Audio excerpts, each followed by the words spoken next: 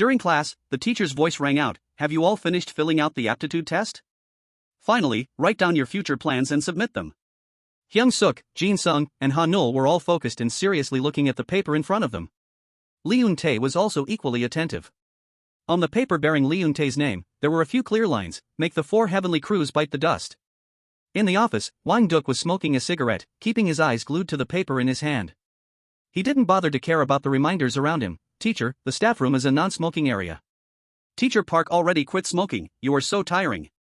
The pile of papers with his students' names on them only contained aspirations he couldn't understand: procrastinator, murderer, and this guy wants to be a mother? Students from other departments were so promising. Wang-duk then remembered the time he held a ruler to reprimand the female students in the school. "Hey, stop running. Why are your skirts so short?" They only replied, "I'm sorry." What? How annoying. He felt extremely restless and doubtful. Why was the architecture department he was in charge of like a bunch of escaped chimpanzees? Following the direction of the noise, Wang-duk saw his students messing around. "Put your hands behind your back, line up straight." "Okay, it must be absolutely perfect, you know? Are you crazy bastards going to get down or what?" He wondered to himself, what's wrong with the first years? Did they catch a disease from the second years? Leon yelled out in frustration, "Stop it right now. Elegant and graceful. I can't even guess, these crazy bastards." Wang-duk told himself, this won't do, he has to teach the second years a lesson. "We have to teach the sophomores a lesson." Right at this moment, a familiar voice called out, "Mr. Park." Wang-duk surprised, "Principal." Because right in front of him were skinny legs tightly clamped by a muscular arm. Lee Se-young was sitting on the shoulders of a burly student, frowning. Mr. Park's architecture department is indeed solid. The other kids shouted, "Make way for the principal quickly. For righteousness, forgetting oneself, serving the people of Hostel XA Lamb." /N/N Lee Se-young's face became increasingly ugly. "I am really looking forward to the day we summarize your performance." The students had already taken off his wig, the wig fell off. "We will wipe your head shiny, absolutely spotless." Lee Se-young's voice echoed from above, "Do you understand, Mr. Park?" Wang-duk could only cry silently, "Yes, yes, yes, I will work hard."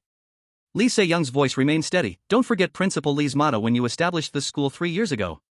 Wang-duk just nodded repeatedly, "Yes, yes, yes, I got it." /N/N Suddenly, a large dumbbell flew out of nowhere and knocked off the head of the statue. Lee Se-young and Wang-duk were terrified when they saw that scene.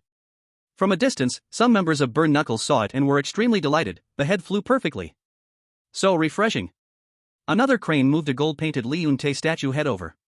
It was placed on the head position of the broken teacher statue, and at the foot, the old name was carefully crossed out and read to write the words Lee Eun-tae /N/ and the whole schoolyard cheered at that sight. "We will, so cool. Vasco. Protect Vasco. Mission accomplished. We can do it. If we can't protect him, we are not Burn Knuckles." The freshmen were still clinging to Leon to play tricks. "Good job. How to continue lecturing?" She yelled angrily, "I told you to stop, you maniacs." All around were endless cheers, as expected of the sophomore seniors. "We admire you guys so much." Wang-duk stuttered, Principal Lee." Wang-duk felt truly desperate. "I was wrong, the sophomores still have these maniacs." Lee Song-nam was boiling with anger, "Mr. Park, if you don't change the architecture department, I will change your tenure." Kwang-duk crawled on the floor, trembling as he replied, "Yes, yes, yes, yes, I will definitely protect my rice bowl. Oh no, change the architecture department." Lee Song-nam dropped an angry sentence and walked away. "I'm watching." Kwang-duk took decisive steps down the hallway, his face wrinkled with indignation, marching forward with burning momentum. This was a challenge to his professional career. The image of a statue's head smashed straight into the wall appeared in his mind. If things continued like this, he would be unemployed. He angrily listed the crimes: vandalism of public property, unlicensed use of heavy machinery, uniform violations, offensive performances, illegal gatherings, and disrupting internal unity. The image of the statue with a head exactly like Lee Eun-tae's made him angrily conclude, "The root of all this evil, Lee Eun-tae, I will have him expelled." In the room, Bum Jae said, "Vasco, it's too noisy outside." Lee Eun-tae immediately took off his earphones and asked, "Is there a practical class today?" He replied, "No, there isn't, there aren't even any teachers around." In the classroom, Bum Jae widened his eyes, unable to believe his ears. "Vasco, is your dream really to wipe out the 4 heavenly crews?" Lee Eun-tae's face had already darkened. He continued to ask, "Have you actually ever thought seriously about your dream?" The more he listened, the more Lee Eun-tae's face fell. Jin-sung smiled confidently, raising his fist decisively, "I want to become an invincible boxer." Eun-tae was shocked, even Jin-sung had a dream. Bum Jae hurriedly dragged him away, "Let's go, Vasco. Jin-sung slammed the table and shouted, "Hey, watch your mouth." Hanul smiled and gestured with her hands, "I want to reach 10 million subscribers on YouTube." Eun-tae admired, "You want 10 million tubes? Hanul, you are truly amazing." Bum-jae was helpless, "That's not what it means, Vasco." Even though Jae-yeol didn't say a single word, Eun-tae still guessed fluently, "A doctor? Are you determined to become a doctor after Big Hyung-seok went to the hospital?" Hearing this, Bum-jae was stunned. "Vasco, can you hear what he's saying?" Tae-sung angrily gritted his teeth, "Dream my ass, get lost." Eun-tae frowned and reminded, "Don't swear." Bum-jae quickly intervened, "Don't argue with him anymore, Vasco." Tae-sung rested his chin in boredom. What the hell is a dream? On the paper, he was scribbling a story about a beauty and a hero. Suddenly, there was a call from behind. Jin Gong peeked his head in. "My king, what are you doing?" Tae-sung tightly pinned Jin Gong and rolled on the floor, "Jiu-jitsu." After Jin Gong was taken down, he panted, "I almost snapped his spine." Jang Hyun answered while cutting hair, "Hairstylist, this style is very trendy this year." The person getting their haircut replied, "I am really looking forward to it too." Choyan also did not hesitate to answer, "Model." Then he frowned slightly, "But why are you speaking so informally to me?" "I am 53. Lee Eun-tae looked at the two shiny golden-haired dogs and exclaimed softly, "So cute." Hobin and Diakwa said in unison, "Rapper." Hearing the other's answer, the other side immediately froze. Right after that, Hobin pinched Diakwa's ear hard, "You crazy bastard, what rapper? Know your limits. Go film a mukbang or something, you pig." Seeing that, Lee Eun-tae was about to rush forward, "You, don't bully Diakwa." Bum-jae growled, "Take your hand off immediately." Right at that moment, Hobin's hand was held back by another hand. Hyung-seok appeared from behind, glaring down at Hobin, "Don't bully Diakwa." Hyung-seok turned to ask, "Diakwa, are you okay?" He was surprised, Park Hyung-seok. Hobin frowned, "Are you crazy?" He thought to himself, is it in his nature now? Lee Eun-tae ordered, "Take off your sunglasses." Hobin sneered, "You dogs, I want to make you vomit all night long. Kim Mi-jin, throw me the number 3 swimming goggles." But she quickly slapped him hard on the head, "What number 3 swimming goggles? You damn bastard." "I'm sorry, guys." Hobin's voice screamed out, "Kim Mi-jin, let go." Mi-jin did not yield, "Shut up and walk." Lee Eun-tae turned to praise, "Hyung-seok, you were so cool." He was modest, no. The two stood next to each other, full of fighting spirit. The top 2 prominent issues of J1 High School. A series of past behaviors rushed into Wang Duk's mind. Drinking and then coming to school. Those two had fought in the cafeteria, turns out they were birds of a feather. There was a familiar calling voice again, "Mr. Park." Wang Duk hurriedly turned around, "Mr. Principal." It was those scrawny legs tightly clamped by muscular biceps again, the only difference was that there were added tattoos. Lee Song sat on Mun Song's shoulders and said angrily, "The scenery is beautiful." The group next to him chimed in, as expected of our VIP. "Mr. Principal, you look so strong." A man looks strongest when his sleeves are ripped. Lee Song's face changed color like freesia. "You second-year students are really interesting. How is the matter I asked you to do going?" The singing around did not stop, higher than the mountains, longer than the rivers. Wang Duk could only bow his head, "Yes, yes, yes, yes." Lee Song called down from above again, "If the architecture department does not change, then you will be replaced, do you understand?" The singing showed no sign of stopping. Wider than the earth, bluer than the sky, while Kwang Duk could only kneel prostrate on the ground. Of course he knew, beneath that bowed head was a face contorted with rage, he definitely had to make him drop out of school. The image of Lee Eun-tae appeared like a ringleader demon, the source of the architecture department, Lee Eun-tae. The shadow of Kwang Duk turning away was seen by Bum-jae, that moment made him slightly stunned. Over here, Wang Duk frowned again upon receiving the information. "Huh?" he asked again. "You lost your wallet?"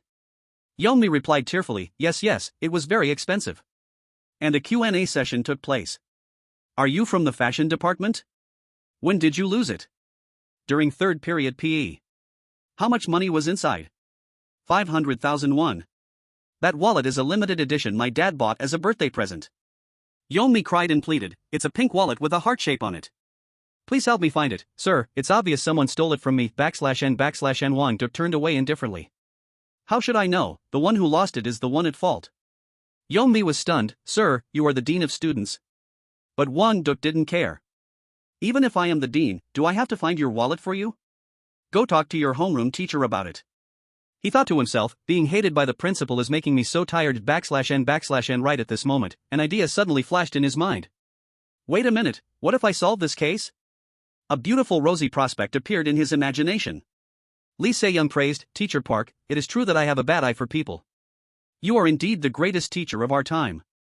In his dream, Wang-duk just shyly replied, "Since I am the dean, it is just the right thing to do." /n/n Young-mi saw a signal of response. Wang-duk raised his cigarette and smiled mysteriously. "I just need to find the culprit, right?" In a quiet classroom area, items were neatly arranged. A hand stealthily approached the locker named Lee Eun-tae. Wang-duk looked around warily as he pulled the drawer open. He acted stealthily, not noticing a shadow in the corner of the room.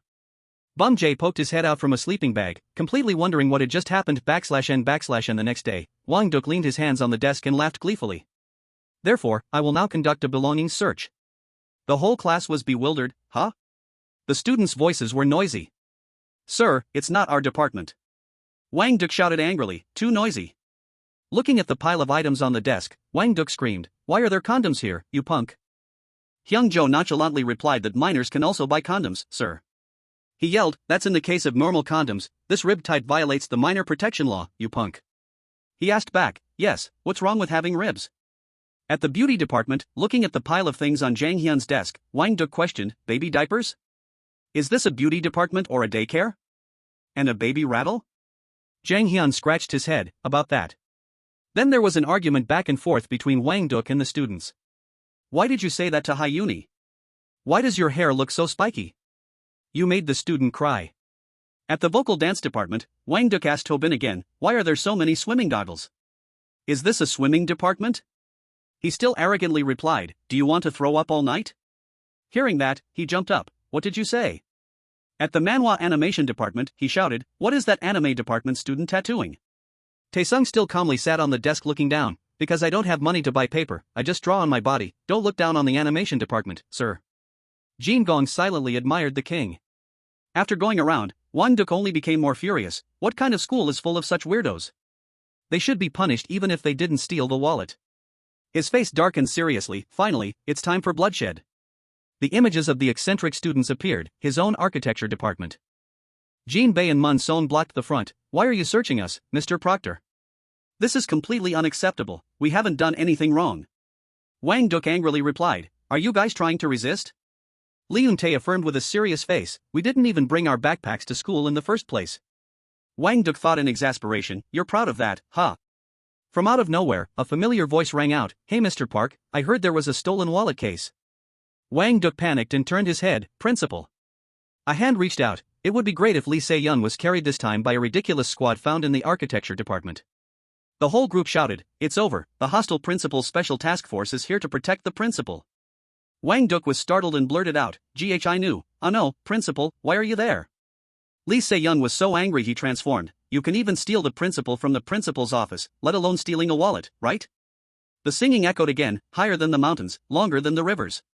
Wang-duk yelled in terror, "Put him down right now, you lunatics, his power level glasses are broken over there." Currently, Lee Eun-tae was kneeling rigidly on the floor, looking extremely serious. "This is so unjust, Burn Knuckles doesn't steal." Wang-duk looked down and smirked with contempt, "You thug Lee Eun-tae, how can you be so sure?"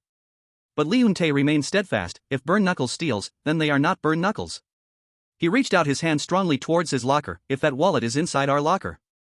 Lee Eun-tae shouted loudly, violently pulling the locker door open, "I will definitely drop out of school fair and square." A pink wallet appeared neatly right there. Lee Eun-tae's eyes widened in disbelief, then he silently closed the locker, only to open it one more time just to be sure. His facial expression was beyond words, sweat pouring down like a waterfall. Behind him, the whole class was also stunned. Wang-duk immediately pointed his finger and yelled, "The wallet, heart-shaped, pink, it's pink, the wallet." Lee Se-young was even more agitated, spitting as he spoke, "Expelled, expelled." Amidst the astonishment of both Lee Eun-tae and Bum-jae, an announcement was handed down, Lee Eun-tae was expelled from school. Lee Eun-tae looked up with eyes full of determination, "It wasn't me, I didn't." Mun-song immediately spat a mouthful of water onto Lee Eun-tae's face. He was like a sinner from ancient times wearing shackles around his neck. "I didn't steal that wallet." Mun-song said painfully while spitting water, "I know the general is not such a person, however, I have no other choice, there was a wallet in the locker." Wang-duk was extremely delighted, "Vasco is a thief, it's all over." "Principal, that kid is the culprit." Lee Se-young also smirked, pretending to consider, let's see, immediate expulsion then." Bum-jae stood up to block in front of Lee Eun-tae and shouted, "Vasco is not the culprit. Someone framed Vasco for this." Wang Duk was startled for a moment when he heard Bum Jae speak. Mun Song spat another mouthful of water into Lee Eun Tae's face. Bum Jae said, "Please give me time until school ends. I will find the person who framed Vasco." In the quiet school corridor, Bum Jae analyzed while walking next to Dae Wong. Could Park Wang Duk be the culprit? Is he the most suspicious person? Because he touched Vasco's locker. He recalled the incident from the day before. However, Park Wang Duk is the head of the architecture department, so it wasn't strange for him to sneak into the architecture department. Bum Jae closed his eyes to think, meaning that with just such evidence, it could not be judged that Park Wang Duk was the culprit. He frowned seriously, affirming, there is not just one suspect. Dae Wong was extremely shocked upon hearing that. Bum Jae recalled, at that time, wasn't the entire student body gathered in the large auditorium to listen to draft lecture number 88? Dae Wong became even more surprised as he listened. No, Bum Jae confidently emphasized, at that time, there were other people hiding in the room just like me. When I saw Park Wang Duk sneak in, the architecture department was empty. He quickly narrowed it down, therefore, the suspects include those in Zone B as well as Park Wang Duk. Wearing a yellow plaid shirt, he declared, I will definitely find out who threw dirty water on Vasco. Bum Jae quickly transformed into the image of Detective Kim Daichi, swearing, I swear, in the name of my grandfather. Bum Jae pointed out the suspects present in Area B at the time of the crime, including Wang Duk, Kim Yui, Jin Sung, Mi Jin, Ho Bin, Tae Sung, and Ji Ho. Each character was assigned to different areas, the architecture department and fashion department on the left side of the stairs, the animation department and vocal dance department on the right side of the stairs, and Wang Duk out in the hallway. Wang Duk frowned at the conclusion, you guys said you would find the culprit, but you suspect your teacher? He annoyedly argued back, why did I go into the architecture department at that time? Because I have to keep an eye on you kids. A quest board appeared, mission start, find Park Wang Duk's lie. Wang Duk shrugged and replied, at that time, I was in the staff room, then I suddenly remembered I had forgotten my textbook, so I went back to the classroom. What, is there a problem with the homeroom teacher entering the class? I just grabbed my textbook and left immediately. I am not the culprit. Wang Duk showed great annoyance, but who is your homeroom teacher, Alright, it's me, because I stayed in the class for too long, right? Bum Jae and Dae Wong frowned. You are the most suspicious one, it's not that I don't dare to suspect you, Wang Duk shouted angrily. You guys better watch your mouths. But Bum Jae always found it very questionable, Uncle Wang Duk touched Vasco's locker, then immediately took the textbook and left just like that? He quickly found the suspicious point. The teacher was lying. An image of Wang Duk was quickly sketched into the notebook, suspect Park Wang Duk. On to suspect number 2, fashion department's Kim Yui. She was straightening her hair while grimacing and replied, because I was sick, I stayed in the classroom. She asked back, confused, what was I doing at that time? Do you like me? A mission board appeared, mission start. Find Kim Yui's lie. She held a pile of medicine and yelled, I was in the room at that time because I had a cold, my body felt very uncomfortable. In the middle of the class, I even had a fever so I went to the restroom to wash my face. Why are you guys asking so much? Confess it, you like me, don't you? All boys are the same. Sorry, except for Jin Sung. The notebook in the infirmary still had Kim Yui's name, she had proof, I was really sick, I even went to the infirmary, go check it. She held out several bags of medicine, I even went to the hospital yesterday, this is cold medicine. Bum Jae glanced down. He quickly sketched into the notebook, suspect 2 Kim Yui, makeup is too heavy. She asked in annoyance, hey, is that me? On to suspect number 3, fashion department's Jin Sung. He woke up, drool still on his mouth, and replied, Vasco stole something, I knew it. Has he killed anyone yet? Jin Sung frowned, me? Just sleeping, asked Kim Yui. A mission board appeared, mission start. Find the lie of Lee Jin Sung, he is sleeping and drooling on the desk. Hey, but have you ever seen a dog walking backwards? That dog walking backwards, while walking, suddenly spat out a wallet, and there was a lot of money in it. Mi Jin even asked me to go to the movies after school, I thought it was a dream. Jin Sung recounted, and also, I heard a sound so loud that it woke me up. Bum Jae asked again, a loud noise that woke you up? Jin Sung's image is annotated, brainless, as he continued to babble. Hey, but why would I steal money? My family is rich. Bum Jae replied, thank you for your cooperation. Kim Yui chimed in, a loud noise? I didn't hear any loud noise, but I did hear something else. She was still adjusting her hair while talking, while washing her face in the restroom, Kim Yui's eyes wavered, I heard Deokwa's singing voice. Bum Jae was surprised by this new information, obviously Deokwa was in the lecture hall at that time. Deokwa asked back in confusion, singing? When did I sing? He recounted the situation at that time, I was in the lecture hall then, I was sitting next to Hyung-seok. Deokwa excitedly showed off, That's right, I just released a new song, do you want to listen to it? Bum Jae started to feel uneasy. Was Kim Yui lying? Suddenly, a hand reached out and pinched Bum Jae's ear hard. Ni Jin leaned close from behind and teased, I heard someone framed your husband Vasco? Your ears are really big. Bum Jae said sternly, Kim Ni Jin, you are also a suspect. Ni Jin asked back in surprise, huh? Me? Why? A mission board appeared, mission start. Find the lie of Kim Ni Jin. Kim Ni Jin sat on the desk challenging him, what's this about, why, huh, a loud noise, Diak was singing voice? I didn't hear anything, I was late for the lecture so I ran here alone, wasn't I heading to the lecture hall? What's wrong with you, are you suspecting me, how disappointing, you want me to stop being mad, then let me pinch your ear again /n /n Bum Jae sketched again, suspect Kim Ni Jin, let him touch her ear, she wondered, hey, what are you writing? Moving to suspect 5, Hobin angrily slammed the table, what's singing, he growled, what was I doing then, do you want to die, I'm annoyed right now, give me some music /n /n the mission board appeared, mission start, find out Jin Hobin's lie. Hobin held the mic and rapped, you ask why I stayed in class, because I didn't plan to listen to the lecture of course, to avoid the proctor I hid in the restroom to take a dump. I met Kim Ni Jin in front of the architecture department so we went to the canteen together, I bought delicious food for Kim Ni Jin /n /n Bum Jae immediately drew Hobin in his notebook, Hobin's words still echoing in his ears, I also saw that guy Lee Tae-sung from the animation department, there was a pig hanging around the architecture department corridor. Moving to suspect 6 from the manhwa animation department, Lee Tae-sung, he glared while covering his notebook with his hand, growling, what, get lost. He answered hastily, clearly showing his intent to shoo him away, the corridor, I was going to the infirmary, what, why haven't you gotten lost yet? His eyes glared with murderous intent, because I was heartbroken, what, still haven't gotten lost? Bum Jae thought in annoyance. This guy must be the culprit, fighting with God Dog like a beast and then pretending to go to the infirmary. Tae-sung argued back, can't the animation department go to the infirmary? Are you looking down on the animation department? Suddenly, a shady sound rang out, coming from the weird smile of Jin Gong, the last suspect from the manhwa animation department. He said shadily, I know where the king went, but I cannot say. Or should I tell you? I don't know, don't come here, I'll pee on your face right now. Why don't you get lost? Are you looking down on the animation department? /n Bum Jae was also stunned by him. A bust statue of Lee Eun-tae appeared, Dae Wong hugged the statue crying while Bum Jae was sitting there consoling himself. Dae Wong don't cry, I will definitely save Vasco. The sketches of the 7 people he had just interacted with were listed one by one, 7 suspects, 7 statements. Dae Wong pounded his chest instead of speaking. Bum Jae agreed, that's right Dae Wong, you're very frustrated, aren't you? He held out a hand. The image of Kim Daichi appeared within Bum Jae, as he affirmed, all the suspects are lying. The faces of the suspects were reviewed with evasive expressions. Bum Jae said firmly, I will counterattack. Every single one of them.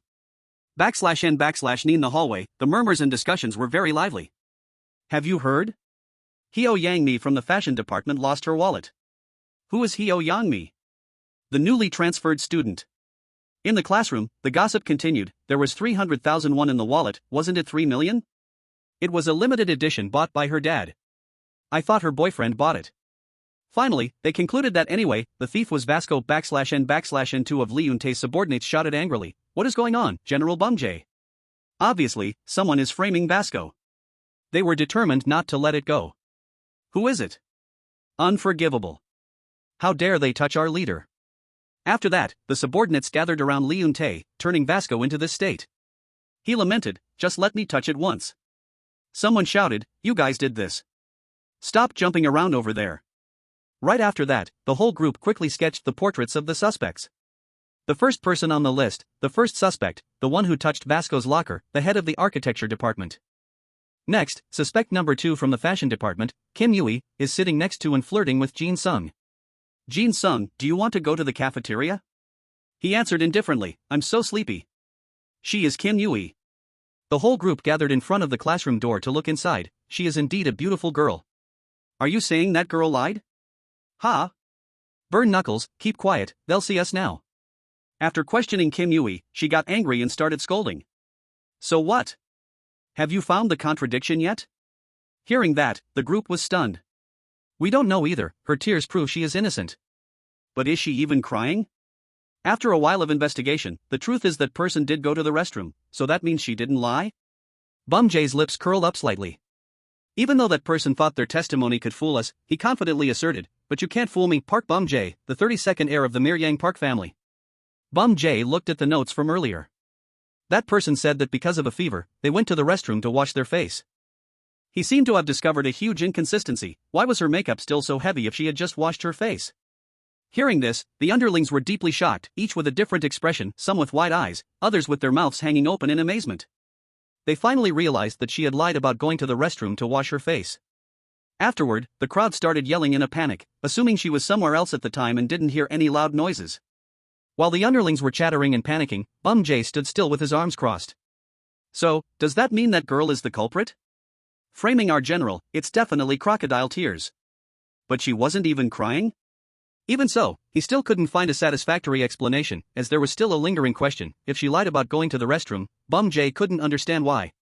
He recalled Kim Yui's words at that time. While washing my face, I heard Deokwa singing. Bum Jae wondered to himself, why testify like that? Later, Bum Jae's group continued hiding behind the door. General Bum Jae, that guy is also a suspect, right? But he was just sleeping. Lee Jin-sung from the same department, right? Thinking of him, Bum Jae cursed inwardly, that damn bastard, do I have to explain this too? Thinking of that, he immediately shouted. That guy walking backward, that guy throwing up because he was drunk, let's ignore all that. Bum Jae's shout suddenly woke him up, which of course was just a dream. Jin-sung asked groggily, me Jin? It really was a dream, as someone mocked, there's no way me Jin would ever go out on a date with you. Finally, Bum Jae's group concluded that the nonsense he spouted was all just a dream and a lie. Everything seemed to remain shrouded in mystery, and the only useful thing was that he heard a loud noise while sleeping. Suddenly, two voices echoed in Bum Jae's ears. Hey, are you sure you put it in? Of course, Your Majesty. Jin Gong, walking from behind, excitedly asked, right now, our animation department is conquering the whole school, isn't it? Lee Tae-sung angrily reminded him, shut up, what if someone hears us?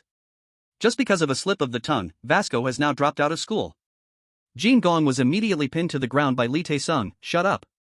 Bum Jae immediately recognized these two guys, Lee Tae-sung and Jin Gong. Seeing that, the corners of his mouth twitched slightly. Daewon, isn't this very funny? On the other side, the two of them were still arguing chaotically. I almost broke his spine. Hey, breathe. Bum Jae chuckled and spoke up. Lee Tae-sung said he went to the infirmary. Everyone knows he's lying like a dog. Saying that, he glanced at the two guys struggling to do CPR on the ground. Huh? Looking at Lee Tae-sung's face makes him look suspicious already? Bum Jae crossed his arms, flashing a confident smile. Of course, it's impossible to point out whether Lee Tae-sung is telling the truth or lying. But, right after that, he laughed loudly and said, but in Kim Yui's testimony, there is a crucial piece of evidence. An important piece of information was suddenly revealed. The infirmary's logbook today does not have Lee Tae-sung's name in it. Bum Jae finally came to a conclusion, which means Lee Tae-sung's statement is a lie. Hearing that, his underlings gaped in awe, everyone's faces filled with astonishment. He looked at the two guys in front of him. Besides, you guys all saw it, Tae-sung over there was trying to do CPR, while Jin Jian was panting. He said with a trembling voice, he survived, he almost went to heaven. Just then, the underling standing behind calmly spoke up. Jae Jin also knew exactly what Lee Tae-sung did, but he didn't say anything. Bum Jae suddenly shouted, he lied that he didn't know, it's highly likely the two of them are accomplices.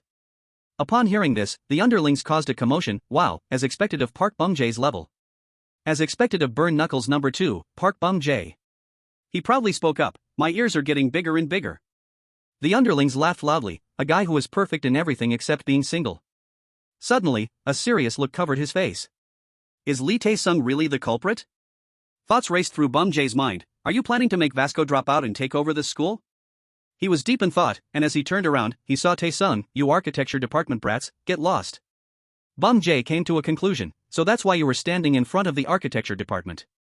Suddenly, memories rushed back, making Bum Jae freeze. In Jin Ho-bin's testimony, he also specifically named you. Right after that, a scream rang out as Ho-bin rushed straight in from afar. He lunged to the floor at breakneck speed, and Mi Jin panicked, screaming, are you okay? Finally, Bum Jae switched his target to the last suspect. Ho-bin frustratedly muttered, I can't use it today. Mi Jin hurriedly took off his glasses. Why did you wear them? Ho-bin replied, because they were just repainted. She said helplessly, take them off, man. Bum Jae looked at the two of them, Jin Ho-bin, Kim Mi Jin. Without stopping, he carefully analyzed every detail, the childhood friends who went up to Seoul together with the dream of becoming singers. Mi Jin shook her head and said, as expected, it doesn't work. He irritably spoke up, hey, just put it back on. Bum Jae immediately called out the nicknames of the two, the Tom and Jerry of the vocal dance department. Close yet always bickering. Bum Jae cursed inwardly, that damn plague can't drop his bad habits. Seeing the whole group hiding, Ho-bin asked in confusion, what are they doing over there? Ni Jin replied, they look scary as hell. Bum Jae recalled, rumor has it that Kim Mi Jin had washed her hands of her past and lived an honest life until now. Bum Jae looked at the two of them and thought, but rumor has it Kim Mi Jin used to have a habit of petty theft, she even touched my hand when she was little. Ho Bin and Ni Jin on the other side were walking and bickering, you stole my sunglasses, didn't you? Still have that petty theft habit, huh? I don't have that habit anymore. Bum Jae thought, anyway, there are two more suspects. He recalled the testimonies and pondered, that bastard Jin Ho Bin doesn't have any loopholes in his testimony either.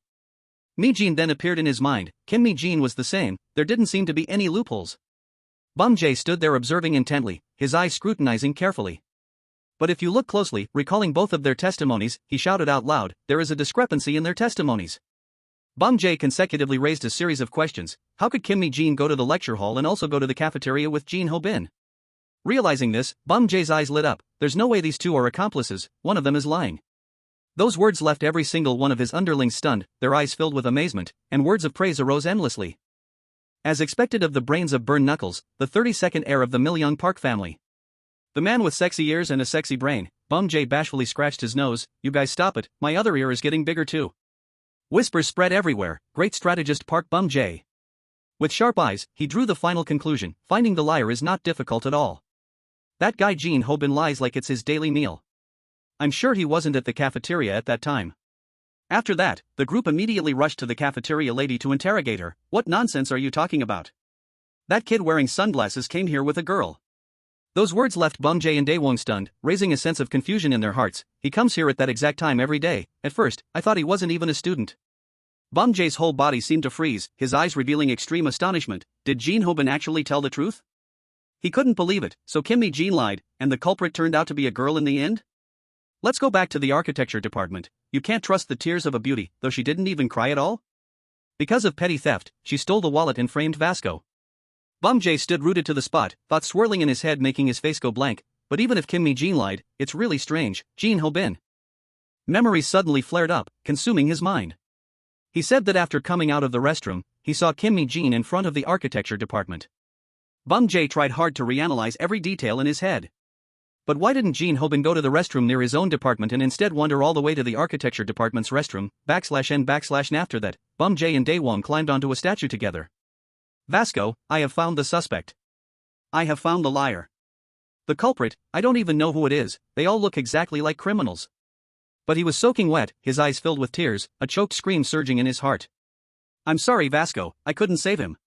Suddenly, in a split second, something flashed in his mind /n/n above Bum Jae's head, a voice echoed, Bum Jae, have you forgotten what I taught you? The culprit will always. Grandpa. Immediately, he and Daewon dashed away like the wind, leaving traces at the scene. Thank you Grandpa, I will find evidence at the scene.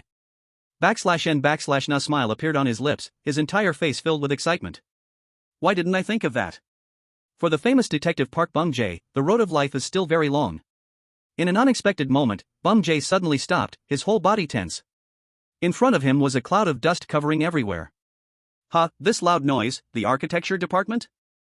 Jin Sung was drowsy, the whispering blending into his sleep, I even heard a very loud noise, so loud that I had to wake up. Bum Jae and Daewon poked their heads in, shouting loudly, what is that sound? Upon seeing the scene before them, both suddenly froze.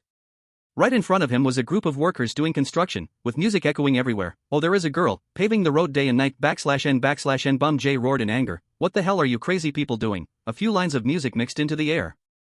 Asking how old you are, but your strength is extraordinary, he kept scolding them, shouting helplessly.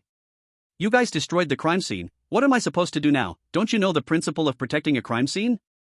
Looking at the speaker and the rustic music, he yelled, the music is too loud, why are you listening to such a rustic CD, /n/n right after that, he suddenly stopped, hearing the music, Bum Jae suddenly realized, this music, it's Deokwa's voice. He suddenly remembered Soo Yoon's words, while washing my face, I heard Deokwa's singing voice. As soon as the crowd saw Bum Jae, they cheerfully greeted, General Bum Jae is here, the crystal mine of our architecture department has been broken. His jaw dropped, crystal mine, what the hell are you crazy people talking about? The other person reached out his hand, please take a look /n/n in his hand was a small sparkling stone, it appeared here, this ruby. As soon as he saw it, Bum Jae's eyes suddenly widened. All the memories and evidence began to piece together in his mind. After a moment of silence, Bum Jae called out, Daewon. Bum Jae's eyes shone brightly, he turned around joyfully, the question had been answered /n/n scene change. A little while later, the statue's head was stuck straight into the wall. Lee Se-young nodded. I am very surprised that Teacher Park found the culprit. Wang Duk smiled and replied, not at all, this is something a teacher should do. After that, he decided, Lee Eun-tae is definitely the culprit, so let's start the expulsion process. Wang Duk praised, as expected of our principal. Then, Lee Se-young handed the wallet to Yang Mi. Here, take this wallet, take it, thank you. Suddenly, Yang Mi's expression froze. This. Seeing this, Kwang Duk asked in surprise, what's wrong? He suddenly hissed with a murderous aura, this is indeed my wallet, and the money is also in it. Kwang Duk reminded her, take it and go. Yeonmi replied fearfully, yes. Suddenly, Bum Jae's group appeared. Everyone stand still, don't move. Kwang Duk turned around in surprise. The held-back students are all here, if only they had stolen something too. Have you found the real culprit yet? Bum Jae calmly replied to him, all questions have found their answers. He strongly affirmed in front of everyone, the culprit is in this room. Bum Jae's finger slowly raised, the culprit. Then he decisively pointed straight ahead, is this person. Bum Jae listed the suspects. These 7 fragmented testimonies initially couldn't let us deduce anything. He smoked a cigarette, pondering deeply, but when reviewing all the testimonies, I can tell your lies. Finally, Bum Jae suddenly pointed his finger at Kim Yui, the first lie, BJ of Paprika TV Kim Yui. She was startled, because she earns a lot of money, there is no reason for her to steal at all. That's right, because I'm sick, it's not me, Jin Sung. Kim Yui then held out the bag of medicine in her hand. I also showed you my cold medicine, didn't I? Bum Jae affirmed, you are lying. He loudly declared, that is not cold medicine. She panicked, awkwardly lying about the medicine bottle when questioned. What are you talking about? It really is cold medicine, but that is medicine. He suddenly pointed and shouted, for constipation. She yelled in embarrassment, what kind of nonsense are you saying? The two got into an argument, but I am extremely familiar with this type of medicine. Lee Eun-tae was surprised. Bum Jae, do you have constipation? Because every day I. Bum Jae suddenly pointed at him, secretly give it to Vasco to drink so he can poop comfortably. Lee Eun-tae was startled. What did you say? Bum Jae continued, the yellow and green pills contain extracts from aloe vera and magnesium oxide. I gave the foolish Vasco, who didn't know what kind of medicine he was taking, to drink it, and the memories rushed back. He and Lee Eun-tae were laughing and talking happily. Vasco, this is a very good vitamin, thanks, you're welcome. Why is it like that, Bum Jae? Bum Jae laughed and said, this streamer with chronic constipation always has to hold her poop in for the audience, right? Kim Yui explained, Jin Sung, don't listen to his bullshit, don't listen to his nonsense. Jin Sung was surprised, wait, so the terrible sound I heard, that's right, that sound was. He realized and pondered about the fairy holding her poop, Appa, fairies don't poop, thank you for rewarding me. A foolish girl wholeheartedly dedicated to her audience, the price of money. Kim Yui suddenly panicked and shouted loudly, that was the sound of the Sunla hydroelectric dam discharging water. Bum Jae smoked a cigarette and said, no need to be ashamed, Vasco gets it too. Girls like you guys must push so hard that you almost pass out sometimes, right? She angrily screamed, Bum Jae, stop it right now, shut your mouth Bum Jae, please. Both Kim Yui and Lee Eun-tae were embarrassed and bowed their heads to the ground. Don't blame her for lying, no girl wants to lose face in front of the person she likes. I am the culprit right here. He angrily realized, bastard, tricking me. It's okay, so freaking scary, how cruel. Hearing that, everyone gradually understood. So, who should I expose next? Everyone understood. Bum Jae continued, right now, the problem isn't finding the culprit. He glanced over and gave a scary smile, a true demon, it was Park Bum Jae. He had eliminated the first 2 suspects. Bum Jae immediately called out the next person, next is Jin Ho Bin. Spare me. He drew a diagram, why did you skip the restroom near the class to go all the way to the restroom opposite the fashion department? Jin Ho Bin smirked, of course to poop, I was constipated so I pooped comfortably. He smugly said, you think you know what I did? Bum Jae seriously affirmed, no, you're lying. He looked over at Kim Yui, who was lying on the floor trembling. That melancholic girl over there confessed, you, die with me, did you hear Deokwa's singing voice in the restroom? Rewinding time, Jin Ho Bin was happily listening to music in the WC. You went to the farthest restroom, so awesome, you should have brought earphones to appreciate Pyeon Deokwa's music. Bum Jae laughed coldly, at that time, you hurriedly hid something, but how could you escape my eagle eyes? He immediately pointed out the fatal flaw, you couldn't cover Deokwa's album cover, at that time you were already addicted to Deokwa's songs. Jin Ho Bin suddenly shouted, because the music this time is so freaking good. DG popped out of nowhere, I found it noisy so I came to watch, is that really true Jin Ho Bin, you look like Nocturne. Jin Ho Bin stopped him, so mysterious, where did you drift from, who needs you to highlight it? Ho Bin lay on the floor in humiliation and was teased. Even though your mouth says no, your body is very honest. You can't live without Diakwa's house, can you? No, just lie still. What are you wearing? Change it quickly. You look like not Trin, so mysterious. He did not let it go and moved to the next target. The next one was Kim Mi-jin. You go die together too, Jae said. You are innocent, what a pity, Diakwa said. You declared you were at the lecture hall. But it's undeniable that you were also there, Kim Mi-jin. Hearing that, she immediately screamed and clung to his legs. Do you have an alibi? Jae said slowly, be careful in the future. She cried out, thank you, detective, thank goodness, go to hell. Despite Ho-bin and Kim Yui struggling on the ground. Come on, just say I'm the culprit. Are you going to force them to drop out of school? Mother, please save me. Jae continued, next. Right after that, he called out the name of the next suspect, Lee Tae-sung. Jae calmly brought out the note paper. Obviously, you said you went to the infirmary. Then, he started questioning, but on the 5th of this month, your name was not there at all. A notable point was immediately narrowed down, someone even saw you loitering at the architecture department. Jae continued pointing at him, you lied about going to the infirmary, what were you doing in front of the architecture department? Tae-sung smugly replied, that's right, I'm the culprit. He continued to casually challenge them, so what if I'm the culprit? Got a problem? The crowd around them immediately pointed fingers, I knew it, just looking at him you can tell he's the culprit, did you only steal the wallet? Tae-sung laughed loudly, if you've got the guts, do something about it. Suddenly, a loud and clear voice interrupted, the king is not the culprit. Then, Jin Gong immediately blocked him with an arm, affirming with a firm expression, even though my king is garbage, he's the kind of garbage that doesn't do such despicable things. Hearing this, Tae-sung yelled, you bastard, I already said I stole it, are you praising me or cursing me? Right after, Jin Gong unexpectedly pointed straight in Tae-sung's direction. The king wasn't standing in front of the architecture department, but right next to it, which is the fashion department. He didn't hesitate to continue, the reason the king stood there was because. Tae-sung panicked and screamed, shut up. Despite being yelled at, he didn't stop and continued, to put a drawing he drew himself into Park Ha-nul's desk. The truth has come to light, it's because the king likes Park Ha-nul. Unable to hold back anymore, Tae-sung grabbed Jin Gong's shirt and lunged out the window. Lee Tae-sung grabbed Jin Gong, whoa, jumping like that could kill someone. Wang Duk looked up, so you have eliminated everyone, the famous detective Park Jae, so am I the culprit? However, he was extremely surprised to hear the answer, no, you are also innocent. Jae said, the teacher only wanted to find the culprit so he suspected Vasco and opened his locker. Seeing that the suspect list was exhausted and the culprit had not yet been found, someone asked, then, who is the culprit? Jae immediately and decisively pointed his finger, the culprit is Hyung-seok. She was dumbfounded, what are you talking about? Why would I do that? Yang-mi tried to deny it, when I ran into Park Wang-duk, you were lying in the infirmary, what evidence do you have? He immediately produced the evidence is this notebook, your name is before Kim Yui. Jae slowly continued, there is one more person in Zone B, which is Hyung-seok. He began to accuse her, you walked through the corridor and went into the deserted architecture department to put your wallet into Vasco's locker. It wasn't that lucky, however, someone caught you, it was Jin Ho-bin who just came out of the restroom. But unfortunately for that guy, Jin Ho-bin just waved his hand, Kim Mi-jin, let's go to the cafeteria.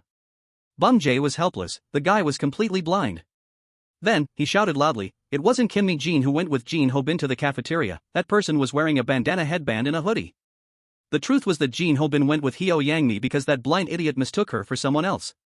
Are you mad again? Why aren't you saying anything? You went to the cafeteria with Hyung-seok. Hyung-seok's face at that time was extremely helpless, even though she was disgusted to the point of getting goosebumps, for the sake of the big picture, she still had to impersonate Kim Mi-jin. She calmly asked back, so what? What does that have to do with the culprit? Do you have any evidence? Jae slowly replied, the evidence, the stone picked up at the architecture department, I thought it fell from Kim Yui's tie but it was too big. Right after that, that stone was pinned onto her hair clip. Jae looked straight into her eyes, and this fits perfectly on your headband. Hyung-seok gritted his teeth at his questioning, why did you frame Vasco, Hyung-seok? The atmosphere in the room gradually grew tense. Is this a play? Still won't confess, what are you saying? It was all set up by Hyung-seok. He always lied about having a lot of money. This is a limited edition my mom bought all the way in America, there's no way it would have that stone. I'm truly speechless. Right when the surrounding friends began to doubt. Next, he immediately claimed to have lost his wallet. It's a limited edition my dad gave me, there is 500,000 won inside, sir. Lying about losing money to show off that he had money \n \n however, that lie about the lost wallet kept growing bigger. I heard Hyo Yang Mi lost his wallet. Hyo Yang Mi. Him again? Is it another lie this time? He was very worried. And because he was afraid of the proctor and afraid of Park Bum-jae searching, first, we have to do a search, so while lying in the infirmary, he just wanted to stuff it randomly into any locker. However, at that time he did not know a person who likes to lie like him. Yang Mi scratched his head blankly. Really, please believe me. Why don't you believe me? Vasco stole my wallet. Bum-jae felt helpless, having pushed so many people into a dangerous situation. /n/n scene transition. Bum-jae was walking down the hallway. He clenched his fists tightly. There is still one unresolved matter. Bum-jae pondered deeply. At first there was no money in the wallet, but after it was found, there was. He genuinely did not understand. Was there really money inside? Was he not lying? Light filtered through the branches and leaves. Anyway. Is that you, sir? Hello? Bum-jae was proud that he had maintained his reputation for him. He smiled brightly while answering the phone. The great detective Park Bum-jae. Hey old man, today too. He was so engrossed in listening that he didn't realize a whole group of people was waiting to rush in and beat him up. /n/n case closed. A moment later, Yang Mi received his wallet back. Here, take it, your wallet. Thank you, sir. He was suddenly stunned. This is... He had a serious expression. It really is your wallet, and all the money is there. Feeling his pressure, Yang Mi fell silent after hearing that. The deep green branches and leaves gently swayed in the sunlight. Wang Duk sat smoking, his wife peeling her skin to show him. Why would a student carry so much money? He exhaled a long drag of smoke. He couldn't even pay 50,000 won, he must be very scared. The sky was deep blue. This was a big deal. Out of money for smokes. Will Park Bum-jae be able to find it? /n/n the scene shifted. A voice rang out. Computer case, mouse, and keyboard PH 174770 GTX 1060. Gaming mouse, mechanical keyboard. I'll let you have it for only 30,000 won. An arrogant man's voice rang out. I've packed it all up so you guys just need to take it home. He lost his patience. What's wrong, not giving the money? I'm very busy /n/n the guy wearing tights asked with a distorted face. Are you trying to trick your daddy? The blonde guy refused. No, I want to buy it, but this machine. He shrugged. It belongs to the internet cafe. He hesitated. Besides, looking at you, you already seem suspicious. The internet cafe staff was confused. Dear customer, you cannot sell this, why are you? He hissed. I already bought it, it's 1,300 won for an hour. The guy wearing tights yelled, huh? You say it's not mine? It's mine for an hour. The two guys felt helpless. Is this guy brain dead? He's crazy. He's selling a PC from an internet cafe. Out of nowhere, the keyboard was snatched up and flew through the air. It flew straight at the black-haired guy, breaking his teeth. The atmosphere was extremely chaotic. There's no second one. Buy it. At least pay for my cab fare. Looking at the two guys lying on the floor, the guy in tights smiled coldly. Your teeth fell out. He picked up the keyboard from the ground. I'll only pay the hospital bills. Let me give you a dental implant. Then he viciously thrust it toward one of them, with a keyboard, okay? The scene changed. A hand was quickly counting money. 28, 29, 30. The guy in tights happily counted each bill and sang out loud. A man's voice rang out from behind. Hey, you tights guy. A group of people with murderous intent appeared behind him. You're pretty good, huh? Is making money that easy? Stealing a PC from an internet cafe. The leader smiled. Wanna play with me? We are. Before the guy in tights could react, his tights were pulled up, huh? Right after that, he was punished by the leader, hostile. On the street, groups of students were chattering, making the atmosphere quite lively. Hanul cheerfully shook her strawberry milk carton, her footsteps bouncing along with her mood. Reaching down to check, she realized, oh my, her socks were torn. When did that happen? Suddenly, a man's voice rang out from behind. Hey, little girl. Hanul turned around, confused. Right after, two hands slowly reached out in front of her, and Young Yang appeared with a twisted smile. Noi dung kong fu hopta by lo ibo. His words made Hanul frown. Pardon? Young Yang gave a perverted smile. Noi dung kong fu hopta by lo ibo. She couldn't believe it. Ew, what's with this old guy? Hanul's whole body began to tremble in fear. Young Yang held out an empty bottle toward her. Noi dung kong fu hopta by lo ibo. Seeing this, Hanul screamed internally, terrified. Immediately, she turned and ran away. No need, thank you. He still didn't give up. Noi dung kong fu hopta by lo ibo. Being bluntly rejected, Young Yang said sadly, I really like her. Maybe I should offer more? While he was feeling down, a voice suddenly rang in his ear, Noi dung kong fu hopta by lo I bo. Tae-sung appeared holding a cigarette, Noi dung kong fu hopta by lo I bo. Noi dung kong fu hopta by lo I bo, Young Yang lay collapsed on the ground. Call the police. Tell them, Noi dung kong fu hopta by lo I bo. He struggled to beg for mercy, I'm sorry. Tae-sung mocked lightly, Noi dung kong fu hopta by lo I bo. After that, he glanced up at the sky, thinking about this world. Tae-sung continued to follow Ha-nul's running figure with his eyes. There really are a lot of perverts. Changing the scene, Hyung-seok and his friends were stunned after hearing Ha-nul's story. Someone wanted to buy saliva? She crossed one leg over the other. It's really true, I was so scared. Someone didn't believe her. Stop bluffing, who would need your saliva? /n/n she smiled and replied, do you want me to spit on you? Hearing that, Mi-jin asked worriedly, Ha-nul, are you okay? On the other side, Jin-sung was stunned upon hearing the news. High school students' saliva costs 10,000 won? Then I should also. Ha-nul bluntly interrupted his thought, who would want to buy a guy's? /n/n Bum J suddenly spoke up, olfactophilia, a smell fetish, refers to people who get aroused by body odors. It's a treasure to people like that. Speaking of which, his eyes suddenly turned serious. Naturally, where there is demand, there is supply. Those men will go buy it. /n Jin-sung smiled and praised him, you truly are a great detective. Bum J interrupted, shut up, the author won't draw that part anymore. Ha-nul sat on the desk with her arms crossed and said, we should just shoot guys like that. Mi-jin also asked in confusion, why don't they regulate things like this? Bum J replied, if they use foreign SNS, it's very hard to catch them. Saying that, he showed a series of messages from those perverts, or they'll just claim they only wanted to buy second-hand goods. Have you guys ever received messages like this too?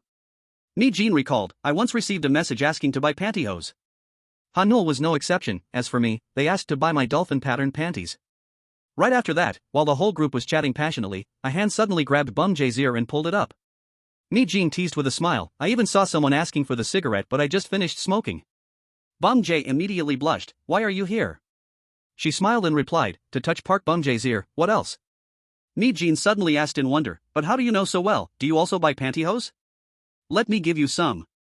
Hearing that, he angrily brushed her hand away, what nonsense are you talking about? His next words left Hyung-seok stunned, so I just investigated, because it could be Hostel's main source of business. Bum J continued, Vasco said he would wipe out the 4 heavenly crews, so I had to investigate, and you need to know about this too, Park Hyung-seok. Hearing that, his eyes widened in shock, what? After that, Bum J pointed his finger as they walked, Hostel is having a civil war, but this is internal information so I couldn't investigate further. His gaze suddenly sharpened, what I am sure of is that their business operations are even bigger than God Dog and Big Deal. With a completely serious expression, Bum J firmly asserted that they are completely different from the guys we've met. Hearing that, Hyung-seok was a bit scared, is this crew operating on an even more terrifying scale? He immediately thanked Bum J. Thanks, great detective. Someone suddenly shouted, stop talking. He gulped, Hostel? Hyung-seok remained silent, thoughts drifting in his mind, if it's a civil war, does that mean there's still another guy? Lee Mi-jin suddenly spoke up, being beautiful is also a crime, 6 guys asked for my number in one day. Jin-sung frowned upon hearing it, bragging again. She calmly recounted, my current boyfriend is a model, he asked for my number. He couldn't believe it, bragging again, lady? Jin-sung put his hands in his pockets, your new boyfriend is a model? Met each other in Cheondam-dong again? Lee Mi-jin calmly replied, no, met at K-House Gangnam. Hearing that, Mi-jin clapped her hands in congratulation. Really? Congratulations! Jin-sung asked in confusion, Mi-jin, do you believe her? He gently reminded her, because of her, Vasco almost had to drop out of school. Mi-jin suddenly turned to ask him, Jin-sung, have you heard the story of the boy who cried wolf? Jin-sung shook his head, what about it? She gently replied, the boy who cried wolf told the truth at the end, but no one bothered to believe him anymore. Yang Mi, ignoring their conversation, continued to blabber, my boyfriend is very jealous. He keeps asking if I am hanging out with other boys at school. Seriously. Mi-jin gently said to Jin-sung, you shouldn't arbitrarily judge others like that. Then, Yang Mi suddenly got close to her, my boyfriend is asking who I am with again. Mi-jin, take a picture with me as proof. Mi-jin forced a smile, okay. The two posed together. Yang Mi quickly snapped the photo, and she quickly posted Mi-jin's picture with a highly inappropriate caption. Noi dung kong fu hopta by lo I bo. Changing the scene, Yang Mi focused on the screen, typing continuously. Her eyes were shining brightly, and her room was littered with all sorts of things, like a miniature garbage dump. Looking at the screen, the corners of Yang Mi's lips curled up slightly, Noi dung kong fu hopta by lo I bo. She sat and shook her leg. I heard Hostel does this business. What is Hostel, anyway? Are there other people like me? How should I know? I need to go buy more socks. While thinking in her head, Young-mi typed on the keyboard covered in cigarette ash. But what do those guys buy cigarettes smoked by schoolgirls for? It's not like smoking them turns them into gold. Or is it some kind of alchemy? She cursed angrily in her head. How does that guy plan to live with a pile of half-smoked cigarettes covered in lipstick? It's so annoying that I have to put on lipstick again, so what if it's not me Jean, it's all amylase anyway. Just as she connected to the other end of the line, Yang-mi immediately changed her tone. Yes, it's me, I can't do direct transactions, only shipping. Yang-mi's father suddenly opened the door and walked in. Daughter, are you smoking in your room again? As soon as she saw him, she yelled, get out. Feeling annoyed, Yang-mi fiercely screamed, I told you not to enter my room without permission. Yang-mi's father trembled. Sorry daughter, she angrily yelled out, I already locked the door, so how did you get in? As soon as Yang-mi's father stepped out of the room, she angrily typed on the keyboard while cursing internally, what bad luck, I'm already busy to death. Finally, she found her target. Here it is, my rice bowl. Me Jean, you were so pretty. Long time no see. Oh Appa, long time no see. Why haven't you been selling lately? I've been waiting forever. Is it shipping again this time? This guy is head over heels for me Jean. Looking at his request, Yang-mi was surprised. An extra 1 million won for a direct transaction. Seeing that, Yang-mi started to panic. What should I do? I only know you as a customer who buys goods. As for meeting directly, Appa, you are not a stranger. I just need to meet you and I will be very happy. 1 million won is not a small amount of money, and I can't possibly arrange a meeting with Kim Mi-jin anyway. After that, Yang-mi attached her fake nails while looking for a solution. It would be a pity to miss out on this rich pervert. But it's time to show appreciation to loyal customers. For 1 million won, how many bottles of saliva do I have to spit? But how to deliver it by hand now? Right after that, she glared, her gaze flashing with a cold, sharp glint. Scene transition. Mi-jin sat happily on the chair, attentively typing on her phone. Min-hoon appeared with an interested smile. You really came, you look really beautiful in real life. Yang-mi nodded. That's right, he suddenly asked in surprise, but why? Looking at Yang-mi whose face was completely covered in front of him, he wondered, she is sitting over there and asked you to come here? She quickly found an excuse to cover it up. She said she was too shy so she asked me to bring it for her. Min-hoon was confused. Her face doesn't look shy at all, or can she only talk online? Yang-mi smiled awkwardly. She said it's sexier this way. Saying that, she handed him a bag. To keep the scent, the pantyhose are placed in this bag. Min-hoon was confused. What's with this vitamin bottle? She smiled and replied. She said this is a free sample bottle of saliva. Can you give me the money now? As soon as he heard that, he excitedly put the bag into his shirt. That's right, I have to pay more. I already bought it like this. I'm getting more and more excited. But still, I should at least say hello. Mi-jin was sitting on the other side, happily waving her hand with a radiant smile. Min-hoon thought she was greeting him, so he happily replied, she's greeting me. I'm here, I'll take good care of it. Suddenly, Jin-sung slowly appeared next to him, waving at Mi-jin with a bright smile. His appearance made Min-hun jump in surprise and quickly step back. Yang-mi was also stunned when she saw him. Lee Jin-sung, why is he here? She breathed a sigh of relief. She was wearing a mask, so he wouldn't recognize her, right? Over there, Mi-jin and Jin-sung were happily laughing and talking. Thank goodness, why are you here? Who are you waiting for? I'm waiting for Yang-mi to buy some clothes. I just finished work and was about to go home, but Yang-mi is a bit late. She angrily cursed him in her mind. Why is he always around Mi-jin? Sensing something was wrong, Min-hun immediately questioned her. Hey, are you a scammer by any chance? I am a lawyer, so don't try to fool me. I know your type all too well. Yang-mi immediately denied it. He's just following me. Just go home and check the goods yourself, man. Right after that, Min-hun coldly warned her, me buying these goods is a secret, understand? I'm heading back now, my wife is looking for me. Hearing that, Yang-mi felt a burden lifted off her shoulders. He walked away as if nothing had happened. Thank goodness, I need to go meet Mi-jin quickly. After he left, she turned to look at Mi-jin. Now he has lost all his exploitation value. Yang-mi, should we go now? I just met Jin-sung earlier. Yang-mi calculated in her head, she would just pretend to buy some things and then say goodbye. The streetlight shone softly, illuminating the peaceful night street. Yang-mi and Mi-jin walked and chatted together. Sorry for making you wait so long and not being able to walk much. No, you are sick after all. When it was time to say goodbye, Mi-jin waved warmly. Get home safely, text me when you get home. Goodbye. She nodded. Yeah, get home safely, Mi-jin. Mi-jin's silhouette gradually disappeared down the road, leaving Yang-mi standing and waving alone. As she walked, she reached down and took off the tights on her legs. Freezing to death, I have to wear this for another week and then sell it. After that, Yang-mi joyfully counted the loot she had just earned. Thank you so much today, Mi-jin. Thanks to you I earned a whole 1 million won. Suddenly, behind her, Min-hoon unexpectedly appeared full of killing intent. Knew it, he showed no mercy, roughly grabbing her mouth tightly. Min-hoon, with a dark expression, brought the water bottle intending to pour it straight into Yang-mi's mouth. "This is your saliva too, right? Drink it," he hissed in anger, his eyes flashing with murderous intent. "Looking down on adults, huh, trying to trick me?" During this tense moment, Jin-sung suddenly appeared out of nowhere behind him. "Knew it." Hearing his voice, both Yang-mi and Min-hoon turned their faces in shock. "I pretended not to know anything because I was worried Mi-jin would be scared. I've been following and protecting her from the beginning." In front of them was Jin-sung, grinding his teeth in anger. "You bastards, do you think Mi-jin is a joke?" The dim streetlights shone down on the deserted alley. Min-hoon's cheeks were squeezed tightly, he babbled, unable to form words. Jin-sung growled a warning, "So what if you're a lawyer? How dare you use this mouth to call Mi-jin's name?" As he spoke, his eyes were bloodshot. Min-hoon's face contorted in pain. Jin-sung continued to interrogate him, "A lawyer? Then go to the police station, tell them you bought a middle school girl's pantyhose and defend yourself." He suddenly stopped and glanced behind him. Jin-sung called out the name of the girl sitting on the ground in fear, "Hyo Yang-mi." His tone clearly showed impatience, "I'm really speechless at you." The other party explained with a trembling voice, "Jin-sung, it's not like that, I was threatened by that uncle." Every word Jin-sung uttered made Yang-mi shiver. "Mi-jin said you shouldn't casually judge the shepherd boy," he said while taking steps closer. "But the shepherd boy must be eaten by the wolf first." Jin-sung snorted coldly, "Even though I really want to take you to the police station, you remind me of someone.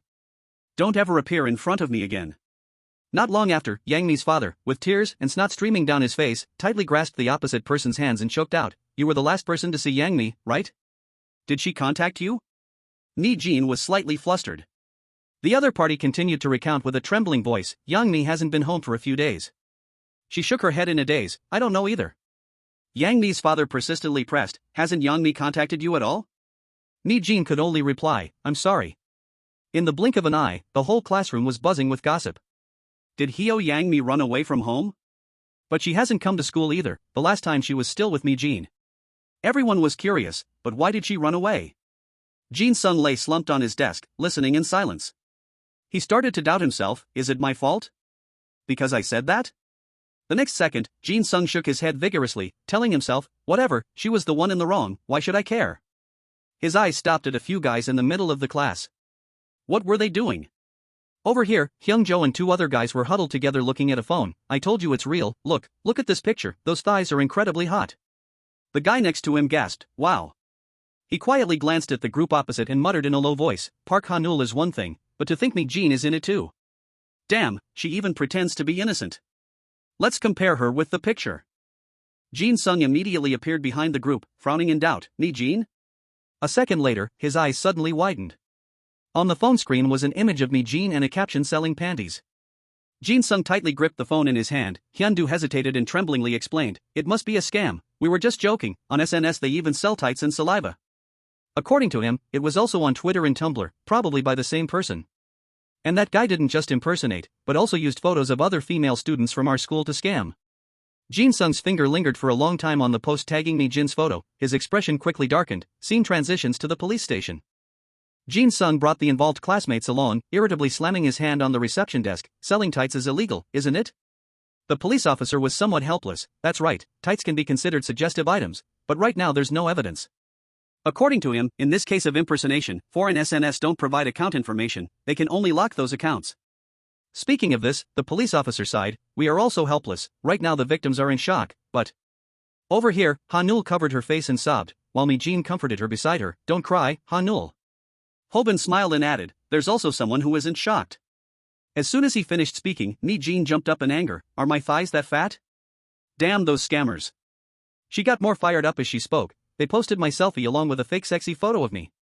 They even called me a fatty, isn't this sexual harassment and defamation?" Ho-bin burst into laughter, as expected of the high-class Kim Mi-jin, "Do you want to sing the song of our old school?" The other party was still stomping her feet in anger, "Just locking the account? It's posted all over the internet already." Ho-bin was still in the mood to tease, "Tell the truth, you sold it, didn't you?" Mi-jin swore angrily, "These perverts keep messaging me. If I meet them, they'll shut up instantly." Ho-bin provoked further, "Sell some to get snacks." As soon as he finished, Mi-jin kicked him repeatedly. Hyung-seok stepped forward to confirm, so that means even if we come here, it won't solve anything, right? The police officer looked troubled. No, we will try our best, but this is not a simple matter, it will take some time. Hyung-seok's next words startled him, then we will go catch that person. Both he and Jin-sung spoke in unison. Hobin interjected, count me out. Transitioning to shortly after, certain items were laid out on the floor, so these are the things that scammer is selling, right? Hyung-seok and the group of friends sat in a circle looking at the pile of items in front of them.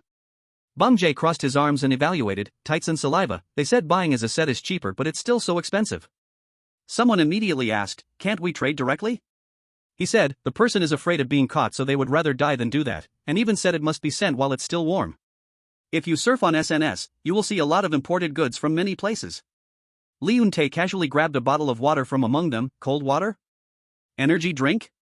Bum-jae helplessly reminded him, Vasco. The next second, Lee Eun-tae spat out all the water he had just drunk, and everyone's faces turned pale.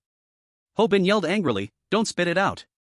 Hyung-seok calmly went straight to the point, I tried asking the delivery man but there was no progress, the phone number is fake, and the seller covered their face completely. According to his investigation, the delivered goods were the same, the company name, phone number, and address were also fake. The search for the person was becoming increasingly difficult. Bum-jae suddenly spoke up, no, there is one thing in common. He astutely discovered that whether it was the express delivery service, the courier company, or the seller, although they were all fake, they were all in the Gangdong area, /n/n if it's Gangdong, don't you guys think of anything? Hyung-seok vaguely realized something, could it be? Bum-jae's face gradually became solemn as he nodded slightly, that's right, hostile, the secret gang operating among the 4 heavenly crews in the Gangdong area. /n/n Lee Eun-tae gritted his teeth and muttered, it really is hostile, those bastards dared to force me to drink this disgusting stuff. Bum-jae was also speechless, didn't you drink it yourself? Briefly introducing, Hostel is a secretly operating group, so its members don't even know they belong to Hostel, only those with high positions are official members. The other members working for Hostel are. Bum-jae slowly said a term, the runaways. /n/n these kids run away from home, and to earn living expenses, they will do anything. Because they have no guardians, they are very aggressive. Hostel is taking advantage of such children. He deduced as follows, the scammed people all originated from the Gangdong area, so it's highly likely to be related to Hostel. Immediately, there was a teasing gasp, as expected of the famous detective. Bum-jae cleared his throat and warned, shut up, do you want a beating, while he was bickering with Lee Eun-tae? Hyung-seok suddenly spoke up, I will join that group. Are you serious? Johan asked. I've recently been homeless and lived with runaway kids. Mi-jin looked skeptical, really? Bum-jae was stunned in place. Hyung-seok. Lee Eun-tae questioned again, really? But you were in the hospital. Hyung-seok remained silent. Fragments of memories about Han-nul rushed into his mind. Then he recalled the image of the scam post he had just seen. Hyung-seok became even more determined, yeah, I can do it. At that moment, a loud noise echoed. Everyone was startled. The punching bag swung continuously. Jin-sung was panting, punching the bag. He gritted his teeth, saying word by word, right now, Mi-jin is also crying. Endure it? I can't do it. Jin-sung boldly declared, I will teach those runaway kids in Hostel a lesson. Bum-jae mouthed the question, Lee Jin-sung, where are you going? The other guy decisively headed straight for the door, I have to go catch the shepherd girl, I'll close the door and go. Mi-jin looked at his back, sighing inwardly. She bet he thought the runaway kids were only a few, so he wanted to teach them a lesson. Was there no other way, /n/n while she was lost in thought, Hobin suddenly sat up behind her. Mi-jin screamed, fuck, you startled me. The other guy spoke in a low voice, let's go, Kim Mi-jin. She asked blankly, go where? Hobin gently took off his baseball cap and put it on her head. He lightly patted Mi-jin's head and smiled, saying, I'm going to get the money and sell tights at Hostel for you.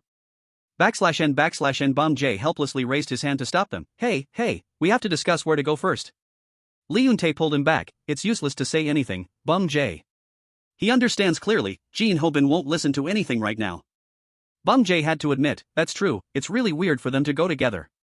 Right after that, Lee Eun-tae suddenly spoke up, I have to go too, Bum-jae. As soon as he turned around, he saw Lee Eun-tae already dressed and ready to hit the road. Followed by Deok-sun's group. Let's run away from home together. They cheered excitedly, is the general traveling incognito? I really miss my youth. Prepare the warhorses. Bum-jae was truly speechless, thinking to himself, which group would even want to take you guys in? /n/n according to their research, first, this group is always looking for new members. Runaway kids have to rely on each other, it's dangerous to travel alone, so they look for companions. If they search on open chat groups at the internet cafe, there is a community gathering runaway kids, they just need to post there, Hyung-seok told himself. He silently reminded himself that he must choose Gangdong as the location, because hostel would pick him up immediately. It must be known that, secondly, this group doesn't easily accept boys. Bum Jae had said that their attitude would be very superficial because this group doesn't take in many males, as the leader is male and finds males hard to manage, fearing they would threaten his position. He carefully instructed, so you guys have to lure them in another way, which is money. BRBR Hyung-seok followed the instructions and posted a status, Gangdong anywhere is fine, I have 500,000 won on me, contact me via Kakao account. Bum Jae had researched very thoroughly. Thirdly, this group prioritizes those with money, they crave money, having a hard time finding a place to sleep and starving all day. As long as a runaway has money, they wouldn't want to miss out. Before long, Hyung-seok's phone vibrated continuously with countless messages. See, they contacted him already. BRBR on another side, a few giggles rang out. They took the bait, a girl looked at her phone and exclaimed, a whole 500,000 won ha. The girl next to her followed up, what if it's an old man hee hee. The other burst out laughing, no avatar so he must be ugly haha. She then muttered, if he's ugly, we'll just take the money and throw him away hee hee. Hearing that, the girl next to her raised an eyebrow and smirked, as long as it's not an old man it's fine, it's better than having to go find food ha. Hearing that, they held their stomachs and burst out laughing, I'm dying of laughter. BRBR after walking for a bit, they arrived at the meeting place. Found him hee hee. She evaluated him at a glance, the clothes look expensive ha. Looking from the back, he already looks ugly, somehow so pathetic. Saying that, the short-haired girl took the initiative to step out and start a conversation, hey, you ran away from home, right? The very next second, both girls dropped their jaws in astonishment. The handsome-looking Hyung-seok made eye contact with them. This was what Bum Jae had instructed beforehand. Fourthly, you must not let them look down on you. On another side, lively chatter rang out. How is everyone doing? Two young men standing in front of a luxury car introduced themselves, we are BJ Sukho and BJ Kanghoon. Today we are going to do a guide home livestream. Comments popped up continuously, wow, look at that beer belly, a late night livestream today, Kanghoon bought a new car. Kanghoon pointed to the armband on his arm, we are currently in Gangdong, a place rumored to have many runaway teenagers. We intend to send these supposedly innocent youths back home. Immediately, countless people commented, so it's called a guide home livestream because you're sending kids home. Kids these days, honestly, look at Kanghoon's biceps. The camera panned toward three youths nearby, wow, it's exactly like the rumors, those runaway brats are smoking over there. An urging voice rang out, come on, let's go quickly. Kanghoon aggressively walked over to the three youths and shouted, where are you guys from? You're going to regret this later, you hear me? Sukho turned to the camera and said, don't worry, I won't hit them. We are adults, after all. A few enthusiastic viewers commented, Kanghoon is acting so tough, don't hit them, he's going to bully the kids. Sukho adjusted the camera angle and walked over next to Kanghoon, because of portrait copyright issues, I will turn the camera away. Now, I will send these guys home. Kanghoon grimaced and grumbled, the parents of these brats must be so sad. The crowd in the livestream commented excitedly, can't argue with that, they're scared shitless, as expected of Kanghoon. However, the very next second, Kanghoon was punched flying off the screen. The smile on Sukho's lips instantly vanished. Kanghoon. The comments also flooded with a series of question marks, what just happened, what was that flying thing? In the blink of an eye, Sukho's camera dropped to the ground, shaking violently. The sound of continuous beating echoed, throwing the viewers into confusion, what just happened? At that moment, the camera only captured the streetlights, and the chaotic noises had fallen silent. Comments continuously popped up, what's going on now, is Kanghoon fighting back? The next second, a mocking face suddenly appeared on the live stream screen, sticking its tongue out and going peekaboo. In front of Kanghoon's luxury car, several insolent, sneering laughs rang out, what the fuck is this guide home bullshit? Someone cheered, hey, their wallets have a ton of cash, wow, the watches are expensive brands too. One of them raised an eyebrow and assessed, there's a lot of good stuff in the car. Hyo Gang made a suggestion, let's open the front seat and see, usually there's a lot of good merchandise there. Yoonshur timidly opened his mouth, but... Why did you start the engine, Yang-hoon? The other party didn't bother to listen, excitedly messing around with everything, hey, is the brake on the right? He grumbled irritably, why is it so complicated? It's nothing like a bumper car at all. Seeing this, the gang members rolled their eyes and secretly cursed. Fuck this crazy bastard, is he insane? Hyo Gang gritted his teeth bitterly, I brought him along because he's interesting, I didn't expect him to be this crazy, I'm the boss of this group. He angrily clenched his fists, thinking to himself, what if he usurps the group? It was so hard to get this tattoo, fuck, I have to do something before it gets taken away. Thinking so, Hyo-gang aggressively rushed forward and grabbed Young-hoon's collar. Do you want to be taken away for isolation? If you start the engine, all of us will be taken away immediately. The other party frowned, visibly annoyed. What the fuck are you saying? Why would we be taken away? He firmly affirmed, this is a 100% smuggled car, they just painted over the old license plate. This time it was Hyo-gang's turn to be confused. How did this crazy bastard know about that? Wasn't he just a madman? Why is he still live streaming? Fuck, you're driving. Yang-hoon didn't pay any attention, cheering excitedly, fuck bros, the brake is on the right everyone? Immediately, countless viewers commented, hey, someone call the police, is that a smuggled car, or is this just acting? Hyo-gang started to panic. What should I do with him? I'm too scared to even chase him away. Young-ho, on the other hand, was sitting in the car laughing maniacally. Hey, what does reward mean? They just keep rewarding me. His gang members frantically called out to him, telling him to stop the damn car. Young-ho ignored them, driving while replying to comments on the livestream. It means giving money? Then where is the money? Donate. Only Hyo-gang was in extreme panic.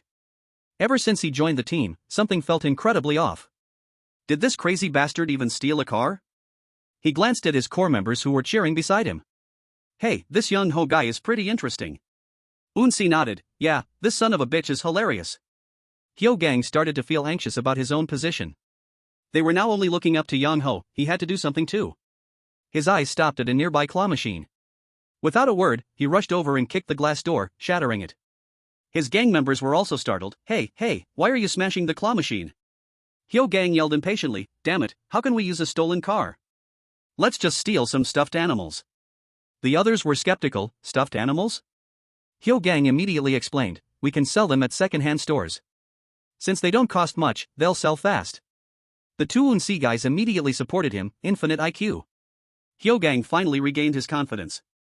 See? This is the experience of a veteran runaway.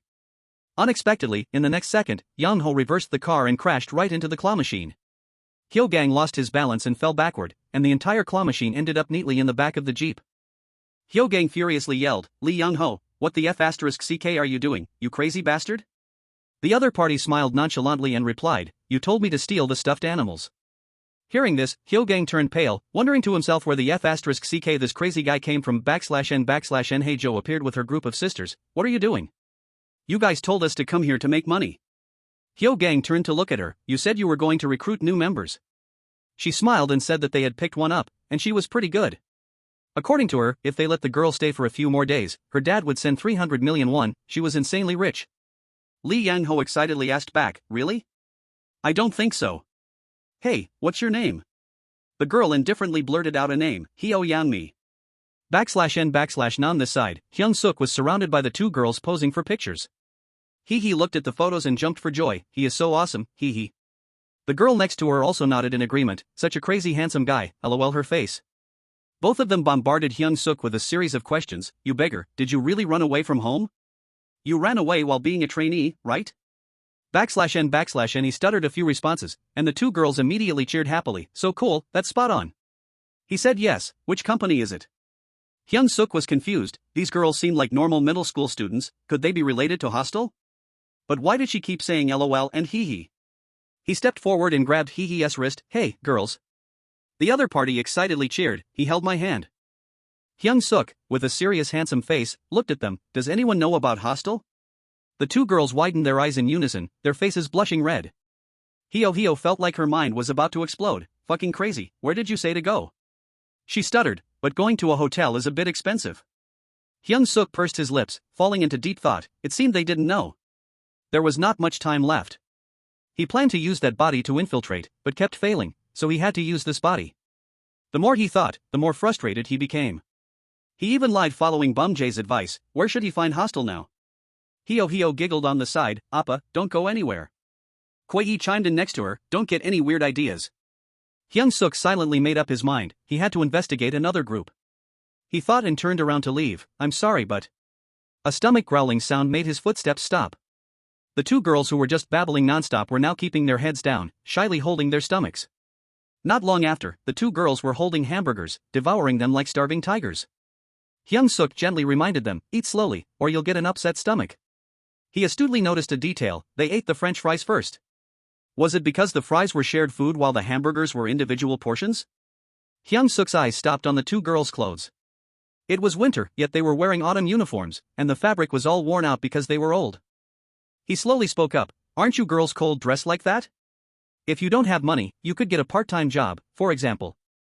Hyo, chewing noisily, asked back, "A part-time job?" According to her, if minors want to work part-time, they need their parents' consent. If it's exposed that they ran away from home, they will be reported to the police. Even if they manage to get a job, they'll just be ordered around and then have their wages withheld. Many bosses act really weird when they find out we're runaways. Hearing that, Hyung-seok was slightly confused. Then how do you make money? The other girl casually replied, "Money?"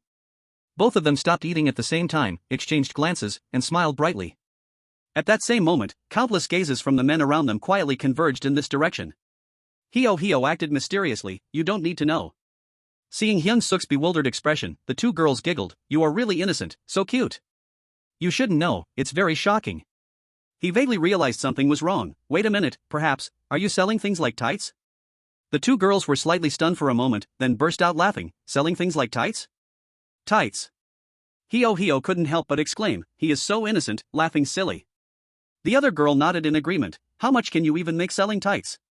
Right then, Hyo suddenly recalled a story. "Speaking of tights, it reminds me, our father also used to wear them to sell for a bit of money." Hyung-seok became even more confused. "Dad, do your dads wear pantyhose to sell?" Ho covered her mouth and gasped, "You really don't know anything." Kwai smiled faintly and replied, "You probably thought dad meant an actual dad, right?" Ho. Hyung-seok couldn't understand why they were laughing like that /n/ very quickly. His question was answered. The leader of a group is called a dad, men are dads, and women are mamas. Hyung-seok was startled and amazed. The leader is a dad? The ringleader of this group sells pantyhose, /n/ on the opposite side. Ho honestly shared, "Sorry about this, we actually intended to extort 500,000 won from you." Kwai quickly added, "But seeing how innocent you are, I couldn't bear to do it, we have to go now." Right at this moment, Hyung-seok suddenly spoke up, "Hey, I also want to join your group." He secretly made up his mind, he had to find out at all costs, /n/ A moment later, the three of them walked down the empty street. The two girls were a bit worried and kept taking turns speaking, "Are you okay with this? Our dad is really scary, that's right, he even has tattoos, if you don't listen, he'll hit you right away, it's not too late now, you should go back, yes, please go home, /n/ And they even suggested, otherwise, how about we leave the group and live together as three? We will earn money for you, we like you but dad is scary." The two girls carelessly blabbered on, "I also hate that dad forces us to earn money, I also hate going into houses with moms and dads." Hyung-seok walked silently beside them, thinking to himself that runaway kids were usually homeless or lived in places like slums. The slums were the shabbiest rooms in the boarding houses, and since they didn't go out much, they were usually rented out at high prices. They would ask adults to sign the lease, then pay 50,000 won per person instead of paying monthly. So for a normal house that fits 4 to 5 people, according to Hyung-seok's knowledge of this area, it could hold up to 10 people at most. Arriving at the door, Kwai softly called out, "I'm back, father." As soon as the door opened, all kinds of people could be seen sitting inside. A liquor bottle was thrown straight at them, shattering into countless flying glass shards. Kwai panicked and huddled close to Hyun-seok. A man swaggered out, "What is this? F***CK, returning at this hour?" He glanced at the people at the door. "Are you crazies bringing a boy home now?" Without another word, Jin-taek lunged forward, intending to get physical with Kwai, making her scream in fear. He yelled, "It's been a while since you got beaten, right? Do you want me to slap your face swollen like the other day?" The next second, he suddenly looked up, his eyebrows furrowed tightly. His wrist was tightly gripped by another hand. It was Hyung-seok, looking at him with an expressionless face. Jin-taek's face darkened as he ordered, "Hey, close the door." Hyun-seok remained perfectly calm, facing his opponent's deadly glare. In another scene, a sloppy voice rang out, "Yeah, I stole the wallet." A few youths acted recklessly and smirked arrogantly, "So what? Are you a cop or something?" As soon as he finished speaking, the leader took a punch to the face. The guys with him didn't fare any better, getting beaten and kicked relentlessly as fresh blood splattered everywhere. Every single one of them was beaten to a pulp. Jin-sung looked at the pathetic guys in front of him and coldly snorted, "If you're going to run away from home, then behave. Are you too proud of pickpocketing?" He took out his phone to show them a picture. "Do you guys not know Hostel, and have you never seen this girl?" They hastily replied, yes, we are not lying, we're sorry." Jin-sung furiously gritted out every word, "Hiding it is useless, because I will find you even if it takes all night." The scene then cuts back to the house in the slums. Hyung-seok took a slap that completely skewed his face. Ho and Kwai panicked and screamed, "Appa! Jintaek lightly shook his wrist, raising an eyebrow in warning. Shut your fucking mouth, I'll send you to the grave today, you crazy bastard. Seeing Hyung-seok's expression remain unchanged, he got a bit annoyed. He meant to scare him, but it was like a mosquito biting stainless steel. It was pointless worrying, he just wanted to save face in front of the girls. The others started to intervene. If you go in this time, you won't be able to get out. Man, stop it, you might accidentally beat him to death. /n/n right at this moment, Hyung-seok suddenly spoke up. Ho-ho and Kwai-e didn't do anything wrong. I wanted to come in here myself, these two were just dragged along. He took the initiative to reveal, I brought a lot of money, please let me stay here. Hearing this, Jintaek gritted his teeth, truly speechless. Alright, damn it, I'll let you stay. The next second, he swung his fist and lunged forward like a gust of wind. You're going to live as a cripple, you son of a bitch. Hyung-seok calmly glanced at the flying fist. He told himself, that's right, I'm not here to fight. If I want to infiltrate, this is the only way. Finding hostile is the top priority. So, Hyung-seok let Jintaek land a straight punch to his face, /n/n not long after, he set out a dirty basin of water, filled with all kinds of cigarette butts and smelly socks. Jintaek smirked contemptuously, if you want to join, you have to do a little initiation rite, right? Two guys stood up to help, whispering to each other, spit some saliva in it, add some liquor too. Ho-ho and Kwai-e anxiously tried to stop him. What's wrong with you? Don't drink it. Wow, who could even drink that stuff? Jintaek shouted loudly, shut your fucking mouths. Hyung-seok still stood motionless. He suddenly remembered Ha-nul's smile, then recalled the image of her covering her face and sobbing. Immediately after, Ho-ho turned back in surprise, don't drink it. You don't have to drink it, let's just leave. However, Hyung-seok decisively picked up the basin of dirty water and drank it all. Seeing this, someone shuddered, did that guy really drink it? Jintaek also had to click his tongue and exclaim, ugh, that's incredibly gross. /n/n outside, under a sky filled with countless stars, Hyung-seok bent over, throwing up profusely. Ho-ho and Kwai-e took turns patting his back, anxiously asking him, brother, are you okay? If you knew, why did you even drink it? You shouldn't have run away from the company's dorm, you could have become an idol. Is being a trainee that hard? /n/n Hyung-seok weakly replied, that's not it. He slowly sat up and wiped the liquid off his mouth. Mixing sojuin was really dangerous, luckily I threw it all up, if I passed out and the body swap happened, it would be a huge disaster, /n/n the two girls next to him paid attention to something else entirely, oh my god, he even looks handsome while throwing up, like a fallen angel. They breathed a sigh of relief, he was fine now, so he might as well come up here to rest a bit. Hyung-seok replied in a low voice, yeah, thank you, girls. He took the opportunity to ask, why did Ho-ho and Kwai-e run away from home? The two girls smiled and answered, me? There's nothing special about us. A second later, Kwai-e nonchalantly dropped a sentence, my mom wanted me to die with her. When I just got home from school, my dad had already hung a noose from the ceiling, and my mom told me to die with them, so I ran away. Ho-ho carelessly continued, as for my dad, he hits me a lot, Kwai-e, and my stepmom hits me too. She casually pointed to a scar on her head, my stepmom did this. She didn't let me go to the hospital, so I couldn't go. Kwai-e laughed while lightly pulling her collar down, as for me, my collarbone is way down here, and the other side is higher. Hyung-seok felt heartbroken listening to them. Ho-ho and Kwai-e said it so lightly. Even if they didn't take it lightly, all they could do was endure it. The two girls innocently added, if we aren't here, we have nowhere else to go. Plus, being here is much better than being at home. Now, Hyung-seok suddenly understood that the vast majority of runaway kids couldn't find a sense of safety from their families, so they ran away. But ironically, they called each other mom and dad to form a new family. Ho-ho smiled and asked Kwai-e, let's live together for the rest of our lives, okay? The other girl laughed, who gets to be the older sister now? Hyung-seok suddenly thought that, in reality, runaway kids were probably just looking for a place to lean on. Just then, Jintaek unexpectedly came up here, what the fuck are you gossiping about? Go change your clothes, you bitch, it's time to go make a living. Ho-ho's face instantly turned pale, and she hurriedly replied, yes, I know, I'll get ready right away. Unexpectedly, Jintaek said, not you. He looked toward Kwai-e, you are going today. Kwai-e asked in panic, me? Hyung-seok felt the atmosphere was off and quickly stood up, even though I don't know what it is, I'll go too. Before he could finish his sentence, his neck was tightly choked. Jintaek violently stomped on him, cut the crap. Finish cleaning the room before we get back, or I'll stomp you to death.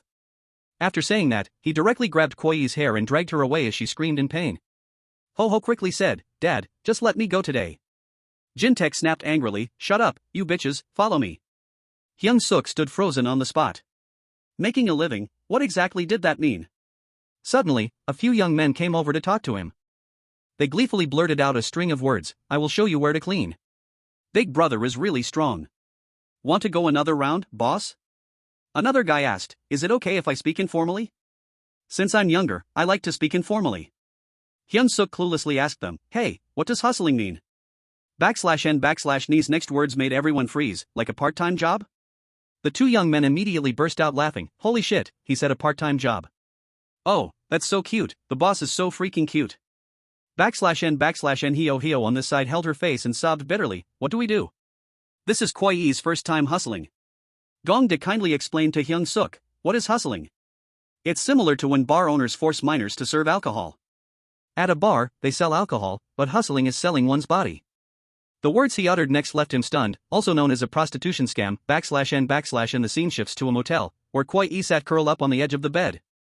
A man's voice echoed from the bathroom, honey, I'm meeting a client right now, so I probably won't be able to call you for an hour or two. He was showering while replying to the person on the other end of the line, what's that sound? I'm taking a shower. You miss me, right? How are you feeling? Park Hwa's vows kept echoing throughout the small room, don't do anything too strenuous. What if it affects the child in your belly? Of course, I don't have anyone else but you. You have no idea how happy I am to marry you. Next was a seemingly reluctant sigh. You should go to sleep first, I have to work late so I'm very tired. Meanwhile, Hugh Noyet bowed her head and looked at her phone screen, wondering to herself, why hasn't father read the message? He has to rush in at the exact right moment, that's for sure. The sound of running water in the bathroom stopped, and Park Hwa slowly walked out. He loosely wrapped a towel around himself and chuckled softly, sorry, did you wait long? I had a business call so. Unexpectedly, Hyung-seok was already there, his forehead dripping with sweat, and coldly asked the other party, hey, aren't you ashamed? Park Hwa was startled and shouted, who are you, you bastard? Then, he let out an "oh" as if he understood, so that's what you guys are? A bunch of honey trap scammers. Hugh Noyet was astonished, you. Hyung-seok remained silent. Seeing this, Park Hwa cursed even more aggressively, I knew this would happen, so I specifically looked for a place without CCTV. Don't look down on a 30-year-old man, do you guys know Article 347 of the Criminal Code? Hyung-seok's deep voice interrupted him, hey, you, he coldly hissed through his teeth, get lost. Park Hwa immediately ran for his life, yes, thank you, bro. Just as he ran to the door, he took a direct hit to the face. He fell to the ground in pain. Jintaek walked in, leading his underlings, hey you, what the hell are you doing? The veins on his forehead popped, I haven't even started, and you're already jumping the gun? Hyung-seok only focused on turning back to look at the girl behind him, Kwai. He asked directly, is this how you guys make money? Kwai immediately jumped up, what did I do wrong? If we work part-time, we get taken advantage of by adults. Adults are all the same, we are just defending ourselves. If I don't make money, I'm just a useless kid. If I don't make money this way, I have nowhere else to go. What do you know about us? What are you to even care? Jintaek whistled hearing that, this girl is quite something. Hyung-seok didn't get angry, just gently asked, so threatening adults like this is what you really want to do? If you really want to, then I'll leave. This time it was Kwai's turn to be silent. She lowered her head, pursed her lips tightly, and didn't answer for a long time. Hyung-seok didn't rush her either. Finally, he decisively turned his back to leave, I get it, I'm leaving. After taking just a few steps, Kwai's trembling voice came, no. She choked out, I hate this. Please help me. At the same time, Jintaek furiously swung his fist at Hyung-seok, where the fuck do you think you're going, you dog? He just leisurely raised his hand and slapped the other guy in the face. With just one single strike, Jintaek's whole body staggered. Seeing this, the underlings were deeply shocked and froze in place, even Kwai was stunned. Jintaek's entire body was thrown backward, his back slamming hard against the wall. He grabbed his cheek in shock. Hyung-seok's cold voice reached his ears, get up. He slowly adjusted his watch and frustratingly cursed, this son of a bitch. Still at that motel. Jang-woo frantically shook Jintaek, Dad, are you okay? Bum Jin also panicked, even though he hit with his palm. Hyung-seok slowly took off his jacket, his deep voice ringing out, taking advantage of kids with nowhere to go, forcing them to do things they hate. Is that what you call a family? /n/N hearing that, Jang-woo and Bum Jin furiously lunged forward, fuck, you're dead. Stay there. Hyung-seok simply raised his hand, slapping each of them in the face. A loud smack echoed. Jang-woo's whole body directly staggered. Bum Jin wasn't any better, beaten black and blue by Hyung-seok. In just the blink of an eye, both of those guys were beautifully handled by him, rolling onto the floor. Jang-woo crawled up, what the? Bum Jean next to him muttered in terror, "Hey, my teeth are loose." _N Hyung-seok continued in a dark tone, "You said you also had nowhere to go, so you wanted to create a family. But you are the ones making a living off the kids." Meanwhile, Jin-taek quietly picked up a nearby baseball bat and aggressively rushed over to strike the back of Hyung-seok's head. His face clearly showed smugness. "Where do you think you're playing around? This is Gangdong District, do you know who I am?" N Hyung-seok easily grabbed the baseball bat, glaring straight at the opponent. "Hostile, right?" Jin-taek turned pale, panicking inside, he blocked it. The next second, he took a full punch from Hyung-seok directly. He didn't hold back at all, fresh blood splattered everywhere, and Jin-taek's eyes immediately rolled back. Under the astonished gaze of Kwai-e, Hyung-seok leisurely spoke, "I know it clearly, this is all because of Hostile, right?" He looked coldly at Jin-taek groaning in front of him, "Lead the way." The scene shifted to somewhere else, with a table full of visually appealing food. Yang-ho laughed heartily, "Eat a lot, I earned this." Hyo-gang's group stood there dumbfounded, while the other party kept smiling and saying, "Just eat freely, this restaurant is very good." The group looked at the surrounding setting, unable to express their feelings in a word. This was a funeral dining hall after all. Eun-si was a bit worried. "Father, what should we do? We only gave 500 won as a condolence gift, is it okay?" Hyo-gang hurriedly made a silence gesture, conveniently correcting his words, "It's a condolence gift, damn it." He hurriedly scooped up a few bites, thinking to himself, "Even when I was wandering, I didn't dare to sneak into a funeral dining hall. It really reminds me of the homeless days, the time when I was punched by that pig, I remember it again." Hyo-gang just raised his head to look at the opposite side and was startled. "Huh, where is that guy? Hey, where is Lee Yang-ho?" The subordinates also looked at each other in bewilderment. "We don't know, he was just here a moment ago, but he disappeared in the blink of an eye." At the same time, an angry shout rang out, "Ah, you punk, I caught you." Hyo-gang was completely helpless, he was causing trouble again. Yang-ho looked impatiently at the man grabbing his collar. "Hey mister, you've got it wrong, what did I steal?" The other person yelled furiously, "You punk. What's that in your hand, a condolence money box?" Seeing this, Hyo-gang was startled. "You crazy bastard, did you come here to steal that?" Bong Si-in became angrier as he spoke, "Go to the police station with me." Yang-ho acted as if he didn't hear, laughing frivolously and waving at Hyo-gang. He panicked inwardly, "Don't call out to us, you crazy bastard." Eun-si immediately stood up, "Well, I'm out of here." Hyo-gang anxiously called after him, "Hey, wait for me." The other hurriedly walked straight ahead. "Why should we go together?" "See you later." Yang-mi had been sitting there silently, but the next second she suddenly spoke up, "Hey, it's you, right?" Yang-mi pointed blankly at Young-ho. "Mister, it's him. Give me back my wallet, you thief." Hyo-gang and his lackeys completely froze on the spot. Yang-mi continued to act deeply, aggressively grabbing Yang-ho's collar. "Give me back my wallet, you thief. You pretended to eat and then stole my wallet." Seeing this, Bong Si-in completely believed her and immediately pulled out his phone. "Hey student, did this guy steal your wallet too? Hold him right there, I'll call the police." Yang-mi shouted loudly at Hyo-gang's group, who were still standing dumbfounded in the back. "Guys, what are you standing there for? Hurry up and catch this guy."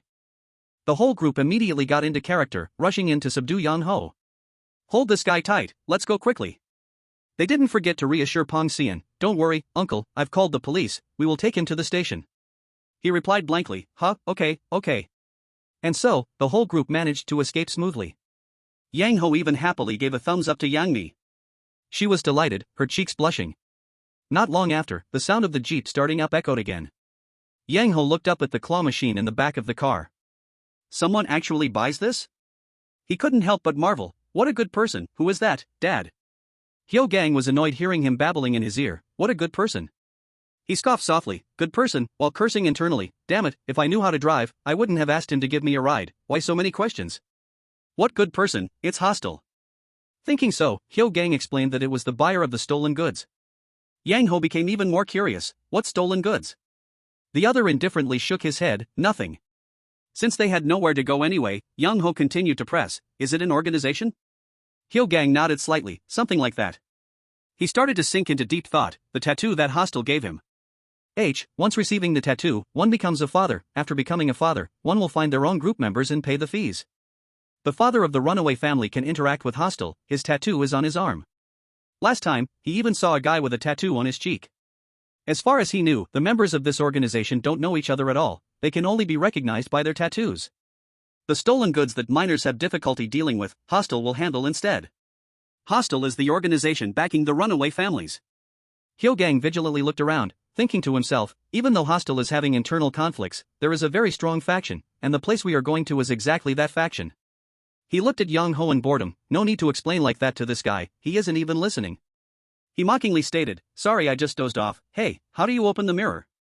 With that said, Yang Ho suddenly changed the subject, that place of the kind singing uncle, buying stolen goods. Is this the place?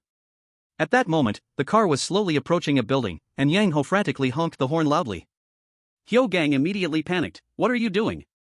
Don't honk the horn. Then Yang Ho casually laughed and said, because the old man didn't come out. The member is already here. A moment later, two figures slowly walked out. Who was coming at this hour? Hyo Gang timidly got out of the car, I'm sorry. Bin Seong tilted his chin at him, this scumbag is a father, right? Are you here to sell stolen goods? Hyo Gang hastily confirmed, yes, sir. Hyung-seok swaggered over to the car door, who is this? I've never seen him before. Is he on our side? Let me see the tattoo. Hyo Gang hurriedly explained, he came with me. Yang Ho still nonchalantly honked the horn loudly, and the other two began to lose their patience. Will this crazy guy stop the horn? It will be troublesome if the higher-ups come down. He looked puzzled, huh? I'm a member. Hyo Gang frantically urged, hey, F*King turn it off. Hyung-seok put his face close to Yang Ho, glaring threateningly, are you kidding me? Only fathers can come here. Hyo Gang panicked and spoke for him, I'm sorry, I'll teach him a lesson later. Unexpectedly, in the next second, Yang Ho smashed his head into Hyung-seok's face. He calmly used the opponent's blood to draw an H symbol on his forehead. Yang Ho smiled madly, then I am hostile too. Is it okay now? Inked. After saying that, he continued to honk the horn loudly and yelled, I am hostile now, so call the leader out here. Hyung-seok held his nose and swore, F*ck. Bin Seong also ran over in a panic, make him turn off the car quickly. Right at this moment, a stern voice rang out, too noisy. A curly-haired guy jumped down from the upper floor, directly kicking and shattering the car window. He roughly reached into the car and grabbed Yang Ho by the collar. Under his astonished gaze, the opponent questioned with a growl, who are you? Here for an interview? Regaining his senses, Yang Ho raised an eyebrow and smiled playfully, me? Yang Ho. And you? The person facing him was the top father of Hostel A, Wang O-chun. He tilted his head and sneered, me, the boss here. The deserted warehouse fell into a dead silence. Hyo Gang scratched his head and sighed inwardly. This was the first time he saw, no, he didn't see anything at all. That guy Lee Yang Ho had called that person outside. That person he mentioned was Wang O-chun, from Hostel A and the Big Daddy. Now, he was reaching out and tightly gripping Yang Ho's head. You want to join Hostel that badly? You even drew an H symbol on your forehead. If you wanted to come for an interview, you should have said so first. As he spoke, Wang O-chun squeezed the opponent's face tightly. Yang Ho immediately stepped on the gas. The car shot forward and slammed into the warehouse door, sending Wang O-chun flying. Yang Ho stepped out of the car, smiling slightly, and said, oops, sorry, I thought the brake was on the right. Wang O-chun leaned against the corner of the wall, lowering his head with a cold smile. A second later, he stuck out his tongue and laughed maniacally. Your driving is up to standard. Wang O-chun growled at his subordinates, what are you guys doing? Someone is here to interview for the third uncle position. Yang Ho tilted his head in confusion. Interview? Third uncle? Am I being interviewed? As soon as he finished speaking, the sound of several footsteps echoed. What is this? Another interview? Are the two guys who just appeared the first uncle and second uncle of Hostel A? Ji Na-young took out a notebook and grumbled, there are so many people coming for interviews. Yang Ho rubbed his neck and said, this is the second batch of the day. Ji Na-young clicked his tongue, there's a second interview batch? The guy who interviewed just now was so useless. Saying that, he casually tore up a piece of paper that read, we deeply regret to inform you that you failed the interview. The piece of paper fell beside the unconscious Song-san, right after was Jin Hyuk's weary sigh. He said he was an OB of God Dog, so I had high expectations. Oh-chun took out a cigarette and sneered, anyway, God Dog only is Song Yo-han. Get ready for the interview, candidate number 2. Young Ho repeatedly asked, is it me again, oldest brother? The other person smiled and replied, the second brother has to interview the third brother. Lee Yang Ho stood there confused, interview? Do I have to pay a fee? Oh-chun leisurely announced, you passed the driving test, next is the fighting test. Young Ho stepped out, tilted his head, and muttered, please pass for my sake, we need to have a youngest brother. The scene shifted back to that motel. Jin-taek obediently explained that if one gets a hostile tattoo, they will qualify as a father, and if they become a father, they can form their own group and collect fees for them. The whole group, beaten to a pulp by Hyung-seok, cowered and knelt before him, we were wrong. According to them, if they pay the fee, they will be protected by Hostel, that is all they know. Park Gwa, who also had to suffer the beating, gritted his teeth and asked himself why he had to bow his head. He missed his wife so much. Jintaek said, "Our group only makes a living by scamming and selling flowers. The fathers who don't do well treat them even worse." Hearing this, Jang Woo and Bum Jin looked at each other and whispered, "What is Hostel? I don't know either." After a long while, Hyung-seok's deep voice finally rang out, taking advantage of runaway girls. "Is that how Hostel makes money? Is that it?" His eyes were somewhat fierce. He growled and questioned, "Treating those kids like objects?" Hyung-seok roughly grabbed Jintaek by the collar, going straight to the point, "Tell me Hostel's location right now." The other party answered frantically, "I really don't know. I don't even know their names and phone numbers. Paying the fee is also transferring to an unnamed account. I only know that there is a person called Big Daddy." Hyung-seok glared at him, "Then how did you get that H tattoo? There must be a way to meet them." Jintaek was so scared that his whole body trembled. "There is a way, but I need my phone, but my phone is with the youngest in my family."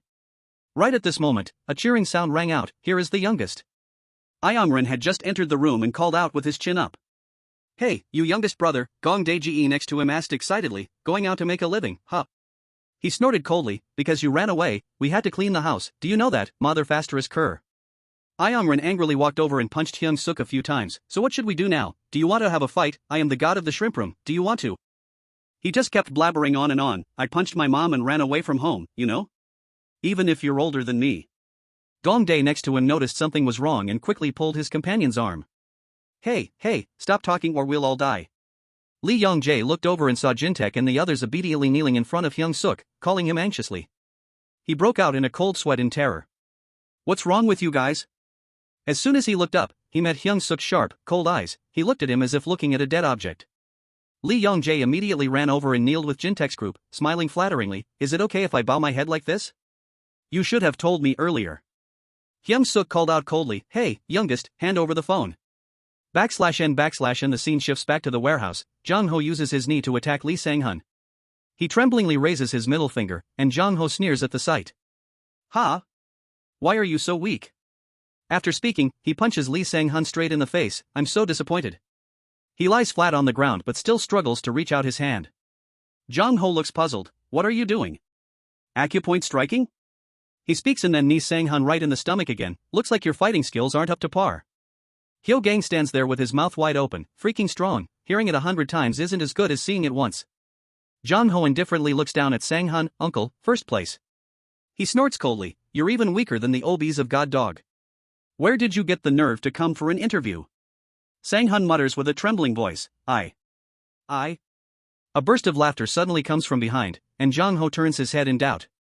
Big Daddy Oh-chun is holding his stomach, rolling on the floor laughing. "This guy is pretty interesting, I thought he was only good at driving." Looking at Jong-ho's face drawn with a 5-pointed star in blood, he laughs out loud in amusement. Art score, 100 points. Sang-hun also smiles broadly. "Whenever I see those dots, I just want to connect them like crazy." "Can I draw it again? Hey! Draw it again." Provoked to anger, Young-ho frantically punched and kicked him repeatedly. Young-ho, trembling, raised his middle finger. He poked Young-ho's nostril and smiled faintly. Ink injection. The very next second, the tables turned. Young-ho was taken down by Young-ho. Seeing this, Wang Oh-chun's eyes lit up. Young-ho raised his middle finger, his tone full of arrogance. "I do this 3 times a day for 10 years, don't underestimate my right hand, it's very strong." Oops, God, it broke. He honestly lamented, "But this guy is pretty strong, even if I die, I probably won't be able to win." Young-ho stood up and stretched his muscles. "I give your right hand 5 points. The opponent suddenly spoke up, "Wait." He waved his hand to make a condition. "You're too strong, so it's not fair, can I bring a weapon?" Young-ho raised his eyebrows and sneered, "Your weapon is a teddy bear?" However, the very next second, he was beaten until he coughed up blood. Yang-ho laughed heartily. "Claw machines nowadays are all scams, how could I catch one?" The teddy bear in his hand had a giant brick tied to it. Young-ho lost consciousness on the spot. Yang-ho stepped forward and redrew the star on the opponent's face, laughing cheerfully. "Done, so satisfying." Loud applause came from behind. Wang Oh-chun excitedly declared, "Pass." Elsewhere, rapid footsteps echoed on the main road. Hyung-seok muttered to himself as he ran. The organization doesn't reveal their identities or phone numbers. The only way to contact Hostel is through an open chat group, which is easy to create, easy to delete, and only accessible to those who know about it. They change the keyword every day, exchanging information without outsiders knowing. According to the information revealed by Jintaek, if you want to receive the H symbol tattoo, you must be introduced by a father through the chat room. Before that, Hyung-seok had demanded of him, then introduce me quickly, say that I want to get the H tattoo. Jin-taek actually followed through. GWT introduced Park Hyung-seok, I want to introduce this person. He said that if you want to introduce someone, you have to say the keyword. The keyword is an abbreviation for family tattoo. If you don't say the keyword, they will know you are an outsider and delete the room immediately. After saying the keyword, they will let you know where you can get the H tattoo. And so, the current scene unfolded. Hyung-seok stood in front of that warehouse area. He glanced around, here it is, hostile, the ones who treated girls like objects. Hyung-seok's hands slowly clenched into fists, and he decisively threw off his outer coat. His face gradually became gloomy /N/N through the scene just now. Ali Wang became increasingly excited. That carefree and unrestrained demeanor along with that crazy energy, the aesthetic taste that thrilled the heart, that lonely creature, that wild wolf, he was starting to fall in love with him. Thus, he declared without hesitation /past /N Yang Ho raised an eyebrow and looked at him /what, / hurry up and buy me a teddy bear / Ali Wang spread his arms in delight / okay, I will buy it, whatever our Yang Ho likes, I will buy it all / the other party was suspicious / really no / He pointed to the box in the corner / do you see that pile of phones? Take one, we have to keep in touch from now on / Yang Ho showed visible joy / really? I can take a phone with me? Thank you /N / Nali Wang cheerfully replied / don't mention it, we are family now / hearing that, Yang Ho frowned / family? You and me? Why, / Ali Wang smiled brightly and said / what do you mean why? Because you passed, from now on you will be hostile /N Yang Ho directly drove away / I don't want to be family with you, your hairstyle is ugly, I'm already the family of the spotty-headed dad, I'm leaving / Ali Wang was slightly stunned /. Then he smiled and compromised / alright, drive safely Yang Ho, remember to call me when you get home /N N Hyo Gang knelt there in confusion / let me go with you, you said you were my family / Ali Wang waved continuously and instructed / drive safely, alright, the brake is on the left / a tiny voice rang out / big brother, he yelled impatiently / roared / Jin Young pointed at the empty box. He took all the phones away, probably feeling too empty, so he even left the spare behind, 10 points for art. He casually added, father told him to take the phones, but he took the entire claw machine too /N Wang Ochan froze on the spot, his expression gradually becoming distorted. He actually took all the phones away? I treated you so well, yet you look down on me like this. Furious, he kicked Hyo Gang in the stomach to vent his anger. A second later, a crazy smile appeared on Wang Ochan's face again. He really does have charm, /N saying that, he grabbed Hyo Gang and dragged him into the car. I'm going to catch him. Turn on the GPS. He tremblingly reported, go outside and turn right. Behind them came the frantic calls of his subordinates, boss, where are you going again, /N Wang Ochan smiled slightly and replied, I miss Yang Ho so much. Whatever I want, I must have it. After saying that, he hummed a melody and drove away. Hyo Gang obediently led the way, go straight for 300 meters. Jin Yang sighed helplessly, acting up again, he had to get whatever he wanted. He glanced at Young Ho, who was lying flat on the floor, you get up too, I know perfectly well you're awake. Young Ho immediately sat up, clicking his tongue in annoyance, damn it, I held back for the interview and he still beat me like that. Do you guys understand the feeling of being beaten by a teddy bear stuffed with bricks and then having stars drawn on your face? My nose hurts like hell. Jin Yang interrupted, stop your nonsense, tell me the result. The other party immediately evaluated, that guy fights pretty well, his endurance is no joke either. As for the outfit score, 100 points. On this side, Yang Ho was driving and laughing in delight, I have a whole 100 phones here, I have to go distribute them. At the same time, Jin Yang suddenly received a KakaoTalk message notification. An account continuously spammed, hello, then sent the keyword Hinjia. He was suspicious, what's this, a newbie? Jin Yang raised his eyebrows, looking at the chat area for a long time, Hinjia. On another side, Jin-taek's 3 underlings also dropped their jaws in shock, Hinjia. He gritted his teeth and said, you guys don't need to know, forget everything I said, forget about me getting punched too. The whole group still had to obediently kneel in the corner of the room, and Wang Duk started to get frustrated, but how long do we have to stay like this? Jang Woo also sighed, my legs have lost feeling. Park Hwa took the chance to interject, can I leave now? My wife is about to give birth. Jin-taek thought to himself, that bastard Park Hyung-seok, do you think I'll be that obedient? One of them suddenly muttered, but Kwai and Ho Ho are gone, what do we do now? Someone immediately replied, if they are gone, let it be. Jin-taek was still deep in thought, he should have reached hostel by now, right? Getting the keyword Hyung-jie there, even though I love them a lot, but Hyung-jie doesn't mean family tattoo, it also means fake tattoo. N switching the scene to the warehouse, Jin Yang raised his chin and questioned, "It's been a long time since we had a fake tattoo warning, right? What are you trying to dig up from us?" Young-ho quickly followed up, "Going alone? Trying to solo? Or, are you a cop?" Hyung-seok did not reply.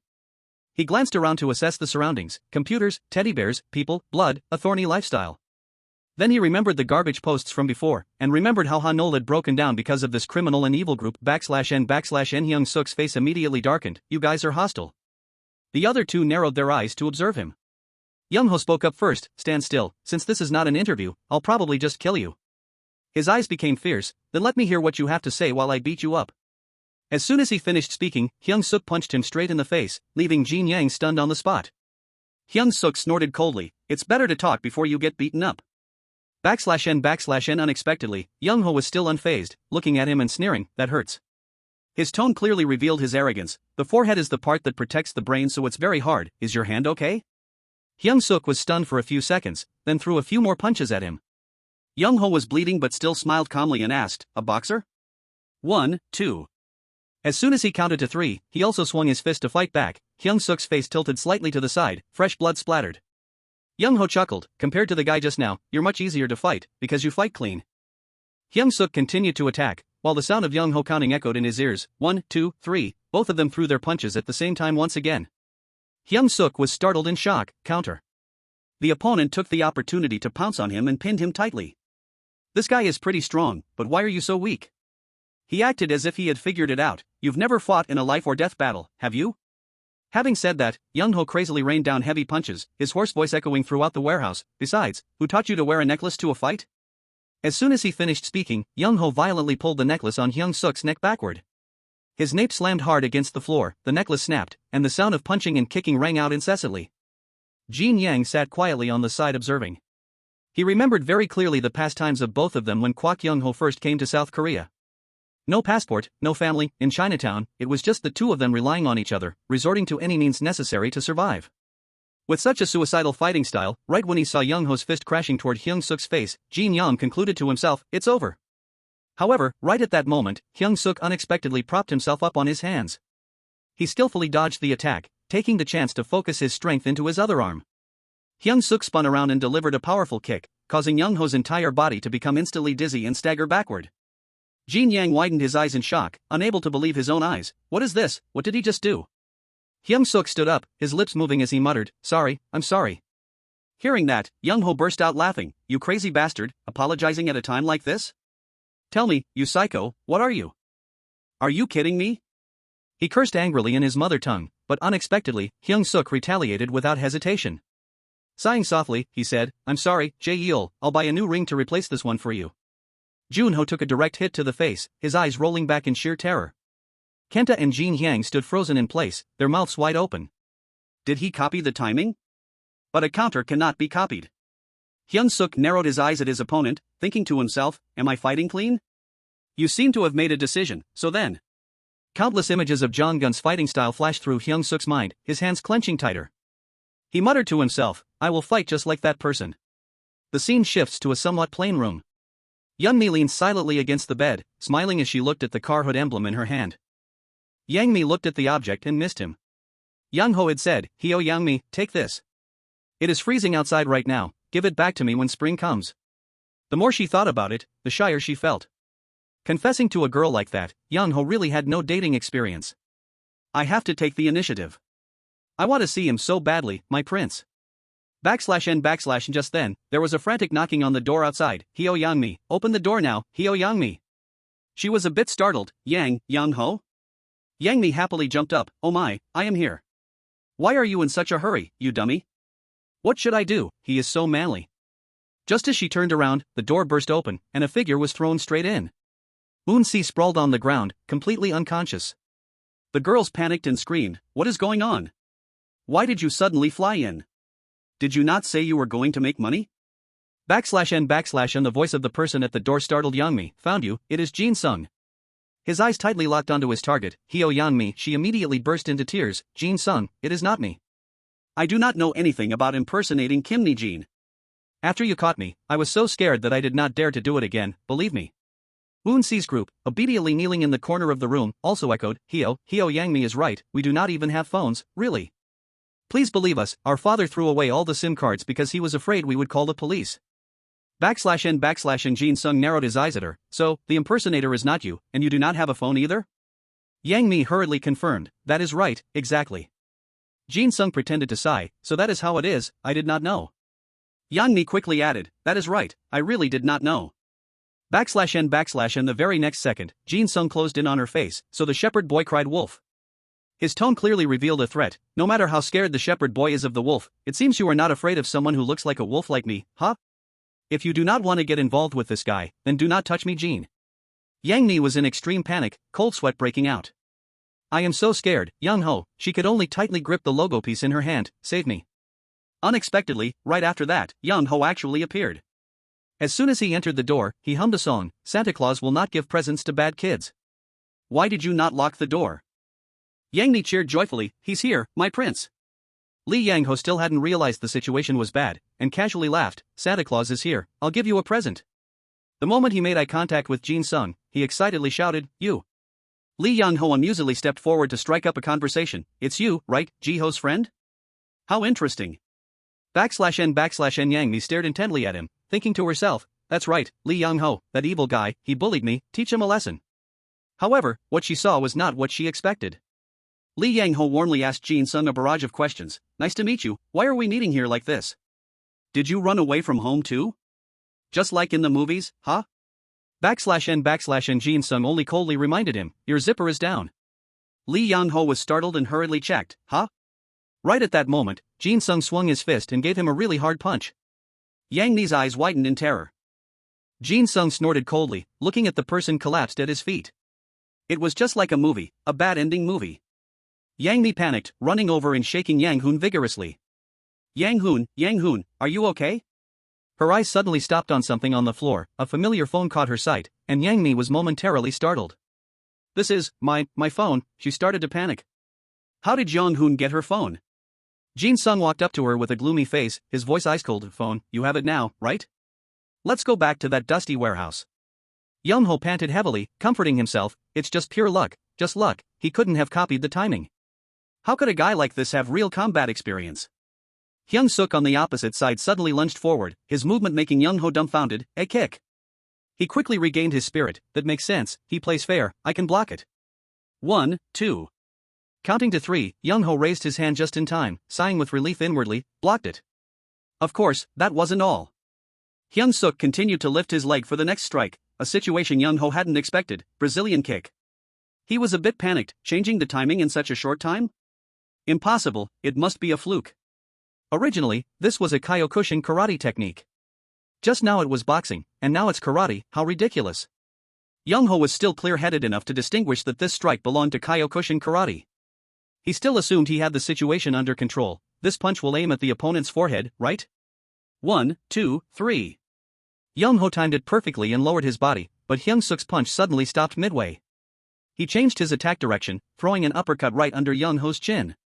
He spat out blood directly, bitterly muttering, this cheater. Young-ho wasn't in a hurry to give up, still confident in his ability to read the attacks, this time it's for sure, you won't escape, son. 1. However, after only counting to 2, Hyung-seok powerfully landed a straight punch to his face. Junho's face was bruised and battered, he started to feel terrified. Fast, too fast. Every single punch from Hyung-seok continued to rain down heavily. At this point, Junho finally understood. I get it now, it's not about timing or anything like that. It's just that I'm no match for him. Right at this moment, an outer jacket was swiftly thrown off. Jin Jang officially joined the fray. As soon as he stepped in, he launched a surprise attack on Hyung-seok. He raised an eyebrow and looked at him, I've never heard anything about this guy. Are you from workers? Unfortunately for him, Hyung-seok was still quick enough to block that punch. Junho staggered to his feet, letting out a barrage of his mother tongue. If it's someone sent by workers, then it's a different story. Bro, that guy is really strong. I know how far his strength goes. Now, Hyung-seok also noticed that detail, frowning in doubt, Chinese? Right at this moment, Junho suddenly lunged forward and tightly grabbed his legs. Jin Jang, from the opposite side, also unexpectedly threw an E-strike. His target was very clear, aiming straight at Hyung-seok's face. He reacted extremely fast, raising his hand to block the opponent's knee. Jin Jang's deep voice echoed in his ear, "I will join the fight too." His flow of memories drifted back to the past. Back then, both of them were struggling miserably, facing a voice that clearly showed contempt. This is truly surprising. Even though individually they don't have any talent, when they join forces, they can even suppress me. Ji-tae, standing nearby, quickly stepped forward to put a coat over his shoulders. Since you had to test them yourself, are we taking them in, boss? Kim Ji-myeon looked thoughtful. Even though he really wanted to take them along, their fighting methods were too dirty. Coming to South Korea must have been hard, so he decided to give them some pocket money. He then waved his hand and walked away, saying they didn't suit big deal, and there would be another place suited for them. Before leaving, Kim Ji-myeon didn't forget to leave a meaningful look. Birds of a feather flock together. Jin Jang remembered it very well, that guy had abandoned them. And then they met Wang Oh-chun, who told both of them, "I'm starting to like you guys." From that moment, Jin Jang concluded, and that person saved us. Back to the present, he slowly raised his voice, "From now on, we will fight you as the heads of the crew." The scene shifts to somewhere else, where a playful voice rang out, "Yeah, I'm the one who stole the wallet." A few cocky thugs retorted, "Are you a cop or something? Why do you keep targeting me?" The guy who had just opened his mouth immediately took a punch, and the one next to him didn't fare any better, his face covered in blood. The sound of punches and kicks echoed endlessly, until the last guy had to take the beating, and the whole group tumbled to the ground. They mumbled softly, "Why do I keep getting into this?" Right, got punched again. In their ears was an extremely stern voice, "Are you proud of running away from home and stealing wallets? Return it to its owner." Saying that, he picked up the wallet and handed it to its owners. "Here, your wallet." It was none other than Koi-e and Ho-ho. The two girls bowed profusely, "Thank you, thank you." The person they called Mr. was none other than Lee Eun-tae. He felt somewhat helpless. During his time infiltrating this group of runaways, he had only taught the bad guys a lesson while looking for clues. But why had he become the king of the homeless? At that moment, following right behind Lee Eun-tae was a massive crowd. Everyone cheered, "He really is our king, enforcing the law once again." "If we can't protect them, then we aren't a gang," Mun Song muttered happily. "Wait a minute, if we can't protect them, I think Burn Knuckles has this saying too." Jean Bay beside him was deeply moved. "Burn Knuckles, I think I've heard that somewhere before." He suddenly teared up. Lee Eun-tae took the initiative to ask, "Did you guys run away from home? I want to join the runaway group too." Koi-e laughed out loud. "More like we'd join your group." Lee Eun-tae looked helpless, "I'm only 18 years old, you know." Ho-ho refused to believe it, 18? Koi-e, it's not that you ran away from home, it's that your home ran away from you. Lee Eun-tae could only sigh helplessly, "Where are your homes? It's very dangerous here. Let our Kai Bang group take you to a safe place." The other party bluntly refused, "No need." Koi-e explained, "Because there is a place that has already accepted us." Ho-ho nodded in confirmation, "They told us to wait here." Just then, a magnetic male voice suddenly rang out, "Is it you guys? Looking like this, you'll definitely sell well." A man from Hostel B appeared and immediately said upon seeing them, "We need young girls. With looks like these, you meet the standard." Say Jean urged her from beside, "What are you doing? Follow us, we don't have time to wander around." Hearing what they said, Joel couldn't help but feel confused. That person said they would take in runaway kids, but why did they need young girls? What did that mean? Her eyes stopped at the necks of the two people in front of her. Why did that person have an H tattoo like her father? But why was it a capital H? Just then, Lee Eun-tae suddenly reached out his hand. He stood blocking the two girls, speaking with a serious face, "Don't go." Lee Eun-tae's intense gaze stopped on the two people opposite him. "You guys are hostile, right?" Hyung-seok silently assessed him. The scene shifted back to that warehouse, where Jin Jang's voice rang out with certainty, "From now on, we will deal with you as the heads of the gang." Park Hyung-seok frowned slightly. Were the two of them attacking simultaneously? Young-ho recalled the times he had been beaten up recently, telling himself that he could do it, he could absolutely do it. Thinking so, Young-ho rushed forward without hesitation. "Here it comes." 1. He threw a punch. 2. Park Hyung-seok dodged beautifully. Now 3. He launched a counterattack. However, Young-ho didn't flinch much. A hit. Jin Jang suddenly appeared and smashed Park Hyung-seok with a punch. He barely managed to block some of the damage but was still taken by surprise. An assist? In the next second, Park Hyung-seok suddenly raised his leg high. He aimed straight at Jin Jang, countering, "You can't dodge this." At that critical moment, Young-ho reached out and grabbed his comrade's shirt. He used all his strength to pull Jin Jang back, successfully dodging the attack. Park Hyung-seok was slightly surprised, pulling him back to avoid the hit? Not stopping there, Jin Jang suddenly grabbed Young-ho's shoulder to gain momentum. He spun in the air, delivering a kick that sent Park Hyung-seok flying. Gritting his teeth in pain, he planted his hands on the floor to keep his balance, telling himself, I can't focus, I have to get out of here quickly.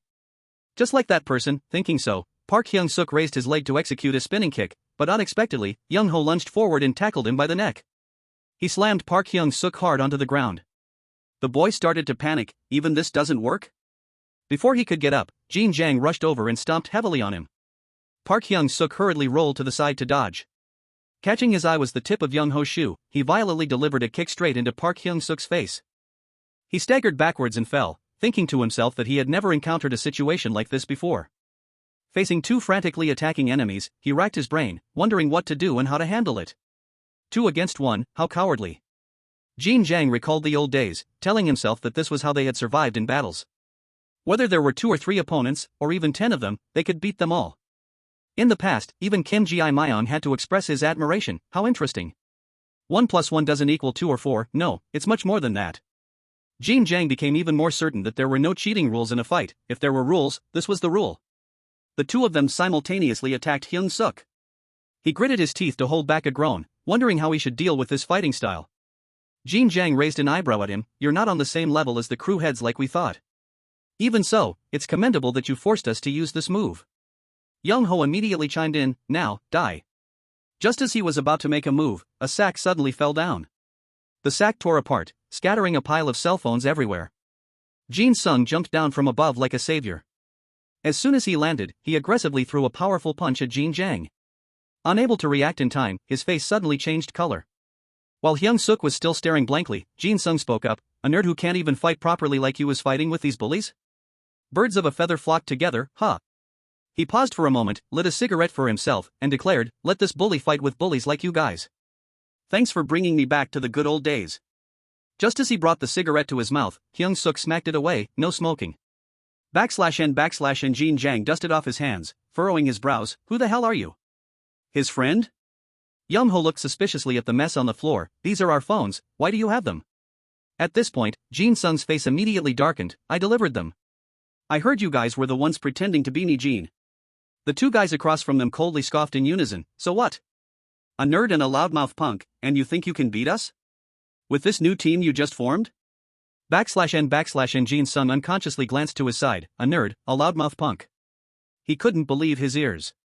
This, monster, he thought. Then, Jin Sung slowly opened his mouth, Park Hyung-seok, you're good at copying, right?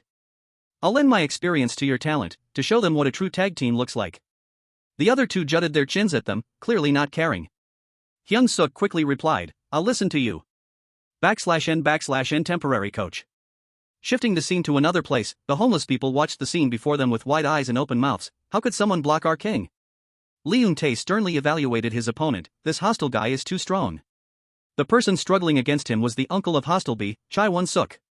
The woman accompanying him saw this situation and gasped in awe, can't Won-suk beat him? Kai Bang, is it a new gang? She was Park Se-rim, and also the big mama of Hostile B. The whole space fell into silence. The 2 men glared at each other, neither willing to back down. Won-suk warily assessed the person across from him, this guy was too strong. During the standoff, a slender hand suddenly reached out. Se-rim smacked Won-suk hard on the back. What are you doing? She shouted loudly, who told you to treat this miserable homeless uncle like that? Where are your morals? Se-rim said while pointing at Eun-tae. He immediately explained, I am not homeless, not an uncle, and I am not miserable. Se-rim didn't even bother to listen, she jumped up, patted Won-suk's head, and grumbled, have you understood anything yet? The other party slowly replied, respect the elderly. She snorted, exactly, it's good that you understand. Won-suk ruffled his hair in frustration, that homeless uncle, he was going to take the girls away. Se-rim immediately corrected him, speak in full sentences, you idiot, who would understand you if you speak like that, stupid. Koi interrupted, sobbing, we hate selling things, Ho-ho also choked up, we don't want to do things like making a living. Se-rim became even angrier, why do you keep talking like that, can't you see the kids are already very scared, /n Won-suk pointed to the opposite side, we have to go save the girls, they are going to be kidnapped, I just wanted to keep an eye on them. They look so suspicious, Lee Eun-tae immediately retorted, we are not suspicious, Mun-seom also chimed in, Kai Bang only protects justice /n seeing their fierce expressions, Se-rim panicked and hurriedly waved her hands to explain. Uncle, let me explain, we are not bad people, you understand what I'm saying, right? Lee Eun-tae felt a bit helpless. I am not your uncle, and I don't understand what you are saying at all. Hyung-seok casually interrupted. You should also finish your sentences. Lee Eun-tae sternly stated his viewpoint. Anyone from the 4 Heavenly Cruise hostel is a bad person. /n/knees sharp, cold eyes swept over the two people opposite him. I cannot forgive the bastards who made me drink that dirty water. Say Rim stood frozen on the spot, huh? Lee Eun-tae continued in a low voice. Don't lie to me. I know perfectly well that hostel are the ones who commit the most crimes. Every single word echoed in Say Rim's ears. Commit the most crimes. She remembered the words that were always deeply engraved in her mind. At least consider each other as family and live here. /n/nse Rim's face instantly darkened. She looked coldly at Lee Eun-tae. You don't know anything at all. Say Rim turned around and signaled them to follow. Come with us if you want to understand what I'm saying. See it with your own eyes. /n/and the scene shifted back to the warehouse area. Hyung-seok and Jin-sung stood back to back, preparing to face the two enemies in front of them. They got into an attack stance, their expressions extremely serious. Jin Jang and Young Ho blared back. He suddenly felt suspicious. We were ambushed right when we were off guard. How did he know this place? This question was quickly tossed to the back of his mind by Jin Jang. Whatever, it doesn't matter. Anyway, he's just here to make up the numbers. /n/knees gaze shifted to Hyung-seok, the one they needed to pay attention to right now, this guy with top-tier ability. It was him. Jin Jang was certain that as long as they caught him, it was game over. Thinking of this, both of them swung their fists and charged forward first. Die. Their target was Hyung-seok. He was slightly flustered. But I've never fought a 2-on-1 battle before. What should I do? I'll just dodge first. Just as he leaned back to retreat, Hyung-seok's eyes widened in shock. Jin Hyuk was ready to launch a sneak attack right after. How did he end up getting grabbed by the neck? He was about to make a move when Jin-sung rushed in and landed a punch on him. He looked at Hyung-seok, who was still bewildered at /n/and the second time is for real. Copy it carefully. I'll start slowly. While Jin-sung was still giving instructions, Young-ho rushed out and hugged his thigh tightly. He smirked. Are you a boxer? If you get caught from behind, what can you do? Jin-sung raised an eyebrow and retorted, Taeko, huh? This level is still very ordinary. As soon as he finished speaking, his expression changed drastically. Jin-sung sharply noticed a problem. This guy was holding onto the ring tightly so he couldn't let it go. At this moment, Jin Young suddenly rushed in from nowhere. Who taught you to fight without wearing a ring? A hand unexpectedly pressed Jin-sung's neck down. It was Hyung-seok. Thanks to that, Jin-sung easily dodged his opponent's punch. In the next second, the two of them combined their strengths to beautifully deal with the two hostile members. Hyung-seok declared with a serious face, next time, we fight for real. Jin-sung gritted his teeth and sneered, well done, you even grabbed my neck. Jin Young and Young-ho couldn't react in time at all. That guy, copying again? Dodging, really? Before Jin Young could even stand firm, Hyung-seok rushed over like lightning and delivered a powerful punch. Young-ho on the other side didn't fare any better, getting completely battered by Jin-sung. Jin Young fell into momentary confusion, unable to believe there were others who teamed up as perfectly as they did. Young-ho resolutely refused to accept it. How is this possible? I need to think of a way, I must. He quickly got an idea, locking his target onto Jin-sung. Dealing with them one by one would work, this guy is a boxer. 1, 2, counting to 3, Young-ho timed it perfectly to throw a precise strike right at Jin-sung's face. He told himself to take out the most useless guy first. Jin-sung backed away dizzily, and Young-ho laughed triumphantly. Did you think I've only fought 2 or 3 boxers? I've taken down dozens of them. Jin-sung suddenly changed his stance and lunged forward to unleash a lightning-fast punch. Young-ho couldn't react at all, taking the agonizing blow head-on. Fast, so fast. Jin-sung looked at him coldly. I guess out of the bunch you took down, there wasn't a single genius. Hyung-seok took in the whole scene, suddenly realizing that Jin-sung could be even faster. He wondered how he did that. Right at this moment, Jin Young suddenly threw a spinning kick straight at him. He lowered his eyes and asked, where are you looking? Your opponent is me. As soon as he finished speaking, his face twisted in pain from taking a heavy punch. Hyung-seok directly put into practice what he had just learned. It seems to be like this. Jin-sung stared blankly at him, greatly surprised. That guy can be even faster. The image of Johan once again flashed through Jin-sung's mind, and he couldn't help but curse, as expected of those damn natural-born talents. Maybe I can only serve as their stepping stone. At the same time, they completely defeated the 2 hostile members. The scene shifted to an empty street, where Oh-chan scratched his head in impatience. Damn it, I was going to look for Yang Ho, but what kind of guy is blocking my way? Looking at the person who just appeared in his line of sight, his tone clearly revealed mockery. An abandoned puppy, Song Yo-han? Switching the scene back to the warehouse, Jin-sung and Hyung-seok leisurely looked at the defeated group under their hands. He spoke in a cold voice, alright, it's time to settle the score thoroughly. You are the ones who disguised yourselves as me, Jin, and the others. Young-ho had just scrambled to his feet when he heard that deep voice. Are you awake? Jin Jiang suddenly became panicked.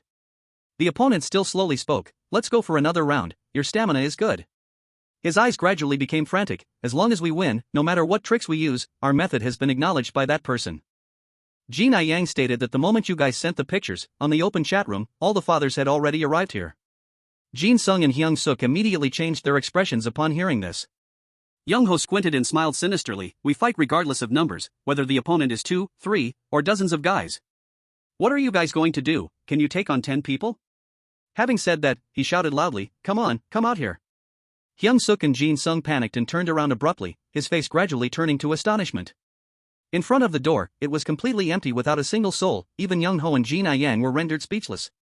He suddenly became extremely panicked. Why is there no one? The scene transitions to the night sky outside. Countless guys were lying on the ground, groaning incessantly, with the common trait being that everyone bore the H tattoo. They were writhing in pain. My leg. A few guys who just arrived saw this scene and looked at each other in panic. What is this? Who did this? Why is everyone throwing up? One of them suddenly screamed, over there. A pair of slender hands was dusting off the remaining dirt. It was me, Jean. As soon as they saw her, the whole group exclaimed in astonishment. A girl? Did that little girl do it? Right at this moment, a magnetic male voice suddenly echoed, welcome. The whole group was startled and screamed, who is it? Hoban smirked and dropped a single sentence, let's have these guys throw up all together, all night long. He emphasized every word and then directly jumped down. The scene shifts to a certain playground. Large wooden planks smashed hard into a young man's body, quickly shattering into pieces.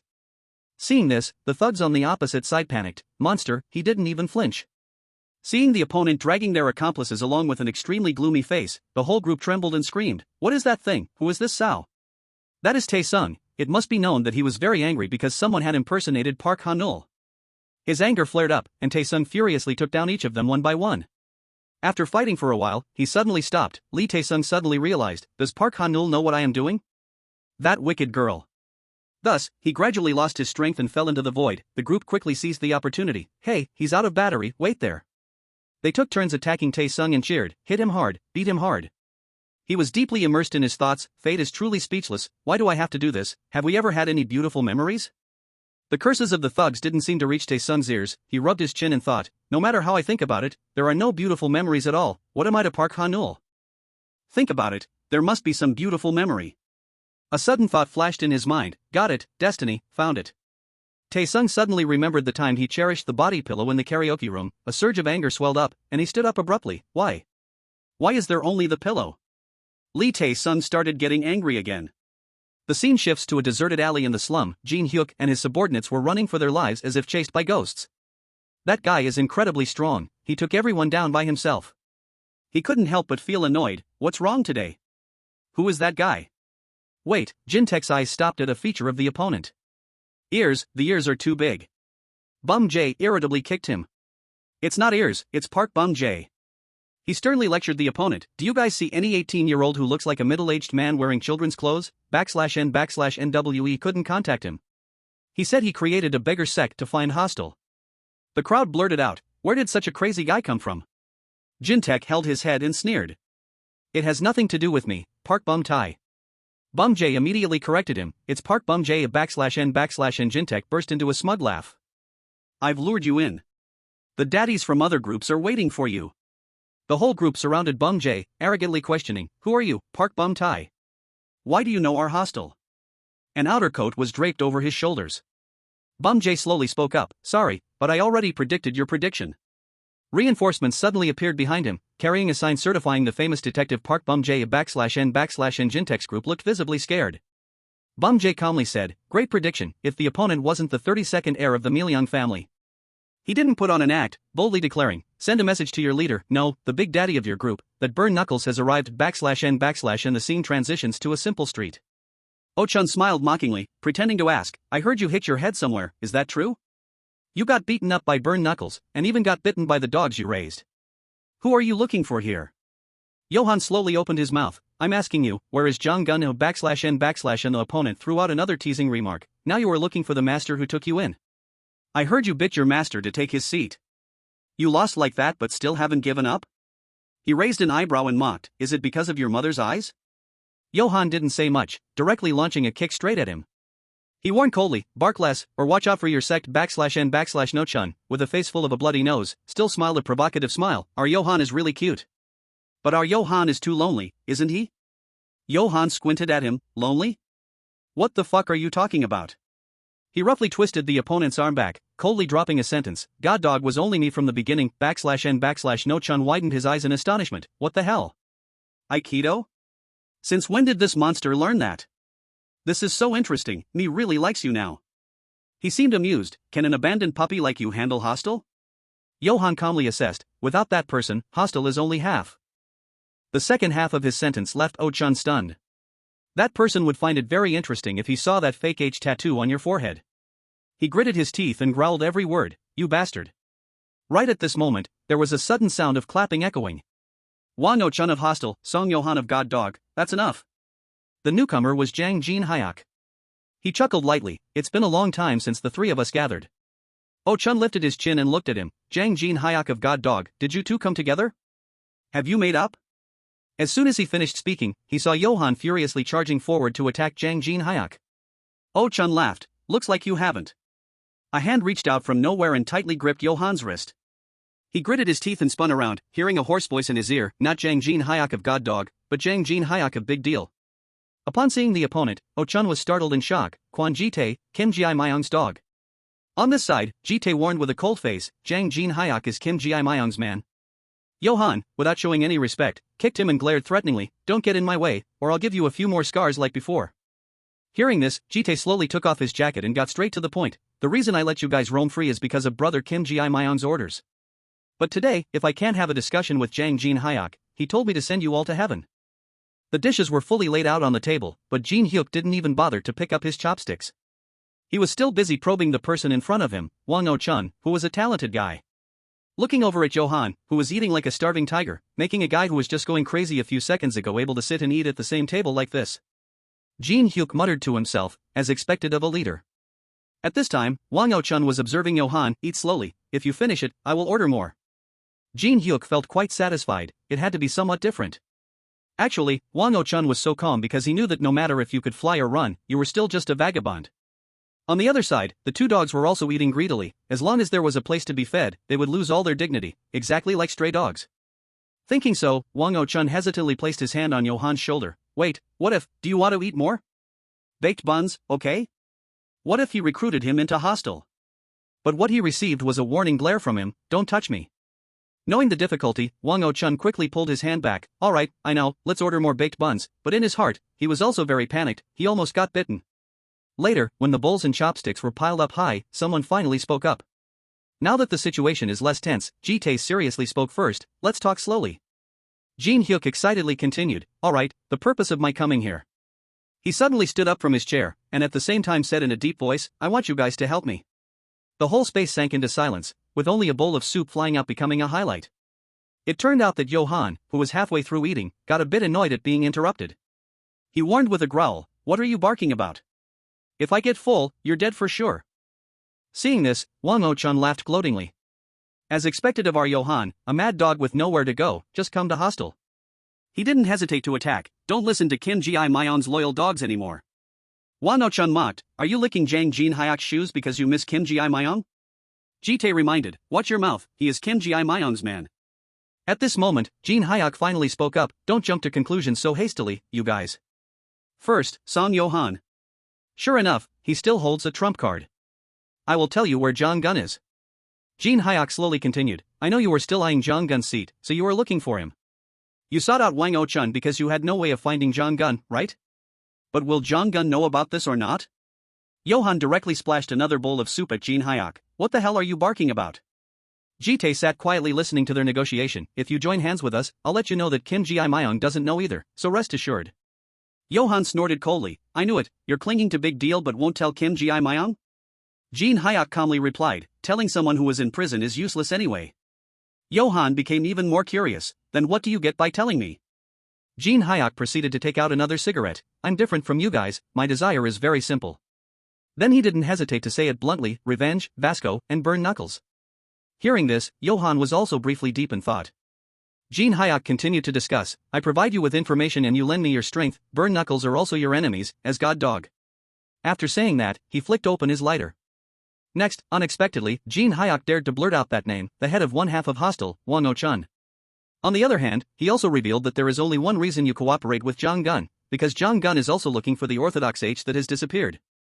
It seems Jin Hyuk has investigated very thoroughly. You are also looking for that disappeared guy, right? You need him to achieve the complete Hostel. And it's no surprise, he got to taste the soup again, but this time it was Oh-chun who made a move. What do you even know, right? If you knew, you would have already tucked your tail and run. Ji-tae couldn't hold back either and spoke up, you little brats, you better follow Kim Ji-myung's instructions. As soon as the words ended, a hand suddenly raised, stop. Jin Hyuk continued, Wang Oh-chun, think about it, all the OBs of God Dog joined big deal as if they were sure to win. Jin Hyuk continued to lead the conversation, then why did Min Jong-san look for Hostel? Hearing that, Oh-chun exclaimed, him, the guy who went for an interview? Jin Hyuk explained, he used it as an excuse to approach you because Hostel is an underground organization. You beat him up without listening to what he had to say, right? Only then did he reveal the truth, the reason I sent Min Jong-san to Hostel is. Pausing for a moment, Jin Hyuk recounted, he had a clash with that person before. At this moment, it was not difficult for everyone in the room to understand Jin Hyuk's meaning. That's right, he had found Jang Hyun at a crowded night market. Koi invited the passers-by, please have some tteokbokki, guys. Ho Ho advertised, it's very delicious. Several guys immediately gathered around, the girls working part-time at this stall are so cute, it looks like they are giving their dad a hand. From today onwards, I will eat tteokbokki 3 meals a day. However, one person raised a doubt in his heart, they don't look like their dad at all, do they? Woongu was busy with his hands and feet, we are short-handed, thank goodness. Saying that, he turned his eyes to Hyung-seok, thanks to these kids, our sales are booming. Thank you, Hyung-seok. Hyung-seok was muttering, everyone in this world has to earn money, girls or boys all need to have good looks, making Woongu annoyed, please finish your whole sentence. Nevertheless, he also felt quite sympathetic towards Koi and Ho Ho in his heart. Everyone looks pretty when they smile, it's so pitiful that they had to run away from home. Please help me with the bill, can I get some more sauce? Koi replied, yes, Ho Ho, yes. Right at that moment, Lee Eun-tae guiltily spoke up, I'm sorry, I was quick to judge by appearances. I didn't expect the selling. It's really a place that sells things. Se-rim sulked, see, so that's how it is. Following that, Lee Eun-tae also apologized to Hyung-seok, I also apologized to Hyung-seok, I misunderstood. Hyung-seok whispered, I'm also sorry, Kai-bang uncle, I also misunderstood so I'm really sore. Making Se-rim helpless, now you can't even finish your words? At this time, Hyung-seok was wondering, but my hand is still, is it okay? It turned out that he was marveling at Lee Eun-tae's strength, that uncle is really strong. At this time, both of them were restraining Song-baek and Young-ho. Lee Eun-tae questioned them, what are you guys doing here? Hyung-seok thought to himself, despair in hell. Young-ho shouted, my shoulder. Song-baek couldn't take a single hit either, my neck. Despair in hell. Hyung-seok was just following Lee Eun-tae, so he was very confused, hey mister, do you know these guys? Lee Eun-tae replied with a growl, these guys are the bad guys from God Dog. Bad guys must be taught a lesson. /n Song-baek went pale, my neck. This is Hostel B. When he couldn't take it anymore, he finally confessed, the full force of Hostel B, we are not God Dog but big deal. Jang Jin Hyuk told me to come here. The conversation between them suddenly became confusing. Seeing them use Korean, Lee Eun-tae immediately replied in English. Fortunately, Se-rim stepped in to talk in time. A moment later, she announced shocking news, he said that he has found Jang Hyun. /n Hyung-seok put pressure on his arm, making Song-baek taste the pain. He lowered his voice as a warning, from now on, think carefully before you speak. Being restrained, Song-baek had no choice but to tell the truth, he said Hostel B should cooperate with me.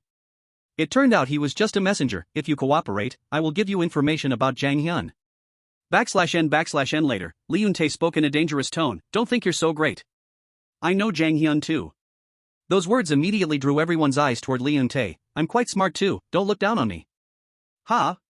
At the same time, during a secret transaction in a dark corner, Jin Sung and Hyung-seok looked behind suspiciously, what's that?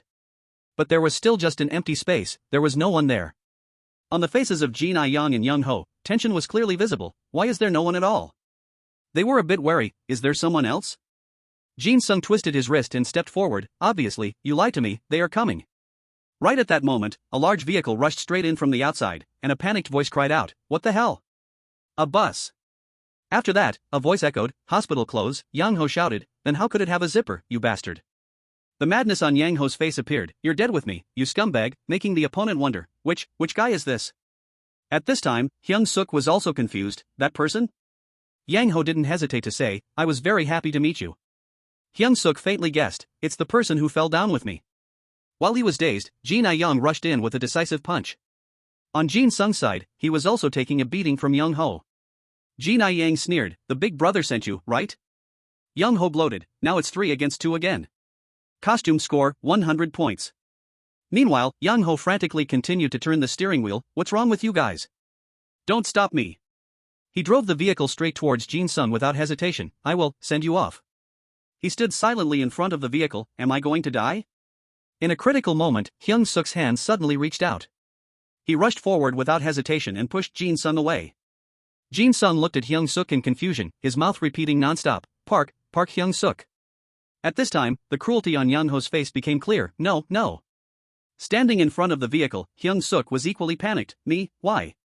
In the critical situation, a motorcycle rushed in from the door. That person quickly reached out, pulling Hyung-seok out of there. After that, a deafening crash echoed through the sky. Hyung-seok, saved by the young man, was completely unharmed. Even so, he still didn't know the other person's identity. Who is it? Moreover, the person thoughtfully draped a coat over Hyung-seok's shoulders. He was stunned to realize that this was the shirt he had taken off at that time. Next, the young man on the motorcycle took off his helmet. Jae-yeol's handsome face appeared in the sunlight, looking incredibly outstanding. But Hyung-seok also couldn't hide his surprise upon seeing him. Jae-yeol. He wondered to himself, how did Jae-yeol end up here? On Jae-yeol's side, he only saw the tiny scratch on Hyung-seok's cheek. Young Ho coldly declared that if he continued to stand in the way, it wouldn't just be a scar, he would turn him into a vegetative state. Suddenly, his eyes widened abnormally, because a strange aura was radiating from Jae-yeol. Returning to the story of Jin Sung, that guy, what a total jerk. Lee Young-ho bitterly recalled how he had cheerfully greeted him, and in return, the guy suddenly hit him and snatched away all his phones. Looking at Jin Sung's arrogant face, Lee Young-ho felt even more hatred. He even took his cigarettes. That son of a bitch. Thinking about it, he punched the glass window hard. Once the price of cigarettes goes up, it never goes down. The fury inside Lee Yang-ho was awakened again. Hospital clothes don't even have a zipper. He glared with wide eyes and roared, you're dead meat. Then, Lee Yang-ho pressed the red button on the car door. After that, the car door opened, and Lee Yang-ho stepped out sullenly, holding a heavy hammer in his hand, and stomped forward angrily. You're dead, you son of a bitch. At this time, Lee Yang-ho casually blurted out, because I was in a good mood, I was even going to give you a phone and ask if Ji-ho was doing well, us meeting like in a movie. He yelled loudly, but it turned out to be a bad ending, you son of a bitch. Facing Lee Young-ho, Jin Sung remained as calm as ever. Right, how about we shoot another sad ending movie, damn it. But he secretly touched his ankle. He couldn't move. Had he sprained it earlier? Meanwhile, Lee Yang-ho showed signs of going crazy. Fine, let's shoot another movie, a sad ending but. Saying that, he raised the hammer high. You will be the main character. Faced with this situation, Jin Sung could only pray, praise me Jin above, Amit Ba Buddha. The thing that Yang-ho's hammer hit was actually Jae-yeol's helmet, which it turned out he had put on Jin Sung just in time. Yang-ho directed a frustrated gaze at Jae-yeol. Who is this blonde-haired guy? Why do you keep getting in my way since earlier? Despite that, he still got the helmet slammed onto his head by Jae-yeol, after which, he punched Yang-ho hard in the face. As if that wasn't enough, Jae-yeol also casually spun Yang-ho around like a pinwheel. This scene immediately shocked Jin Sung and Hyung-seok to the point their jaws dropped, and even the two guys, Young-ho and Jin I-young, panicked. In this situation, Young-ho still wanted to counterattack, muttering this damn guy, only to receive a barrage of punches from Jae-yeol. Following that, he gave him an elbow, and not stopping there, Jae-yeol raised his leg. Up above, he had snatched Young-ho's hammer. After a moment, the hammer was firmly in Jae-yeol's hand. Without any hesitation, Jae-yeol brought the hammer straight down onto Young-ho's head. A moment later, he had been spun so much that he couldn't even make a sound. Now, Young-ho collapsed on the ground, as dark as Sister Dao's life. Only at this point did Jin Sung and Hyung-seok react. The two shared the same question. Who is that? Is it Jae-yeol?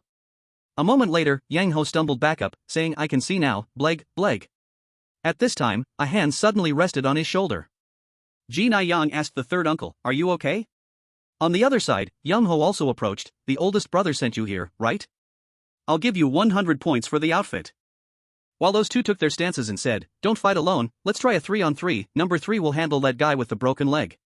After thinking for a moment, Young-ho also nodded in agreement. Right after, he reached up and took off the heavy helmet. Without a helmet, I would have died 7 times over by now.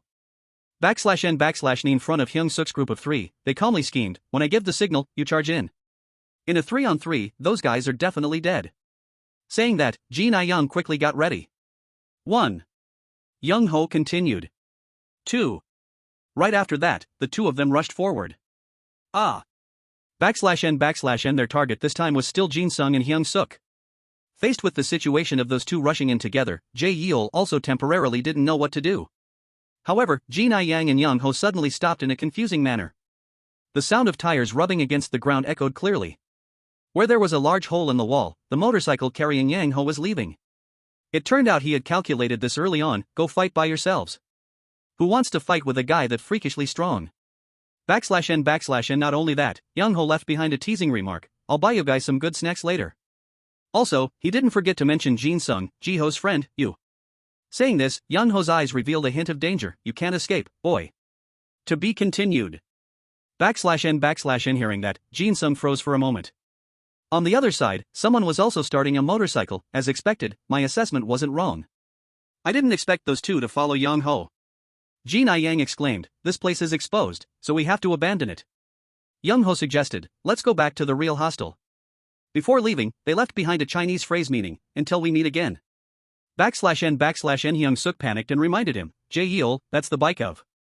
However, Jae-yeol just gently placed a bandage on the scratch on Hyung-seok's face. Faced with that gentle action, he suddenly fell silent. After a while, Hyung-seok finally spoke up. Thank you for coming. On one side, Jin-sung was somewhat bewildered by this kindness. Hey, thanks for putting a band-aid on me too, but for a guy who wants to be a doctor like you, I feel something is a bit off. At hostel, Jin-sung reminded the group, hey, don't tell me Jin I got hurt. Hyung-seok intentionally teased, can I tell her we got into a fight? Jin-sung growled, you've got some nerve today, then turned to Jae-yeol, you came to catch the fake Jae-yeol? But how did he know to come, having run away like that? In addition, Hyung-seok's group discovered a few other things.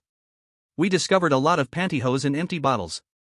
Hostel used personal information from lost phones to fake identities and photos. Through that incident, although a few big daddies of the runaway families were caught, it was only like grabbing the tail of a lizard rather than catching it entirely. However, there were some unexpected gains. Fortunately, in the pile of phones that Jin-sung brought, there were traces of the imposter, so this could be prevented from continuing. At this point, it was certain that Hyo Yang-mi was innocent in the impersonation case, but she never came back either. And Hyung-seok returned to his daily life. Perhaps the ill-fated relationship with Hostel was severed here. Looking up at the clear blue sky, Hyung-seok thought about it. But on another side, a voice rang out, the gang changed its name 3 times already. At first it was Curse, then it was God Dog. Finally, they settled on the name, now it is Big Deal. Jin-hyuk carefully glued the name tag, and I am still surviving. Just like that, he felt very satisfied. The name didn't matter, as long as he was alive. Looking towards the black shirt thrown carelessly in the corner of the wall, Jin-hyuk quickly brushed it off. Big Deal is fine too, there is no logo, the boss is doing time in prison, no need to be on guard. Jin-hyuk carefully observed Ji-tae on the couch. Of course there is that fat guy monitoring, but he just monitors, he can't touch me. Speaking of Min-jong, Jin-hyuk sighed wearily, but I feel a bit regretful bringing you guys along. One guy got his hair pulled out. Or Young-ho and Sung-ik were also targeted, actually sending 2 guys to deal with Chai Won-suk, the champion of the Gangdong region, only to return empty-handed after delivering a message. Beneath Jin-hyuk's feet, Sung Ryong could only let him treat him as a footstool, and the head of OB dared to hit me. Speaking of which, Jin-hyuk turned sharply towards the crowd. Do you think I can't read you guys?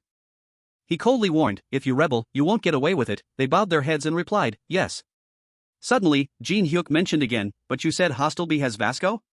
Hitting the sore spot, Suwook yelled, yes, at first he had a beard so I thought he was an old guy but later I realized, he will ruin our plan, our grand plan. Hearing that, Jin-hyuk calmly lit a cigarette, is to survive, is to win, is to live to the very end. He curled his lips, in my head, I already have a much more perfect plan. On another side, where bodies were stacked on top of each other. Chaotic cries echoed throughout the dark space. So wild. And on that high pile of people, a familiar face appeared, Lee Tae-sung. He arrogantly looked at the person who just arrived. You followed me all the way here, wanna fight? But the other guy calmly took out a pair of glasses. No, I'm here to negotiate. Jun-gu happily put the glasses on his eyes. With you. In a Chinese restaurant, is the food to your liking? The chef warmly welcomed him. Your friend sure has a big appetite. The sweet and sour fried pork and grilled dumplings are complimentary. At this time, the receipt was extremely long. The total is, the astronomical number instantly made Johann freeze, 1,503,401, more than 20 million. He stuttered looking at the chef in front of him. The person just now didn't pay? He gently replied, would you like to pay by cash or card? On another side, Jun-gu was comfortably enjoying premium services. Jong-gun suspiciously looked at him. Why is the guy who's supposed to be in the suburbs here? DG spoke up, long time no see. Jun-gu sighed and naturally sat down between the two of them, complaining what's the point of working hard? Once you turn 20, you just get kicked out. It was to the point that Jong-gun asked in confusion, hey, the seat is so wide, who allowed you to sit here?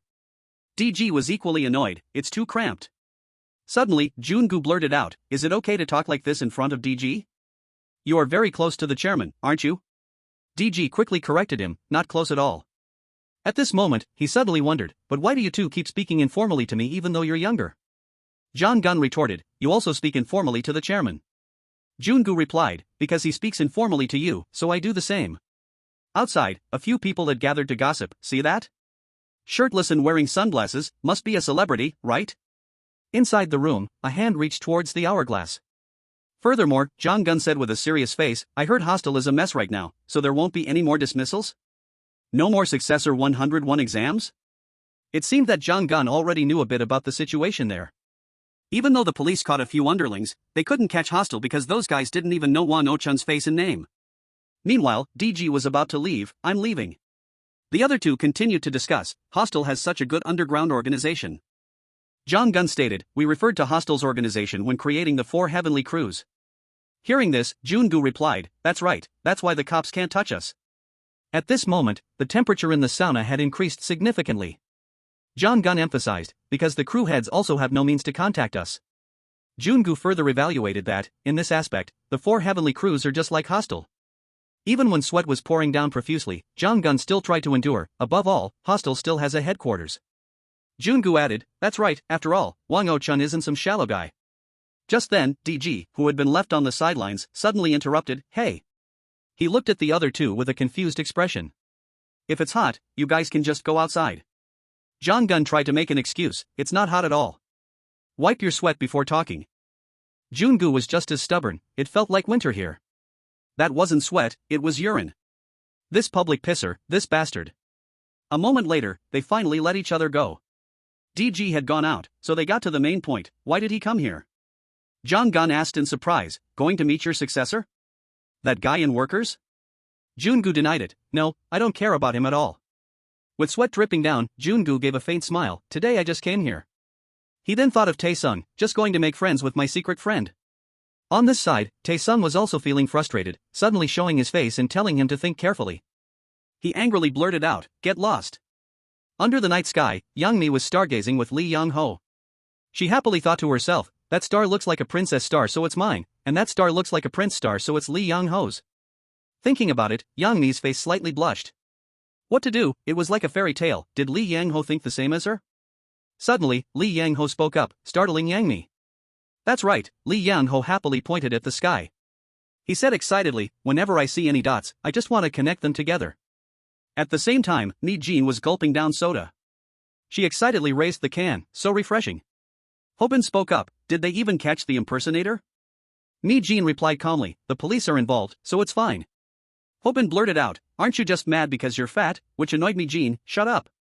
Hobin pretended to be serious and asked again, tell me the truth, you're not mad about being impersonated, right? Mi-jin nodded unconsciously, right. Hobin continued to joke, you only care that you are. And Mi-jin snapped again, I told you to shut up. Meanwhile, Hobin stopped to stretch his limbs. It had been a long time since he exercised so it felt really refreshing, it had been 3 years since he played this well. Mi-jin exclaimed in surprise, why is your speech bubble suddenly so weird? Hobin acted as if he didn't hear and continued reminiscing, at that time, 3 years ago, there was a judo genius at the rural Chanliang school. This made Mi-jin utterly helpless, hey, why did your speech bubble change? Hobin sank into memories, a 78 kilograms monster, an undefeated legend of the middle school judo tournament. He was certain of one thing, just participating would guarantee a gold medal. While Mi-jin yelled, hey, why do you keep changing the speech bubbles, a weapon of flesh and blood that any coach would want? Unable to contain his excitement, Hobin spread his arms wide, looking up at the sky, that genius's nickname is. Mi-jin was fed up, this guy is fucking crazy. At that moment, a member of Hostel A rushed out and grabbed Mi-jin's neck tightly. He threatened loudly, so you have chosen death. Kneel down before I deal with this bitch. Hobin asked in panic, calm down, making the guy even more frantic, then why did you bring a girl along? Unexpectedly, Hobin replied, no, I wasn't telling you. The guy heard that and didn't understand anything at all, huh? Before he could finish his sentence, Empress, 2 seconds, I told me Jean to calm down. The guy threatening me Jean was thrown by her. Who are you calling a dog? Me Jean. Ho Bin was stunned for a moment. 1 second to grab, 1 second to take down. Even I, he said, looking up in admiration, have never beaten me Jean in judo before. At this point, Ho Bin suddenly felt nostalgic. That legendary girl at the age of 16, for some reason, dropped to 40 kilograms and became the little girl she is now. Mi Jean shouted in frustration, shut up. It wasn't over yet. Ho Bin flashed a toothpaste commercial smile and said, that reason will be revealed in the next episode. At a brightly lit restaurant, around a warm meal, a gentle voice rang out, a bite of food starts the conversation. Where else can you find a meal for 5,001 like this? Kyeon Ayang brought a spoonful of soup to his mouth and exclaimed, Father often eats here too, the kimchi is authentic Korean. I can't understand 6 to 7,001 at a convenience store. Doing business should be like this. I have a hard time doing business too. Halfway through, he couldn't help but complain, when I'm working my ass off to make a living, other stores copy me, and when I'm selling well, someone suddenly complains about a defective product and returns it. It's so frustrating. Next, Kite took a bite of meat but didn't forget to grumble, you should take one home and use it too, try and see how this new one is. After that, he placed a square box on the table. It's a new model phone, it can fold 4 times. Seeing that the other person said nothing, Kite reminded him, be careful, it hasn't been released yet, do you hear what I'm saying? Hearing no response, Kite had to call his son's name, Hong Jae-yeol. Looking at this situation, he could also guess a bit, Jae-hai was impersonated? You need to know the location? I will find out and let you go there and beat them up. Having said that, he stood up and simultaneously demanded, don't contact me again in the future, stand up. Right after that, the entire small restaurant echoed with a thunderous response, yes, chairman. Taking this opportunity, Kyeong Yang also did not forget to instruct Jae-ha to teach the security guards a lesson, not the thugs, at least let me eat my hangover soup alone. Yes, Jae-ha bowed his head, chairman. Taking this chance, Kyeong Yang also reminded him, you are also a problem, your job is to keep an eye on the boy to prevent him from being in danger, understood? What kind of butler are you? Jae-ha bowed his head even deeper, I'm sorry, to the point where Kyeong Yang had to say, never mind, I have to go look into something. When getting in the car, Kyeong Yang ordered the person next to him, hey, go ask around to see which gang is exploiting minors these days. At another isolated prison cell, a hesitant hand reached out to place a paper crown on someone's head, starting, happy birthday boss, happy birthday boss. Kim Ji-myung sat among his underlings who were singing, happy the day the boss was born, happy birthday boss. While the singing resounded, happy birthday brother Kim Ji-myung, he could only exclaim, please stop. Congratulations to the boss on getting a dental implant, happy 19th birthday to you. Kim Ji-myung had to speak up to stop it, stop this and let's eat. Just then, an underling still wanted to do something more, even though you like red velvet cake, we couldn't prepare it for you. Sorry we couldn't find candles, so I replaced them with cigarettes. Kim Ji-myung sighed, singing is enough. Without a second word, he immediately sat at the table, now stop it, let's eat. The underlings shouted, yes. Yes. Despite saying that, Kim Ji-myung could not lift his spoon. Jang Jin-hyuk had brought good news about the negotiation with Hostel. Although he is a genius in strategy, he thought as he brought the spoon of soup to his mouth, but he is someone who betrayed Song Yo-han, so he must be careful, even though he had already arranged for Ji-tae to keep an eye on him. Kim Ji-myung thought to himself, but the most important thing was that he realized he had to get out of prison quickly. Right at that moment, the chaotic sound from behind made Kim Ji-myung pause, can't you see he's eating? Who do you think you're shooting at? Kim Ji-myung gave a soft order. That's enough, stop. But the other prisoner aggressively took off his shirt. Enough my ass, I'll show you guys what I've got. Hearing this, Kim Ji-myung turned his head back. Show me what you've got. Seeing him, the guy immediately fell to his knees. I'm sorry, I didn't know it was you, please forgive me. /n Kim Ji-myung stepped forward arrogantly. Once you start, you must know the outcome, right? Getting discouraged already? He stomped his foot straight onto the guy's head. That's why you are under my feet. Before leaving, Kim Ji-myung left a cold remark. Once you fight, you have to beat them to death. /n he glanced at the person sitting nearby. If you do that, you can't lose, he said, not forgetting to call out Park Ji-ho's name. Ji-ho stood frozen on the spot, his eyes unable to hide his dullness and exhaustion. After that, Kim Ji-myung walked away. /n na subordinate ran up to him. Is he an acquaintance of yours? He looks tired, do you want us to take care of him? Kim Ji-myung answered calmly. No need. The subordinate wondered. You even gave advice. Kim Ji-myung emphasized, it wasn't advice, it was just what I'm telling you, leaving his subordinate stunned. In his heart, there was already only one thought, he had to beat that guy to death. Kim Ji-myung kept repeating that name, Jong-gun /n/n at the school gate. The schoolgirls were making a fuss again. Don't say that, come hang out with us. Why do you keep saying you're busy? Let's go sing karaoke. Hearing them constantly calling, Jang Hyun. Jang Hyun raised his hand to decline. No, I have to go to my part-time job. But the group of girls didn't let him off that easily. Hey, your smile is really beautiful. To be honest, the most handsome guy in our school is Jang Hyun, right? Only his face? What about his personality? Look at the guys from other departments fighting. Our Jang Hyun is an angel /n/. Just then, someone suddenly shouted. Jang Hyun, someone is looking for you. Jang Hyun blankly looked in the direction she pointed. Looking for me? Who is it?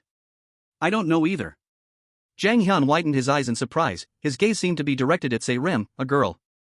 At this point, she also spoke up. Found you, Jang Hyun. Faced with his skeptical look, Se-rim continued. The game of hide-and-seek is over, /n/n. Immediately after, Hyun-seok rushed over and gave Jang Hyun a powerful punch. Tears slightly welled up in the corners of his eyes. Hide well, Hyun-seok growled. No matter where you are. Jang Hyun's ears seemed to ring, with that sentence echoing over and over. Hide well, no matter where you are. Hide well, no matter where you are. Hide well, no matter where you are /n/n. The memories inside him slowly rewound to that day, when Jang Hyun was still the one bossing others around. Here it is, the me from back then. In the room splattered with red blood, tragic screams echoed. Spare me, it's me. Oh-chun, with a swollen face, desperately pleaded. It's your Oh-chun, if this continues, I'll die, spare me. Unexpectedly, the one throwing the punches was Jang Hyun himself. It can only be said that on that day, Jang Hyun's eyes were as cold as ice.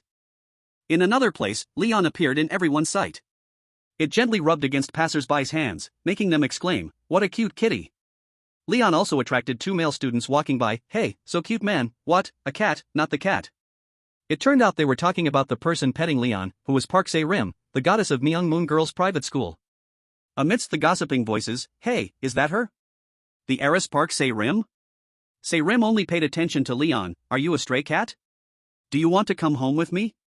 It was rumored that even though she was only a middle school student, she already owned a building of her own. They couldn't stop marveling, pretty, smart, and famous. That school is full of rich kids anyway. At this moment, Se-rim was chasing after Leon. Where are you going? Truly a person who has everything. Suddenly, they got curious again. Does she have a boyfriend yet? Right then, a voice rang out. Boyfriend, yes she does. Hyun-seok arrogantly declared, from today on, she will date me. The other two students quickly recognized the boss of the delinquent school in the area. Hyun-seok called out, hey, you Myung-moon schoolgirl. Chai Hyun-seok, the invincible champion of the Gangdong area. Without any hesitation, Hyun-seok made a proposal, let's date. Se-rim looked at Hyun-seok in surprise, do you even know my name? You don't even know my name. Se-rim recalled with boredom the idiot who constantly attacked her with confessions of love. Hyun-seok was the type to always use phrases like, you'll know when we go register our marriage. Answer me, I'll give you 10 seconds. Hyun-seok, a real man. What was this idiot talking about? Se-rim was so helpless and frustrated that she even had to swear. After a while, no matter how much she talked, she couldn't get through to him. At that time, Se-rim just walked away, don't talk to me, I have to go to school, but Hyun-seok followed her. He half mumbled, I'll take you there, it's too dangerous for you to go alone. Was he missing a nerve in his brain? /n/n. When she arrived at school, Se-rim was always surrounded by questions. Se-rim, do you know that guy? No, I don't. Is he Chai Hyun-seok, the champion of the Gangnam area? Se-rim smiled foolishly, what kind of nickname was that? It was so funny. Rumor had it that he even fought with high school students. Se-rim's friends told her, his school is full of thugs, and I heard he lives in an orphanage. Se-rim only focused on that, an orphanage? Yeah, that's really scary. /n/n. For a moment, Se-rim hesitated a bit. Well, she blurted out unconsciously, it's not scary, but rather. A sentence that Hyun-seok could not forget for the rest of his life, pitiful is more like it. He repeated blankly, pitiful. Even when fighting, Hyun-seok remembered it. Am I pitiful? Hyun-seok growled, say it again to my face, don't talk behind my back like mice. Dae-hun could only beg for mercy, I'm sorry. He glanced towards Tae-gu and Won-gu, signaling his intent. The words you said to them, try repeating exactly the same in front of me. The other two continuously tried to stop him. Hyun-seok, calm down, you shouldn't fight. Why did they only hit us? Because if you get into a brawl again. but Hyung-seok had his own reasons. Why do you care about that? Are we just going to let them look down on us like this? Saying that, he continued to tighten his grip, making Dae-hoon scream. I was wrong, I'm sorry, Hyung-seok. He cursed inwardly, this monster. Dae-hoon was desperate, he had even brought his high school seniors here, yet these two burly guys were kneeling. Sorry, we won't do it again, these seniors are from the Baekdo gang after all. At this moment, Hyung-seok touched Dae-hoon's teeth with his finger, a hint of madness flashing in Hyung-seok's eyes. I will break every single one of your teeth until you bark out the words you just said. He looked at Dae-hoon, who was trembling, without any intention of stopping. You better speak quickly.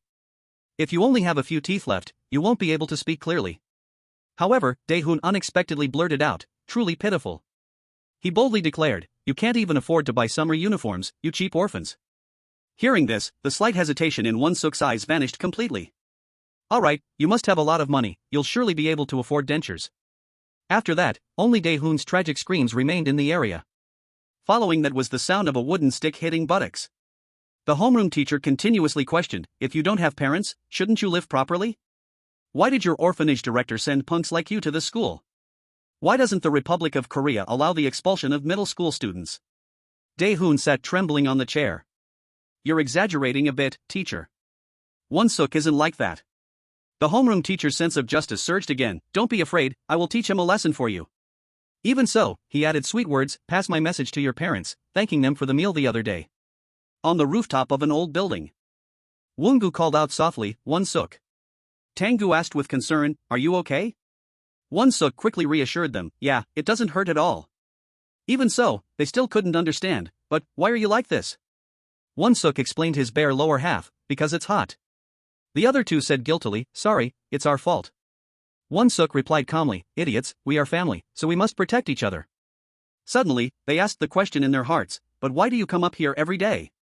Hyung-seok answered vaguely, it's clearer from up here, making the other two even more curious, looking at what?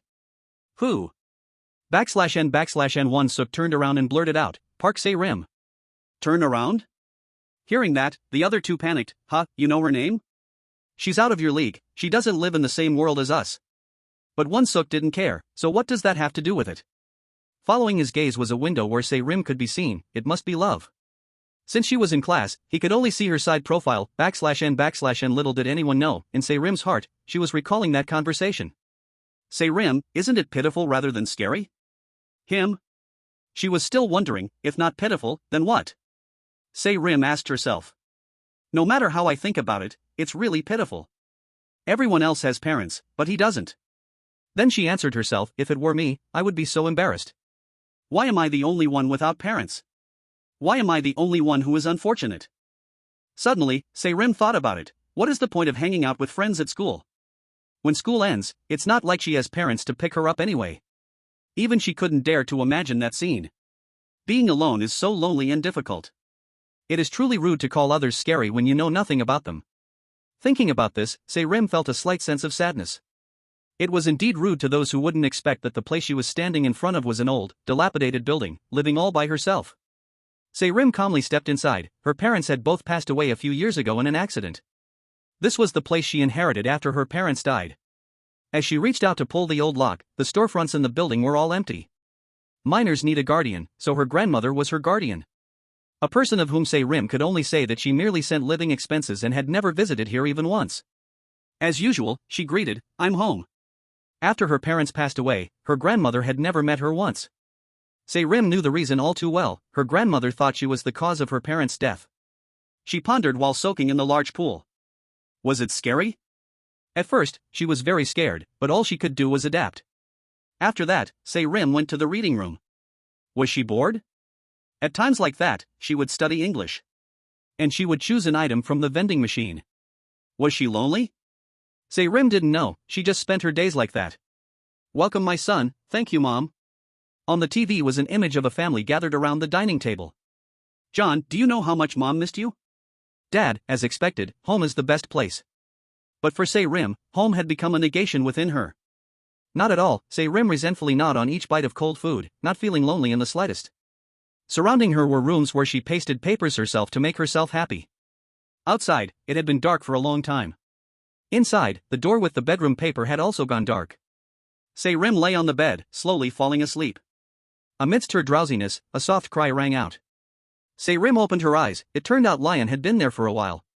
She looked at it in surprise. It's you again? How did you get in here?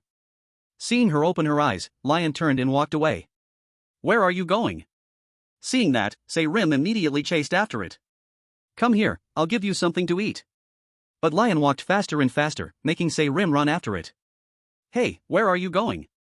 Suddenly, Lion put its paws on a door. It seemed Se-rim understood what it meant. You want to go in there? With some doubt, she opened the room's door. What? Is your mother here? The light inside immediately brightened her face.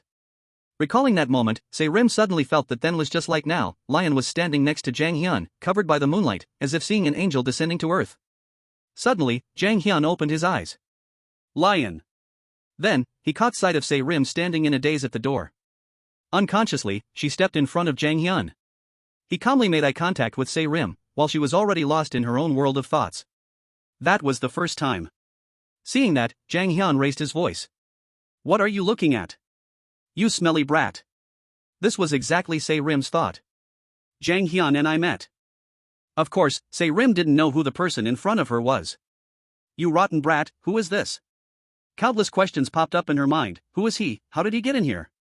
Looking at Leon rubbing against him as if they were very familiar, Se-rim became even more confused. This is my house, a thief.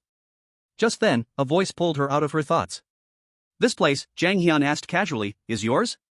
Se-rim couldn't speak for a long time. A thought flashed through her mind. Unlike me, he thinks this shabby house is very nice.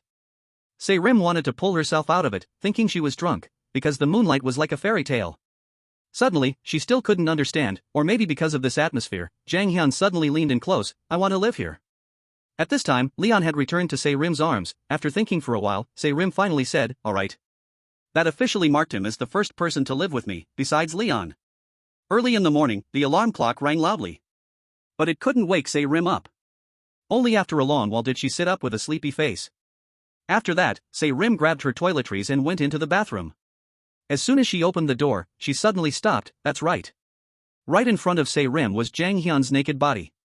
My house just got another person. He was so calm that he turned around and said, hello.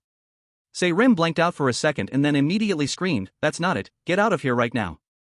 At that moment, Jang Hyun spoke up, water, making Se-rim surprised, huh? It turned out he just wanted to explain, I don't use much water. Using too much water will cause a big deal. He stepped outside, still muttering, if someone smells, it's a big deal. If you use soap, it's a big deal. Se-rim was confused, what does that mean? Jang Hyun kept repeating those meaningless sentences, if I don't earn money for food, it's a big deal. If I don't wash my own clothes, it's a big deal. Se-rim wondered to herself, what game is he playing? She was also affected and kept thinking about that saying, a big deal, what kind of big deal? Is it psychological trauma? Suddenly, Se-rim's eyes caught sight of her underwear hanging on the line. The anger in Se-rim flared up again, hey, did you wash my underwear too? Jang Hyun calmly replied, if I don't wash clothes, it's a big deal, making Se-rim even more furious, get lost, what psychological trauma? As usual, she opened an instant meal, but her anger had not subsided, if you wash, just wash your own clothes, why wash mine too? This is not your food. As if that wasn't enough, Jang Hyun suddenly approached, looks delicious, huh? Se-rim was momentarily stunned, what's wrong with this guy? While Jang Hyun was whining, I'm hungry, she wondered, why is he wearing my uniform? Confusion appeared on Se-rim's face, this is getting more and more wrong, too dangerous, I have to quickly. After that, Se-rim still softened and gave Jang Hyun a portion of rice, but his action confused Se-rim again, what's wrong? Why are you eating over there? Jang Hyun replied mechanically, a man and a woman in the same room will cause a big deal. Hearing this, Se-rim's mind wavered a bit, and she suddenly felt curious, what kind of life has he been living? At school, it was currently English class, do you know kimchi? Yes, I like kimchi. Do you know Korea? Yes, I love Korea. Se-rim focused on the lecture on the board, Saranjani and Gina Apun Kyoji. The friend next to her whispered in admiration, Se-rim, you look in a really good mood today. Whispering, Se-rim hesitated, me? Actually. In a split second, Se-rim only managed to think of, yesterday, a little kitten came into my house. A little kitten, the other friend immediately exclaimed, oh, it must be so cute, right? But the expression of the friend sitting below became strange, Se-rim, that cat you mentioned. The person that girl was talking about was Jang Hyun, isn't that him over there? Suddenly, the classroom was filled with cheers, handsome guy. The girls in the class rushed to the window, ignoring the teacher who was yelling, "Sit down! What the hell is with these students?" The only thing they cared about was, whose boyfriend is that? Amidst the fanatic crowd, Se-rim sank into confusion. Did he follow me? What's with that cat? Both are so cute. Who is he looking for? As if trying to show off, Jang Hyun pointed at Se-rim and unhesitatingly blurted out, her. Astonished gazes immediately focused on Se-rim. She blushed from being stared at, this idiot. The surroundings erupted. Oh my god, he came looking for Se-rim. He is so cute, I really wanna hug him. Who cares about studying at a time like this, he's drop dead gorgeous. At the end of school, Se-rim angrily pinned Jang Hyun against the wall. Do you like me or something? Why did you follow me all the way to school? I'm dying of embarrassment here. She questioned loudly. What, am I so cute that you can't stand it? I'm drop dead gorgeous, right? You don't even know my name, yet this has become a sweet story in the eyes of passers-by. They say those who love each other bite each other. People gossiped. He even waited until school was over. How romantic. But what is Se-rim doing? Jang Hyun softly spoke, because I was curious, which made Se-rim gasp and yell louder. Huh, curious about me? So cute that you're curious, honestly. But the next thing Jang Hyun blurted out was about school. At this point, he finally finished his sentence, because I'm curious about middle school. Jang Hyun looked confused, about the uniforms, the books, and the lunch too. I was curious. Hearing this, all the anger in Se-rim's heart was replaced by curiosity. You've never been to middle school? Jang Hyun nodded. Yeah. Se-rim asked, what about elementary school? He explained, I only went up to the 2nd grade, leaving Se-rim in endless shock. Huh? Se-rim brought up, what was with the swear words you said to me yesterday? Because I couldn't let myself be looked down upon. Why? Jang Hyun explained, if you get looked down upon, you get punched. Only then did all the doubts in Se-rim's mind vanish. She finally understood his actions. The person in front of her was exactly the Jang Hyun she had concluded, a boy isolated from society, with an education and living standard only at a beginner level. However, Se-rim was still a bit puzzled. Then why aren't you swearing anymore? Jang Hyun answered without a second thought, because I think it's okay even if you look down on me. Once again, Se-rim was pushed into a flustered state. Anyway, don't even dream of liking me. Because even dreaming about it is already too unrealistic.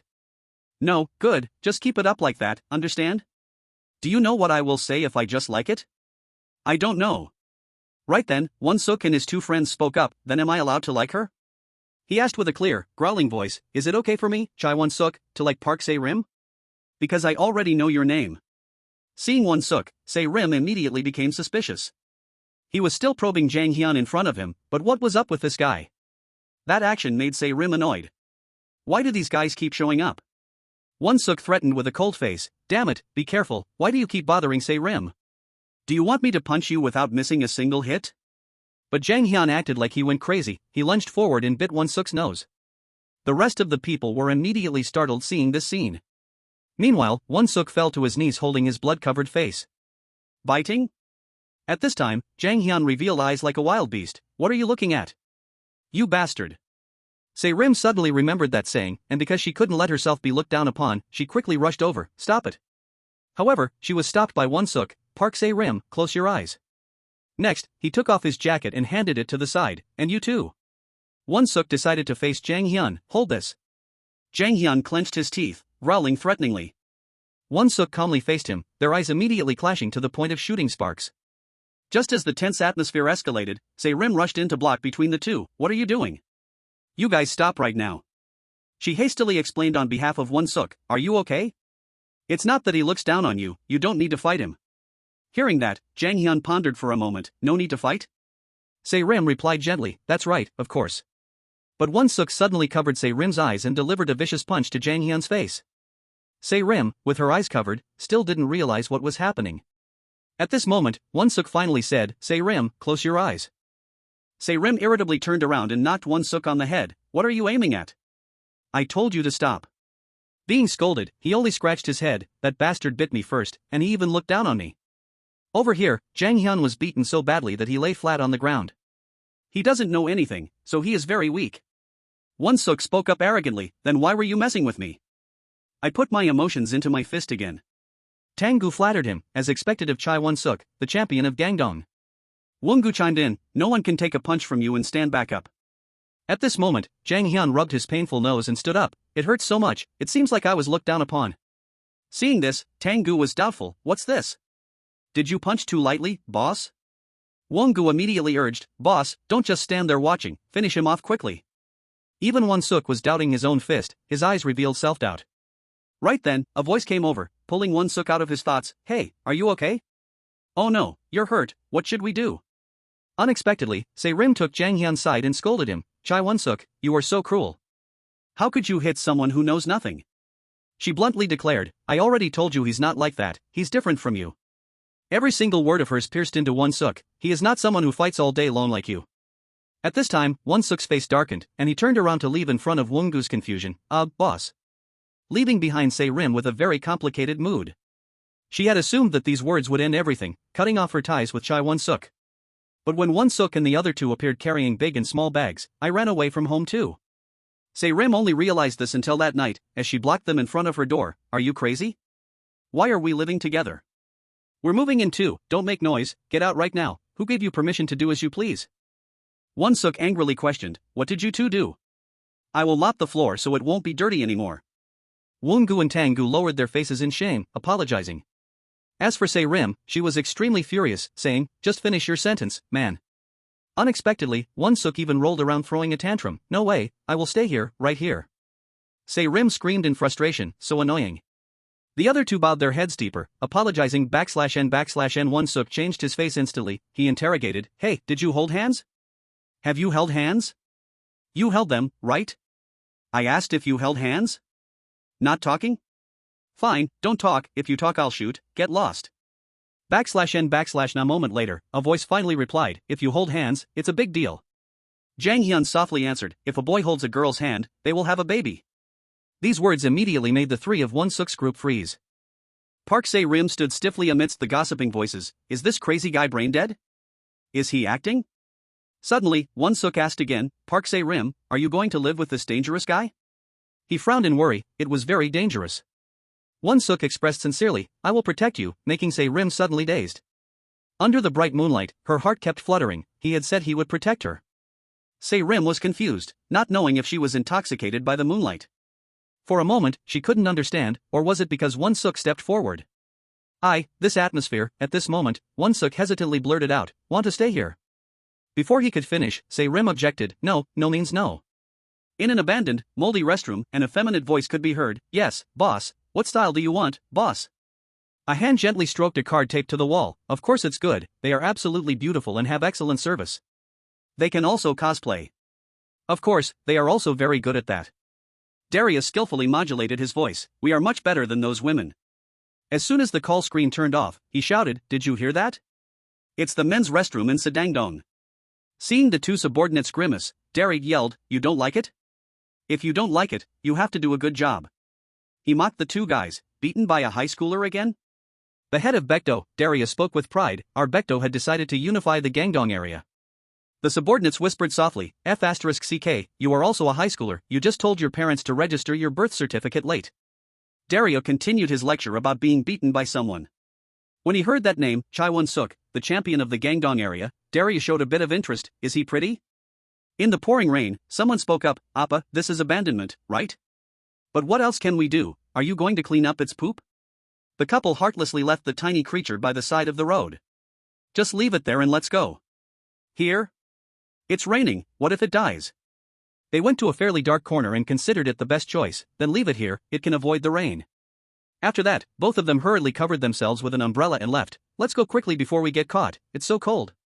Then the surrounding scenery was only the sound of rain hitting the ground, a clothing bin, and that was where I was found. Tang-gu sat cross-legged, happily recounting his life story. Inside the dog backpack, it was written Tang-gu, so my name is Tang-gu. His voice had an almost imperceptible hint of bitterness, they must have been raising a dog but hating to raise me. Nevertheless, Tang-gu optimistically thought, even so, it's the name my parents gave me. If they had thrown me in the trash, I would probably be dead by now. /n/net at this moment, Won-gu also opened up, at least you have a name. I was found in the back seat of an express bus. As for me, he introduced himself again, my name is Won-gu. I entered the orphanage on the same day as him, so we are like blood brothers. We have been close for 15 years. Right then, a clap interrupted their story /n/n. Won-suk spoke up, come on, we are supposed to be introducing ourselves, why are you talking about such sad things? Tang-gu, introduce me. Our boss entered our orphanage when he was 10 years old. Then came his official introduction. I am Chai Won-suk, 15 years old.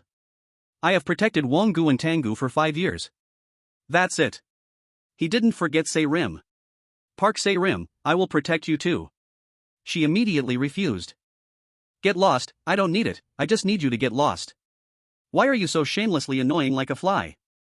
Can you just run away from the orphanage like that? Won-suk calmly spoke up, you are more important. Hearing this, Se-rim turned her face away a bit shyly. I am Park Se-rim, 15 years old. I receive an allowance from my grandmother in America and live alone. That's it. Unexpectedly, Won-suk directly proposed, let's get married. Se-rim panicked, please don't say such cheesy things to me. After thinking for a while, Won-suk became serious again. So, in the end, he turned his gaze towards Jang Hyun, who was looking at the moon. You, tell us. He tilted his head back, and Won-suk responded with a provocative look, speak up, who exactly are you? Se-rim was also very expectant. She was so curious, how had he lived his life? Suddenly, Jang Hyun stood up, and he hesitated, I. The next words stunned everyone, I killed my father. Jang Hyun recounted the story of the past, I used to have a mother and a father. The picture of his memories suddenly turned dark. His father beat his mother, and his mother cried a lot. After that, the picture was missing one person, because his mother ran away. Going back in time to when Jang Hyun was just a little boy. Hyun, Dad is home. The day that Jang-suk, the person Jang Hyun called father, brought another mother home. From now on, call her mom. Hello. Not only that, the other mother brought her children alone. Mi-suk urged Yu Ji and Ha-ji, what are you doing? Hurry up and say hello. Even though Jang Hyun was a bit surprised, he still gave a friendly wave, but that led to a series of terrible days for Jang Hyun. What became a forbidden rule for Jang Hyun, if he talked to the younger siblings, he would be beaten. Mi-suk often took advantage of opportunities to strike, you talked to my kids, didn't you? You little brat. Whenever his father wasn't home, he would be beaten. Little Jang Hyun only knew that if he was alone with his mother, it would be a big deal, and from then on, he consciously ingrained Mi-suk's words deep into his mind. If you stay in the same room with a girl, you'll have a baby, don't you know that? He was also threatened that if he pretended to be in pain in front of his dad, it would be a big deal, leaving Jang Hyun to only hug his skinny body in the dark. If he used soap, it would be a big deal, if he used a lot of water, it would be a big deal, if he didn't earn his own food money, it would be a big deal. But he still believed that, even so, it was okay, as long as he had his dad, it would be okay. Jang-suk at least still asked, where is Hyun, but was always deceived by Mi-suk, he must not be feeling well, so he fell asleep. After a while, Jang Hyun had to face another loss, his dad was gone too. The thing that little Jang Hyun always used to comfort himself was, Dad was not healthy to begin with, so he left me and went to heaven. He was the only one who cried at the funeral that day. If he cried in front of his dad, it would be a big deal. So it seemed like no one cried at all. Meanwhile, Mi-suk was busy with another task. Hello, is this the insurance company? I'm calling because. Yu-ji whined, Mom, I'm hungry. She gently rubbed the little girl's cheek, Mom is on the phone, let's go eat beef soup. Time passed until the day Mi-suk, the stepmother, brought home a new dad. At this point, a terrifying truth was revealed, it was said that the four of them were originally a family. Originally, they were together, their whole family reunited. Dad, don't go anywhere from now on. Dad won't go anywhere, this is our home now, you've worked hard. Meanwhile, Jang Hyun had to tell himself that if he wanted to stay here, he had to be very obedient, and forced himself to call out, Dad. Just like Mi-suk, Jae-mook was someone who brought nightmares. Time gave Jang Hyun the answer, no, he was the only one who wasn't part of the family. Jae-mook was even more cruel than Mi-suk, who is your dad? Stop making a fool of yourself. Throughout his entire childhood, Jang Hyun never had a decent meal. He was always the outsider looking at the happiness of that family. What does daddy's little girl want to do for Noel? I want to go to the amusement park. Alright. It was just him holding Leon anxiously through the long nights. Our whole family will go together. Feeling the tiny warmth brought by Leon. The reason I ran away from home wasn't because of the cold or the pain. Jang Hyun took it with him when he left. But because I couldn't eat with them, because I could only watch from afar. And so, with his naked body, he wandered into the snowy night like that, being outside was no different, he still felt cold and hungry. Returning to the present, Jang Hyun comfortably exclaimed, on the contrary, I feel much better. He recalled the words of Mi-suk, his stepmother, who said that I killed my dad, that he died because I made him angry. Everyone was curious, so you wandered around for 5 years, how did you live? Jang Hyun honestly recounted, I was sleeping at a subway station and fought with a homeless person. I was forced onto a boat when I was at a fishing port. There was a lot of food on the mountain, but I fought with wild boars. Tang-gu exclaimed, "You are really good at hiding." Se-rim blurted out, "This is crazy." Finally, Jang Hyun calmly spoke, "That is how I lived a wandering life, that's all." Won-suk was skeptical, "Then, do you have any happy memories?" After thinking for a moment, Jang Hyun said, "Actually, there is one." He petted Leon in his arms and answered, "Hide and seek." It turned out to be a very distant memory. Before his biological mother left, she used to play that game with him. He reminisced about those days. "My mother taught me to play hide and seek. I have never played this game with anyone other than her."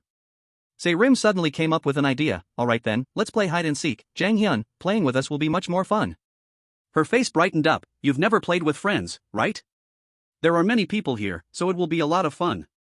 Tang-gu chimed in, "Right, let's play hide and seek, Jang Hyun." Woon-gu was also drawn in. "We are the kings of hide and seek." Se-rim immediately suggested, "Jang Hyun, you will be the seeker." However, Jang Hyun timidly refused. I have never been the seeker before, I don't want to seek." Before he could even finish his sentence, the other three ran away. "We don't know about that, just count quickly, count to 100. Won-suk lazily lay on the ground. "Childish, why bother hiding?" He rolled over. "I'm not playing, you guys go play." As for Jang Hyun, following their words, he faced the wall to count the numbers, "But I have never saw it before."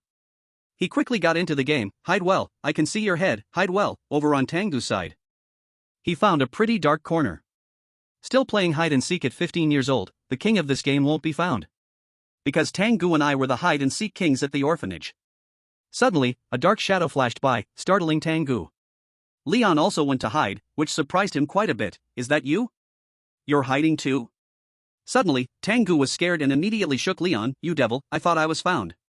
After that, he held his face in pain. "My eyes, what did you do?"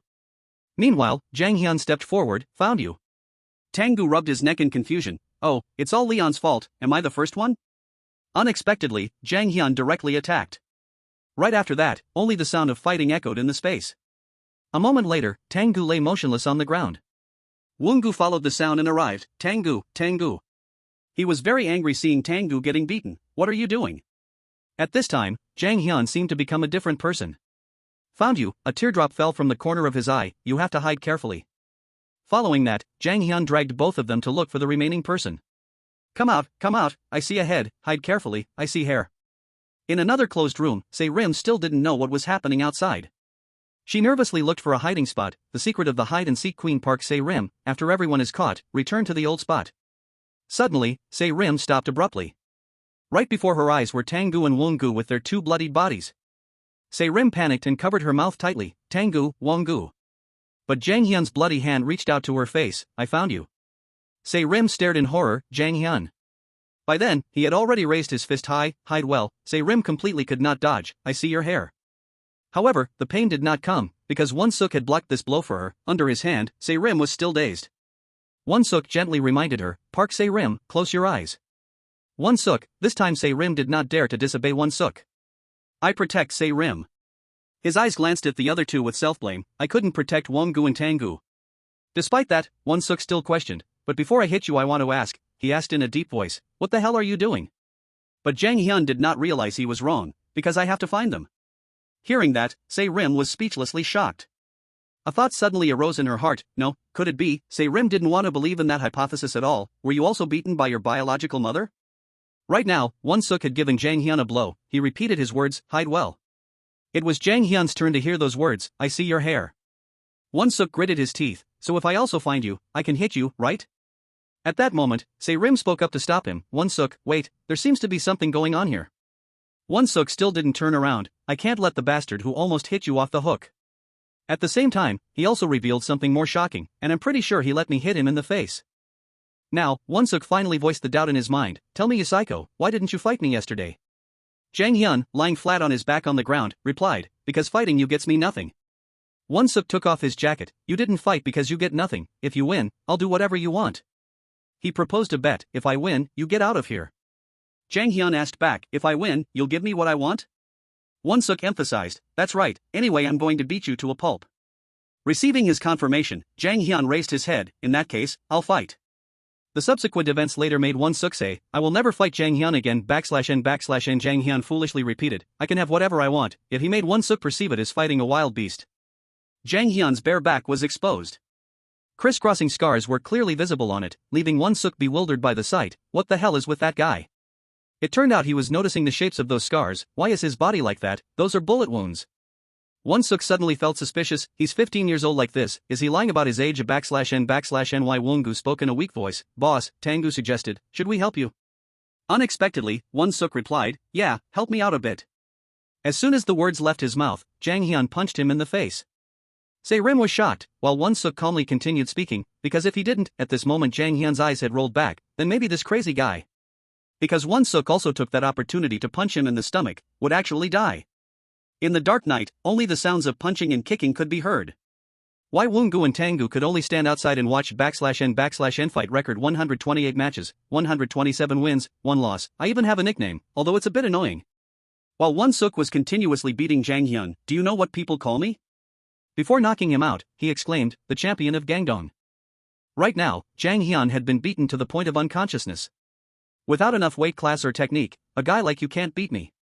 Following that, Hyung-seok coldly put his jacket back on, completely unable to understand. Just then, Jang Hyun slowly stood back up. If I lose, I won't be able to get it. Whatever I want, I must have. But Hyung-seok quickly gave him a flying kick to the face. Hyung-seok's face still showed no emotion. A lot of stubborn guys have delusions of grandeur, but you know what? Looking at Jang Hyun's face, Hyung-seok growled, because you've never been beaten by me. At that moment, Jang Hyun suddenly opened his eyelids. Taking advantage of Hyung-seok underestimating his opponent, Jang Hyun tightly grabbed his crotch. Following Jang Hyun's squeezing motion, Hyung-seok's face also turned pale. This made Wongu and Tangu gape in shock. A strike. Right after that, Hyung-seok was thrown to the ground by Jang Hyun. Hitting a weak point? Hyung-seok hurriedly backed away. Hitting that spot of mine, it's really unbearable. If it were small, you wouldn't have been able to grab it. Then he charged forward again, but this time with his lower body guarded. You plan to win this way, huh? Now, the two sides with solid arm muscles were about to clash. Even so, Hyung-seok was not afraid in the least. Are you trying to punch me head on? You are not even on my level. The two fists quickly brushed past each other. You cocky bastard, let's see, and landed squarely on the opponent's face. If you want it, getting your nose broken. It wasn't that simple. Jang Hyun hooked his fingers into Hyung-seok's eyes. Instantly, he had to clutch his face in pain. Fingers. That wasn't all. Jang Hyun continued to grab Hyung-seok's collar, and in a split second, his shirt was stripped off. But this was also in Hyung-seok's plan. Arm lock.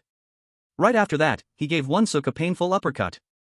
Hyung-seok was completely unable to resist such a relentless combo. I've never fought a battle like this. /n/n despite that, Hyung-seok still believed, this is not a high school student's fighting style, but even so, I won't lose. If I open my eyes, I win. In front of him, Jang Hyun had raised the building sign high. In that moment, Hyung-seok realized he couldn't do anything. Hyung-seok. He was so tense that he truly felt he was going to die. Suddenly, hot tears trickled from the corners of Hyung-seok's eyes. I'm going to die. Just when everything seemed over, someone suddenly rushed out to restrain Jang Hyun. Hyung-seok panicked and cried out, Tangu, Wongu, cross. They tried their best to stop Jang Hyun. Stop it. Are you trying to kill someone? They desperately tried to wake Jang Hyun up. Why are friends fighting like this? Even if the boss is weaker, you shouldn't do this. Hyung-seok knelt on the ground, muttering meaningless numbers, 129 matches, 127 wins, 2 losses. /n/ just then, Se-rim yelled, hey, everyone, get out. And so, Park Se-rim's scream finally ended the brawl between us. I fed and housed you like that. I shouldn't have let these black-haired beasts in here. The landlady's words were absolute, because being kicked out meant being very cold and hungry. At that moment, Se-rim made Jang Hyun and Hyung-seok kneel as punishment. You guys are really something. It's my fault, because I'm too cute. She furiously interrogated them, fighting half to death over me, huh? Am I an object, huh? Do you want me that badly, huh? A cautious voice spoke up, no, immediately making Se-rim stop in her tracks. Huh? Jang Hyun explained, what I want isn't you. Se-rim was bewildered, then what is it? Unexpectedly, what he blurted out was the uniform over there, where Hyung-seok's jacket was lying on the ground next to him. Jang Hyun softly expressed, I want to try wearing it too. He hesitantly stated his wish, I want to go to school too. At this moment, Wongu suddenly spoke up, that's right, you ran away from home when you were 10. Tangu wondered, you must have been tormented terribly by hide-and-seek, but why do you like playing hide-and-seek with your mom? Even when you got beaten like that. A moment later, Jang Hyun finally answered, because someone would look for me. He recounted, if I played hide-and-seek, my mom would look for me. As soon as the words ended, Won-suk's jacket was on Jang Hyun's shoulders. After doing so, he turned his face away. Take it, I don't have a mom either. Won-suk's face flushed slightly. I'm not giving it to you because I lost. We are tied, 129 matches, 1 draw, 1 loss. Following that, our first night ended noisily just like that. In the dark night, there were only endless stories. But what's up with this strange wound, Jang Hyun? It's from a shotgun pellet fragment when I fought a wild boar. So that's why I couldn't win. How could I win against a guy who has been shot? A while later, Se-rim led them to an old door. Go in here. Inside, the 4 of them soaked comfortably. The bathroom is so spacious. Park Se-rim's house is really nice. Along with that came stories of adolescence, about Jang Hyun being really big, how boys should be big, and how the boss wasn't floating on the water. On top of that, they even dared to call out, Se-rim, come in too, making her stand outside with a red face and trembling legs. What are you doing? I can't hear anything, I can't hear anything, I can't hear anything. Since then, my house had become a little warmer. Tang-gu suggested, boss, tell us a ghost story. Won-suk was busy warning, Jang Hyun, if you enter Park Se-rim's room, you're dead meat. Jang Hyun unconsciously blurted out, if I go in, it'll be a big deal. On another side, Ja-ju was leisurely painting his toenails. Is that so? You caught them? He tilted his head while listening to the phone. The champion Chai Won-suk or whatever, the guy who beat up our men. On the other side, Sang Baya replied, no, it's not him, it's someone even better, it's the girlfriend of. He continued, Chai Won-suk and that little friend. Hyun called softly, Se-rim, which made Se-rim furious, I told you I'm not his girlfriend. Sang Baya reported the situation to Ja-ju, we caught her in front of the cram school, we also caught some useless kids. Se-rim tried to negotiate, let them go, this boy is from another school. At this moment, Wang Oh-chun confidently held up his wallet, Se-rim, stay still, leave this to a man to resolve. As long as these gentlemen want money. Won Bin immediately beat him up, now you'll take a beating equal to the amount of money you cough up. Wang Oh-chun finally knew fear, I'm sorry. Who the hell are you? I'm just a middle school classmate. Se-rim wanted to rush in and stop them, hey, stop it, let go of him. In her heart, she cursed silently, seriously, Chai Won-suk, what did that guy do to bring them all here? Suddenly, Jang Hyun walked over, rubbing his stomach, Park Se-rim, I'm hungry. Se-rim initially intended to call out, Jang. But the 2 guys misunderstood, Chai Won-suk? Jang Hyun? At this time, Jang Hyun was still wearing the shirt Won-suk gave him, it really is Chai Won-suk, look at the name tag. He continued to complain, I'm hungry, why aren't you going home? Se-rim was so scared she couldn't even speak, why did you come here? It's very dangerous, go away quickly. Sang-beek grabbed Jang Hyun by the collar, a middle schooler like you dared to mess with our Baekdo? You just happened to drive my big brother crazy. What are you looking at, you little shit? Sang-beek sneered disdainfully, oh wow, I'm so scared. It would be great if I brought you to our boss. Hearing that, Jang Hyun immediately grabbed the chain around his neck. With just one throw, he gave Sang-beek a taste of suffering. Jang Hyun said in a harsh voice, wearing a necklace to a fight is a big deal. Seeing this, Jae-mook rushed forward aggressively, you despicable dog, how dare you grab the necklace? To deal with him, Jang Hyun used the eye-gouging move from before. A moment later, Jae-mook screamed, my eyes. Sang-beek growled, trying to sneak attack Jang Hyun, you bastard. But he was stopped by a flick on the forehead from him. On this side, Se-rim's group of 3 stared in astonishment. In Oh-chun's eyes, a strange, calculating gleam appeared at that moment, while Jang Hyun stood frozen among the thugs. A moment later, Oh-chun finally exclaimed, that's awesome. Hyun gratefully said, thank you. But Jang Hyun seemed to lose control. What are you looking at, damn it, making Se-rim panic immensely, stop it, you idiot. Thinking for a moment, she still didn't know how to explain. Sometimes I think he's not Won-suk, so how should I say this? Greet them. Ultimately, Se-rim had no choice but to tell the truth, he is Jang Hyun, he's staying with me. Jang Hyun returned to his normal demeanor, we don't need to fight, no, why? After that, if only I hadn't introduced him to them that day. Se-rim immediately introduced Hyun, this is my classmate. Jang Hyun, she realized you were the one looking for Se-rim earlier, right? As for Oh-chun, Se-rim hesitated, and he is a friend from another school. Oh-chun eagerly took a step forward, I will introduce myself. Following the direction of Oh-chun's outstretched hand, Se-rim thought to herself, our story probably. Oh-chun introduced, hello, I am Wang Oh-chun. Wouldn't have been so tragic. Delicious food was already laid out on the table. A month passed quickly, and Se-rim's house remained temporarily peaceful. Everyone, let's eat. So many people, where did this table come from, never seen it before. Se-rim revealed, Jang Hyun made it. Won-suk retorted, he's just acting. Tang-gu was praising, that's awesome, where did you learn that? Jang Hyun replied, I learned it when I was living with a carpenter. Woong-gu praised. Jang Hyun's mind is getting better, isn't it? Indeed, Jang Hyun has changed a lot compared to the first time we met. Won-suk suddenly asked, but why aren't you eating, Se-rim? She replied, I'm on a diet. Actually, only Se-rim knew how loud her stomach was growling. The living expenses her grandmother sent were all spent, and with 7 people to feed, she couldn't eat. Afraid that Won-suk would ask more, Se-rim quickly changed the subject, but I'm a bit curious, it turns out Oh-chun and Hyun are also sitting here. Why did you guys come here too? Hyun smiled brightly, us? For some reason, Hyun and Oh-chun often came here. Oh-chun expressed, I came to meet Jang Hyun, I really like Jang Hyun. Then Se-rim asked again, what about you, Hyun? Your family is very strict. Hyun's face turned red, her voice carrying a hint of hesitation. She cleverly answered, just wanted to come. Later, Won-suk approached Se-rim, the money is gone, right? It turned out he had seen through everything, which was why she wasn't eating anything. Thinking for a moment, Won-suk reassured Se-rim, I will find a way, I will find a part-time job, so don't worry. Se-rim was surprised, how are you going to find one without a minor's consent form? Won-suk nodded firmly, no matter what, I will find a way. Right at that moment, a wad of cash was handed over. Unexpectedly it was Jang Hyun, rent money. Se-rim asked in confusion, what is this, Jang Hyun? Where did you get the money? He slowly began to speak. But he didn't want to explain further and bluntly stuffed the money into Won-suk's shirt.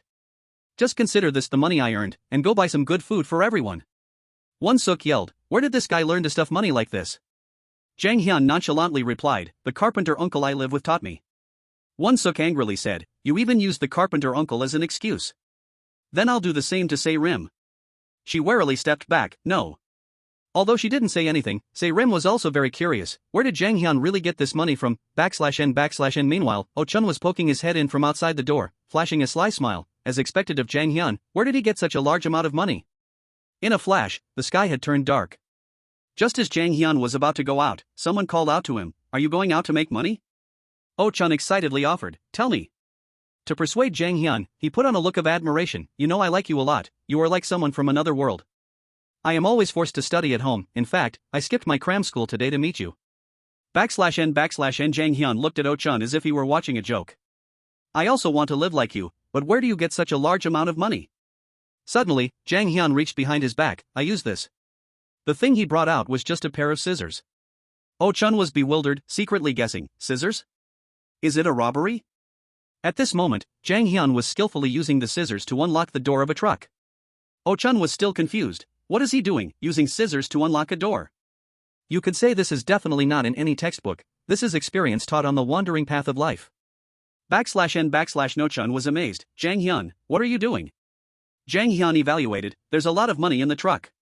From then on, Jang Hyun taught me many things. Where did you learn that? The homeless uncle who used to beat me up taught me. After that, Jang Hyun handed over a memory card, here. He had a clear plan, and it was obviously a crime, the black box memory card.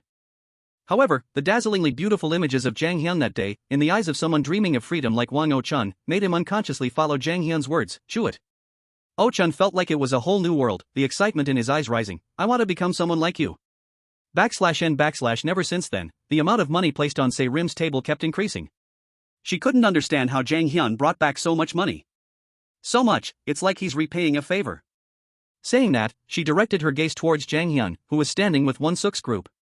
I have some too. Jang Hyun is amazing, where do you work part-time? Jang Hyun is truly a family man, so capable. /n/. At that moment, being able to do so, Oh-chun walked over, hey guys. He spoke up, I know how to make money like Jang Hyun.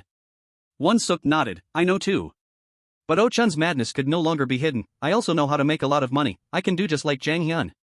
/n/. Under the sky came an earth-shattering scream, what? Are you crazy? Won-suk angrily grabbed Oh-chun by the collar, you said you knew how to make money, told me to hide it from Park Se-rim, and then led us away. He kept questioning, and yet we're going to steal? You're telling us to steal. /n/. However, Oh-chun held up the key and reassured them, don't worry, everyone in this house is away. There is no one here, I already checked. The parents went to work and the child went to school, the door key is hidden in the fire hydrant. Won-suk roared angrily, why does this son of a bitch know so well, you were never like this originally. At that moment, Jang Hyun spoke up, I will go in. Moreover, he even praised, that sounds like a good idea. Won Oh-chun was so happy he almost cried, right, I did well. Jang Hyun is praising me. Next, Jang Hyun turned to Won-suk's group with a cold face. If we don't have money, Park Se-rim will have a very hard time. If you can't do it, then go home, you guys don't necessarily have to do it. He said as if provoking them. I will go make money, you guys don't need to do anything. Tang-gu called out softly, boss. Woong-gu wondered, what should we do? Won-suk's inner self was also struggling fiercely. Although I hate stealing, I hate the fact that Park Se-rim goes hungry even more. Therefore, he made a decision. I will go. Thinking back on it later, Won-suk finally felt regret. We were still young and had no money. We told ourselves that there was no other choice, but the truth is we were just making excuses for our actions in desperation. Returning to that time, the whole group had broken into that empty house. Jang Hyun scattered to search the cabinets. Won Oh-chun did the same, while Won-suk's group still didn't dare to make a move. Boss, I'm so scared, is it really going to be alright? Even though he was very scared, Won-suk encouraged himself. I can't change my mind now. If there is no money, Park Se-rim will have to starve. He justified to himself, high school students cannot find jobs, I can't do anything else right now. Along with that, another thought popped up, but then, how is this any different from self-justification? Won-suk thought to himself in shame, admit it, I am committing a crime. Stepping in front of the room door, Won-suk was still hesitant. I am the only one who can't pretend to be good. But then, he also reached out to open the door. Suddenly, Won Oh-chun rushed over with both hands full of jewelry. Look at this. The guy bragged, there are a lot of expensive things in here, be quiet you crazy guy. Hearing that, Jang Hyun immediately praised, you did a great job. He encouraged Won Oh-chun, you have a knack for this. As if that wasn't enough, Won Oh-chun excitedly speculated, there's probably even more, like cash. In his heart, he was secretly hoping, praise me more, Jang Hyun, acknowledge me. Just then, the sound of the door unlocking echoed. That's strange, is the door open? Won Oh-chun's father wondered. Did you go out without locking the door? Won Oh-chun's mother also couldn't understand, how could I forget? Both of them went inside the house. What if a thief broke in? We probably need to install a door lock. Won-suk whispered nervously, hey, what the hell is this, you said no one was here. That's really strange, Won Oh-chun said something weird, they should be at work at this time, hurry and hide over there. Okay. In Won-suk's head, he only had time to think of plan B, we need to get out of here. While they weren't paying attention, just as he peeked his head out the door, he took a hit from a stick from Won Oh-chun's father. He angrily shouted, You son of a bitch. Did you think I wouldn't know? Amidst the cursing, damn it, Won-suk could only cover his head and beg for mercy, I'm sorry. Oh-chun's mother hurriedly suggested, honey, call the police. Tang-gu rushed out in a panic, we are sorry, Won-gu hugged Oh-chun's father's leg to stop him, please don't hit the head, be careful. At this moment, Oh-chun rushed forward and tightly grabbed his father, yelling to signal his gang, you guys, run away quickly. However, Oh-chun's father kicked the wall, sending Oh-chun slamming hard backward. Unable to take a single hit, he fainted. Oh-chun's father slowly picked up the stick again, you little brats. His face was twisted with fury, you broke into the wrong house. You guys are minors, aren't you? Suddenly, Won-suk's eyes widened, as we would find out later. The truth was, what shocked everyone was that the house Wang Oh-chun had brought everyone to rob in order to gain Jang Hyun's recognition. Oh-chun's father called out in surprise, son? The truth was just revealed, it was exactly Wang Oh-chun's house. He questioned in astonishment, what are you doing with these thieves? Wang Oh-chun? Oh-chun's mother was equally surprised, son. He blankly called out, Dad. Oh-chun's father roared, answer me now. He still tried to keep quiet, not saying a word. But facing his father's wrath, Wang Oh-chun. Why aren't you speaking? Oh-chun started to waver, stop talking. He told himself. Jang Hyun is watching. Then, Oh-chun suddenly threw a punch at his own father, a swift and decisive action that no one could have predicted. Oh-chun even proudly yelled, what are you doing? Run away quickly. My mom runs very slowly, Jang Hyun will surely acknowledge me. But very quickly, Oh-chun had to take a punch in return. This time, the angry one was Won-suk, are you kidding me? You dare to hit your own father? He shouted, robbing your own house? Do you even deserve to be called human? However, Oh-chun retorted, who are you to get angry at me? He openly criticized, while Park Se-rim gives you a place to live and Jang Hyun goes out to earn money, what are you guys doing? Every single word made Won-suk angry, protecting Park Se-rim with just words? He exclaimed, you. With a tone like a victim, Wang Oh-chun asked, why won't you guys understand me? You always understand each other, but refuse to understand me. He poured all his frustration into his words, have you ever lived a suffocatingly restricted life? Have you ever been forced to obey even while sleeping? Words that Wang Oh-chun had kept hidden for a very long time, have you ever lived without being able to do what you want? It was something that Wang O-chun's parents never understood. You got one question wrong? Go to another tutoring center tomorrow. During those days, Wang O-chun only felt like there were chains binding him. Domestic abuse isn't just about physical violence. Having said that, he spoke up, I am jealous of you guys. At least, you are always free.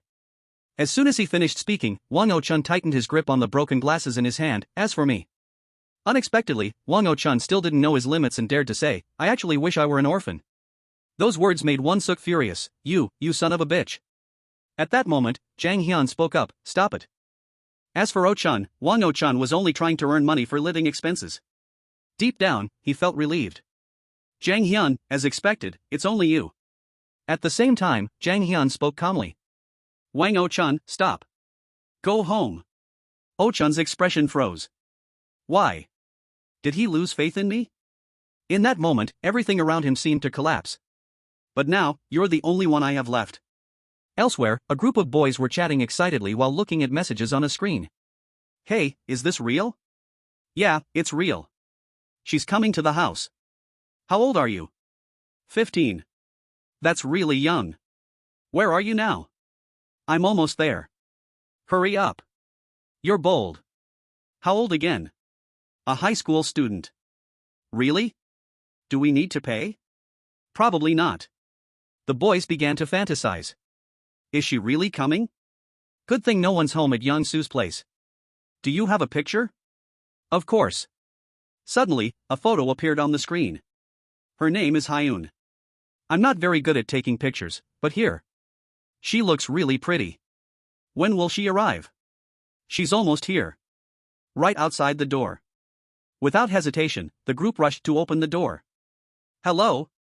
Hyun? But the person standing there was not who they expected. It was O-chun. He smiled coldly. I'm Hyun. In the next second, he threw a punch, hitting Yang-soo straight in the face. Then he said mockingly. You were planning to meet someone online, right? You really shouldn't trust strangers so easily. His tone turned serious. Do you understand what you're doing? This kind of behavior can lead to serious consequences. You could be fined a large amount of money. This kind of situation doesn't only happen to adults. Even minors can become victims. A harsh lesson, but a necessary one. You guys know this is illegal, right? The kids cried in fear, we're sorry, please don't call the police. This is also a profound lesson, because minors can also become targets of scams on social media. So for those raising minors in the room, Wang O-chun deliberately said loudly, my dad is a police officer, I'll call him. This crime is huge, so your parents will also be imprisoned. This made Yang-soo tremble. Please let me off this time, don't let my parents go to jail. Seeing that his goal was achieved, Wang O-chun smirked smugly, is that so, then you guys? Wang O-chun satisfyingly held the jewelry, what will you tell your parents? The kids quickly replied, that we lost it. Bingo, special education and care must be given to them. Wang O-chun successfully manipulated Yang-soo's group, that's right, it's better to be scolded than go to jail, right? Yes. If your parents suddenly come home, what will you say? That you are our close older brother. Do you want to be scolded for online dating or for losing things? For losing things. Good job. As soon as this mission succeeded, Wang O-chun thought smugly, scamming elementary school kids is really easy, even though I'm very sorry to Hyun for impersonating her, but... His psychology had become twisted to the extreme, now Jang Hyun will like me, right? Wang O-chun couldn't wait to show off, how about it, I earned this myself.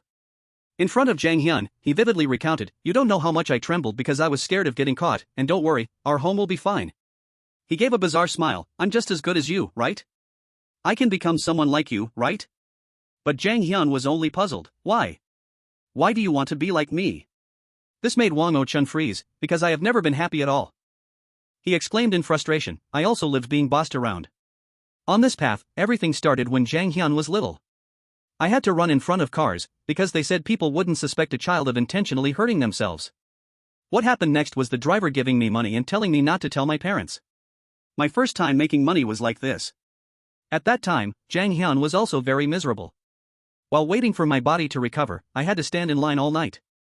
Little brother, are you here alone? Where are your parents? They forced me to stand in line to buy phones or limited edition shoes. On the other hand, Jang Hyun also had to do those kinds of jobs. I also had to pretend to be a cripple or beg at the subway station. If I didn't make any money on any given day, I would be beaten. He raised his voice and asked again, even so, you still want to become me? Tears streamed down Wang O-chun's face as he cried out, I do. Wang O-chun sincerely expressed, if I could just be with you, how great would that be? I would stand in line with you, run in front of cars, if only I could be with you like that. Right now, Wang O-chun couldn't think of anything else, I'd become like you too. At that moment, Jeju suddenly appeared, then can we be the same? He brought along 2 subordinates. Boss, that's the guy. He's the one who messed with Baekdo. Lucky. Jeju leaned close to Jang Hyun's ear and whispered, is this strawberry cake the champion of Gangdong, Chai Won-suk? No, the uniform says Chai Won-suk but. Then he quickly received a punch from Jang Hyun. This scene immediately made the others drop their jaws. At this moment, Jang Hyun roared, what the hell are you looking at, you psycho? It seemed Jeju was even crazier, he lightly kissed the back of Jang Hyun's hand. As expected, even he couldn't have anticipated that Jeju would do such a thing. Jeju licked the corner of his lips and spoke up, it doesn't matter if you're not Chai Won-suk from now on. He stepped forward and embraced Jang Hyun, you are my Chai Won-suk. Back at Se Rim's apartment. Woongu and Tangu followed orders to cover Hyun and Se Rim's eyes. You guys, take them inside. Boss. Won-suk also turned on his guard mode, what now? He looked at the crowd in front of him, who are you guys? Jeju looked like a giant monster looking down at Jang Hyun. He squeezed his head tightly with his hands like a toy, saying excitedly, I can't hold it back anymore. Without waiting for Jang Hyun to react, Jeju smashed his head hard onto the ground. Looking at his blood-covered face, he asked gleefully, oh cute boy, you must be scared now, right? He looked down at Jang Hyun from above and said disdainfully, by the time everything is over, you will probably be in a wheelchair. Wang O-chun was held tightly by Jeju's subordinates. Watching him torture Jang Hyun, he was furious, you pig-faced bastards, what did you do to Hyun? Jeju then turned to look at Wang O-chun and said indifferently, that friend of yours is probably looking forward to it. Next time, it's your turn. Suddenly there was a scream, Jeju. Behind him, Jang Hyun rushed up like a mad dog to grab Jeju's neck, but he quickly turned around and gave him a punch right away. Jeju looked at Jang Hyun with contempt and said, this strawberry cake is so romantic. He slowly walked forward and said, come here, and then held Jang Hyun tightly in his arms. Jeju suddenly squeezed his waist tightly, causing a cracking sound. He looked at Jang Hyun and proudly said, I know a bit about romance too, you've probably heard a lot about it. Suddenly, when he wasn't paying attention, he headbutted him hard in the face. Jeju took the full blow, tilting his head back as he got a nosebleed. Provoked, he turned and punched Jang Hyun right in the middle of the face. He didn't back down, twisting his body to land an elbow on his face. Riding the momentum, Jang Hyun threw a knee straight into Jeju's face, making him dizzy. He still calmly twisted both of Jang Hyun's arms behind his back, smiling and saying, you are so aggressive. Suddenly, he bent down and bit down hard on Jeju's shoulder, causing blood to splatter. Jang Hyun tightly clamped his arms and waist, refusing to let go. Jeju screamed in pain, taking advantage of the momentum to lift him up, then threw Jang Hyun over his shoulder like a sack of potatoes, angrily saying, you punk, it seems I've been too easy on you. Then, Jeju slammed him hard into the ground, causing Jang Hyun's head to hit heavily. He angrily scolded, who do you think you are? He repeatedly punched hard into the head of Jang Hyun, who was lying motionless on the ground. Daria cursed as he punched, praising your beauty, so you plan to go against me, huh? Suddenly, he was completely caught off guard by Jang Hyun's next action. Taking advantage of Daria's distraction, he tightly grabbed his collar. Jang Hyun looked at him mockingly and said, do you always wear a necklace when you fight someone? Who do you think you are? Saying that, he used both hands to firmly grip the necklace, tightly strangling the guy's neck. Daria was suffocating, unable to utter a single word, with his throat only letting out coughing sounds. His underlings, along with Wang O-chun standing outside, were extremely shocked seeing Jang Hyun turn the tide. Wang O-chun stared at him admiringly. Jang Hyun mounted Dario, his hands tightly strangling the necklace making him unable to breathe. The guy's face flushed red from lack of oxygen, but he still cursed inwardly, despicable bastard, once I take this off, you. Suddenly, he widened his eyes in fear. He said, Hong Dario, to be honest, you are the first person to see these murderous eyes of mine. Dario would never forget Jang Hyun's chilling, deadly gaze from that day. He seemed so scared he almost wet his pants. After that day, Hong Dario of Baekdo, the loser of Gangdong, carried a deep psychological trauma about being strangled. The once famous Baekdo began to decline. The ribbon on Dario's necklace fell off due to the struggle. The flower, it fell off.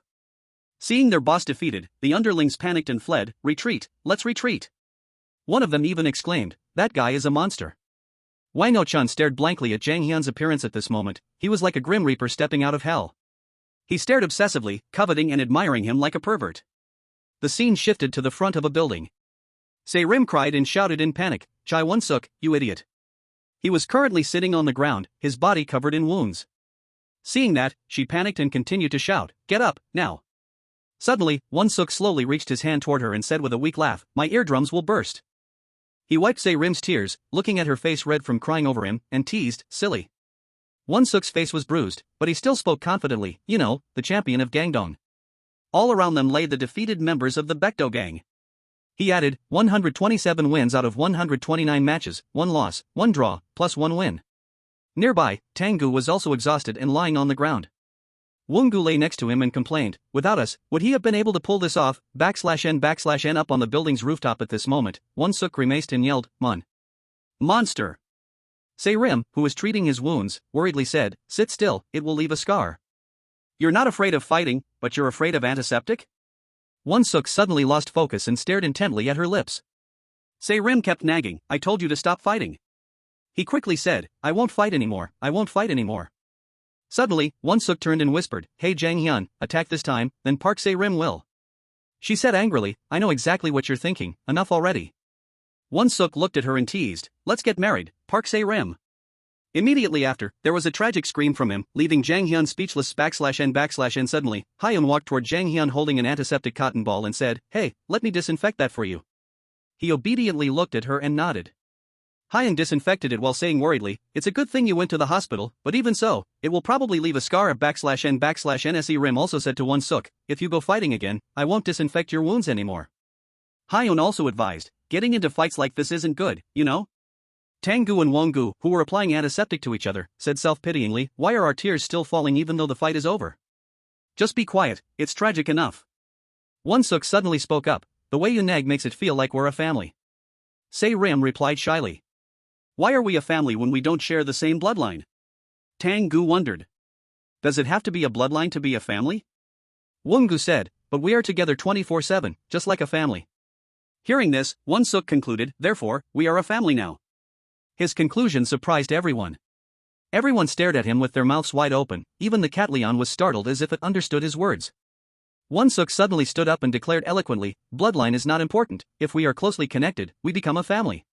Se-rim looked at him angrily and scolded, "Hey, what are you thinking?" Won-suk said, "I am the eldest brother, if you are dissatisfied, speak up." Jang-hyun obediently replied, "Alright, you can be the eldest brother." Won-suk smugly said, "Is there any problem? Then try calling me Hyun and let me hear it." Suddenly, Jang-hyun slowly replied, "I will be the father." Woongu excitedly said, "Jang-hyun is going to be the father? Then I am the uncle." Won-suk exclaimed in surprise, "What?" Tanggu also said, "And I am the uncle's brother." Se-rim smiled and spoke up, "Then I'll be the mother." Won-suk threw a fit, "Hey, does that mean you and he are husband and wife?" "No way." Everyone excitedly discussed, "Let's also make a name, a last name. Make it in English to sound cool. Who will name it?" Suddenly, Jang-hyun shyly stuttered, I know. English." Everyone was surprised, "Huh? You know English? This guy doesn't even seem to know Korean." He slowly pointed to the H-shaped scar on his head, and Jang-hyun began to analyze. Jang-hyun, he looked at Se-rim and said, "Se-rim, then came the cat lion, and next were the two guys, Tanggu and Wongu. Woongu, Tanggu, T. When it was Won-suk's turn, Jang-hyun said, "Won-suk, oh." Whether by coincidence or design, the first letters Jang-hyun listed gathered to spell the word hostile. Hyun smiled and said, "Hostile, this word means a place to stop and rest, it fits perfectly." She hesitantly added, but Won-suk is not an O, it's a W." Suddenly, everyone signaled for her to be quiet. They smiled looking at Jang-hyun, who was happily saying, "We know that too." Watching him still blabbering on about how an apple is apple, meaning an iPhone.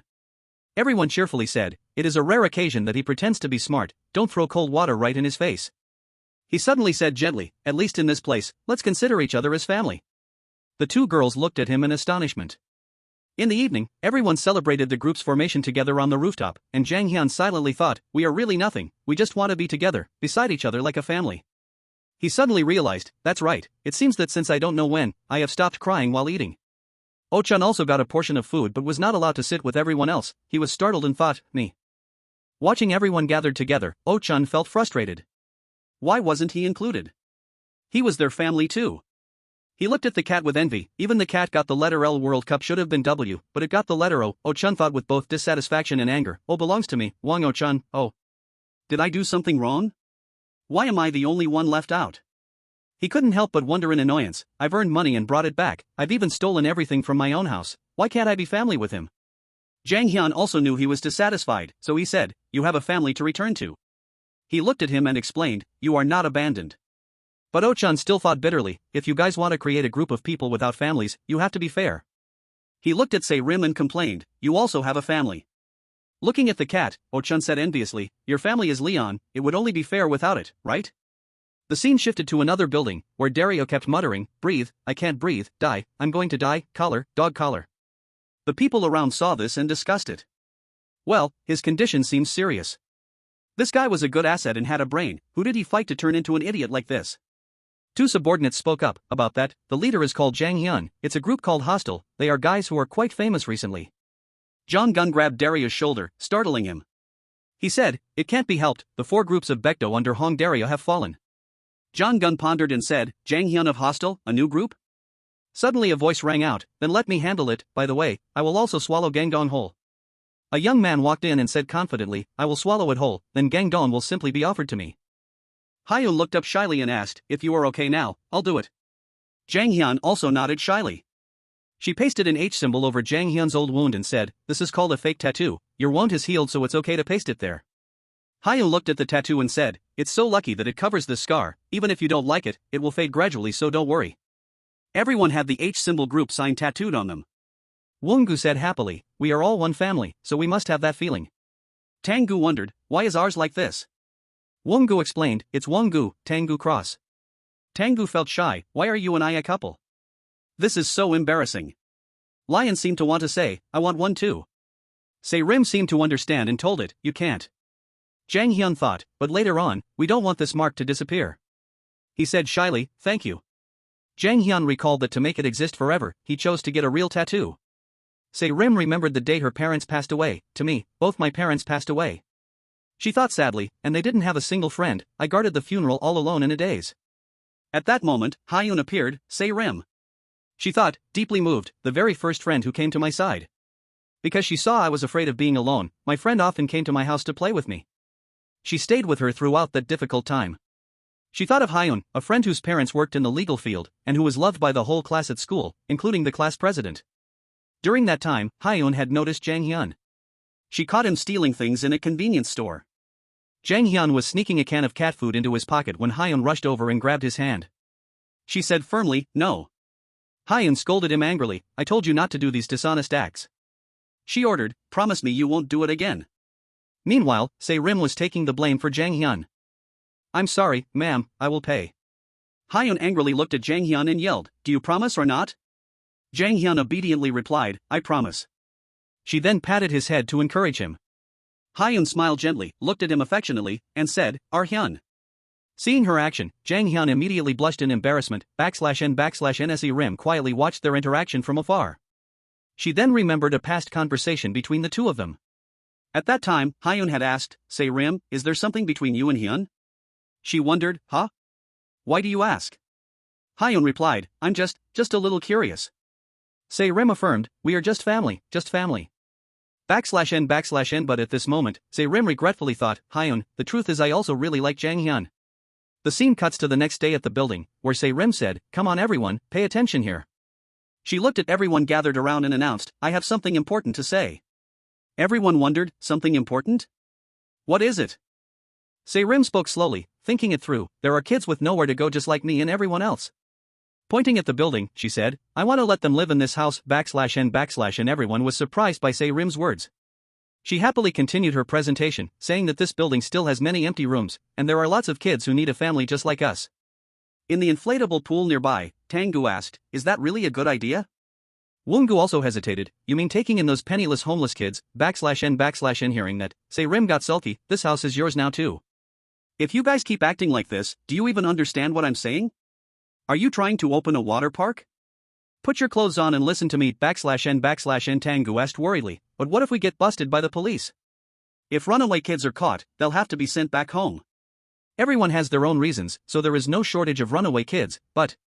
Woongu added, blindly calling them here might not be a good thing, /n/N hearing that, Se-rim stammered, you guys understand what I'm saying, so, right, that's right, of course. Suddenly, Hyung-seok's voice rang out, and there is one biggest problem left. He said seriously, it's money. The living expenses for the kids, we don't have enough manpower right now, so we can't afford it, /n/n. Lion looked as if it wanted to speak, but couldn't say a word. Seeing this, Se-rim said angrily, hey, I even thought Lion was speaking. He continued sharing his thoughts, if we want to take in more children, we have to find a proper method. Se-rim found him acting a bit strange, so she asked, hey, are you okay? It seemed that Hyung-seok became more and more concise after being hit on the head with a wooden sword. Suddenly, Jang Hyun spoke up, there is a way. He looked at everyone, considering his words carefully, without getting caught by the police, and still earning money to pay. Jang Hyun slowly said, the way to avoid being caught by the police while earning a lot of money is... Switching to the present scene in Jang Gun's hideout, he said thoughtfully, it is necessary, think about it. On the ground, Dario lay motionless, only groaning out, monster. Jang Gun ignored him and continued, this is the task I assigned to the leaders of all the gangs. These 4 groups cannot be managed just by being good at fighting. Jang Gun called Song Johan. He had taken down the entire Baekdo gang right in front of Jang Gun. He looked at Johan and said, I know you are a guy crazy about money, but... Johan interrupted, don't you have the ambition to reclaim the entire Gangdong area? I can do it. Jang Gun said angrily, you haven't been eating for long. Johan replied, you just saw it yourself. Jang Gun smiled leisurely and said, I admit you are a true talent. Among the leaders who are good at fighting, this guy is at the top. Hong Dario is not someone who can easily be beaten this miserably. Jang Gun looked at Dario and speculated, or perhaps you were heavily defeated by that guy named Jang Hyun? Johan said confidently, that Jang Hyun or whatever will just be crushed by me anyway. So let me handle Gangdong too. Jang Gun stood up and said, first, go and observe those guys called hostile. If you don't feel good about them, then Gangdong will simply have to be swallowed whole by God Dog. The 4 forces currently holding the 4 regions are, Gangnam Ilhito, Gangseo Big Deal, Gangbuk God Dog, and Gangdong Baekdo. Jang Gun thought that forming a 4-crew group would be the end of it, but Gangdong had returned to square one /n/n while getting a massage from Jeju. Jang Gun thought, no matter what, Gangdong's position must be filled, but the future problem is. He calculated that if those guys were caught by the police, even if it was nothing serious, it could still be used as leverage, putting him and the chairman in danger. Jang Gun couldn't help but get a headache, it was indeed a huge problem. Was there really no way /n/net this time? Jeju started babbling again, Jeju giving the massage, Jang Gun with his broad back.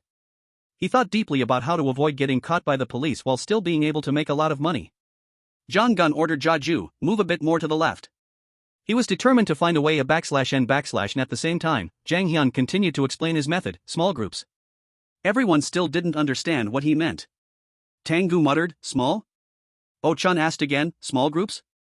Se-rim also questioned, what is that? /n/n Jang Hyun then explained, organize the structure into small groups with no connections between them. Even if one group gets caught, they won't know about the others. Only a group with a higher status can contact a group with a lower status, and the lower status group won't know the contact information of the higher status group. I came across this type of organization when I was wandering around. /n Jang Hyun pet Lion and said, our family can also apply this type of system. He continued, if we don't want to get caught by the police, we can just not connect the groups to each other. Jang Hyun calculated that if they lack living expenses, receiving money from the kids monthly would be fine. Se-rim asked blankly, monthly? Where would the kids get the money? He coldly said, the kids will do anything to make money, assuming it is illegal, even if we wanted to intervene, we couldn't. We must be prepared so that even if they get caught by the police, we can cut ties. A child caught by the police will be sent home, but, /n Jang Hyun confidently said, the children will return to this place, because they need a place to return to. He gently expressed, to me, this place is like a home. Wang O-chan suddenly clapped his hands crazily in approval. He exclaimed, excellent, doing it like that is perfect, let's do it. Wang O-chan smiled weirdly and thought, there will be more and more kids like Jang Hyun. /n suddenly, Hyun angrily spoke up, you said you wouldn't do anything illegal anymore. She questioned, didn't you promise me you wouldn't break the law? Even if the intention is good, a crime is still a crime. Wang O-chan looked extremely annoyed at this moment. Hearing Hyun say that, Jang Hyun obediently replied, I know, I promised. She asked, you won't do anything wicked anymore, right? Jang Hyun immediately replied, yeah. /n Hyun cheerfully said, then let's find another way together. He obediently said, yeah. Wang O-chan watched the scene and thought angrily, hey. Hey. What the hell are you doing? Don't touch him, don't change him. Over here, Hyun kept praising, Jang Hyun is a kind-hearted person. Wang O-chan, with bloodshot eyes, glared at her and angrily repeated over and over, don't change him, damn it. He stared at the two of them, furiously thinking, Jang Hyun, do not change Jang Hyun. Jang Hyun seemed very obedient and really liked being patted on the head by Hyun. Won-suk quietly watched the two of them together. Hyun seemed to have feelings for Jang Hyun too. Won-suk suddenly turned to look at Se-rim. At this moment Se-rim was also standing from afar, silently watching Hyun and Jang Hyun acting affectionately with each other. The way she looked at them held a bit of jealousy and bitterness. Won-suk understood what Se-rim's eyes meant, but he pretended to ignore it. As night fell, still at that building, Won-suk sat guarding the front. He bowed his head and thought to himself, I know, the fact that Park Se-rim likes Jang Hyun. He recalled the look in her eyes when she looked at Jang Hyun, seeing him sad. I couldn't comfort him either. I don't like myself for thinking of it as an opportunity. He sadly buried his head deeper and blamed himself. I am really a bad guy. Suddenly he raised his voice. My mood is also terrible, so. Looking at the person who just arrived in front of him, he coldly spoke up. Get lost. Won-suk looked at Johan and guessed, remnants of Baekdo, huh, coming to get revenge for your boss. He slowly stood up with a warning tone. I am not in a good mood. If you don't get lost then come at me. Won-suk shifted his gaze to Jong-gun behind Johan and said, you behind him too? Jong-gun smiled elegantly and replied. How long has it been since someone pointed and called me out? This is truly an honor, isn't it? Hostel's gatekeeper is telling me to come at him. Johan spoke up. I told you to let me handle it, didn't I? Johan adjusted his jacket and asked, are you Jang Hyun of Hostel? Fighting me is for your own good. Won-suk glanced at Johan and replied, you mean you can choose your opponent to fight? Then. He looked at the two people in front of him again and mocked, there are only kids like anchovies here, it's no fun. Won-suk then looked at the huge guy behind them and continued, the guy standing in the back, the big boss should come and fight first.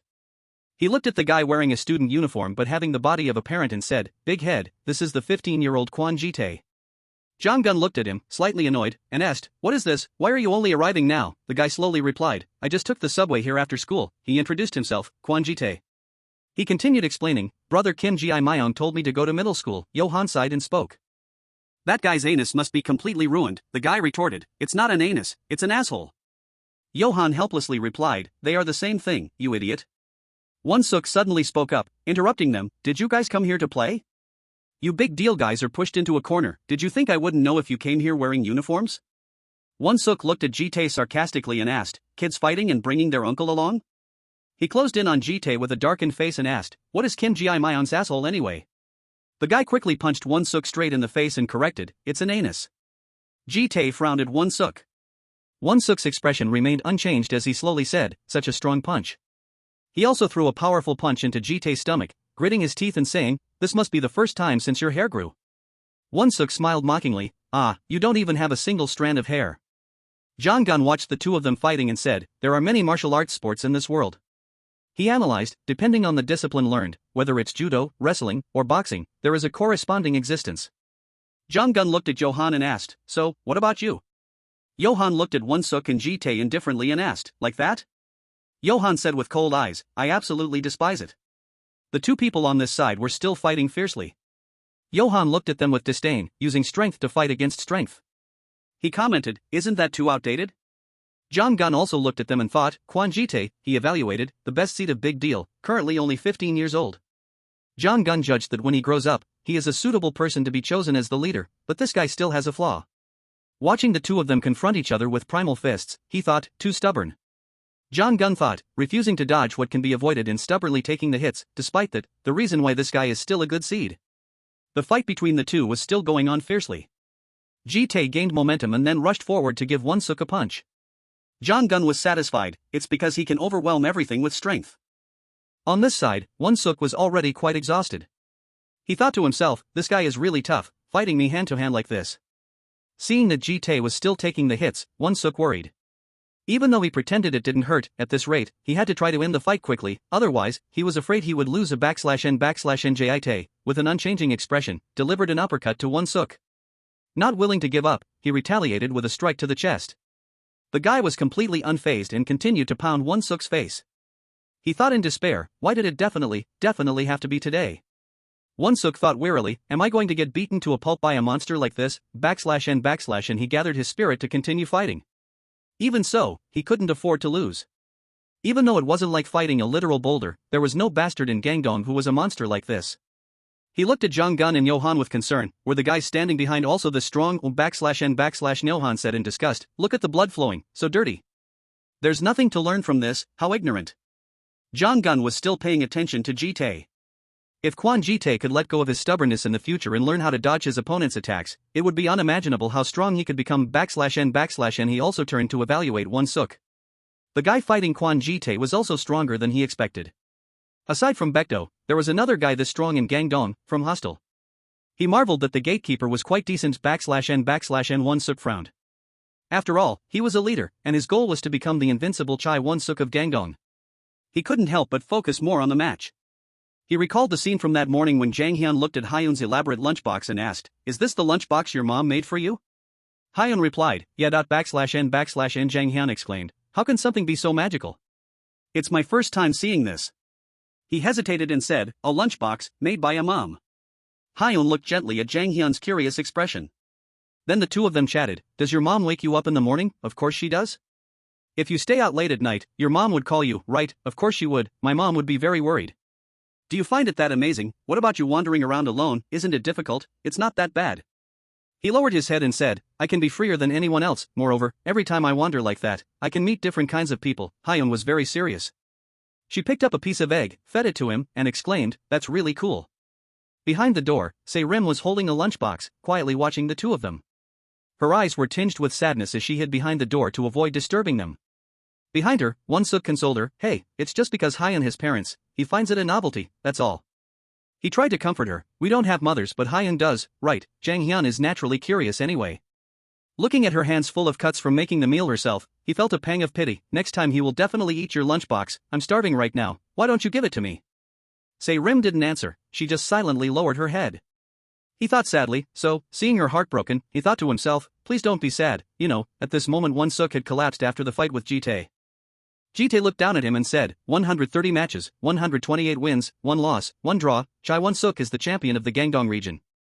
He looked at him curiously and asked, "Why didn't you use any force in your last punch?"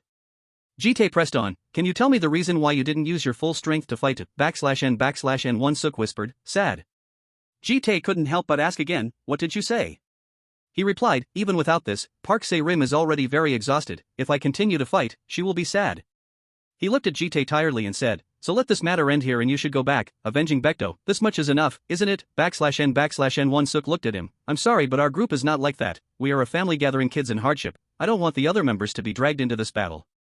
Hyun-seok continued, "If you want to fight me, that's fine, just don't let the other kids know." /n/n Ji-tae bowed his head and replied, "Understood." He sympathized with him, "Because I also want to protect someone." Hyun-seok smiled and replied, "Thank you." Ji-tae raised his fist and announced, "Then from now on, I will deliver Kim Ji-myung's message." He clenched his fist and continued, "If there is no suitable person in Gangdong, then Gangseo's big deal will manage Gangdong." Jong-gun looked at this scene and couldn't help but sneer in surprise. He looked coldly at Hyun-seok. "There are no personal feelings, I am just his knife." He angrily shouted, you bastard, you said otherwise." /n/n Suddenly, Johan rushed forward and punched Ji-tae hard in the face.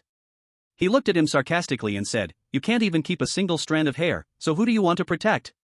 Who decided that Gangseo would manage Gangdong?" Ji-tae didn't dodge the blow and stubbornly said, "The reason I don't have hair is not because of hair loss, but I shaved it off completely when fighting because I was worried about having my hair pulled, so I shaved myself bald. Kim Ji-myung said it was better for me to shave it bald." Johan adjusted his hat and coldly declared, "Big deal, step aside, Gangdong God Dog will handle it." He glared at Ji-tae and said, "You hairless bastards can just play with each other, I will deal with the guy named Jang Hyun." /n/n Suddenly, Hyun-seok grabbed Johan's leg. He used all his strength to beg, "No, the kids, don't touch them." Hyun-seok persuaded, "You also have people you cherish, right? Don't touch my family. Just me is enough." Before he could finish his words, Johan gave him a kick. He said disdainfully, "Just for family? That's too dirty. That's why you have to be strong, without power you can't protect anything." /n/n Suddenly, Johan looked down at his foot in surprise. Even though his limbs were weak, Hyun-seok was still biting Johan's shoe. He whispered, "You too, someday this day will come." Hyun-seok looked at Johan as if cursing and said, "To protect the people you cherish, you'll become dirty like me."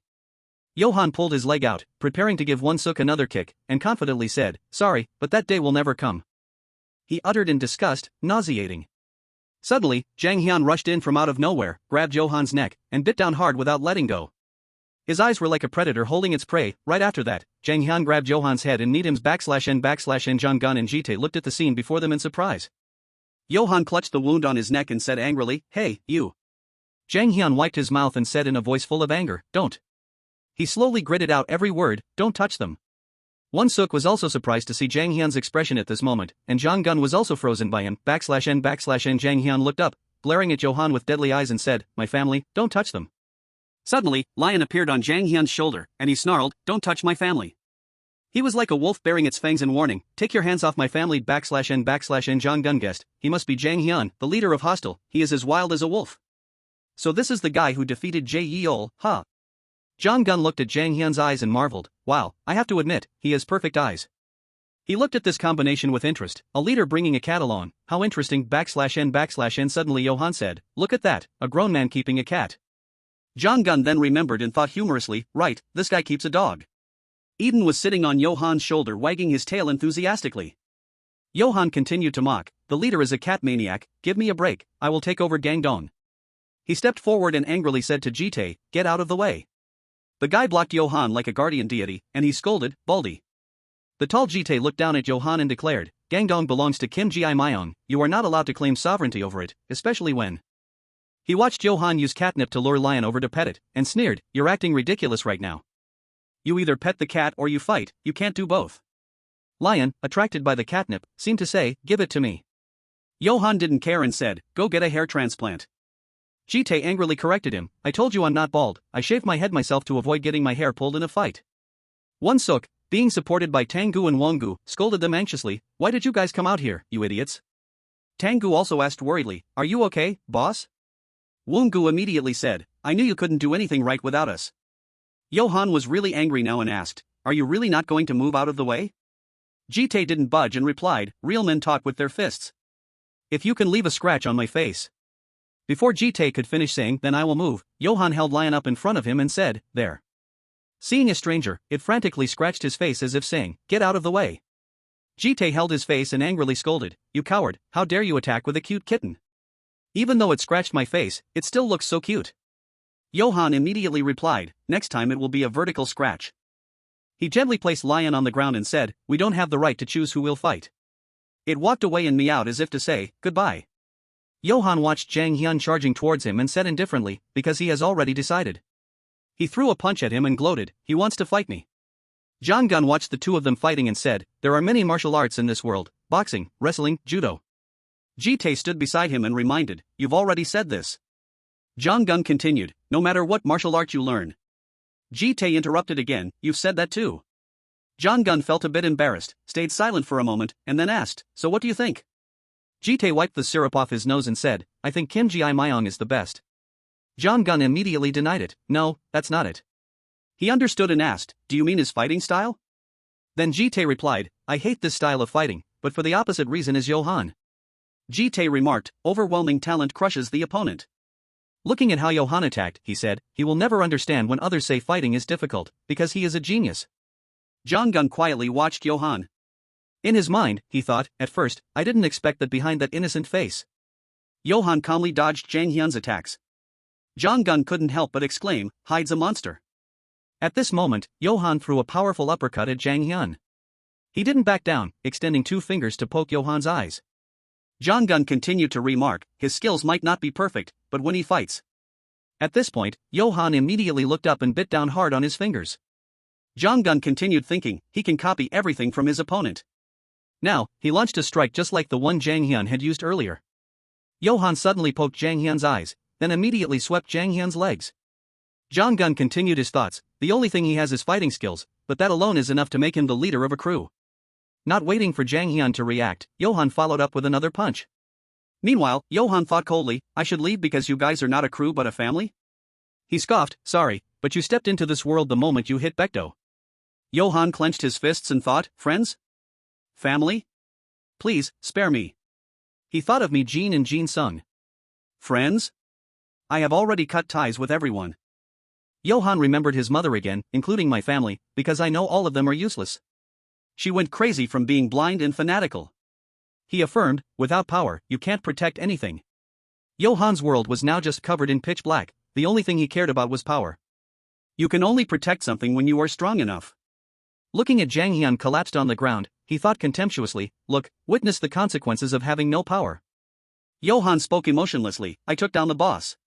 He declared, from now on, I will take charge of Gangdong myself. Jong-gun smiled and said, you took him down so quickly, I must admit you are exactly the most talented person among the leaders. He became more and more excited as he spoke, the ability to hit the opponent with every attack, the ability to copy the opponent's technique like a mirror. With my limited vocabulary, I can only compare you to a perfect crystal statue.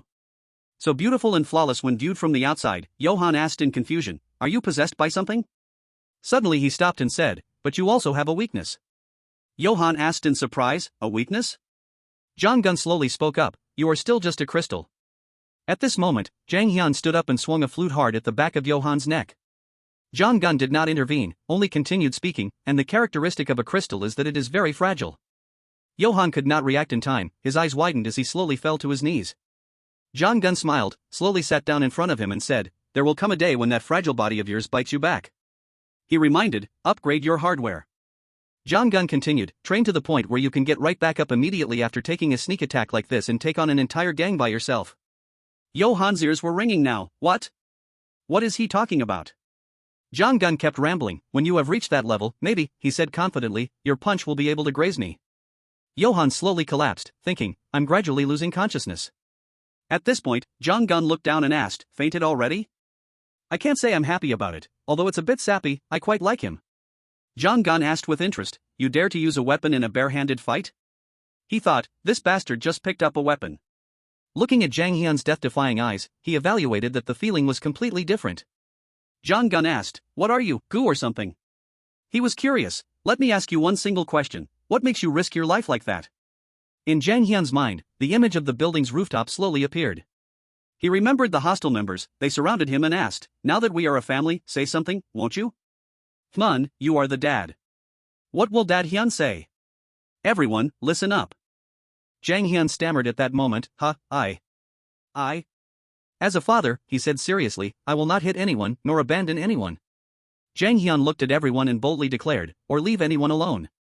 From now on, you are all my family, and I will protect everyone. At this moment, Jang Hyun looked straight at Jong-gun and said, a father must protect his family. /n/n he suddenly asked angrily, is that it? Jong-gun said, Song Johan risked his life to meet the chairman, and Big Deal risked their lives to take my position. Even Baekdo risked their lives to create an empire for Hongdaeryu. And you're saying that's all you want? Jong-gun's face darkened, no ambition, no thirst for power. Are you guys just a bunch of trash playing house? He shouted, Jitae. The guy quickly replied, yes. /n/n Jong-gun declared, from now on, Big Deal and God Dog will divide and rule Gangdong. Jitae immediately bowed his head and replied, I will pass this on to Kim Ji Myong. Jong-gun instructed, while you're at it, take Johan with you. Such a fragile kid shouldn't sleep on the streets. Jitae put Johan on his shoulder and said, understood. He advised, remember to go to the hospital to check the scratch on your face. Cat claws are full of bacteria. The guy asked anxiously, I wonder if I need a rabies shot. Jong-gun said, I will drop by Gangseo soon. Jitae requested, can you get my flute back for me? I have an aptitude test at school next week. He replied, just go. After giving instructions, Jong-gun said softly, alright, Gangdong has been resolved /n/n he rushed forward, holding Tanggu and Wongu's heads tightly with both hands, and said, now I will personally eliminate hostile. He looked at Hyung-seok and Jang Hyun and commented, your skills seem quite formidable. But since there are only two of you, you don't have enough strength to save your little group anymore /n/n Tanggu and Wongu said anxiously, boss, what should we do now? He looked at them challengingly, what are you going to do now? Suddenly, a laugh from the side made Jong-gun confused. Hyung-seok looked at him, shook his head and laughed, you really don't understand anything, do you? We don't have the strength to save the whole group? Who said that? Did you think only the two of us were formidable? Suddenly, at this moment, Wongu and Tanggu turned around to counterattack /n/n Jong-gun was quite surprised by this turn of events. Hyung-seok smiled, you shouldn't have let that bald guy go. You've made a mistake, mister. He continued, Tanggu and Wongu are a very special case. On a scale of 0 to 10, if they stand alone, their strength is about 0.5 /n/n Hyung-seok explained, but together, their strength exceeds 10. At this moment, they were combining their attacks on Jong-gun. He couldn't help but mock, what the hell is this? Hyung-seok continued, the super duo has been together for over 10 years. He remembered the times they combined with each other, they were not afraid of anything when they were together. They fought side by side with me when the Baekdo gang attacked. Do you want to know why I am the great Chai Hyung-seok of Gangdong? He said proudly, it's because I have Tanggu and Wongu. On Jong-gun's side, the two of them made him constantly dodge. Hyung-seok declared confidently, if there is a rematch, I could defeat Jang Hyun and that bald guy too, but there is one person I cannot beat. Hyung-seok's face appeared as he recounted, 130 matches, 128 wins, 1 draw. He added, and 1 loss to Tanggu and Wongu. Hyung-seok said sarcastically, old man, we are not gangsters like you. He turned to Jang Hyun, you know what Hyun, I think he is looking down on us. Hyung-seok boldly declared, we are hostile. The 4 of them surrounded Jong-gun, threatening, what are you going to do now, old man, /n/n. Hyung-seok rushed forward and threw a punch at Jong-gun's face. As he fell back, he was tightly held by Tanggu and Wongu. Jang Hyun also rushed in to attack him with the flute from earlier, but Jong-gun quickly sprang up to dodge. Suddenly, his hair was grabbed from behind and pulled back. Jang Hyun yanked Jong-gun backward and kneed him in the middle of his back /n/n. Jong-gun countered with a direct punch to his face, his right hand still holding a half-smoked cigarette. Suddenly, Jong-gun's fist stopped mid-air. He wondered, did my punch not reach its maximum range? It turned out that from behind, Jong-gun was being pinned down by Tanggu and Wongu. Seeing this, Jang Hyun forcefully smashed the flute right into his face. Tanggu dodged in disgust as Jong-gun's blood splattered onto his face. Wongu focused on observing his next move, while the flute lay broken in 2 on the ground. Jong-gun at this moment no longer had his initial relaxed demeanor. He stood motionless with a face covered in syrup. Everyone couldn't help but be confused. Hey, this guy is frozen, did he faint standing up? Hyung-seok asked in confusion, so we won, right? Wongu hurriedly interrupted, boss, don't say that. Tanggu worriedly said, saying that will bring bad luck. Suddenly Jong-gun spoke up, how ridiculous. Tanggu immediately blamed, see, you made him wake up. Looking at the completely shattered glasses on the ground, Jong-gun angrily said, there was once a guy who dared to touch my glasses. He lit a cigarette and took a puff. His pitch-black eyes were full of murderous intent, but no one has ever dared to touch my hair. The whole group looked at Jong-gun nervously. He continued to speak, you guys are pretty good, it's been a long time. Jong-gun flicked his cigarette ash away, slowly stepped forward, and growled, it's been a while since I felt both annoyed and satisfied like this. He took another drag, what crew are you guys from? Say it again. Hostile? He used both hands to wrestle down both Tanggu and Wongu at the same time and spoke disdainfully, is this all you guys got? Jong-gun thought to himself, how can this be? He compared them, Tanggu and Wongu should be as strong as Song Yo-han. Jong-gun mocked, why are you so weak? Jong-gun looked at the person rushing towards him and continued evaluating. Chai Hyung-seok was as strong as Kwon Ji-tae. Hyung-seok lunged forward and shouted, I am the gatekeeper, not Chai Hyung-seok. Jong-gun heard something wrong, seems like you said it backward, man. He humorously thought, I like this guy. Jong-gun threw a powerful punch and shouted, then go guard the gate, gatekeeper. Still with a cigarette in his mouth, Jong-gun turned to look at Jang Hyun, and also, the leader, the one standing above all these guys. He was holding a broken flute and rushing to stab Jong-gun in the face. Looking at his frantic appearance, Jong-gun was disdainful. Jang Hyun, he simply dodged, making him tumble. Jong-gun said in disgust, you are the worst of the bunch. He commented, not only are you willing to kill your opponent, but you also dare to use weapons. Jong-gun said, I have to admit, compared to the 4 heavenly crews, individually, you are the strongest. Jong-gun couldn't help but think, you have members as strong as Johan and Ji-tae, but you play family games with them? Everyone has been defeated. Jang Hyun was stepped on by Jong-gun, he said, it's just that you haven't met the right leader yet. Suddenly, he looked over at Oh-chun and yelled, hey, kid over there, I bet you're also very good at fighting, but having a few elite members will only bring your group to this level. Jong-gun slowly spoke up, your hostile has a fatal weakness, you guys lack numbers. Jong-gun did not hesitate to analyze, Song Yo-han has shown his determination by conquering KS to get enough numbers. Not to mention the workers' gang, Big Deal is a large organization with a long history and tradition. Even Hong Daeryu of Baekdo has established an empire of his own. As for hostile, what do you have to show off? Jong-gun criticized, no ambition, no goals, no drive to advance, no money, in short, you guys are just a bunch of losers. He squeezed Jang Hyun's chin and declared, that is exactly why I am eliminating you guys, hostile, it is all brought upon yourselves. Jong-gun warned, if you dare to touch the currently thriving Baekdo, you will have to pay the price. His eyes glared coldly at Jang Hyun, I will pull out all of your teeth. Suddenly, Oh-chun shouted, we know how to make money, you know. Our method can even make a lot of money. Oh-chun silently resolved, hostile must survive. He continued, we can provide accommodation for the runaway kids in Gangdong and collect rent from them. They will do anything to make money. He thought angrily, hostile belongs to Hyun, you have no right to decide whether it is allowed to exist or not. Oh-chun declared, although we lack manpower, we can make up for it with those runaway kids. He determinedly thought, I will protect hostile. Oh Chun successfully caught Jong Gun's attention. He warned, if you guys mess around, the police will be on your necks immediately. How do you plan to avoid the police? Oh Chun thought in surprise, wow, he's actually listening to me. Jong Gun looked at Oh Chun greedily and asked, do you have a way to cut ties with someone who gets caught while still making a lot of money? Oh Chun immediately replied, an online organizational structure. If we use an online organizational structure, we will never be caught. Jong Gun's eyes widened in sheer surprise. Oh Chun explained tremblingly, as long as we don't directly contact the runaways, we can always cut ties with them. What if we make it so that the subordinates have no way to contact their superiors, and only the superiors can contact the subordinates? Suddenly, Jong Gun called out to Oh Chun, hey. His eyes flashed brightly, and with a bizarrely interested face, he asked, is this your idea? He said things that confused Oh Chun. I thought you guys only had Johan and Jitae, but I didn't expect you to also have Hyung-seok. Suddenly, Oh Chun tremblingly explained, no, this is not my idea. This is the idea of Hyun, the leader of Hostel. Hearing this, Jong Gun paused. He calculatively looked at the people of the Hostel gang. Wongu and Tangu, lying on the ground, said angrily, over our dead bodies, don't even think about touching Hyun. Jong Gun thought to himself, subordinates who are as strong as Johan and Jitae, and as loyal as Kim Ji-myung's men. He suddenly glanced at Oh Chun, a new factor has just appeared. Jong Gun evaluated that this brat with outstanding business talent reminded him of Hyung-seok. He seemed to have come up with an even better idea. With Hostel's base, Jong Gun decided, and this place would be filled with wandering children. He turned to look at Jang Hyun lying at his feet. Jong Gun thought to himself, this guy reminded him of Jun Gu, someone with a clear vision. This kid had all the necessary qualities of \n \n. Jong Gun said happily, you, after all, are the brightest candidate. Jong Gun threw a phone onto the ground for Jang Hyun. He said, since it's an online organization, you can't give each other phone numbers, right? I will be waiting for your call. \n Jong Gun turned around and declared, now you are one of the 4 heavenly crews, the Hostel of Gangdong.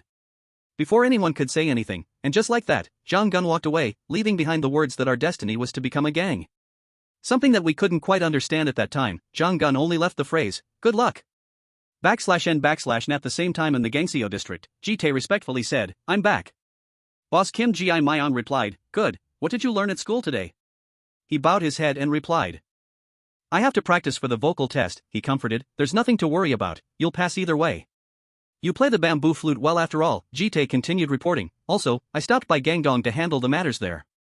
From now on, Big Deal and God Dog will be in charge of Gangdong, Kim Ji-myung praised, good job. Say, he looked at Johan in Jitae's arms and asked, what are you carrying? He replied, his name is Song Johan, he was causing trouble in Gangdong. Should I throw him to the wild dogs? He immediately said, just let him sleep a bit longer.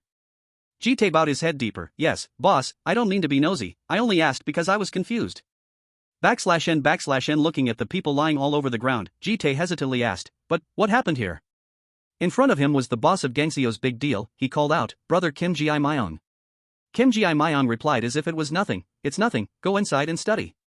Suddenly, a sarcastic voice rang out, oh, you're late? Jitae turned his head, the mocking voice continued, if you call yourself Kim Ji-myung's sword, you shouldn't be so late. The 3 arrivals called him, Kwon Jitae. Jitae said, I shouldn't have left you alone, boss. \n Kim Ji-myung, grabbing 2 guys by the head, said, don't get involved, Jitae, this isn't your fight. Jitae put Johan down on the ground, filled with regret, he said, I should have stayed to fight by your side. Johan was sleeping very peacefully, while Jitae, filled with rage, said, how dare you? Jitae went crazy, tearing off his shirt and roaring, how dare you touch brother Kim Ji-myung? What the hell do you think you're doing? \n Known and the other 3 were momentarily shocked seeing that.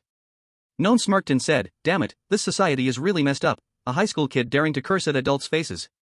He asked, you want to know why?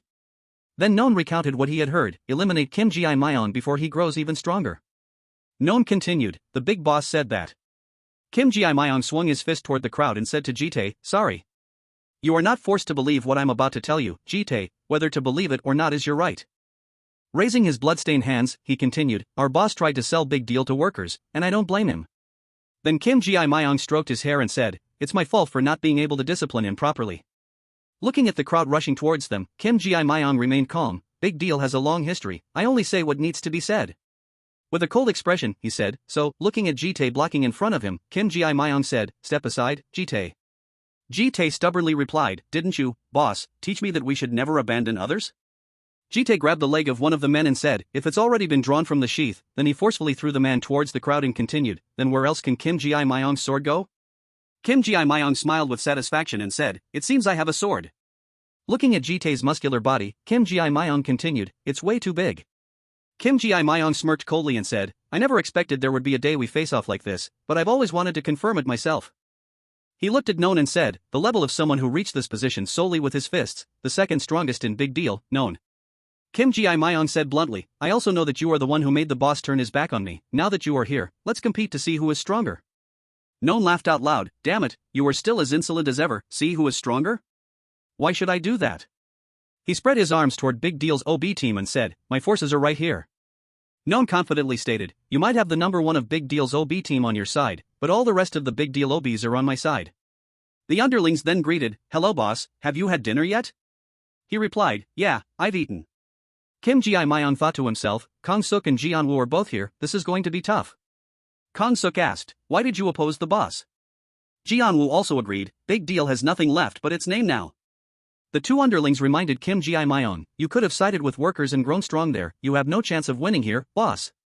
The underlings asked again, do you feel regret? Do you regret opposing the boss? Kim Ji-myong replied, of course I do.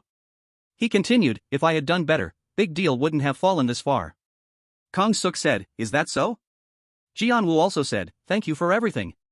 Suddenly, all the underlings behind Known bowed their heads and said, from now on, you are no longer our big brother, but you are our boss. To Kim Ji-myong's surprise, the underlings said, we are also very dissatisfied with this matter, the boss plans to sell Big Deal along with our long history. Seo-kong said, the OB team has cleared the path for you. Jeon-woo also said, let us handle these lackeys, you should go meet the big boss. Hearing them say that, Known panicked, turned around, and yelled, what? Are you guys daring to rebel? The muscular Jitae approached Known. He looked down from above, at this moment, Known looked incredibly small. Jitae spoke slowly, I'm not number one of the OB team, but number two of Kim Ji-myong. He looked at Known's panicked face, so I will deal with this guy and take the number two position at Big Deal. Known cursed indignantly, you bastard. Jitae continued, as for number one of Big Deal, leave it to number one of Kwon Jitae to handle. The subordinates wholeheartedly supported Kim Ji-myong, have a safe trip, boss. Kim Ji-myong turned and left, leaving Jitae and the subordinates to face the lackeys. Before leaving, Kim Ji-myong said softly, I won't be gone for long. Then he reminded him, you still have to prepare to go to school. Jitae replied, I am just your sword, nothing else. After this shocking event, on that day, Kim Ji-myong became the youngest leader of Big Deal. A pair of skillful hands was cutting Jang Hyun's hair. Hyun said, actually, I used to want to become a hairstylist. Jang Hyun was surprised, used to? She confided, my parents want me to be a lawyer. Because both of them are in the legal profession, they want me to follow in their footsteps. They don't know I often skip studying at the library to come here. If they knew, they would go crazy. After Hyun finished speaking, she also finished styling Jang Hyun's hair. Done. Hyun exclaimed, I knew this style would suit you, you look so handsome. He was a bit shy, really? I feel like it looks kinda weird. /n Hyun was surprised, oh, you just smiled. You look really cute when you smile. Jang Hyun was surprised, what? Hyun said gently, Hyun, I hope you will always smile, even when you are sad or facing difficulties. People say we don't smile because we are happy, but we are happy because we smile. Jang Hyun wondered, so I should smile even when I'm sad? Hyun smiled and replied, yes, just smile through everything, maybe it will help you feel better. Jang Hyun didn't argue at all, alright, but right now. He flashed a bright smile at Hyun and said, I'm smiling because I like you, Hyun. /n Hyun was incredibly surprised by the sudden confession. The scene shifts to a room where an excited shout rings out, awesome. Se-rim exclaimed in surprise, is this really the first floor of my house? This place used to be a garage. In this room, everyone was chatting happily, now this is a proper secret hideout. Hey, Oh-chun, stop cheating, I don't want to add another victory to my 131 win streak. Do you count knocking down anyone, anywhere? Who brought the karaoke machine? I did. Jang Hyun fixed it. They talked while playing. You will like this chair a lot, Se-rim. Even though it's no longer working, it's very soft. Se-rim lay on the chair and thought to herself, you guys really, you finally did something useful. She was very happy about this, even if she couldn't grow taller because she let them eat more, it didn't matter. I have been much happier since they arrived. Looking at them, Se-rim felt happy in her heart. They might be very noisy and always causing trouble all day, but she was proud to call them her boys. She recalled the first time she met Jang Hyun, she was very surprised. At that time, she was chasing after the cat. Lion, where are you going? Se Rim remembered the awkward situation then. She didn't know what to do when there were only the two of them in the room. She remembered she was very nervous at that moment. Se Rim and Jang Hyun were very shy, who knew what could happen? Jang Hyun shyly spoke up, I shouldn't be in the same room with a girl, otherwise I'll get in trouble. Se Rim said, I know. Jang Hyun blushed again, if I hold a girl's hand, I'll get in trouble. Se Rim still replied, I know. When the two moved close to each other, Se Rim softly said, now you know. Outside, Lion was scratching the door, wanting to go out. She stood looking at the cat. The scene transitions to Hyung-seok sitting alone under the night sky. He looked extremely lost under the starry sky. The brief moment of happiness, our story is gradually coming to an end. Hyun was sleeping, the sunlight softly touching her shoulder, and Jang Hyun was also leaning on the sofa to sleep. Suddenly, a noise from below woke him up. Jang Hyun stood up and walked to the window to look down. Down below, there were countless cars and police officers. Hyung-seok had been subdued by the police, screaming in agony. The once clean room was now destroyed. Se Rim sat slumped on the floor, crying her heart out. Looking at this scene, her tears kept flowing. Before her eyes was the heavily trashed room, and the two guys, Tang-gu and Won-gu, had their hands clasped together with tears streaming down, begging. The chief prosecutor, who was Hyun's mother, was pointing her finger, giving orders. She suddenly looked up. She saw Hyun and Jang Hyun standing above. Seeing this, Hyun turned pale, Looking at the angry face below, Hyun anxiously called out, Mother. Inside the interrogation room, Jang Hyun was sitting on a chair listening to the interrogator read, name is Jang Hyun, left his family home at the age of 18, and has been wandering the streets ever since. She continued, you have committed dozens of crimes, from assault and theft to arson, and a long list of other offenses. I haven't seen a case like yours since I became the chief prosecutor. She continued to list Jang Hyun's crimes. You went to Gangdong, broke into Park Se-rim's house, and threatened the girl so you could live there. You glorified your illegal acts and dragged model student Wang Oh-chun into depravity with you. You also brought delinquents like Chai Won-suk to live in the house and formed a criminal organization calling itself Hostile. Then you participated in brawls between gangs. The person interrogating Jang Hyun was actually Hyun's mother, and she asked, do you think you belong in prison? Hyun's mother stood up, slammed her hand on the table, and called out, Jang Hyun. She approached, grabbed Jang Hyun's head, and said, actually, I don't care at all about trash like you.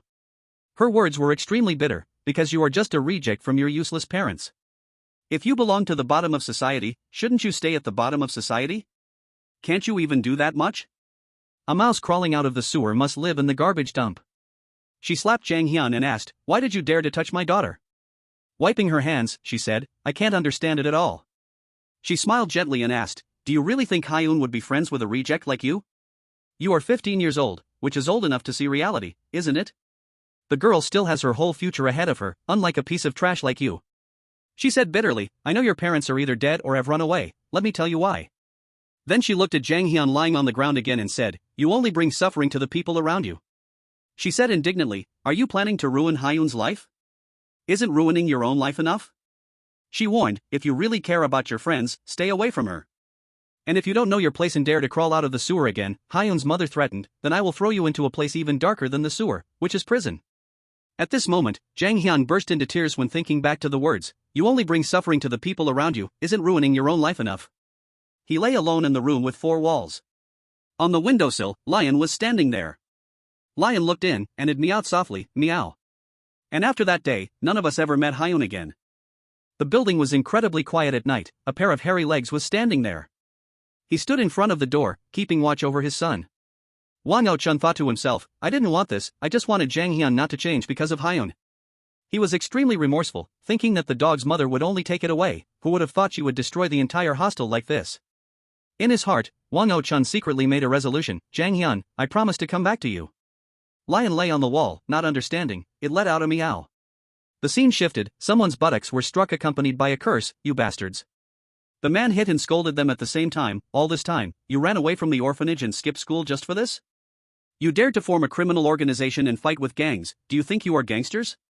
He raised his stick, if you don't have parents or a family, you must know how to try harder yourselves. However, someone retorted, we do have one, it was Hyung-seok. He told him, we have a family. But the man continued scolding, you brats. Hyung-seok interrupted, we are just.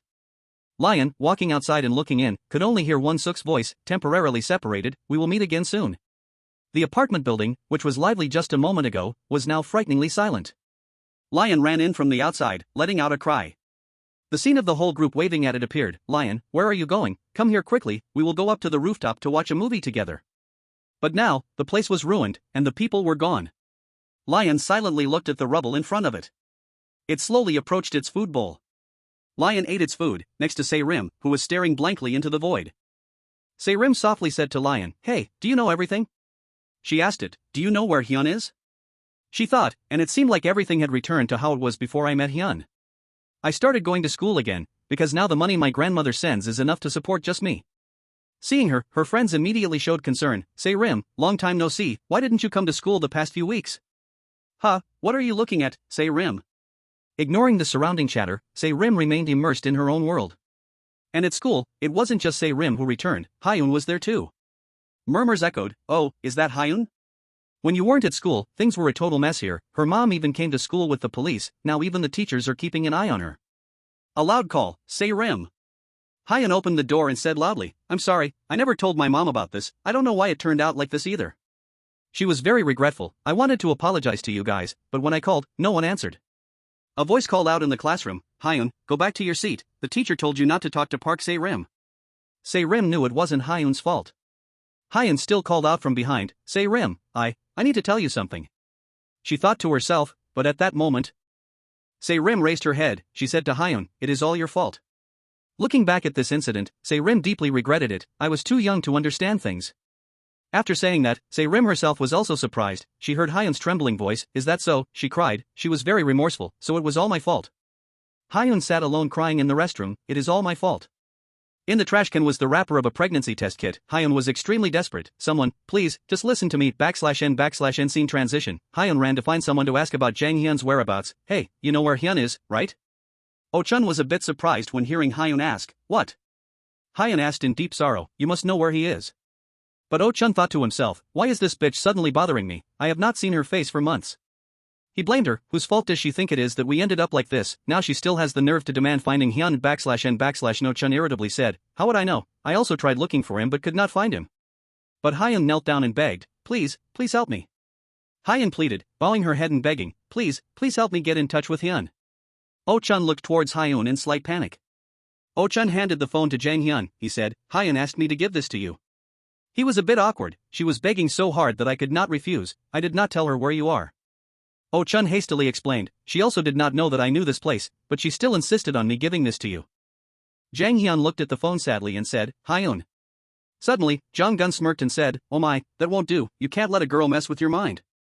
Among the crowd, Jang Gun reminded him, especially when the real hostel has just been founded with wanderers. He continued, that chief prosecutor was right, trash like us should live in the dark, isn't that the reason you gathered the wanderers? Jang Gun asked him, you won't disappoint us by going back to playing that family game, right? /n/. On the phone screen, a message appeared, Hyun, it's Hyun, if you read this message, please text me back. In his head, a voice echoed again, you only bring suffering to those around you, isn't ruining your own life enough? Jang Hyun quietly looked at the message, then he turned off his phone and said, I don't care. Jang Hyun looked up and replied, I don't have any family /n/. Wang Oh-chun was overjoyed hearing that, Hyun, you've regained your form, I knew you didn't need that brat Hyun. Jang Gun was satisfied, exactly, that's how you grow up. Then he said to Jeju, hey, I'm in the mood for a massage, the left leg. The guy was thrilled, Jeju, getting to massage, Gun's leg, I'm a massage fish. Jang Gun said, let Wang Oh-chun join today, get ready, Hyun. Jeju was still working hard, Gun's leg is gone, I can't massage it. Jang Gun stood up and took off his shirt, it's time to train again, you are my first disciple. Scene transition, outside the quiet building, Jang Hyun is sitting alone on the steps, his face completely bruised from being beaten. On the screen, Hyun continues to message, you have read my message, right, Hyun, if you have read it, reply to me, even just a dot is fine, I want to see you. Her messages are extremely earnest, Jang Hyun reads the messages feeling very sad. He starts typing a message, Jang Hyun replies, I miss you a lot too, Hyun. On this side, Hyun receives the message and is extremely surprised. She thinks to herself, it's Hyun, he replied to me, Hyun can't quite believe it, Hyun wants to see me too. Hyun wonders, I have to tell him quickly, but how should I bring it up, there isn't much time left, I have to tell him right now, my mom is coming soon. She immediately sends a message, I think I'm pregnant, Hyun is worried, I sent it. The phone rings with a notification, a new message, Hyun is happy, he replied, but the message says, abort it. Jang Hyun on this side is still sitting alone. He stares at his phone, but looking at the screen right now, Jang Hyun doesn't understand. Why isn't she replying to me? Oh-chun is hiding nearby, laughing gleefully, holding two phones in his hands. Don't worry, Hyun, I'm replying to her for you. In a chaotic alley, Oh-chun is still focused on the phone.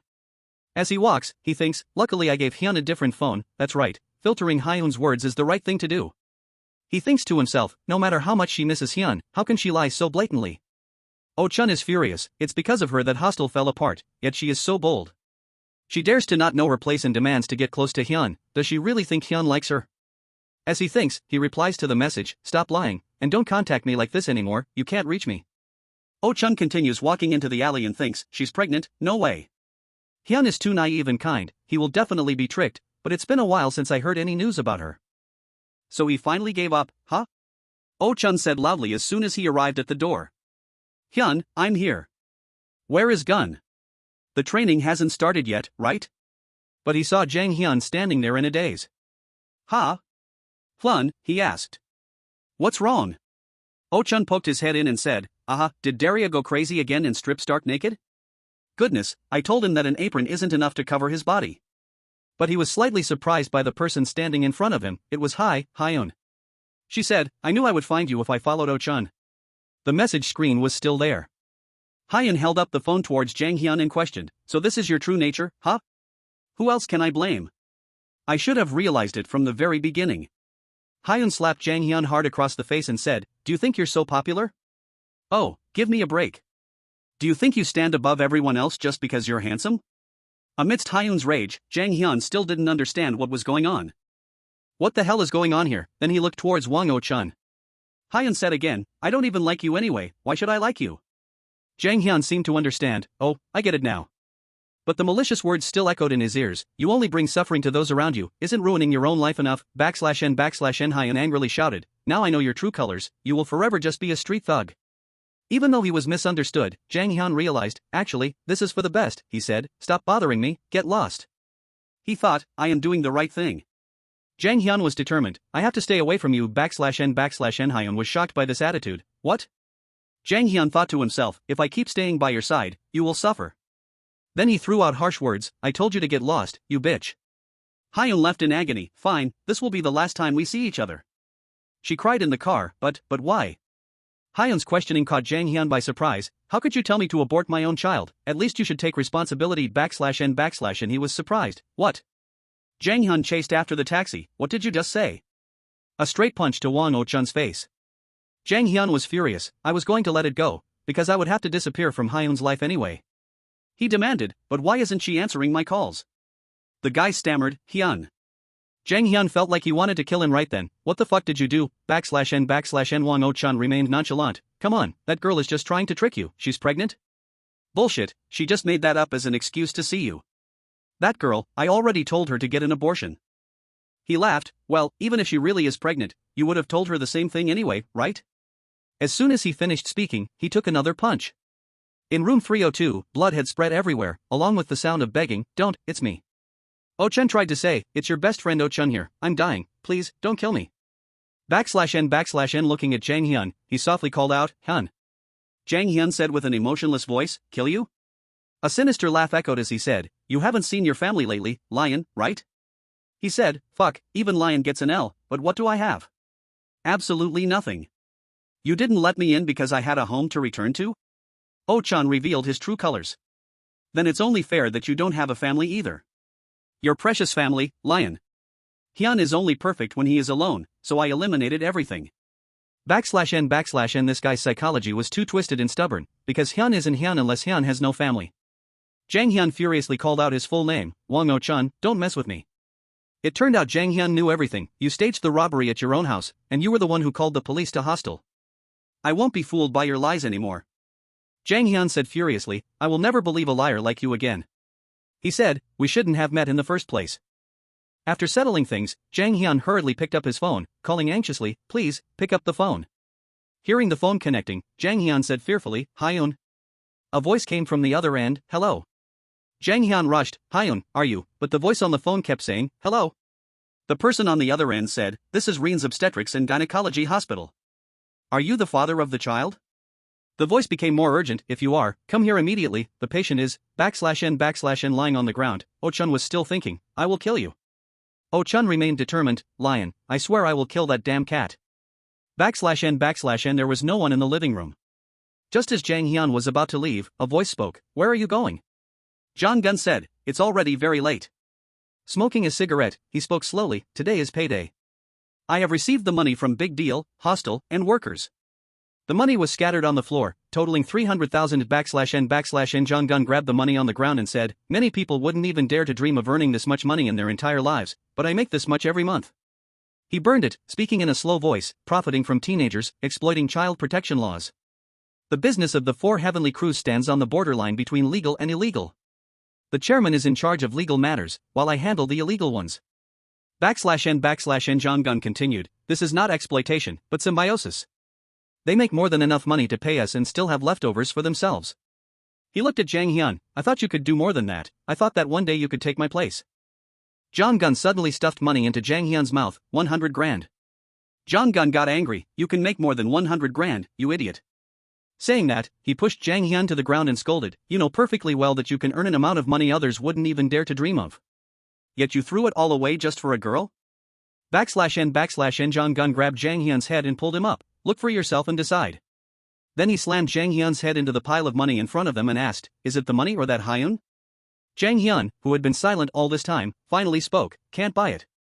He whispered, even with 100 grand, you cannot buy a family. /n/n. Jang Gun smirked, right. His face darkened as he said, from the very beginning, you have always been just an animal that doesn't understand the world. Jang Gun was disappointed, then remembered, I have trained you for months but have never tested you once. Saying that, he ripped off his own shirt. Jang Gun said, this will be your first test. If you are still breathing after I'm done beating you, I will let you go. /n/n. Jang Hyun held his head and said, this is not my first test but my last test. He brushed his hair back to reveal the H tattoo, because I will definitely go see Hyun even if I have to kill you. Jang Hyun placed his hand on Jang Gun's neck, get out of the way before I tear you to pieces. /n/n. Returning to the present, it has been 3 years since that incident. Joon-gu exclaimed, wow, Hyun's story is so long. Jang Gun said, actually, it's even longer than that. Joon-gu wondered, but that sounds ridiculous. A pregnant belly should be huge and obvious, how could no one notice? /n/n. Jang Gun said, a fetus is a very strange creature. Joon-gu asked, what the hell are you talking about?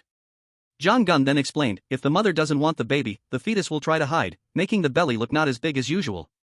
He said, that child must have sensed how much its mother wanted to hide it. Joon-gu hurriedly interrupted, no, I don't care about that.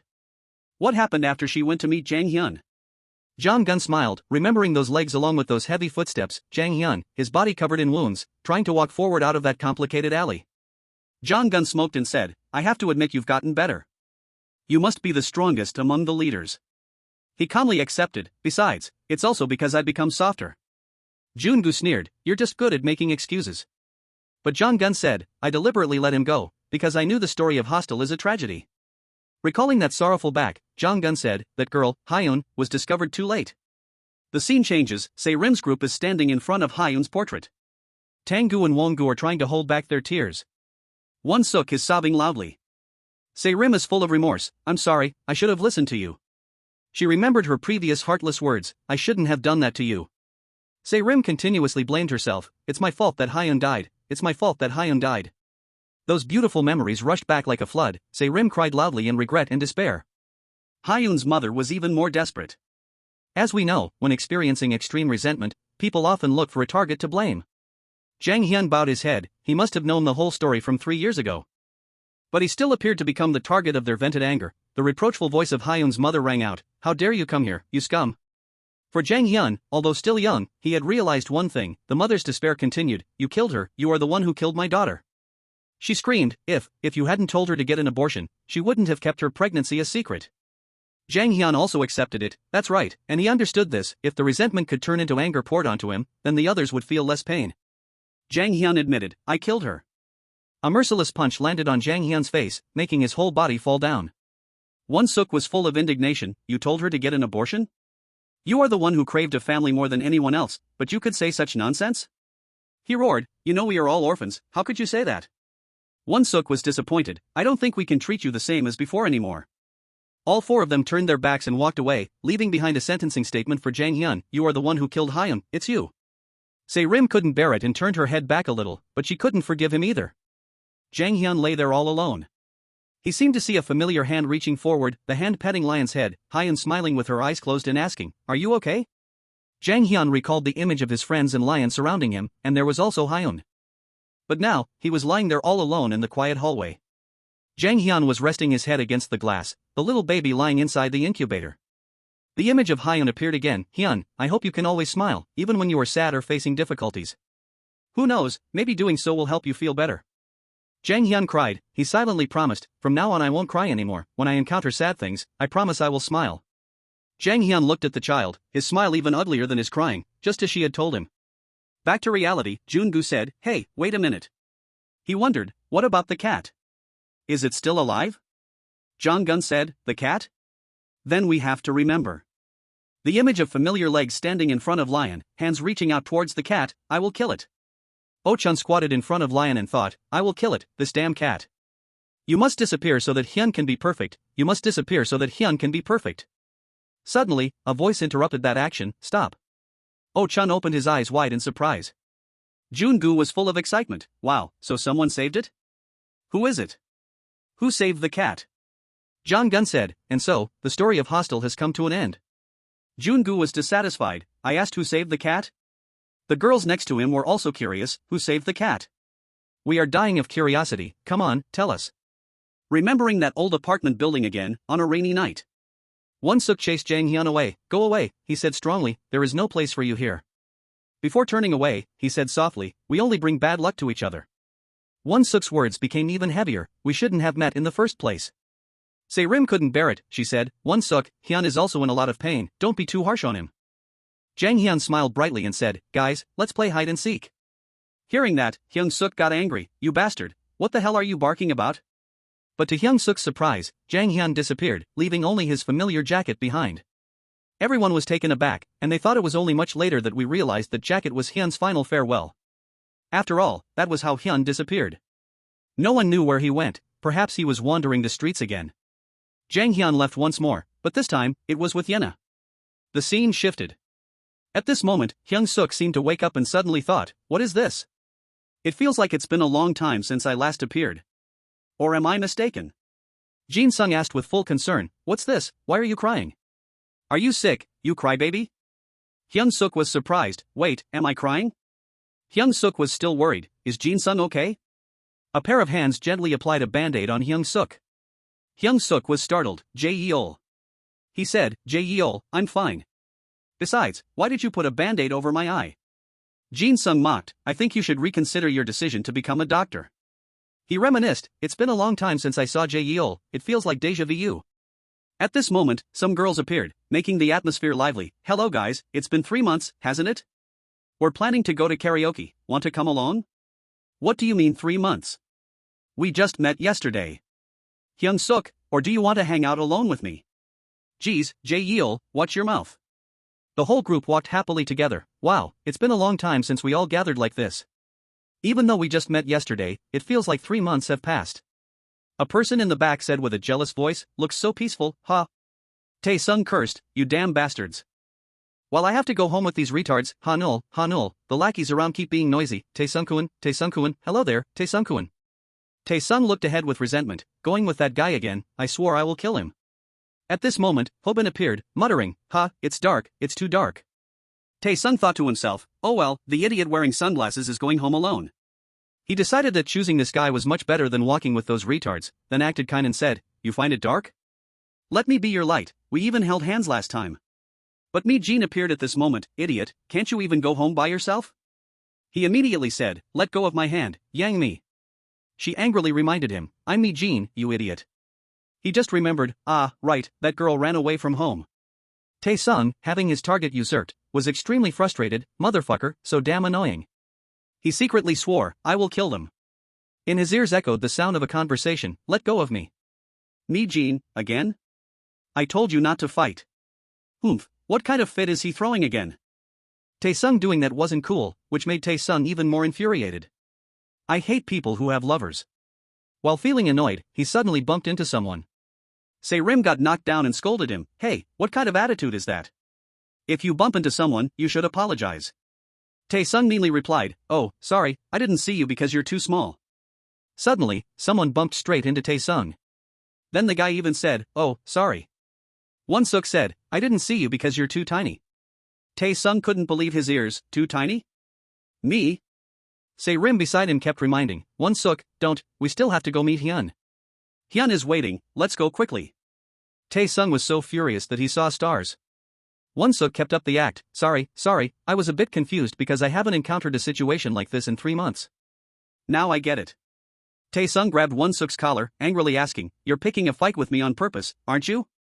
Or. Tae-sung's face was extremely furious, and right at this moment, he was thinking of how to beat this arrogant punk to a pulp. He smirked, this brat, but he decided to let him go. Won-suk said, Se-rim, close your eyes.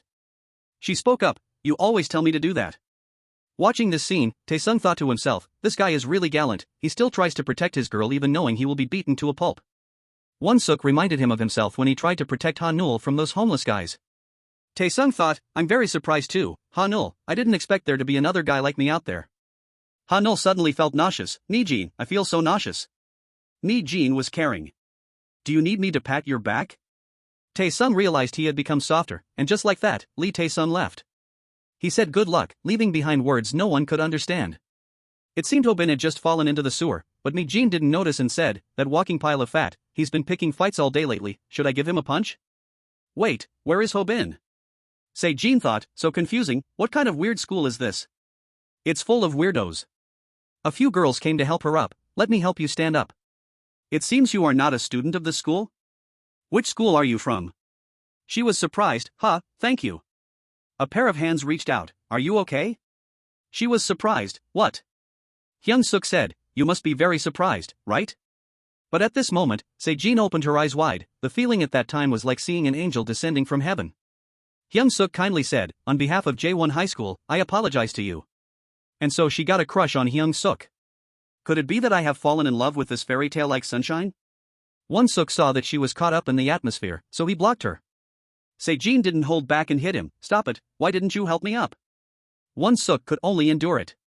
But unexpectedly, Jae-yeol also stood in front of Hyung-seok, making him confused, Jae-yeol, why are you protecting me?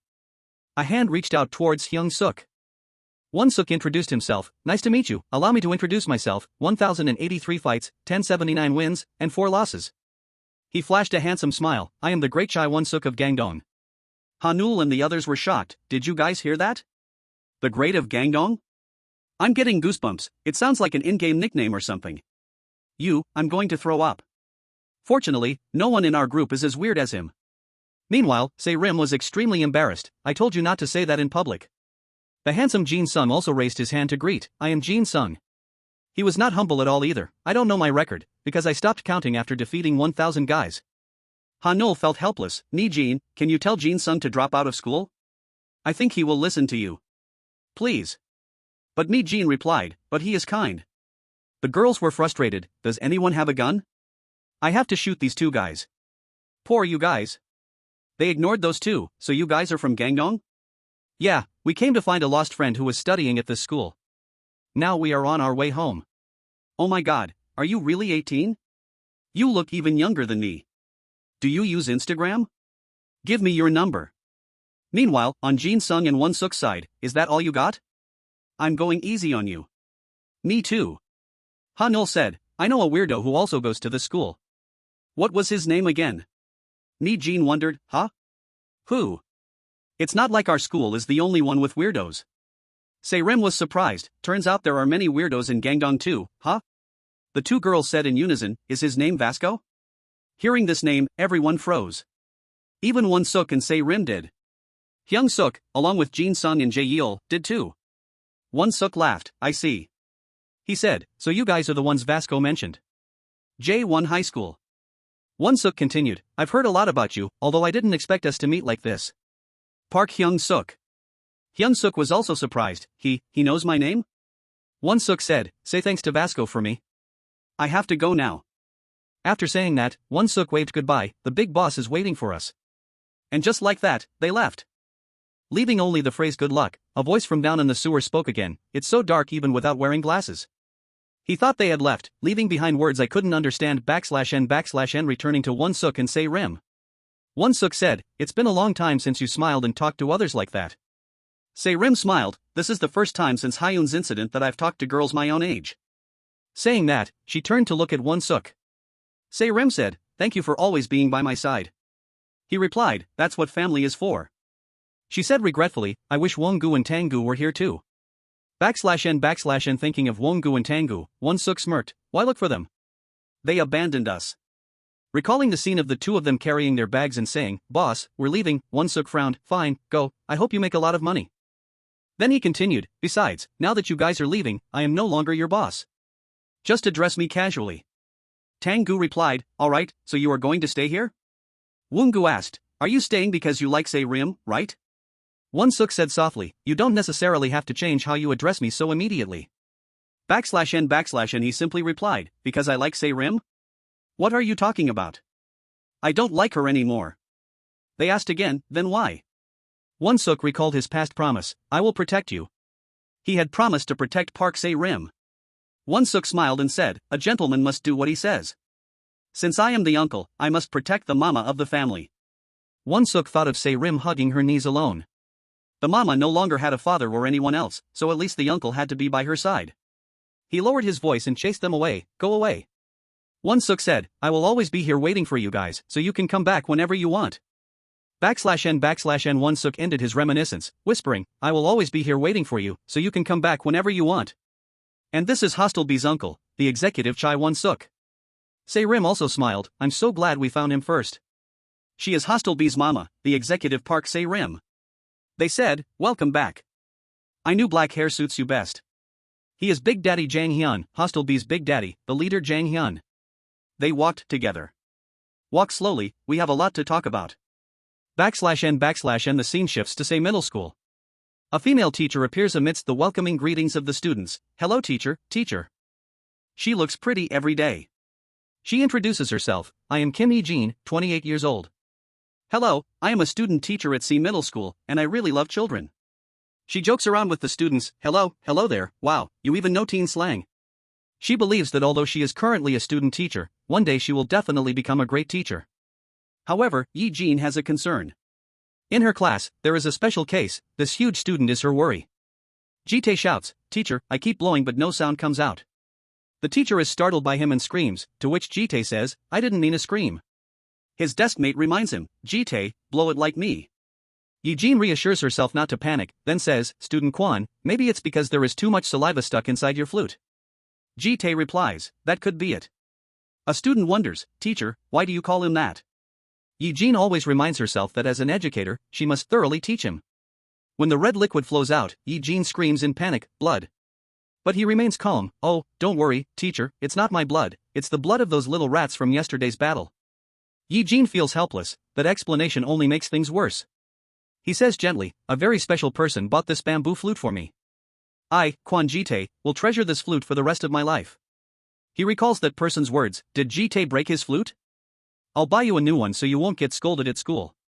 She thinks to herself, "There's blood splattering from his flute, I knew right away he was a delinquent." Yi-jin is determined, "I can't just ignore this, I have to reform him." Ji-tae says goodbye, "I have to go now, my friends are waiting for me." The friends enthusiastically invited him, "Ji-tae, where are you going after school? Let's go to the internet cafe together." The conversation echoed, "I have to participate in a turf war between gangs." "Do you play fighting games? How many people did you fight against?" "Yesterday we faced about 40 guys." "I can do that too, I took on 20 guys by myself." "Let's play that game together." Hearing his friends, one said, "I once took down 30 enemies in a single match." Ji-tae's head smells like my dad's lotion, he must have put lotion on his head. Ji-tae thought to himself, "I learned a lot at school, I also took down 30 guys by myself once." Ji-tae replied, "Alright, if you guys want, next time I will invite you to join the battle." The kids were excited, thinking they would get to play games with Ji-tae. "By the way, Ji-tae, why is your head completely bald?" He answered, "Boss Kim Ji-myung shaved my head." Yi-jin hid in the back, full of anxiety. She panicked, "This is not good, that delinquent kid Ji-tae is being a bad influence on the other children." She decided that if she didn't intervene, they would end up like the delinquent student group of Sea Monster Middle School. Over here, Ajin said, "Do you guys know what day it is today?" I need to collect congratulatory money from you all. Hand it over obediently, don't make me mad. He was the leader of Monster, Yang Ajin. His underlings threatened, $100 each, got it? Anyone who complains will be thrown out the window, understood? Ajin turned and said, congratulations, boss, the former leader of the monster gang. The other guy replied, it's nothing. He added, now that I've joined the big deal gang, let's not talk about it anymore. The kids are watching, this is no big deal. He was Big Deal's new recruit, Lyman. Ajin asked, boss, have you met Kim Ji-Myung, the #1 of Big Deal yet? Lyman confidently said, oh please, you could say that Kim Ji-Myung and I are as close as brothers now. Ajin was amazed, wow, really? The legendary Kim Ji-Myung? Lyman was a bit embarrassed. Even though he had never talked to him, telling them the truth would be too embarrassing. Lyman lied again, not to mention, I have even fought with Kim Ji-Myung before. He gave me a nickname after witnessing my fighting skills. Ajin was surprised, the legendary Kim Ji-Myung actually gave you a nickname? That's awesome, you even have a nickname. He flipped his hair. Lyman answered proudly, it's the hidden dragon of Gangseo. The others gasped in awe, that's top tier, the hidden dragon of Gangseo. Lyman thought to himself, what the hell am I bragging about? I was just one of the losers who got knocked out. It is true that I saw him, and it is also true that I fought him, so basically, this is not a lie. Ajin's group got even more excited, then you must know this person, boss, Kwon Jitae, Kim Ji-Myung's sword. He has a long scar on his eye. Lyman didn't know, who the hell is that? But Lyman lied again, I have to admit that guy is quite strong, although in the end, he was still defeated by me. He was a bit worried inside, I'm just making things up as I go. Lyman, he has long and jet black hair, and the scar on his eye is the result of a battle with me.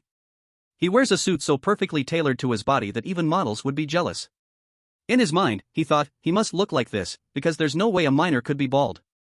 The underling said, sorry, boss. I have something to report to you. Before he could even finish speaking, Lyman kicked him in the face. Lyman angrily said, how dare you interrupt when a member of Big Deal is speaking? He emphasized, I am Big Deal, got it? The underling quickly said, I'm sorry, a problem arose while collecting money. He asked, what problem? The underling pointed towards Jitae, I don't dare to talk to that guy. Jitae, on this side, was still practicing playing the flute, Sol La Do Re Mi, while thinking that the folk song Arirang was really difficult. He thought to himself, but next week I have to perform for the aptitude test, I have to do well because bro Kim Ji-Myung bought this new bamboo flute for me. Suddenly, Lyman came over and slapped Jitae on the head, yelling, you bastard, do you know who I am? In his mind, he thought, this bald kid doesn't look like a middle school student at all. Lyman was terrified, freaking scary. Was this guy held back a year? Or is he a student's parent? But outwardly he said, I am the hidden dragon of Big Deal, you must have heard of Big Deal, right? Jitae calmly said, please pick up the bamboo flute and give it back to me. Lyman didn't understand, what? A bamboo flute?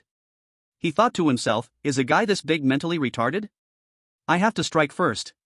Lyman picked it up and said, a bamboo flute, you mean this thing? Lyman suddenly snapped the flute in half, did your mommy buy this for you? Half of the bamboo flute flew into the air, and Jitae stared in shock. He remembered when Kim Ji-Myung gave it to him, here is a new bamboo flute for you.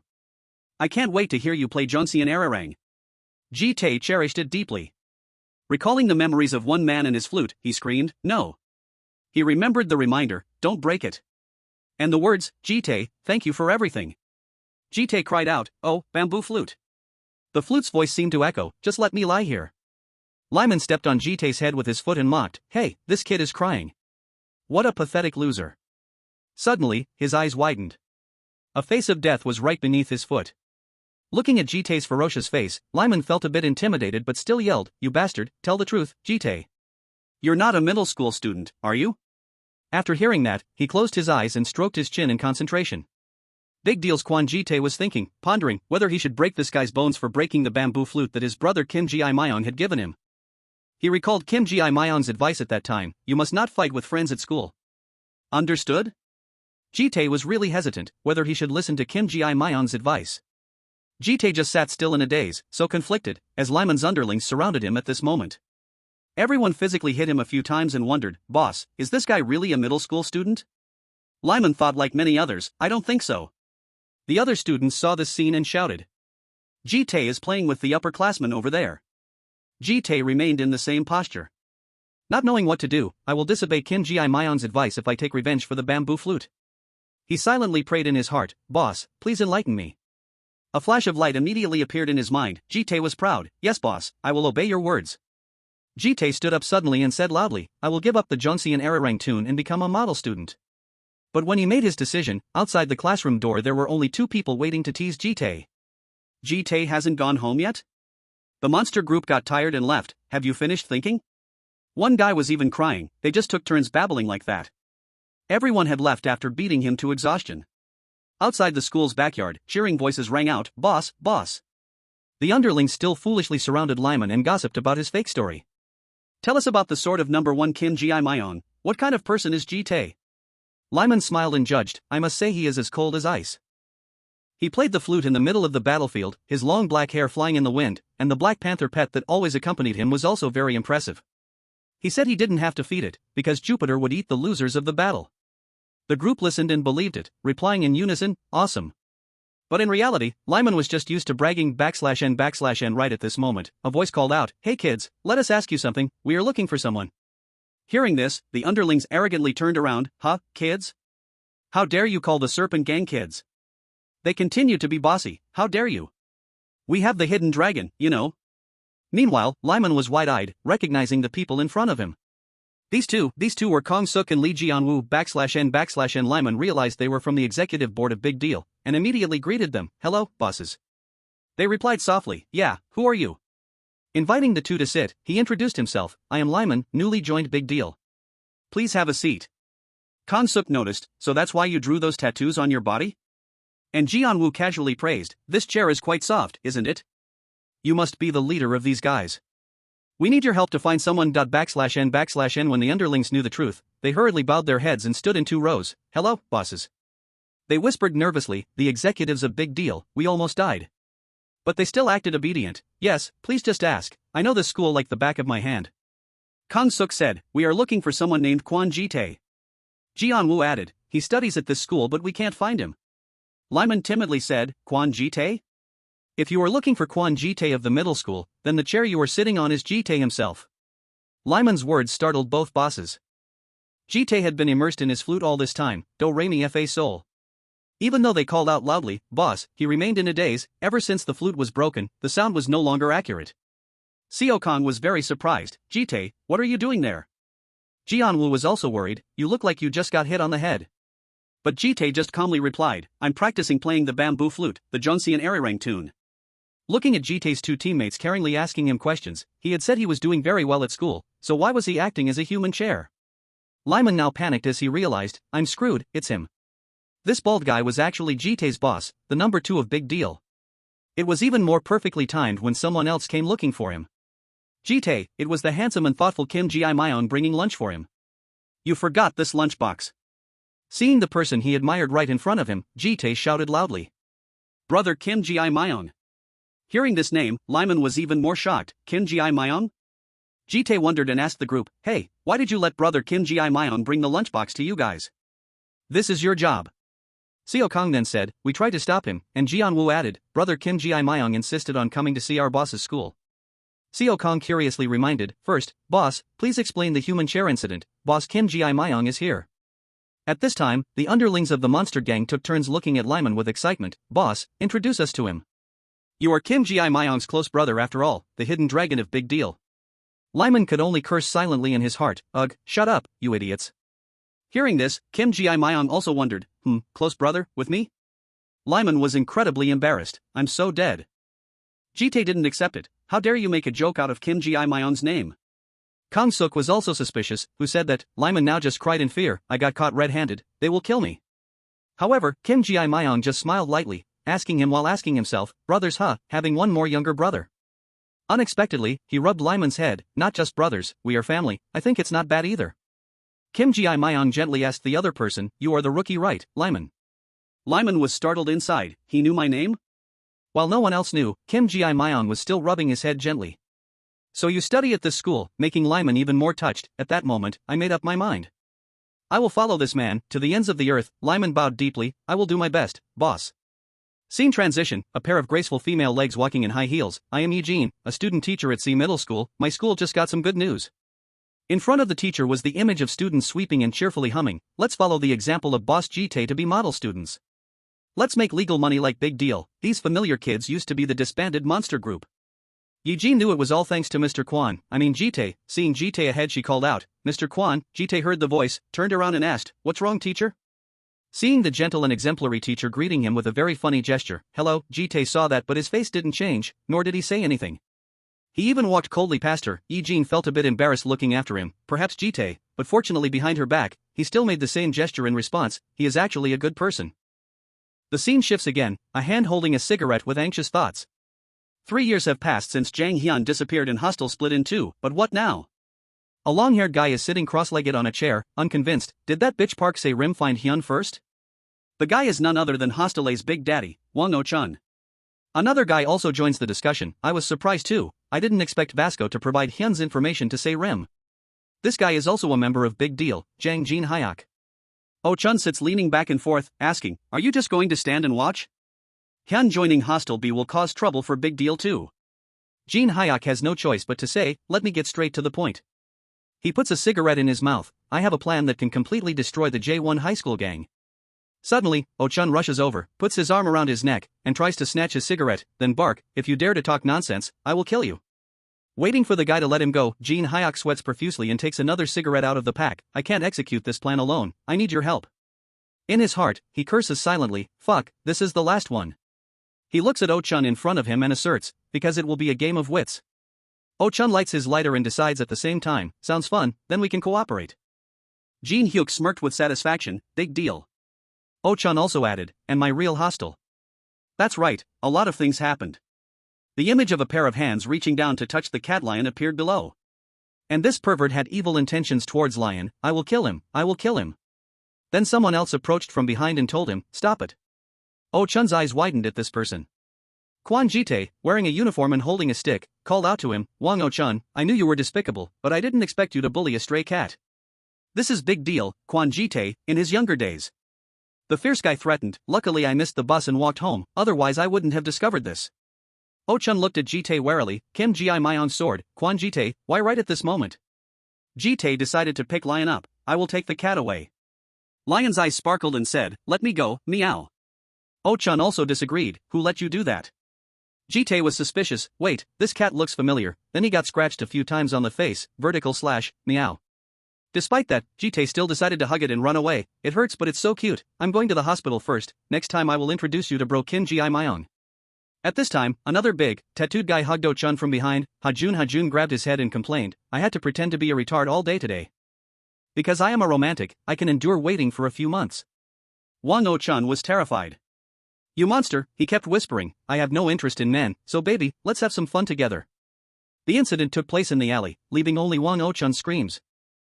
Because of this, Jong-gun had to go to juvenile detention /n/Nina's subsequent development. Jong-gun was putting his shirt back on and said, "Since Jang Hyun is gone, you will have to take charge of the hostile gang." After that, Wang Oh-chun recounted, "I met Jong-gun again." Jong-gun looked at him lying flat on the ground and said, "You need power to be able to manage a gang. You are still not strong enough, go back and train. I guarantee I will make you stronger until Jang Hyun returns." Wang Oh-chun also listened to him, "So I started training to become stronger /n/N. Wang Oh-chun said, "To become stronger, I needed to be crazier than anyone else. I chose to become a second Jang Hyun. And follow his path to rebuild Hostel. Chae-won-suk stayed behind because of Park Se-rim. And when Won-gu and Tang-gu also left, I found a new Won-gu and Tang-gu, two people who could replace them." He looked at them with craving. "You guys are amazing. I want to have you a /n/N. Wang Oh-chun was very determined. "I will show him. I will show Jang Hyun what I have built by following his path, my Hostel. An army where whoever is the leader will have the letter H tattooed on their forehead /n/. The scene then shifted to a certain school. In the fashion department's office, everyone was talking animatedly. "Did you hear the news? Park Hyung-seok from the fashion department joined a group of runaways and then left." "Oh my god, really? He ran away from home?" "Well, he was a delinquent from the beginning. Now that you mention it, he really has changed a lot lately. Yeah, he got piercings and even permed his hair, but he's getting more and more handsome. He looks tougher like this /n/. Girl looked towards Park Hyung-seok's desk curiously. "Hey guys, do you know who was sitting at Park Hyung-seok's desk?" The person being mentioned was none other than Park Hyung-seok but with a bowl cut, wearing glasses, chubby and looking extremely anxious. They kept wondering, is he a new student? He shouldn't be sitting at Park Hyung-seok's desk, but deep down Park Hyung-seok was like, how could I make such a mistake? I got confused after swapping bodies too many times, so I came to school in this body without realizing it. I made up a silly excuse, an incredibly bizarre one, but they still believed it to be true. The people around were still the same, buzzing with excitement, saying he came to school in place of Hyung-seok. They seemed shocked. Going to school for Hyung-seok? Really? Did Hyung-seok meet him in the homeless group? For some reason, a bunch of students from other classes were also crowding outside the classroom door staring at him, making Hyung-seok just pray, please, let nothing happen today. A familiar logo appeared on his shirt. Someone was asking, are you heading to the fashion department? The other person replied, yeah, I have some new information about Hostel. He said, perfect timing, I'm on my way there too. This was the second-year architecture department student, Park Bum-jae. The person next to him added, it's been a while since I've seen Big Hyung-seok. He was the second-year architecture department student, Lee Eun-tae. Just then, a vehicle suddenly drove up. Hey, this is the way to the fashion department. Mi-jin was driving and laughing, saying Bum-jae told her he was on his way to the fashion department. Vocal dance department, second-year student, Kim Mi-jin. Ho-bin behind her was skeptical. What? You like that elephant-eared guy? You even went and curled your hair. Vocal dance department, second-year student, Jin Ho-bin. Mi-jin replied, stop talking nonsense, idiot. I'm coming today just to touch Bum-jae's ears. In this corner, Jin-sung was confused. What's going on? Why is our class so noisy? Fashion department, second-year student, Lee Jin-sung. Hanul also wondered, yeah, it's already so rowdy early in the morning. Fashion department, second-year student, Park Hanul. Only Mi-jin was busy paying attention to Jin-sung. Your hair looks really cute. Fashion department, second-year student, Kim Mi-jin. Jin-sung dryly complimented back, yours too. Over here, a schoolgirl's twin tails were fluttering in the wind. It turned out that Jae-hi was being given a ride by Jae-yeol on a motorcycle. Jae-yeol, does Hyung-seok like twin tails? Come on, why are you mad at me? Fashion department, first-year student, Hong Jae-hi. Fashion department, second-year student, Hong Jae-yeol, still chose to remain silent. On another side, there was a guy who was the center of attention for a few girls. Wow, Hyun, did you dye your hair black? It looks really good on you. Beauty department, second-year student, Jang Hyun. Jin Gong jumped out into the hallway, hello, boss. The very next second, he was punched straight in the stomach by the fat guy. Say hello one more time and you're dead. Even though he was in so much pain that he couldn't stand up, drooling from his mouth, he still babbled, as expected of the boss, I almost died. But where are you going, boss? He then said, me? I'm going to see Hanul. This guy is from the manhwa animation department, second-year student, Lee Tae-sung. Without prior arrangement, all of them were heading towards the fashion department. Hyung-seok had no idea that a storm was about to hit. Hanul, standing right in front of him, asked the chubby Hyung-seok, what are you doing here? Are you going to school instead of Hyung-seok? Hyung-seok had a hard time making up a story. Yeah, I couldn't wake him up so. But the people around kept mocking him. What do you mean you couldn't wake him up? Hyung-seok tried to dodge as much as possible. I can't go into details of /n/n. Jin-sun was full of suspicion. That's ridiculous. Why couldn't you wake Hyung-seok up? Is it like you guys take turns, one sleeping at night and the other during the day? Hyung-seok felt a chill upon hearing that. Huh? He leaned in close to him and said, I know the reason why you couldn't wake Hyung-seok up. Hyung-seok was really anxious by now. How could Jin-sung know? He quickly asserted, Hyung-seok, you have been lying to us all this time. Even though Hyung-seok was already very worried, how did he find out that I couldn't wake up the other body while I was awake, /n/, and the more Jin-sung spoke, the more suspenseful it got, it's because Hyung-seok threatened you. Saying this, Jin-sung hugged Hyung-seok with compassion. He cried out as if he was truly heartbroken, Hyung-seok is such a bastard, how could he force his roommate to go to school for him? Tell everyone that Hyung-seok is a bastard, say it. Jin-sung even yelled at his girlfriend Mi-jin, do you see that? This is the true nature of Hyung-seok. His oppression of others is even worse than the four heavenly crews. Compared to him, I am much better /n/.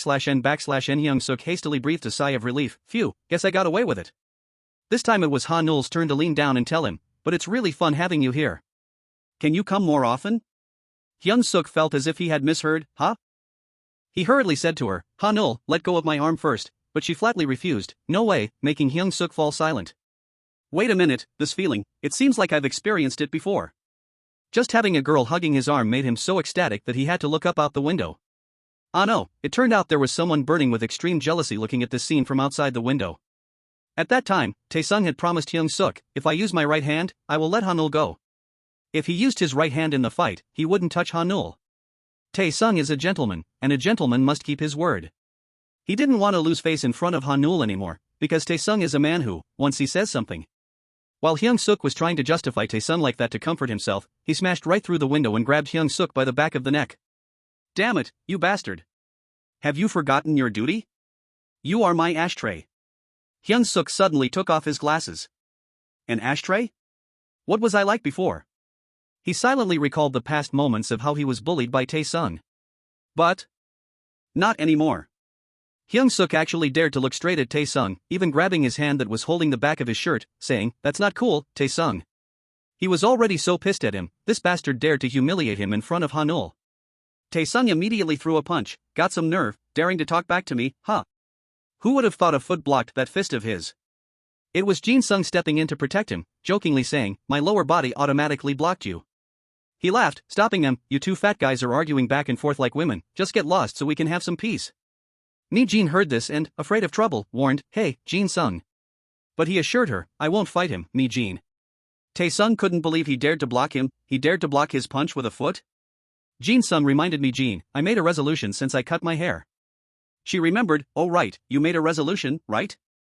A resolution that you will train hard and beat the crap out of bastards like this." Jin-sung continued like that, and Mi-jin panicked after hearing it. "So that means you're still going to fight?" Tae-sung here wasn't going to let it go. He ripped his own shirt, his expression distorted as he said, "Oh, is that so, you stilt legs? Today I'm going to break one of your legs." At this moment, another hand was placed on his chubby, tattooed arm. It was Jae Yeol arriving. Tae-sung hurriedly cursed, "This blonde bastard, that blonde system a bastard." But deep down he was quite worried. What did he want? Looking at both Jin-sung and Jae Yeol standing in front of him, he wondered, isn't this the fashion department? How the hell are these guys all into boxing and systema? Is this secretly some invincible martial arts department? Just then, another voice rang out, "Need a hand? I'm an eyesore to a lot of guys in this class too. The enemy of my enemy is my friend." Hobin even held out his hand to him. "Wanna team up? Now that my glasses won't fall off anymore, let's butcher those guys from the fashion department together. What do you say?" Tae-sung just walked straight into the classroom. "You pathetic loser, I don't want to shake hands with a guy wearing sunglasses like you." Hobin hadn't even managed to curse, "You bastard," when Tae-sung loudly interrupted, "Got an opinion? If I want to, I'll take you on too." What struck his eyes at this moment was a whole crowd backing up Hyung-seok. After that, more and more people flooded in to gossip. "What's going on? I heard there's a bully here. So noisy." Looking at the gangs in front of him made him hiss, "Fuck, it's cold."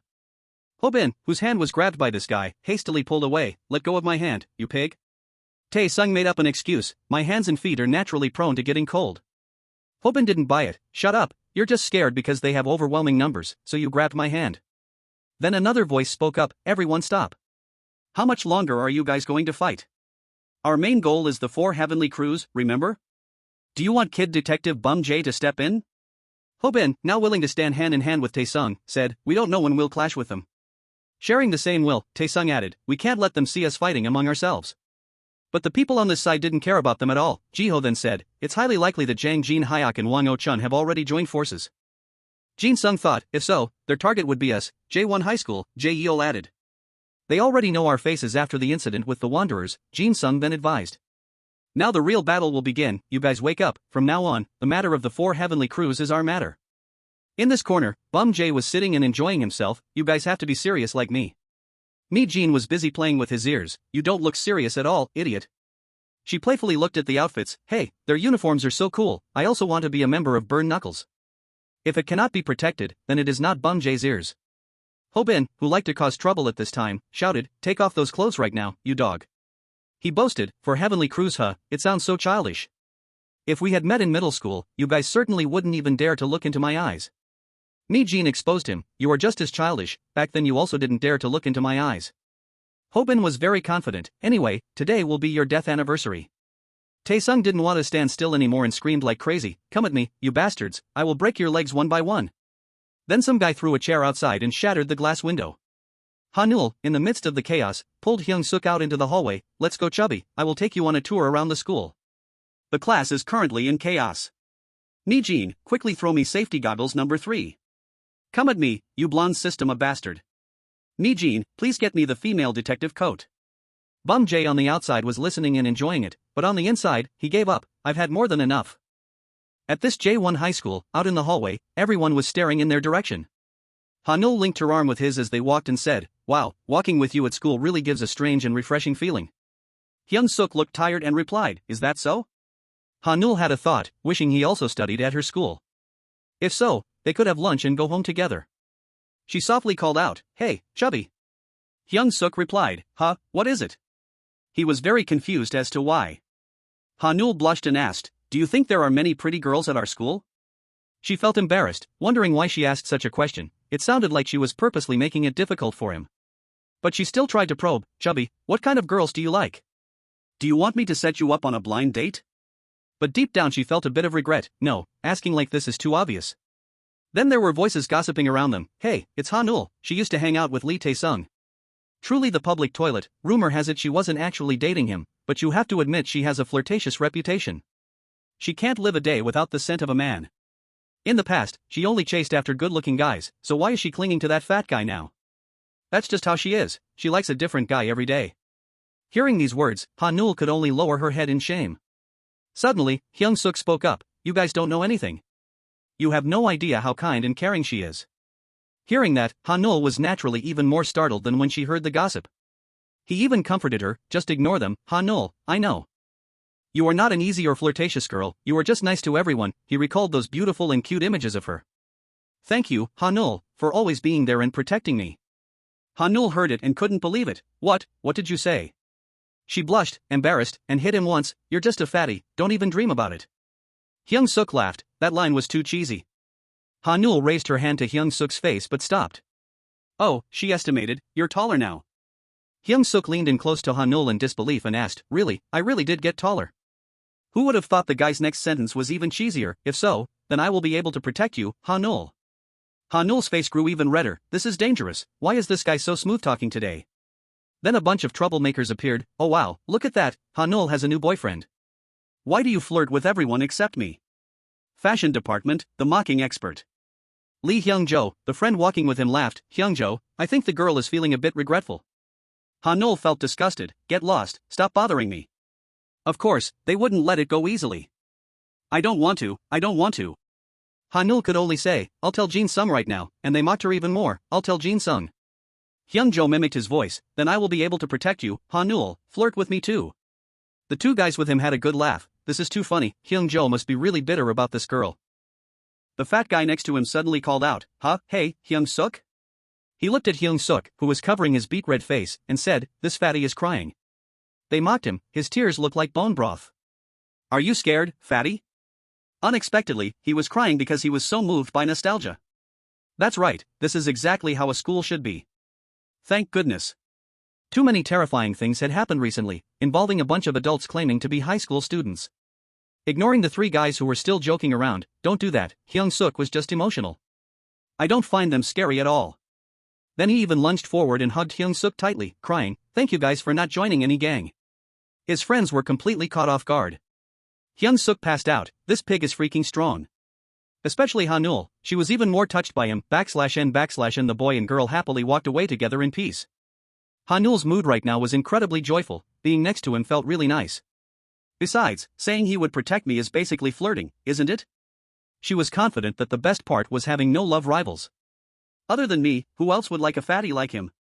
I wish that even in the future, I will be the only one who likes chubby /n/and back at the fashion department. The students in the class were still gossiping. "Hey, who is that fat guy sitting in Hyung-seok's seat? Damn, he's even hanging out with Ha-nul, what a lucky guy. Is Hyung-seok not coming to school today? And hey, who is the anxious girl sitting next to Hyun-seok's seat? Is she Soo-young's older sister, her twin sister perhaps? Actually, it was Soo-young, and she was at a loss for what to do. Oh no, I can't believe I made this mistake. I got confused after the body swap too many times. I should have come to school in the other body." Suddenly, as if seeing something, she looked up. It turned out to be Hyung-seok and Ha-nul walking into the classroom together. Ha-nul felt disappointed upon seeing Soo-young. I thought I wouldn't have any rivals. Just by looking at Soo-young, she knew this girl was someone else who also liked chubby. Jin-sung was surprised after hearing the news. "What, Soo-young is sick so you are attending classes for her?" The real Soo-young here was extremely worried about being exposed. "What should I do now?" she stammered. So that is the story, making everyone react negatively. Why is everyone asking others to attend school for them nowadays? Is this even a real school? Soo-young knew very well that they wouldn't believe this nonsense. Yet Jin-sung turned and smiled at Hyung-seok. "She is just like you. He scratched his head, I guess so. Hyung-seok was already used to this. Soo-young was completely surprised, did they really believe it? So she made up another lie, actually, this is the Vegas style, where everyone substitutes for each other so everyone can party. Over there, Ha-nul looked at her crush chatting happily with another girl and thought, TSK, Soo-young, how can she be that beautiful? Isn't it illegal to be that pretty? Even I am mesmerized by her, and I heard her family is quite wealthy too. I thought I wouldn't have any rivals. Feeling insecure, she thought, I guess I have lost. In another development, the always energetic girl Mi-jin was sitting with her legs crossed, acting as an advisor for her friends. Do you two want to know how to make a boy like you? Ha-nul quickly asked, who is that lucky guy? Jae-hi blushed, that's a secret. Mi-jin smiled, so you girls from the fashion department have all grown up now. Let me, Kim Mi-jin, the 2-second queen, tell you. The nickname 2-second queen isn't about when I was chubby in middle school, but the fact that I can take down a guy in just 2 seconds. Hearing her introduce herself like that, the two girls were in awe. The 2-second queen's voice rang out, if you two apply the techniques I'm about to show you, you can make any guy kneel at your feet like that. In that corner of the hallway, Jin-sung was actually kneeling before Mi-jin. Mi-jin, I'm sorry, if I kneel down, will you forgive me? Well, I'll just kneel to be sure. Ha-nul commented, doesn't he look like a slave over there? Jae-hi also asked, so you can teach me how to turn a guy into a dog, right? She then said, just remember 2 things, smiling and causing a distraction. Ha-nul was surprised, smiling and causing a distraction? Jae-hi didn't understand, what does that mean, Mi-jin? Mi-jin acted knowingly, men are simple creatures, they desperately crave love. They will go crazy if a girl smiles at them, like this. Ha-nul evaluated, hey, that's cheating. Jae-hi was surprised, Mi-jin, I didn't know you could make that kind of face. Mi-jin explained further, causing a distraction is a technique to make a guy pay attention to everything you do. This is most effective when you can arouse his paternal instinct. Hearing this, Ha-nul was startled, huh, what? Jae-hi also didn't expect it. Oh Mi-jin, an example came up very quickly, when Mi-jin dropped her books and Bum-jae kneeled down to pick them up. Mi-jin raised her voice, you idiot, you are distracting me too much. What kind of a man can't even hold a few books? Ha-nul realized that Bum-jae was applying a distraction technique on him. Jae-hi added, I admit it's really effective. In the end, Mi-jin still liked playing with Bum-jae's ears the most, I just helped you, so let me touch your ears now, these soft little ears. Suddenly, Bum-jae brushed her hand away, stop it, Mi-jin. People will misunderstand that we are dating. She looked disappointed, what? He said coldly, I don't care about girls. I'm already married to the burn knuckles. Then he walked away, anyway, see ya. Mi-jin was embarrassed, idiot, what is he talking about? This made Ho-bin die laughing, hey Mi-jin, you've never even had a single relationship and you want to teach others? At this time, Jae-hi sat down at the table, acting like a know-it-all, Ha-nul, I know why Mi-jin is so obsessed with Bum-jae's ears. Ha-nul was curious, why is that? She walked over and pulled Hyung-seok's cheek before saying, because they are as soft as gummies. Ha-nul immediately reminded her, don't use distraction techniques on my chubby. Being pinched on the cheek like that, Hyung-seok slowly said, by the way, what are you doing, Ha-nul? Ha-nul, who was squatting in front of him adjusting her shoelaces, replied, my shoelaces were loose. What's wrong, chubby, am I distracting you too much? Hyung-seok answered, it is indeed a bit distracting. Ha-nul laughed inwardly, nice, the distraction was very effective. Soo-young looked at them happily and smiled secretly too. She couldn't help but ask Ha-nul, hey Ha-nul, isn't that method already outdated? Ha-nul genuinely didn't know, outdated? No way. Hearing Soo-young tell her, Ha-nul, you are too behind the times, Ha-nul felt even more slapped in the face. Could it be that Soo-young also knew about the distraction technique? At this moment, Soo-young amicably sat down to tie her shoelaces, I'm a shoelace tying expert, let me teach you a new way to tie them. Ha-nul was startled, completely freaking out. Soo-young was very focused on her task, you thread it in like this, then pull it out like this. And it's done. But Ha-nul only felt scared, she is too evil, I know she has a stomachache, but she is way too evil. Over here, Jae-hi skipped over and asked Hyung-seok, Marshmallow, do you really live with Hyung-seok? He was startled, what? She asked for every detail, where do you guys live? Can I come over to hang out? Hyung-seok answered half-heartedly, of course you can. Yet Jae-hi happily grabbed Hyung-seok's hand, next time, let me and Jae-hi come over to play. He hurriedly denied, he will be busy that day. She quickly replied, but we haven't even picked a date yet? Will you be home that day, Marshmallow? Hyung-seok was still overly honest, of course I will, I live there after all. Only Ha-nul was sitting on pins and needles, no way, if Jae-hi goes to his house, there's a chance the girl will fall for chubby instead of Hyung-seok, just like me. She cleverly imagined he would be like, "Hey Jay, hi, don't be too obsessed with me." Hanul made up her mind, "I must follow the teachings of Master Mi Jin. Men really need positive reactions, just smiling whenever they say something is enough."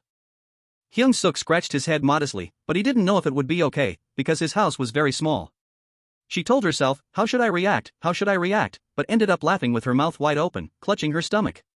"Stop joking around, how could any house be that small? It's not like your house is about to collapse or anything." She couldn't control herself and blurted out, "What are you going to say next, that the roof is falling down? So when it rains in the summer, the inside is flooded like a water park, /n/n." Hyung-seok looked a bit devastated. Actually, the house did look like it was about to collapse, the roof fell in yesterday, and in the summer the ceiling leaked. Hanul realized she had gone too far. "Ha?" Everyone couldn't understand. "Hanul, how could you say those things while laughing?"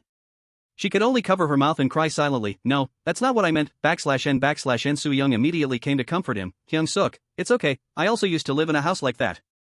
Besides, the last time I went in, I saw that your house wasn't that small," reminding him, she had entered his house during the stalker incident. Hanul was even more shocked upon receiving this information. "What, Soo-young has been in his house, /n/n." Hyung-seok seemed to remember and replied, "Right, Soo-young, you entered my house because of that incident?" Soo-young smiled and repeated, "Yeah, that happened, didn't it?" They used metaphors because they knew well, they couldn't speak out about the stalker incident. The more Park Hanul listened, the sadder she became. "I haven't even been inside Chubby's house, yet they have already done this and that in his house?" Soon, the scene shifted to the school cafeteria. Some students were marveling at something. "Look at that, it's unbelievable. Is this really a school?" They were so confused as to why Hanul, Jae-hi, and Soo-young kept clinging to Hyung-seok. Why were those beautiful girls surrounding a fat guy? Leun-tae was sad, getting so jealous of Hyung-seok. Bum Jae hurriedly patted his back. "Are you okay?" Seizing the opportunity, Mi Jin popped up again. "Do you guys want to be like him? My girl chasing guidebook is on discount. Only 130k for a secret." The boys immediately rushed forward. "Let me buy a copy. Here's my 130k. Only Hobin was clear-headed enough to remind them.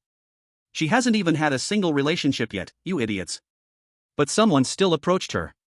"Can I pay by card?" Mi Jin was startled. "Who are you?" While Hyung-seok was eating, someone called out, "Hyung-seok." It turned out to be Soo-young, who was feeling guilty. "I'm sorry for slapping you earlier. At that time, I didn't fully understand your situation. I was too arrogant. Although I can't tell you, I also have a secret."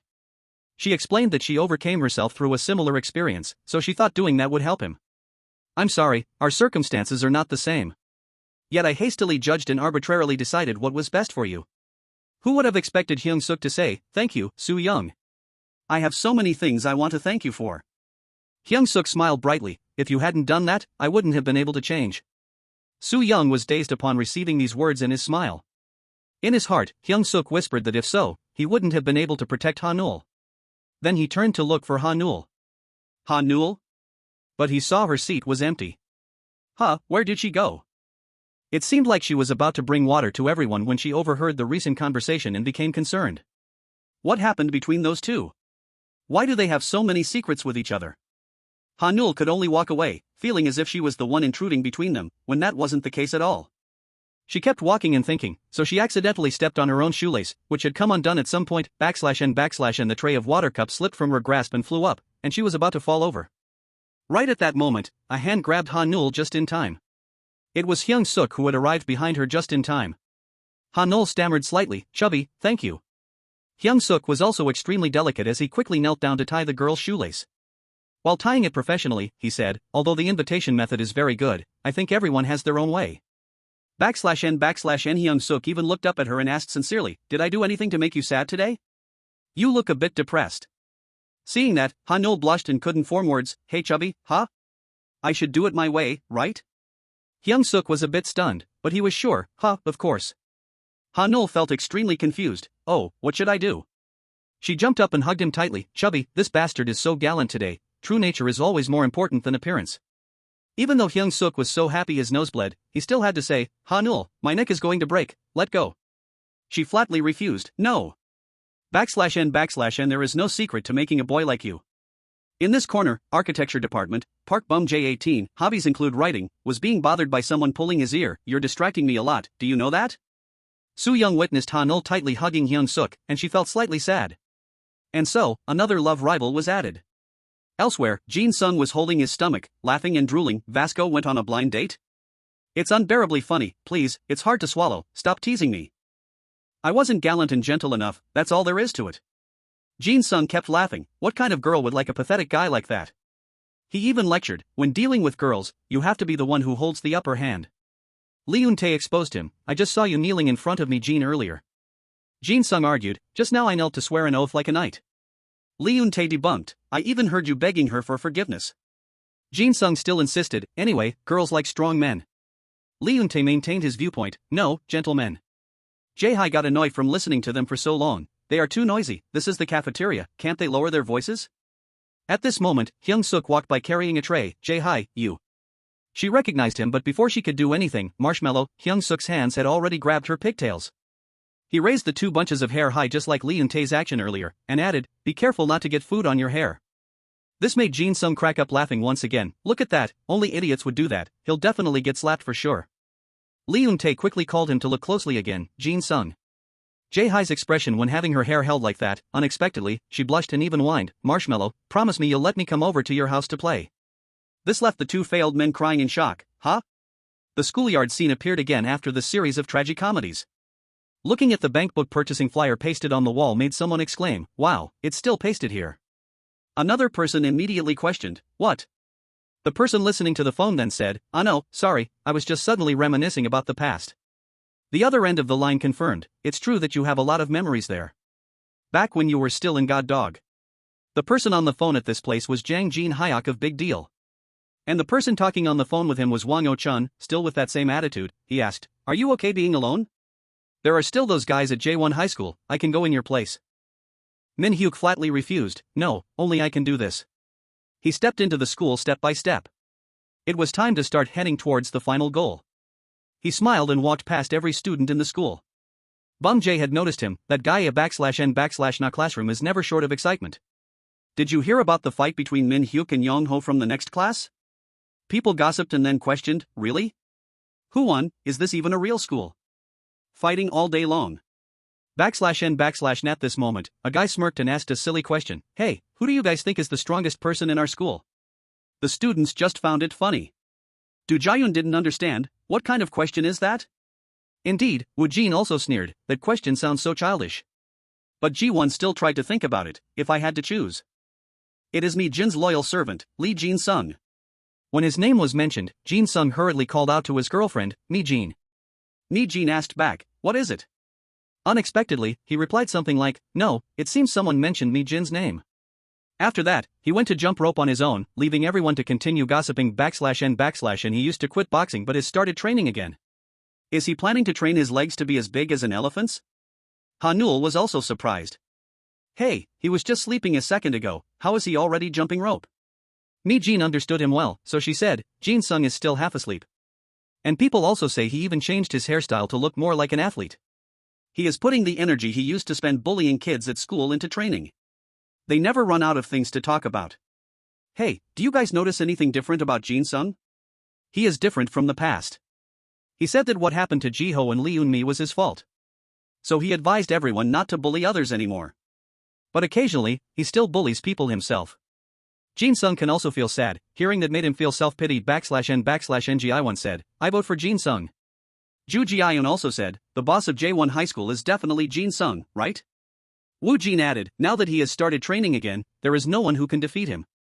Is that person for real? I don't think so. Park Hyung-seok beat Jin Sung once, and that was before he went back to boxing. Do you know how hard Jin Sung trains? Hey, Hyung-seok, what's wrong Jin Sung? That's not important.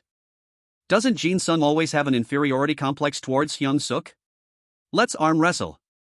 Arm wrestle? Again? He is always the runner-up because he is overshadowed by Hyung-seok's talent. Alright Jin Sung, let's do it. What about the guy named Hong Jae-yeol? That guy is on a completely different level, really. He is literally a prince, his family is wealthy, and his academic performance is at the top of the class. Besides, Jae-yeol, hey Jae-yeol, 3 people can't play arm wrestling. Jae-yeol, we are not fighting. He only likes Hyung-seok. Are you only holding Hyung-seok's hand? Why don't you hold my hand too? He never fights. They are making a huge fuss rumored that Hyung-seok and Jin-sung are the strongest in our school. Do you have any opinion on that? Over here, Leun-tae was reading a book when someone called out, "Boss." His underlings swarmed in and tattled to him. They are ranking who the best fighter in the school is. Obviously, Vasco is the strongest. How dare they look down on our boss? Who would have thought Leun-tae would say, "I don't care. It's okay to be weaker than our friends, being weaker than our enemies is the real problem." The underlings immediately marveled. Wow, another wise quote from Vasco. Our boss deserves a medal. Killing two birds with one stone, Vasco is getting smarter and smarter. Only Bum J didn't join in the enthusiasm, cursing inwardly, "Idiots." Taking advantage of the momentum, Leun-tae added a few more moral sayings. Only the tough can stand against the wind. Practice makes perfect. Making the underlings praise endlessly, Vasco is so awesome, being this smart, he will definitely get into college. At this moment, the person who had been asking questions from the beginning smiled and asked again, "What about Park Bum J? I've never seen him fight." The male students continued to discuss among themselves. Thinking back, it was true they hadn't seen it. Min-hoon even wondered, has he ever fought? Song-woo replied, no, it seems he is the type to use his brain rather than his fists. Bum Jin thought to himself, since this morning, the school has been unusually noisy /n/nat this time. Another voice shouted, "Am I a joke to you guys?" startling the boys.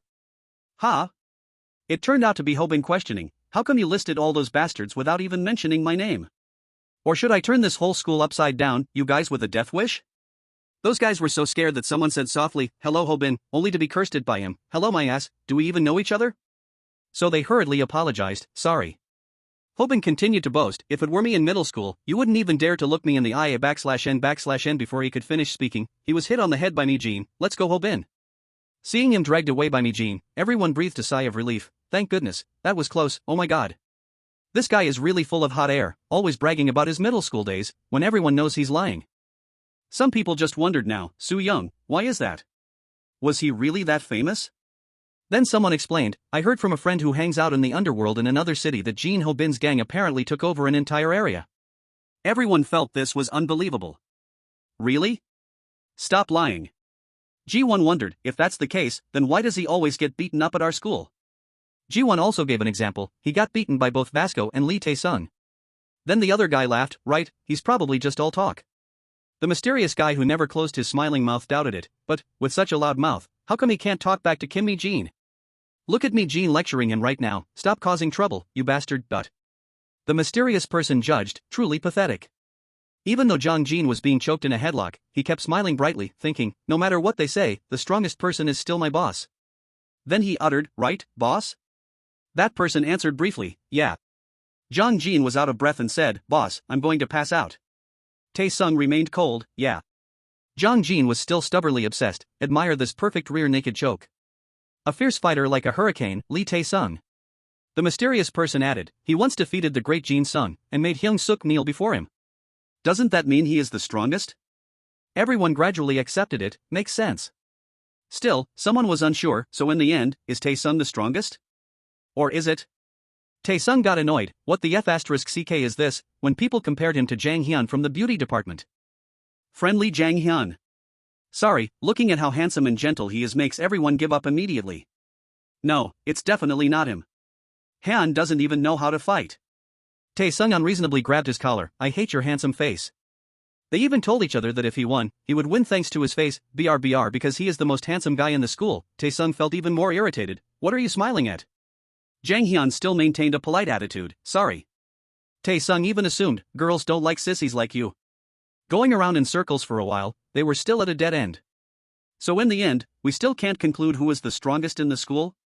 Tae-sung felt Jang Hyun wasn't worth hitting, so he pushed him away, get out of here quickly, before I rub your face into the street. Jang Hyun, despite being pushed to the ground, remained polite, thank you. BRBR only now did Eugene realize, wait, who started this topic anyway? The guy with glasses also gave up, huh, I'm not sure. The schoolgirl was also curious, he was clearly just here. I've never met him before. Now they only saw the uniform jacket on the chair where the mysterious person had sat. In the restroom, Jin Hyuk was relieving himself. Ah, so the mysterious person was him. He urinated very happily with the information he had gathered today. The preliminary analysis is enough, the next step will be, BRBR right at this moment, Bum J's voice rang out right next to his ear, are you ready to leave already? How is the analysis going? He was taking a leak while chatting, so you are the one who started these weird rumors? I thought you would come with Wano-chun. Jin-hyuk is still in shock. Park Bum-jae of Burn Knuckles. Bum-jae smiled threateningly, you are looking down on me too much. I have already predicted your actions, as expected of the number 2 of Burn Knuckles, Park Bum-jae. Jin-hyuk immediately raised his leg for a high kick. He sneered, you didn't bring your friends? Are you all alone? Bum-jae blocked the attack and replied, that's right, I'm still single. Jin-hyuk took off his outer coat, you are also underestimating me too much. Relying on being the brain of the group? Bum-jae stroked his hair and said, the brain of the group? Me? Don't you know? Among the members of Burn Knuckles, I am the only one who can keep up with Vasco's training regimen. The analysis is enough, you can't outsmart me. Jin-hyuk smiled after hearing that. He told the truth, sorry to tell you, the analysis is still ongoing. There are a few guys I haven't analyzed enough, so I set up a stage for them. Bum-jae felt like he fell into a trap. What? Jin-hyuk was very talkative, maybe they are crouching tigers, hidden dragons, making Bum-jae confused. What are you talking about? So I want to test them personally. Jin-hyuk's plan is gradually being revealed. I want to see how good they are at fighting. He sent people to block Jae-yeol, the prince of the fashion department, and the one who used to be a legend but has hidden for 3 years, the godfather of Hostel, Jang Hyun. So Mang spoke first, I've heard a lot about you. Mang chimed in, your last official fight was from 3 years ago, right? You're really famous. Seeing someone blocking the way, Jang Hyun rubbed the back of his neck and forced a polite smile, could you 2 step aside a bit? I have somewhere to be. They kept rambling, but no matter how famous you were back then, that was only when you were in middle school. He had taken off his jacket at some point and lunged to tackle his legs. Over here, Jae-yeol was also entering the battle. Sung Ryong warmed up and said, I heard you were heavily sheltered, seems like it's true. Gonsan even teased laughingly, did your mommy buy you that handbag?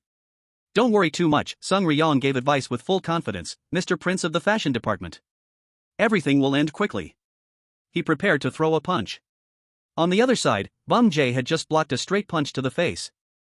Jin-hyuk was in a good mood, so he talked while fighting, Hong Jae-yeol is protected far too well. As for Jang Hyun, he's a leader who has been retired for 3 years. Even though it's a bit cruel, I have no other choice. When there's no data, I have to personally analyze it. Bum-jae smiled and also took off his jacket, interesting analysis. I already predicted you would do that. Did you intentionally pick a fight with those guys for that purpose? He was gradually revealing the truth, do you think Hong Jae-yeol is weak just because he's sheltered? You should remember that every rose has its thorn.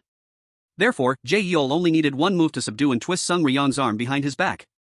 Bum-jae continued, and as for Jang Hyun, you should know one thing, the title of a gang leader isn't just for show. He quickly grabbed the back of his neck, preventing him from moving, and asked, why did you suddenly lunge and hug me like that? Bum-jae said to Jin-hyuk, my prediction is that for the past 3 years, he's just been hiding his claws. Jin-hyuk blocked his kick and laughed, interesting prediction, I already analyzed beforehand that you would predict like that. He also added, our goal is to analyze how well you guys can fight, not to have a fair match. At this time, because he was busy holding So-mang in the front, Jang Hyun was grabbed by Mang from behind, so if it was a 2-on-1 fight, they would definitely be forced to go all out. On Jae-yeol's side, he also got his hair grabbed by Jang San.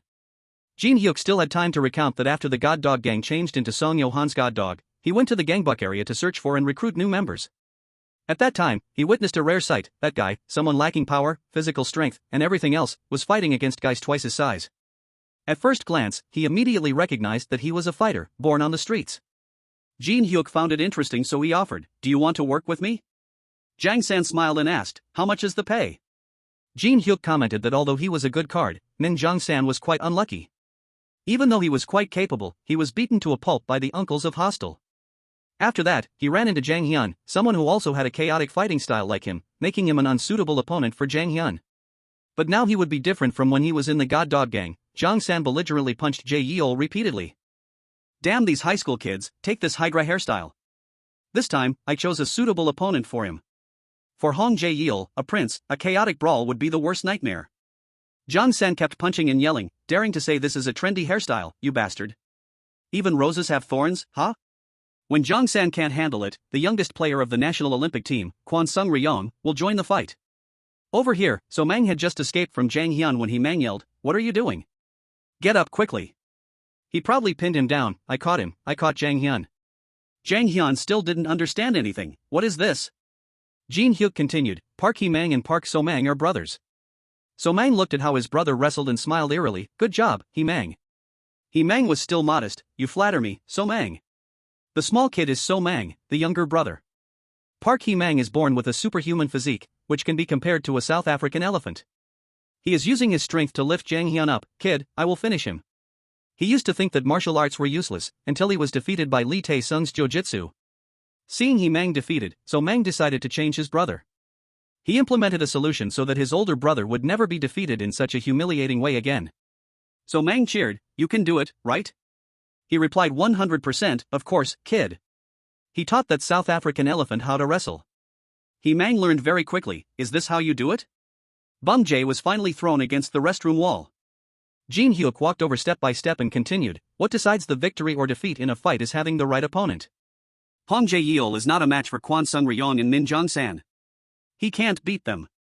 Likewise, Jang Hyun with his chaotic brawl style can't fight against two wrestlers. You didn't predict this, did you? You thought you could beat my analysis? Bum Jae opened his mouth, I predicted something that you definitely couldn't analyze. Jin Hyuk was surprised once again, what? Bum Jae smirked, you guys don't know what will happen if you piss off the prince of the fashion department. At Jae-yeol's side, his two opponents paused and stood there staring blankly. What the hell was he doing? Why did he suddenly give us helmets? Systema is a martial art taught in the Russian Spetsnaz special forces.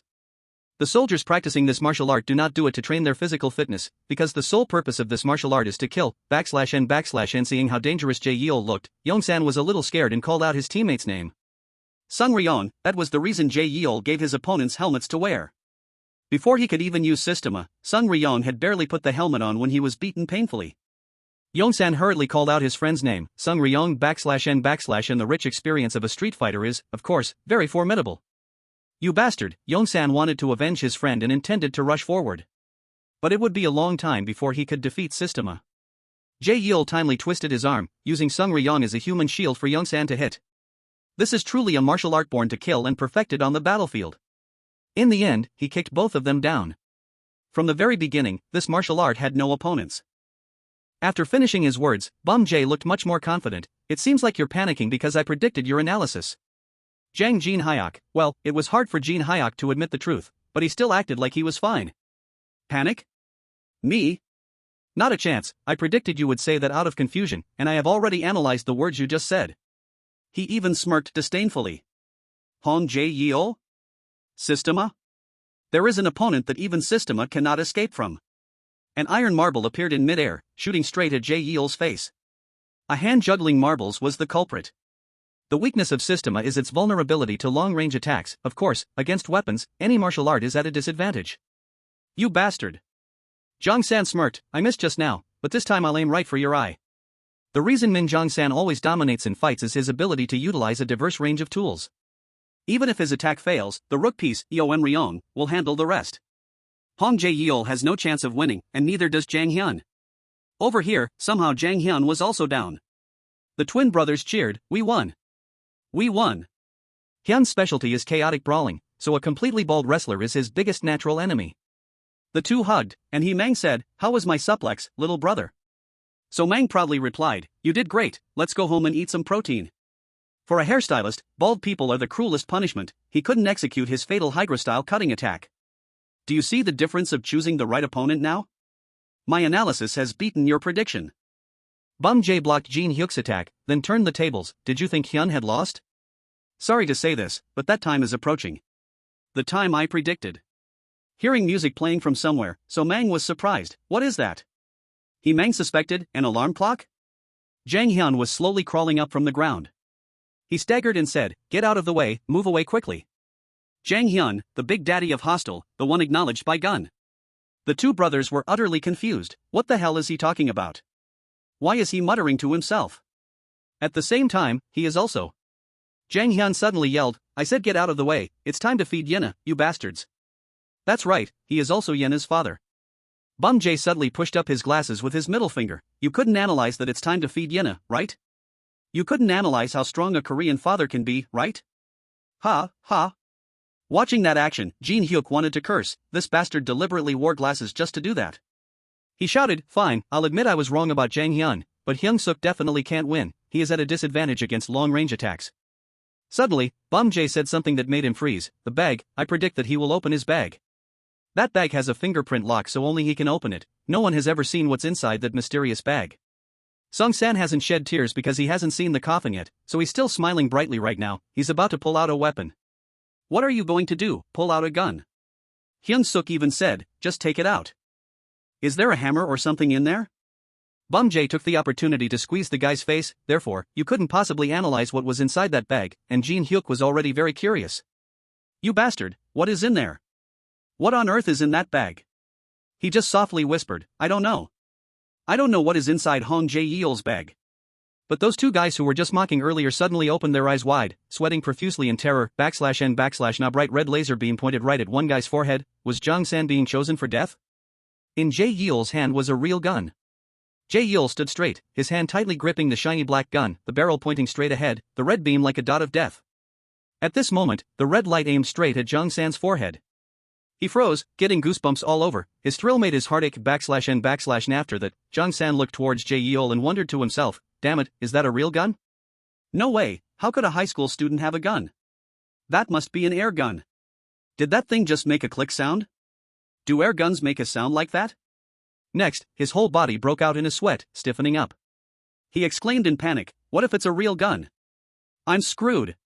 It even has a laser sight for aiming. /n/. Why is he aiming at me and not Kwon Se-young? I only threw a single metal ball. Suddenly, a mocking voice rang out, what's wrong with you, you pathetic loser? That was the voice of Kwon Se-young, who was charging forward to attack Jae-yeol. He shouted, are you chickening out just because of an air gun? At this moment, Jung-san thought to himself.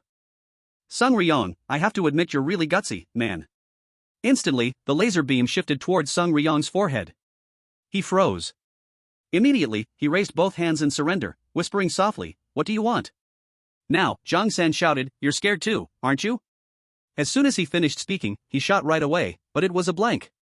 Next, Jae-yeol used the butt of the gun to smash Sung Ryong's face. He staggered, his face deformed from the attack. Sung Ryong could only blurt out, you bastard, am I a joke to you? /n/. On this side, Jung-san rushed forward while shouting, hang in there, Sung Ryong, let me help you. Immediately, Jae-yeol pointed the gun at his face. Jung-san froze, raising his hands to surrender right away. And he also slapped him across the face with that gun. Jung-san coughed up blood from his mouth, cursing inwardly, you ruthless, brutal, savage, inhumane bastard. Following that, Jung-san realized he was playing around with them, but now he knew. And then, Sung Ryong and Jung-san rushed forward to attack him, both shouting in unison, your gun is just a fake. /n/. Knowing back to the conversation between Jin-hyuk and Bum-jae, Jin-hyuk smoked and said, so you predicted he would pull out a gun? Our country bans the sale of guns. I guess you didn't predict it was just a toy gun, right? Opposite him, Bum-jae stood with his arms crossed, replying immediately, of course, it could just be a fake gun, but that doesn't matter. /n/. Following that, he bent down to pick up the lighter and said, Systema is a bare-handed martial art born to take down opponents. But out there isn't just one martial art designed to kill. Jin-hyuk shouted, what? And then, Bum-jae lit the lighter, speaking decisively, even this tiny lighter that you dropped on the floor can be utilized as a deadly weapon. He continued to explain, if Systema uses bare hands to kill enemies, then the martial art that uses weapons to kill is called. Pausing for a moment, Bum-jae continued, Kaliarnis, known in Vietnam as stick fighting. /n/. Returning to reality, at this moment, Jae-yeol was using the gun to attack both Sung Ryong and Jung-san simultaneously. Coughing up blood and losing momentum, Sung Ryong managed to realize, blurting out, he isn't shooting, but using the gun to hit? Jung-san wasn't doing any better, he also cried out, I can't do anything, just like the time I fought Jang Hyun. To think that these are the martial arts the weak prince was forced to learn. Now, he is standing in an attacking stance, holding the two-gun Systema and Kaliarnis in his hands, Hong Jae-yeol. Returning to the unfinished conversation, Jin Hyuk yelled, assuming you predicted correctly about Hong Jae-yeol, but it's different with Jang Hyun. The story of the past was brought up again. Hee-mang yelled, we have Park So-mang and Park Hee-mang. So-mang followed up his brother's words, a guy who specializes in street fighting can never beat techniques. Bum-jae said, I told you so. After that, he affirmed, Jang Hyun will not engage in a street fight. In the past, the boy had defeated Hee-mang and So-mang. Bum-jae added, he is just a father. So-mang was lying motionless at this time, wondering to himself, it's impossible, both Hee-mang and I attacked together. Jang Hyun picked up the thing on the ground, muttering, damn it. On this side, Hee-mang also thought, did he not even show half of his ability? Meanwhile, the boy kept whispering, if I feed Yena late, she won't go to sleep. If so, I will have to stay up at night to watch her. And then, Jang Hyun left the Hee-mang brothers lying on the ground. The boy hurriedly made a phone call. Hello, yes, ma'am, has Yena eaten yet? Thank you, ma'am. And Bumjae said, you don't know how strong a Korean father can be, you've lost, Jang Jin Hyuk. /n/n next, Bumjae pointed straight at his face, in other words, my prediction defeated your analysis. Jin Hyuk roared, you bastard. Then, he said, but I bet you didn't predict this. He shouted, what? As soon as he finished speaking, Jin Hyuk had climbed onto the window. He sneered, the fact that I will escape through the bathroom window. Before leaving, Jin Hyuk echoed back, see you next time, big ears. Bumjae sighed, is that guy always this crazy? /n/nan seeing him walk with a limp, Bumjae smiled softly, it seems he didn't analyze the height of the building carefully. Well, let him escape this time, the brain of big deal, Jang Jin Hyuk. He stepped closer to the window, telling himself, I rated him too high, like this I don't need to worry about the war with Hostel. /n/na a few hours later, Jin Hyuk sat proudly on the chair. He said confidently, we don't have to worry about Park Bumjae. Pausing for a moment, he explained, that guy is too conceited about his own abilities, Park Bumjae is resting on his laurels. Wan Oh-chun sitting opposite thought to himself, this guy is really scary, I thought he went to analyze some school guys. He stared at Jin Hyuk and commented, but actually he used the other members. To analyze Park Bumjae, the brain of Burn Knuckles, Oh-chun reflected on his own. Moreover, not only analyzing, he also played dumb to make the other guy let his guard down. Now, Jin Hyuk spoke up confidently, things seem easier than I thought. Thoughts kept pouring into his mind, Kim Ji-Myeon is truly a formidable partner. He even has such a smart guy under his command /n/n after that, Oh-chun asked, so are you going to start the plan right away? Hearing that, Jin Hyuk quickly replied, my plan has a total of 3 stages. I am preparing to proceed with stage 1. Oh-chun was excited, there are stages, how big is this plan? Taking a puff of smoke, Jin Hyuk started saying, in the first stage, I will target Park Bumjae. Then, he added, the one who has the potential to ruin my final goal, /n/n at the same time in another place, Jae-hi carried a gun on her shoulder, her face excited, uncle, I will take this one. Then, she said aloud, but why does my brother have so many, he is not a kid anymore. Now, Jae-ha stood by the gun cabinet, smiled and replied, young lady. He said gently, do these things look like toys? Jae-hi asked back, if not, what are they? He pushed his glasses and hesitated, actually at that time Jae-yeol was sleeping, Jae-ha added, I myself didn't even know /n/n the next morning, a phone stood on a tripod, seemingly taking a picture. The excited cheers of a group of friends jumping up, let's go traveling. Hanul, pulling her suitcase with one hand and hugging Mi-jin's waist with the other, said, going to the beach to play in this season feels really strange. Mi-jin softly asked, Hanul, why did you bring so much stuff? That's right, Hyung-seok told himself, that's right, because of this weird weather in the middle of winter, we decided to travel together. He was so excited that tears welled up, I've never been on a trip with friends before. This time we are going to Jae-yeol's coastal villa, I'm so excited, we are going to the beach.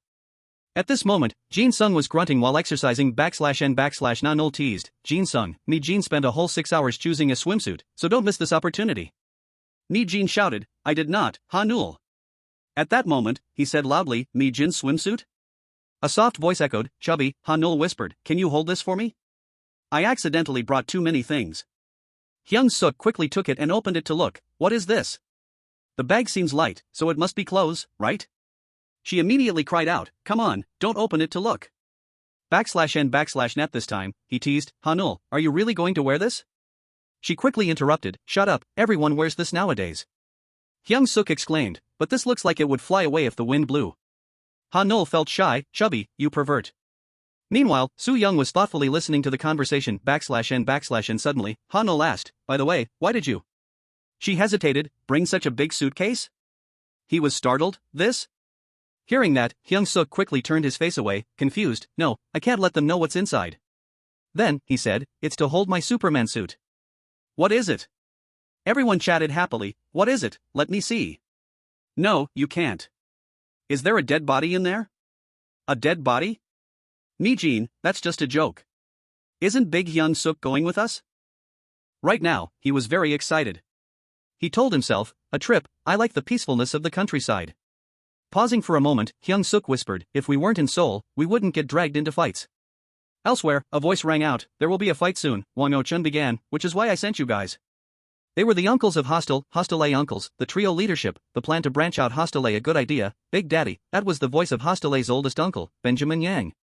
Hostel A's second uncle, Kwak Young-ho added, so is it because there's no one good enough to be a new member of Hostel in Gangdong, that you want us to go recruit members in areas outside Seoul? Jang Hyun asked with a bewildered look, where are we going? Are we going on a trip? Are we taking the bus or the train? What are you talking about, hostel? Don't you know I am Chuba, Lee Young-ho? Hearing that, Wang O-chun replied, you even prepared perfectly for trivial things like this. I love you so much. A voice rang out, oh my, I get bus sick. Why doesn't the old man move himself? Next, he called out loudly, Jang Jin Hyok. He replied, what is it? Wang O-chun suggested, by the way, I see you coming here every day. Why don't you leave Big Deal and join hostel? A few minutes later, he ordered, enough chatting, let's start moving. Right then, they immediately hit the road. Let's go to the suburbs. Lee Yang-ho scratched his head and asked, can someone explain to me what the old man just said? The girl next to him spoke up, let me tell you, Lee Young-ho. At this time, in another corner, Hobin spoke up, have you heard the news? He smoked and said, the fashion department crowd is going on a trip. Then, Hobin mocked, what are they doing coming to our countryside? What is there so interesting to see? Mi Jin spoke up, beats me. Next, she warned, are you okay? There are a lot of guys there who know about your eyes. He yelled, oh no, now that you mention it, I just noticed. After that, Mi Jin said softly, I wonder if those kids from Seoul will be okay? And she added with a reminder, the thugs in our hometown are not your average gangsters. Pausing for a moment, she suggested, should we help them? The sound of iron wheels grinding on the tracks echoed in the quiet space. A voice rang out, look at those legs. Another voice chimed in upon seeing Han-nul and Mi Jin chatting, that girl's face is also freaking pretty. Wow, they are going to hear us. Stop it, but right then, another voice commented, so what? They like being looked at by us anyway. The whispers then turned toward Jae-hi and Soo-young, their friends are hot too. They purposely dress revealingly like that so we can look at them. The one with the twin tails is mine, no one is allowed to touch her. She should have dressed even more lightly. That was the conversation on the train from a small gang in the Gyeonryang region. Chung-baek licked his lips and said, Seoul girls are truly gorgeous. Beside him, Ryung-soo and Dae-hyun also looked on with full lust. Then, Chung-baek said, it looks like they are entering our territory. Next, Dae-hyun added, if they come to Gyeonryang, we must go over and greet them. But why are those high-quality girls, he said while glancing over at their side, hanging out with these two losers? At this moment, Jin-sung only cared about his girlfriend, whispering, Mi Jin, is your seat comfortable? Do you want to sit on my lap? Meanwhile, Hyung-seok was busy looking at his phone, Diakwa is on TV. From the seats over there, Chung-baek asked angrily, who is that fat guy? Ryung-soo chimed in, and he even sports a sporty haircut? Real men must use hair gel. Dae-hyun was annoyed, so frustrating. The four of us guys are traveling together, while those two get to go with a bunch of girls. They just look so punchable, don't they? A voice called out, Jin-sung. He replied immediately, what is it? Han-nul covered her mouth and said, Mi Jin just bought a new skirt, do you think it looks pretty? Mi Jin shyly said, Han-nul, stop it. Hearing that, Han-nul immediately teased Jin-sung, remember to be gentle with her. He got a nosebleed and breathed heavily. Now, he was happy and very excited. This is it, this is exactly what normal high school life is like, /n/Han-nul said, Mi Jin took the time to dress up today, but you're definitely going to get into a fight again, aren't you? Jin-sung hurriedly explained, what are you talking about? That won't happen. Really, Mi Jin? Trust me. Right then, Jin-sung quickly stood up and shouted, if I get into a fight and ruin this trip, I'll shave my head. /n/N hearing that, Han-nul immediately said, don't do that. He told himself that Jin-sung had promised not to fight. And then, Hyung-seok silently thought to himself, we just need to have fun, make beautiful memories, and go home. At that moment, Jae-hi said, your off-the-shoulder shirt is so pretty. Soo-young replied, no way, your outfit is much prettier. She asked happily, really? /n/N he stood up to join the joyful atmosphere with everyone, noting in his heart how incredibly peaceful it was. Just then, Jin-sung asked, did you just cough, Mi Jin? Wait a minute, I'll smash the air conditioner for you. Jae-hi called out, chubby, try this on. He felt peaceful. So this is what youth is like? Hyung-seok told himself, there won't be any fights at all. /n/on the train ride to the countryside, his group of friends chatted happily, while in the other car, their group was feeling annoyed. Bum Jae was also present on the train.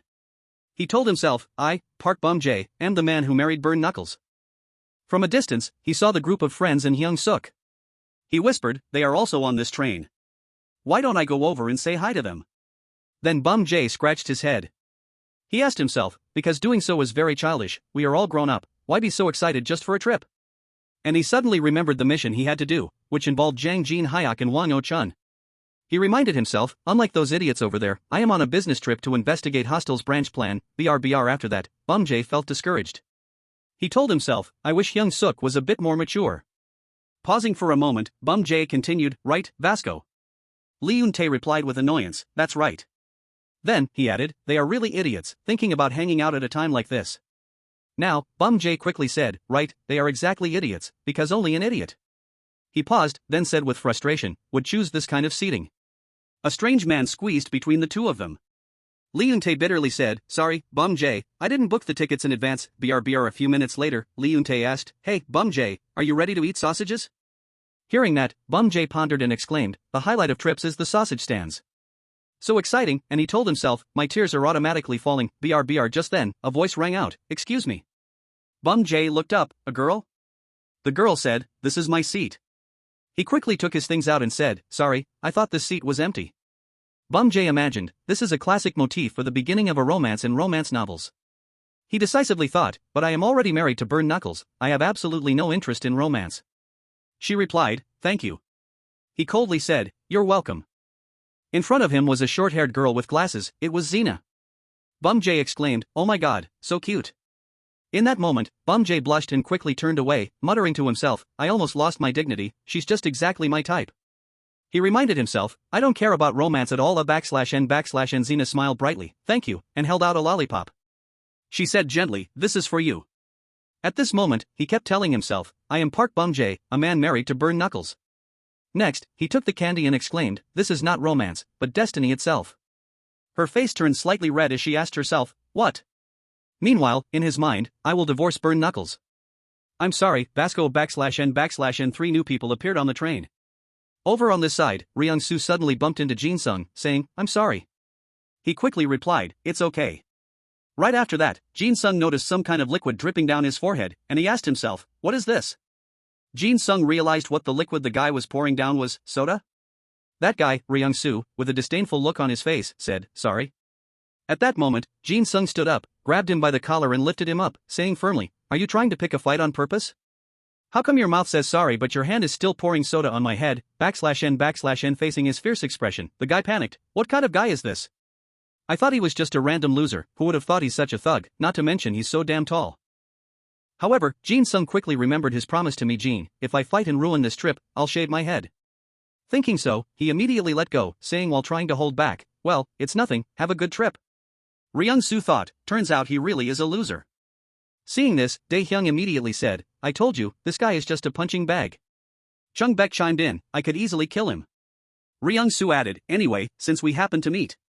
Right after saying that, Ryung-soo rushed over to the girls, flirting, let's get to know each other girls, you're so pretty, how old are you? In that situation, Hyung-seok quickly rushed over, standing in the way, he said, sorry, actually they are our friends, we are traveling together. Then, looking with fierce eyes, the guy threatened, get lost, you pig, don't interfere when others are talking. He repeated the question, what? What did you just say? They mocked, what's wrong? We didn't do anything. And then, Hyung-seok reminded himself, this might lead to a fight. No, I can't let this trip be ruined. Nearby, he saw Jin-sung being very patient. He probably really didn't want to shave his head, while that guy kept muttering, shave it, shave it, shave it, shave it. Ryung-soo challenged them, we didn't even do anything, why are you overreacting? It's not like we're intentionally causing trouble. If you're annoyed, then just hit me. Right now, Hyung-seok and Jin-sung were both trying to hold back. Ryung-soo's group thought to themselves, idiots, they don't even dare to make a peep. How could they possibly be hanging out with these girls? Next, the three of them approached the group of girls, it's such a waste of heaven's gift for these girls to be hanging out with them. After that, Dae-hyung, Ryung-soo, and Chung-baek got closer, flashing perverted smiles. They thought, how are we going to devour these girls? Right at that moment, Eun-tae appeared behind them. He growled, get lost. Then, Eun-tae said, I saw everything, stop causing trouble. Ryung-soo wondered to himself, who is this gangster? He whispered, is he with them? Is he an accomplice of those two weirdos? Hyung-seok called out, Vasco. Jin-sung immediately asked, are you on this train too? Eun-tae, while pressing his hand down on Ryung-soo's shoulder, replied, hello little Hyung-seok, and Jin-sung. We finally meet. Now, the guy analyzed, not only is he covered in tattoos, but his arm strength is also incredibly powerful. There is no doubt about it, he is the boss. And Ryung-soo concluded, no wonder there's suddenly a group of pretty girls here, they are the underlings of this gangster. Jae-hi said, thank goodness, I'm so glad to see you. Mi-jin also said, Vasco, you came at the perfect time. Nearby, Soo-young softly said, that's great, hello, and Ha-nul cheerfully chirped, that's so great. A few minutes later, Eun-tae glared at the three of them and shouted, get lost. Ryung-soo was trembling in fear, so scary, let's get out of here. He is definitely a real gangster. Dae-hyung said hypocritically as he walked away, we didn't know you girls already had a companion, while Chung-baek cowered, you should have told us from the beginning. After that, Eun-tae asked, are you guys going on a trip? Little Hyung-seok happily replied, are you too? Suddenly, he became deep in thought.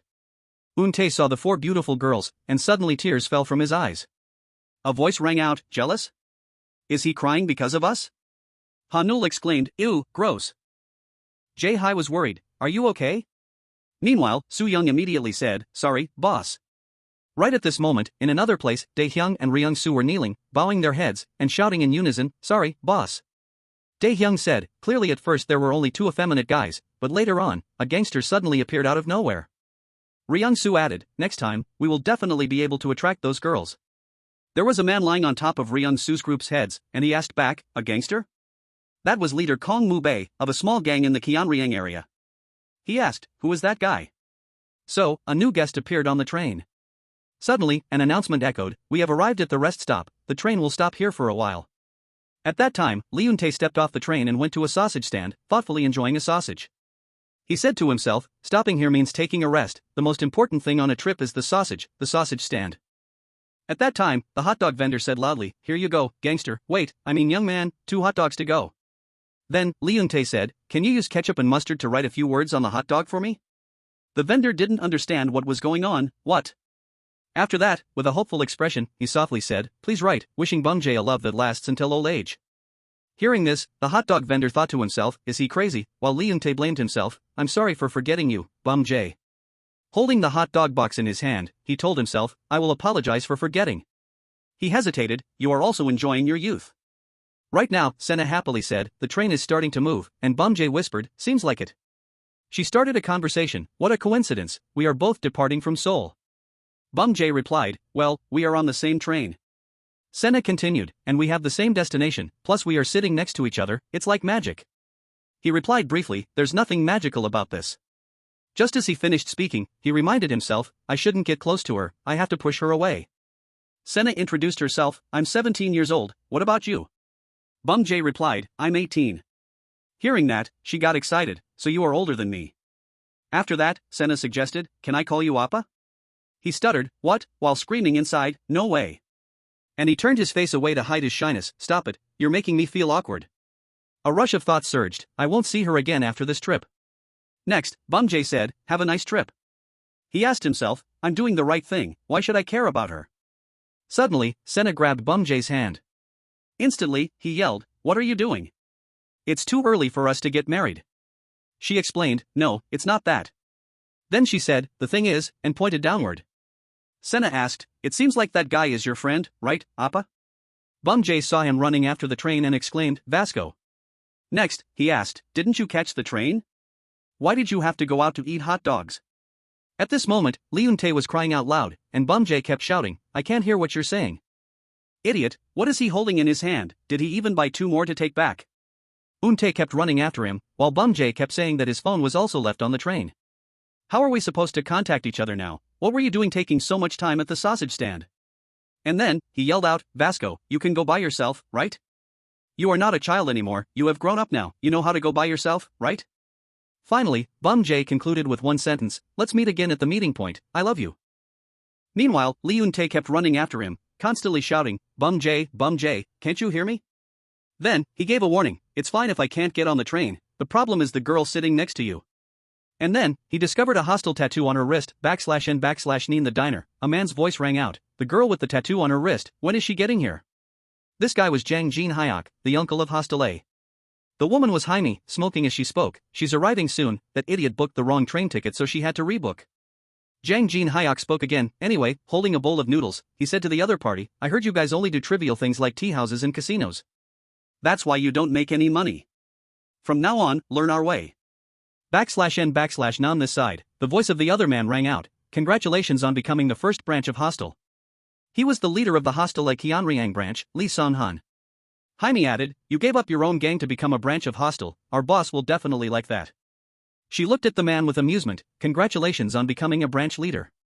You will be able to take care of your family once you learn Hostel's way of doing business. /n Lee Sung-han asked again, what does the girl on her way here have to do with the Hostel branch? Jaime spoke up, let me explain. Then she recounted that to run Hostel's business, they would need many girls from runaway groups. But your gang doesn't have any girls, right? The girl on her way here is a specimen sent to you from our headquarters. With her, you can start doing business like us. Jaime said excitedly, you can freely use this specimen however you like, use her to set up fake prostitution for extortion, or use her as a meat shield. Sung-han put the cigarette to his mouth in suspicion, meaning this girl was very skilled at it? Yang Mi replied, not exactly, she had no experience at all. He was surprised, then how can I trust her? How can I ensure that she won't run away and sell me out? She said again, you don't have to worry about that, girls from runaway groups will immediately do whatever they are told. According to what Yang Mi said, because Hostel was the only refuge for runaways, if she didn't obey, she would be kicked out of Hostel immediately. Although she probably hadn't even held a boy's hand before, what else could be done, she would rather be a specimen than be kicked out. Over here, the other girl's eyes were somewhat sad. Sung-han added, let me make it clear one more time, our gang didn't become a branch of Hostel because we are weak. It's just that my little brothers are starving, so don't you guys mess with me. After that, he said coldly, what do you guys take me for? While wiping the blood off his hand, Sung-han said, if you want to test me, you should have sent at least 2 guys.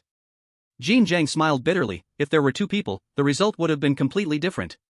Then he looked at Sung-han again, let me ask you a question, I heard that the Kianryang gang is the boss in this Kianryang area.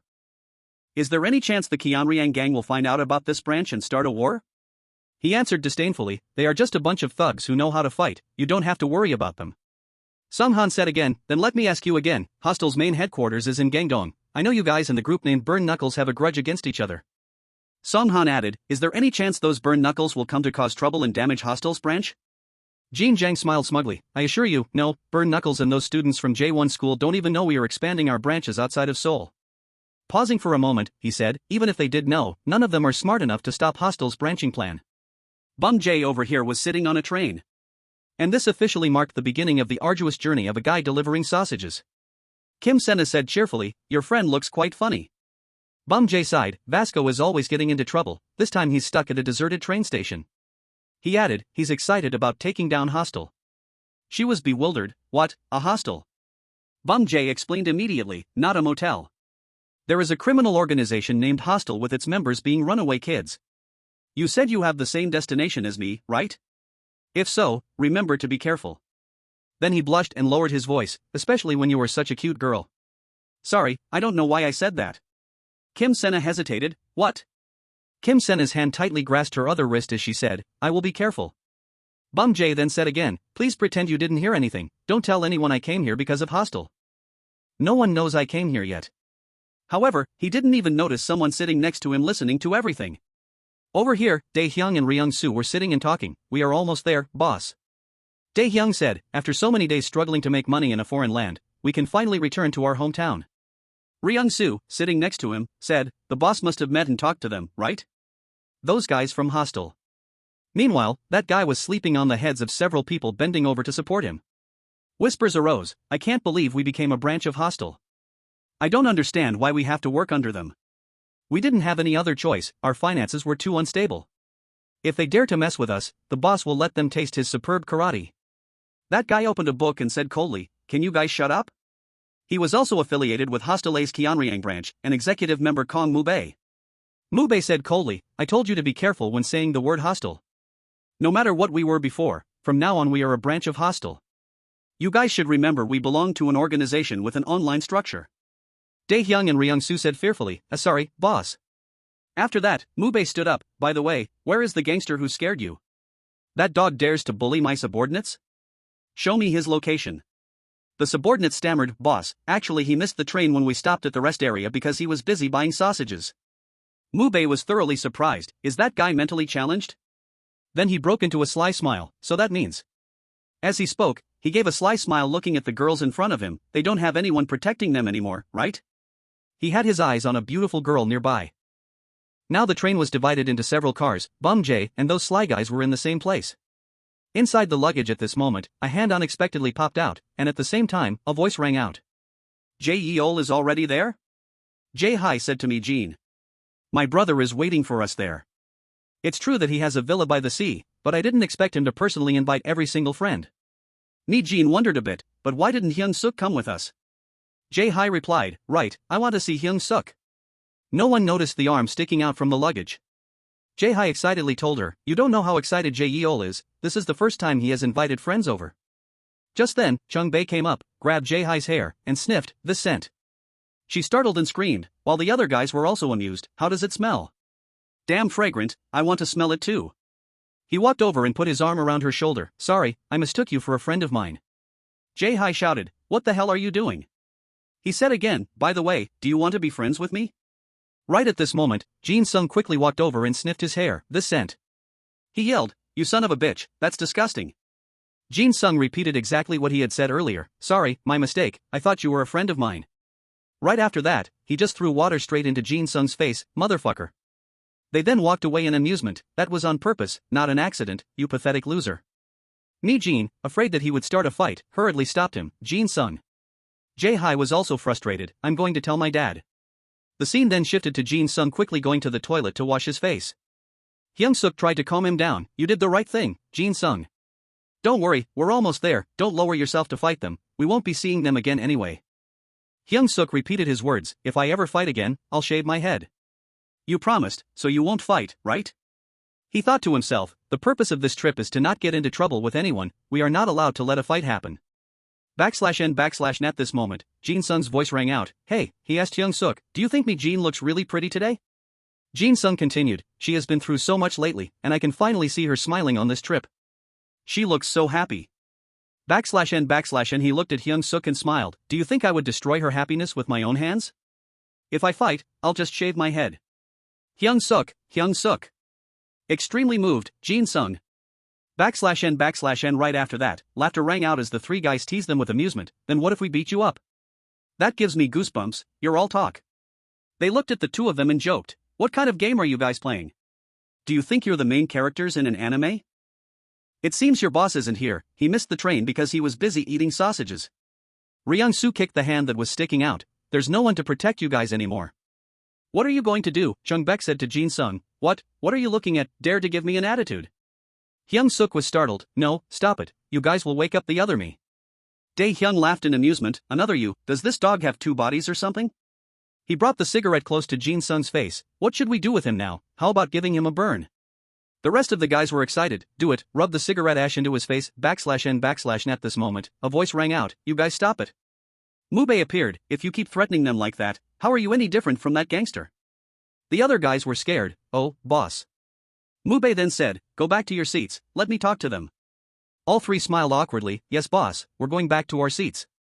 Then he leaned close to Jin-sung's face, you're a subordinate of that gangster, right, although I haven't met him yet, you dog. You really have insolent eyes. As he spoke, Mubei threw a punch, but he was startled because Jin-sung dodged it, which made Mubei unhappy so he hit him hard again, you lucky bastard. Then he turned away, let this trip be peaceful, I don't want to cause any trouble /n/n Hyung-seok quickly came to check the situation, Jin-sung. Jin-sung was a bit annoyed, I dodged his first punch by reflex, but the second one hurt. As he thought, Jin-sung watched the guy's back. Then he smiled to himself, whatever, it's better to get punched in the face than to shave my head. Jin-sung paused for a moment and said, let's go, Hyung-seok, who was surprised, where to? Jin-sung adjusted his expression and then said, Mi Jean is waiting /n/n but as soon as they reached the train cabin, both were completely shocked. Those three guys were teasing the girls again, come on, give me your number, do you have a boyfriend? Ha-nul replied firmly, I'm married. They still didn't give up, then get a divorce and marry me. You deliberately wore a short skirt, didn't you, what kind of perfume do you use? Hyung-seok hesitated, excuse me, but, these are our seats. Ryung-soo made a mocking face, so what, is there a problem? You can come sit with us, we have snacks over there, just take some if you like. At the same time, Chung-baek's voice rang out, oh shoot, sorry about that, so sorry. He casually spilled soda on Mi Jean. He looked at her, drooling, I didn't notice your thighs were here, let me wipe that for you. /n/Ni's eyes stared intently at her. This girl works out quite a bit, huh? These legs are as solid as rocks. That muscular, powerful leg blocked in front of Mi Jean. Chung-baek was startled, fuck, you scared the hell out of me. What the hell is this dog doing? Move your leg away, now. Jin-sung looked at him, Hyung-seok? Out of instinct, Hyung-seok was startled and replied, huh? His eyes now looked like a demon's, get me a razor. Jin-sung glared in frustration, what the hell is this? He thought frustratingly to himself, why are they doing this to us? /n Ryung-soo's group laughed ridiculously, we just wanted to wipe the spilled water, why so tense? Do you think glaring like that will scare us? Jin-sung was furious, Jin didn't do anything to them, she didn't do anything wrong. All three guys looked annoyed, fuck this. He threw a fist toward the three guys, why do you keep messing with me Jin? At the same time, Mu-bei's voice rang out, that's enough. Jin-sung was startled, since when did he, is this guy a ninja or something? He then said again, let's go, stop messing around. The group replied, yes, boss. The three guys were startled, we'll be going then. /n Mu-bei looked at her, hello there. Soo-young was bewildered, what? He winked at her, Mississippi. Soo-young was startled inwardly, who is this disgusting guy? On Lee Eun-tae's side, even if he were starving to death, he couldn't touch those sausages, but danger was lurking around the fated boy /n the guys excitedly said, boss, so you have your eyes on the girl in the off-the-shoulder top? We're successfully flirting with her. Should we invite them to join us? Just give the order, boss, and we'll bring those girls right to you. /n however, he calmly replied, no need, I'm not interested, even though she is indeed beautiful. Ryung-soo drooled, boss, please save the girl Jin for me. She looks as innocent as a puppy. She is exactly my type. /n suddenly, a foot quickly stuck out to trip him, causing Ryung-soo to fall flat on the ground. His screaming voice echoed, you son of a bitch. On this side, Bum-jae listened silently. Ryung-soo yelled, you tripped me and didn't even bother to apologize? You bastard. He grabbed the shoulder of the masked person, how dare you ignore me? You bastard, show your face. /n at the same time, a voice rang out, you little brat. He was surprised. Bum-jae then added, keep quiet and go back to your seat, before the monster inside me awakens. If I go crazy. Ryung-soo was startled, what's wrong with this guy? You're dead for sure. Saying that, he secretly felt proud, damn, I'm so cool. The guy was secretly startled, his ears are huge. Are they swollen? The guy thought to himself, he must be just a retard, why bother? After that, Ryung-soo walked and shouted, hey you guys, wait for me. Kim Sena was surprised, aren't you scared? Bum-jae replied, this guy is nothing. She asked again, but why did you unbutton your shirt? He smugly said, whenever I see injustice, I feel outraged. Pausing for a moment, Bum-jae looked over, but he secretly speculated, that guy, it seems like he intentionally tripped that other guy. The scene shifts to the restroom. The three guys laughed and discussed excitedly, nice. Did you take this by chance? Let me borrow it for 5 minutes. What are you going to do with this, you dog? Ryung-soo smiled brightly, send it to me too. Dae-hyung refused, no, I'm only sharing it with the boss. Photo sent. All three excitedly discussed disgusting words, can I lick your phone? That's so gross. Do you have pictures of other girls? No, only this one. Over here, Jin-sung was taking a dump and thought to himself, I can't go out.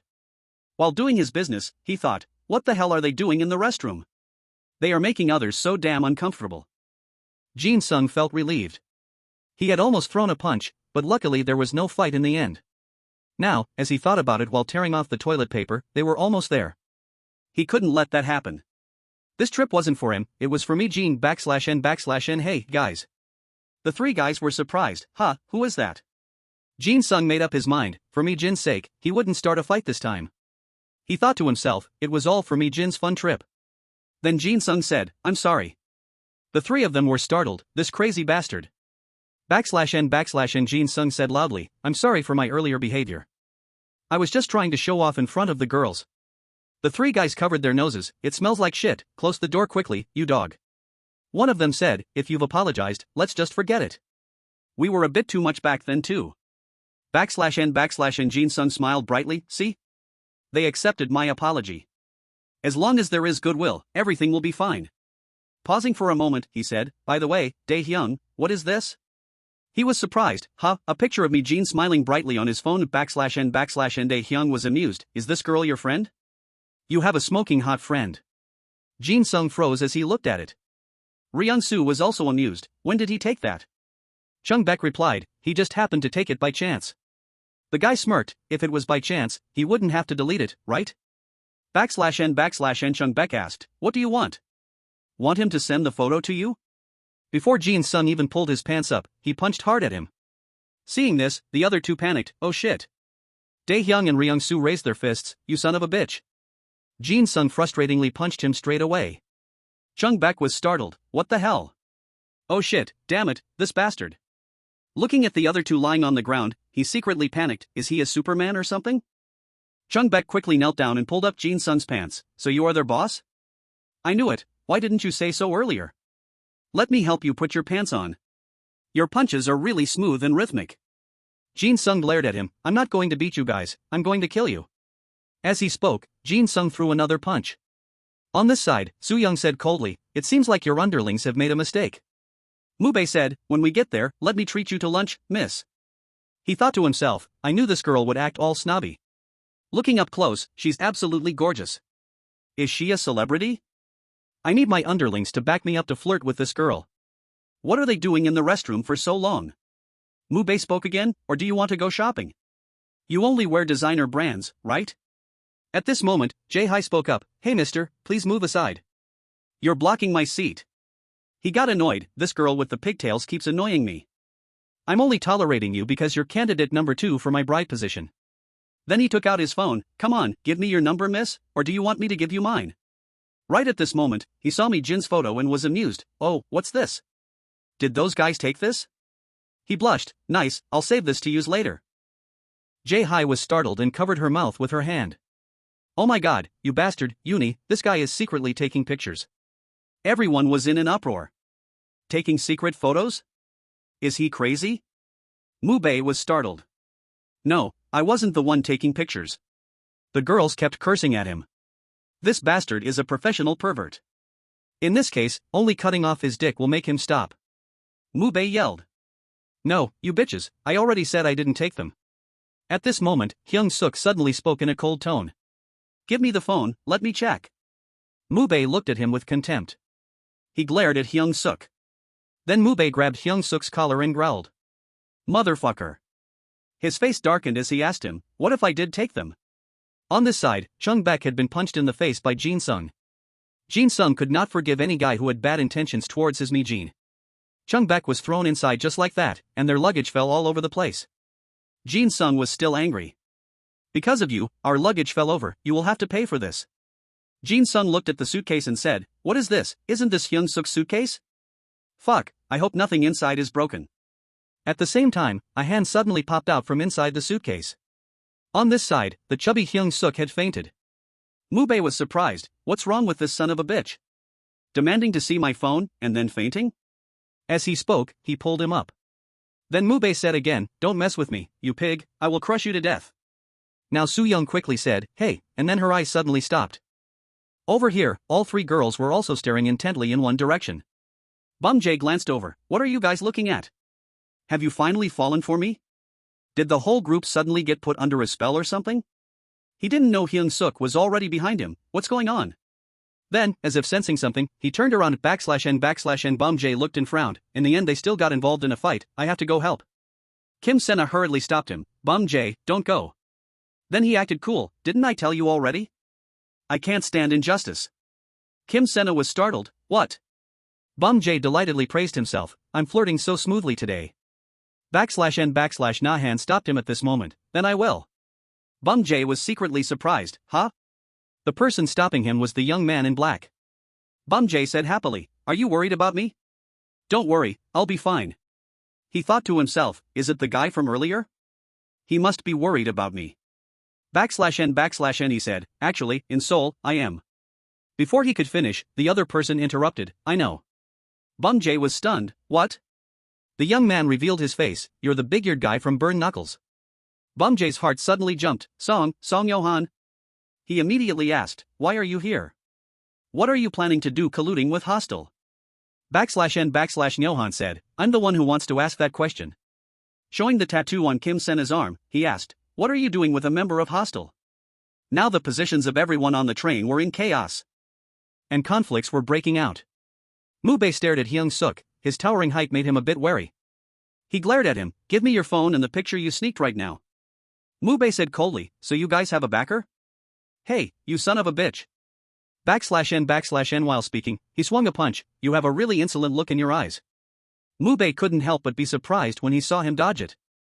After that, he threw another punch just like the one he used to attack Jin-sung. You beggar bastard. Hyung-seok stared at the opponent, and he completely blocked that punch as well. Mubei was secretly shocked. He blocked my punch from this distance? He glared and shouted, how dare you block me? Then Mubei looked over. Not only that, but did he also dare to humiliate him in front of the young miss? /n pride did not allow Mubei to give up. If you're good, try blocking this, you son of a bitch. As soon as the words ended, Hyung-seok threw a punch at his face. However, the person throwing the strike now was not him but Soo-young. Her action also startled Hyung-seok. Han-nul and Jae-hi were also terrified seeing that /n Soo-young said coldly, stop it, everyone is looking. Hyung-seok was surprised. A corkscrew punch? Then Mubei rushed up again. You, this bitch. She calmly replied, haven't you realized who you're dealing with yet? It's up to you. Soo-young stood up and threw him again. I was wondering anyway when I should beat you to a pulp. He dropped his jaw in astonishment. That's that guy's technique? It turns out Soo-young also learned it very fast. Everyone cheered, great hit. Lady, that guy deserves to be beaten. Soo-young. You are awesome, the sister is so cool, where is the waiter? Quickly get this lady a glass of soda. She frowned and said to herself, my wrist, he told me not to use this technique. Then Soo-young turned to look at him again. What does this mean? Right after little Hyung-seok fainted. Over here, he was trying to wake Mubei up. Are you okay? Wake up quickly. Soo-young was still wondering, then big Hyung-seok appeared. And right after thinking so, she approached him. Soo-young stared at Hyung-seok /n. Meanwhile, Jin-sung was struggling. Jin-sung, you have learned something cool from Hyung-seok. Just stuff them into the suitcase and throw them off the train. Jin-sung, you didn't fight at all. Jin-sung, that's right, Jin-sung didn't fight, just knocked them out, you just need to dispose of the evidence. Jin-sung, no, doing that is not right /n Jin-sung, after the minor incident on the train, everyone finally got off at the station. Everyone was excited and bustling. We have arrived, why didn't you tell us you were also on the train? Where is Chubby? Because I wanted to create a surprise. They have arrived in Gyeonryang. Soo-young still had a suspicious look while everyone was bustling. Hyung-seok said he will come later. What? Why didn't he tell us? Quickly take us to the coastal villa. Me Jin's legs are getting tired. Then let's hit the road, Jae-yeol is waiting for us. And they were very excited /n not knowing what was waiting ahead. Transitioning to another place, Mom, who is this guy? Seeing he has a lot of hair, I thought he was a bear so I brought him here. The young man was rescued by the mother bear and given bear milk to drink. Now he owed the bear a favor. Over by Bum-jae, he looked at Kim Sena and said, what are you doing? Eat up. However, she just sat there silently. Bum-jae didn't say anything but thought to himself, what was I thinking? I thought I had met the girl of my dreams on the train. He laughed at himself, who would have thought she was a member of Hostel. /n I don't deserve to have a girl, I didn't expect anything to happen from the beginning anyway. I'm not a kid anymore. Bum-jae tried to eat to keep himself from shedding tears, but it's true that I had hopes for a romance. Is this my punishment for daring to think about divorcing Burn Knuckles, Basco? Besides, he gritted his teeth and looked over at Johan. Why are you looking at me like that? If you don't have money to eat, just leave. /n Kim Sena then said, I didn't intentionally hide from you that I'm a member of Hostel. She whimpered, I just couldn't say it, because you consider us the worst criminal organization. Even if I told you now, you wouldn't contact me anymore, right? /n hearing this, Bum-jae felt somewhat depressed. Then he said, forget it, we won't see each other again after getting off the train anyway. Bum-jae's inner voice secretly said, don't cry, do you want to see a man's heart break? Then he said to Kim Sena again, if I had known you were a member of Hostel, I wouldn't have talked to you in the first place. Right at this moment, Song-han suddenly appeared from behind. Hostel? Bum-jae wondered. Who is this guy? Is he someone from the Hostel branch? Or someone from the Hostel headquarters? Song-han asked coldly, you know Hostel? I'm here to pick up the specimen. /n he gritted his teeth, he couldn't afford to be exposed this early, or his plan would be ruined. Song-han then grabbed his shoulder tightly, follow me. Right then, Kim Sena shouted and pushed him away, stop it, I already said no. She then hugged Song-han's arm, you came to pick me up, right? That guy is a pervert. He keeps forcing me to go to a hotel with him. /n he said, did she say hotel? I must have misheard because of work stress. He opened his mouth in shock. Is she helping me so that guy won't discover my identity? Then Kim Sena shoved the items into Bum Jae's hands. I'm not eating these candies, give them back to you. /N afterward, Sung Han quickly took her away. Let's go, we have a lot of work to do. Kim Sena hesitated. I feel a bit tired. Bum Jae watched them leave, not understanding why. I'm an enemy of hostel. /N he looked at the 3 lollipops in his hand. Right now, Bum Jae didn't even know what he was thinking. He gritted his teeth, not knowing what to do next. Bum Jae squeezed his eyes shut, struggling internally. What are you thinking, Bum Jae? Snap out of it. If I help her and they find out, it's over. If I get caught, Burn Knuckles will have no one smart enough left to deduce anything. The combined IQ of all Burn Knuckles members hasn't even reached 300. At times like this, I really need Vasco. His inner voice screamed, wishing someone could help him save her right now. Over here, Johan sat silently as if thinking about something. Right then, the staff brought the food to the table, saying, please enjoy your meal. Bum Jae waved his hand. The staff added, this meal was sent by the person over there. Then Bum Jae ran over to his table. Johan, we didn't get a chance to say hello earlier, did we? This is our first time meeting since the battle with God Dog, right? Relax. I'm not going to steal your food, this is just a friend treating you to a meal. Looking at Johan's attitude, he secretly evaluated that he was like a wary stray cat. Then Bum Jae said, so you're on this train too, what are you doing in Gyeonryang? Bum Jae looked at Johan's eyes and was surprised. Huh, what is he looking at? The TV broadcasted that the chairman of HNH Group is scheduled to visit Gyeonryang this Wednesday, which is tomorrow. Bum Jae wondered in surprise, is he sitting here just to watch TV? Or does he know that person? No way, how could he possibly know the chairman of HNH Group? The TV continued to report that the chairman would come to inspect the development of this area. Hong Kyeon-yang, the chairman of H Group, will also come to Gyeonryang. Bum Jae briefly thought, maybe he wants to get his signature. Johan's inner voice said to himself, tomorrow. Then Bum Jae smiled brightly, hey, Johan, do you want to exercise a bit? You could take down the hostel branch for. Before he could finish his sentence, the bowl of noodles was thrown right into Bum Jae's face. Johan said coldly, don't mess with me, I don't talk to people like you. People like you here implies Jang Jin Hyuk. After that he stood up, remember to pay for my portion too, Bum Jae thought in surprise. Tonight is really funny, of course I will pay in full, was he really a gang leader once? After that, he wiped the noodles off his face while paying and thought to himself, I was really stupid to think that method would work. There's no way Johan would help me for free, I have to give up on asking for others' help, I need to snap out of it. He asked, how much is it in total? /N he recalled the events surrounding Kim Sena, it seemed like she voluntarily became a member of Hostel, rather than being kidnapped or anything. I've done everything I could, I shouldn't stick my nose into other people's business anymore /N/net this time, the shopkeeper said, I'm so glad, if those chairmen help develop this area, the crime rate in Gyeonryang will drop. Bum Jae was surprised, crime? There must be a lot of social evils here, right? The shopkeeper replied, that's right, nowadays teenagers are very undisciplined, those street kids gather into some sort of gang that you can see everywhere. He silently speculated, she must be talking about a branch of Hostel, but I didn't come here to fight. Bum Jae determined inwardly, the purpose of this trip is to gather information without revealing my identity. I will just mind my own business, the shopkeeper added, they are so sophisticated that even the police can't catch them, and besides. You know what, they use young girls to commit crimes. Hearing this, Bum Jae was stunned. The saleswoman continued, those girls don't even realize they've been used until they are thrown away. The face along with the smile of Kim Sena appeared in his mind. Then Bum Jae looked down, looking like he was deep in thought. Looking at the candies in his hand, he reassured himself, I shouldn't act carelessly, I'm not a fool for girls. Switching to Hyung-seok's group, loud screams rang out. The girls excitedly wore bikinis, the waves are too big, so glad we went to the beach. Jin Sung screamed, where are me Jean in the swimsuit that took her 6 hours to choose?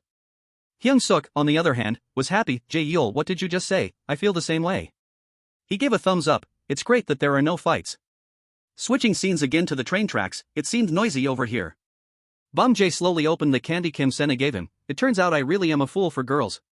Beneath his feet were now a mess of guys who had been taken down by Bum Jae. Now he was a bit disappointed, not expecting to do something so stupid, I shouldn't have made a move because that would blow my cover. Then Bum Jae peeked his head out and secretly reassured himself, it's okay, I just need to save her without getting caught, I will rescue her and sneak out of the hostel branch. However, waiting for him outside was a whole gang of thugs. There you are, you little rat. Only now did Bum Jae faintly realize, is this a trap? Those guys were amused, it's you, right, the guy who talked to the specimen and knew about Hostel. They looked at him and sneered, you thought making up that you were talking about a hotel would make us believe you? Bum Jae's inner voice cried out, oh boy. They looked at him intently. Our branch leader is very sharp. Did the Kianriang gang send you?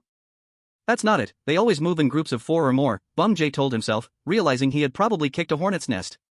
He then put the candy back into his pocket. He couldn't fight this many guys all by himself, wishing Vasco was here right now, /n / at the same time, the group charged at him, yelling to beat him half to death and hand him over to the boss. Bum Jae immediately shouted, I accept your condition, Song Yo-han. As soon as he finished speaking, the boy leaped from behind and kicked one of the guys nearby in the face. The other thugs were left with their mouths hanging open in shock, completely bewildered. /n / Yo-han slowly walked out, saying, so our deal is settled. And this was a personal agreement between Song Yo-han and Park Bum Jae. The group now charged forward again, yelling, who the hell is this bastard? Whatever, just attack. And this agreement is valid for 12 hours. Right then, Johan grabbed 2 guys at once and slammed them hard against the wall /n / and he was amused. After this agreement concludes, Park Bum Jae will pay a predetermined amount of money to Song Yo-han. And the agreed amount is 1,503,400 won. This agreement is called one night. Johan said coldly, one night. And the remaining time until it ends is 11 hours, 59 minutes, and 22 seconds. Bum Jae thought to himself that he was a bit worried at first. Of all the people he could have chosen, he chose to sign a deal with Song Yo-han. Vasco isn't even here, is it really okay for this guy to go alone? Johan asked suspiciously, are you really going to pay me? Bum Jae replied, I do what I say, I swear on my ancestors. Bum Jae said to himself, how is he any different from a child? Johan's innocent face looking at him back then, you better not flake on me, remember to pay me. Now, seeing Johan's fighting skills, Bum Jae could finally breathe a sigh of relief in secret. It turned out this was something he didn't need to worry about. Johan jumping into the middle of those gangsters made him feel completely reassured, his childish appearance had fooled him. And then Johan casually landed with his opponent's head on the ground. Bum Jae monologued to himself again, now I clearly remember who I'm working with. Over here, Johan was squeezing a guy's face against the wall, speaking coldly, sorry, but you guys are too loud. Over on his side, Bum Jae thought, Johan, the leader of Gangbuk's god dog. Those guys angrily rushed at Johan, beat him to death, this brat is all alone. And just like that, they continuously beat him up. However, their jaws dropped in shock afterwards when Johan's voice echoed, from now on, you guys are going to be even louder. At some unknown point, Johan had grabbed one of them to use as a meat shield, casually saying, your shoes look expensive, take them off, leave them here, and scram. To briefly mention, Gangseo's big deal consists of Kim Ji-myam along with executives Kwon Ji-tae, Yoon Se-kong, and Lee Ji-an-woo. Dangdong's Hostile Consists of Wang Oh-chan along with executives Pang Jin-hyuk and Kwak Yun-ho. Hostel B of Dangdong's Park Se-rim along with its leaders Chai Won-suk, Wong Gu, and Tang Gu. And the gang that could face all of them, Gangbuk with Song Yo-han alone. Now Bum Jae stood there dumbfounded. Did this guy even need a right-hand man? Perhaps to him, numbers meant nothing. Looking at the crowd lying scattered at Johan's feet, he told himself that Song Yo-han alone was Gangbuk. Then he picked up his jacket again. Look, Bum Jae was still standing there in a daze, getting goosebumps remembering the past. Back then, I almost fought this monster. Johan put on his jacket and continued, big ears, this jacket looks pretty expensive. Johan said again, I don't like these kinds of alleys, because I met that guy in an alley. Bum Jae was stunned, if Jang Jin-hyuk hadn't hit Johan in the head back then, what would have happened to us? The scene shifts again to Lee Eun-tae, where poachers are threatening the bears. The young man protects the bears to repay them for saving his life. Over here, Bum Jae then said, hey you, I'm looking for a girl. He thought, I lost track of her, I'll bait this guy into opening his mouth. He seems very loyal to the hostile branch, I wonder if I can make him talk. The guy said coldly, get your hands off me, I swore loyalty to the boss. Bum Jae said again, so the girls are at. He made up his mind, it's time to show off my skills, I'll use professional interrogation techniques to make him confess. The guy then said, you can go to the tea room, the girls are there. Then the guy told Bum Jae, do you need any more info? Just call me whenever you need, Jinjiga. After that, he said loudly, Song Yo-han, I found the business location of the hostile branch using professional interrogation techniques. Johan said calmly, a tea room? Alright, then I'll take care of all of them at once. Bum Jae was dumbfounded. Are you going to fight all of them? You don't even know how many members the hostile branch has. He secretly feared, how crazy is this guy, does he plan to face the whole gang alone? Bum Jae said, let's discuss a strategy first, but Johan immediately refused, I don't need any strategy, I'm going. He complained bitterly, is there anyone like you, /n and then he took out a piece of paper, clause 3 of the agreement, Song Yo-han must follow Park Bum Jae's plan, did you forget? Bum Jae wondered. How the hell did Jang Jin-hyuk manage to control this ticking time bomb? Johan was annoyed, you are really annoying. Then he looked at Bum J, so what is your plan? He sighed in relief. Luckily I wrote the agreement in black and white, thanks to it I have a break to hold Song Yo-han back /n/n. Bum J said, I will gather information from the outside, and you will collect information from the inside. This is a diversion tactic. He thought to himself, I'm worried whether this ticking time bomb will cooperate. Johan lazily asked, why bother, just beat them all up. Bum J frowned, if I take my eyes off him for just a split second, there will be bloodshed /n/n. Switching the scene to Hyung-seok's group, Jin-sung frowned, I can feel the wind. Then he yelled loudly, the wind of the sea, where is me Jean, and the swimsuit she spent 6 hours choosing. Hanul was surprised, what's wrong with this guy today? Jae-hai walked by and looked suspiciously, Jin-sung, are you okay? He went crazy, what are you doing here, you are not Ni Jean. Soo-young walked by, Ni Jean is over there. Jin-sung looked around, where? Ni Jean smiled brightly, Jin-sung, were you looking for me? He yelled in disappointment, why aren't you showing off your body? Meanwhile, Hyung-seok gave a cheerful thumbs up, we didn't get caught up in any fights, that's great.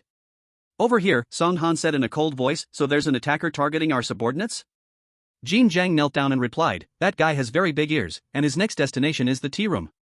I risked my life to get this information, I didn't leak it to him. Song-han asked, what does that big-eared guy want?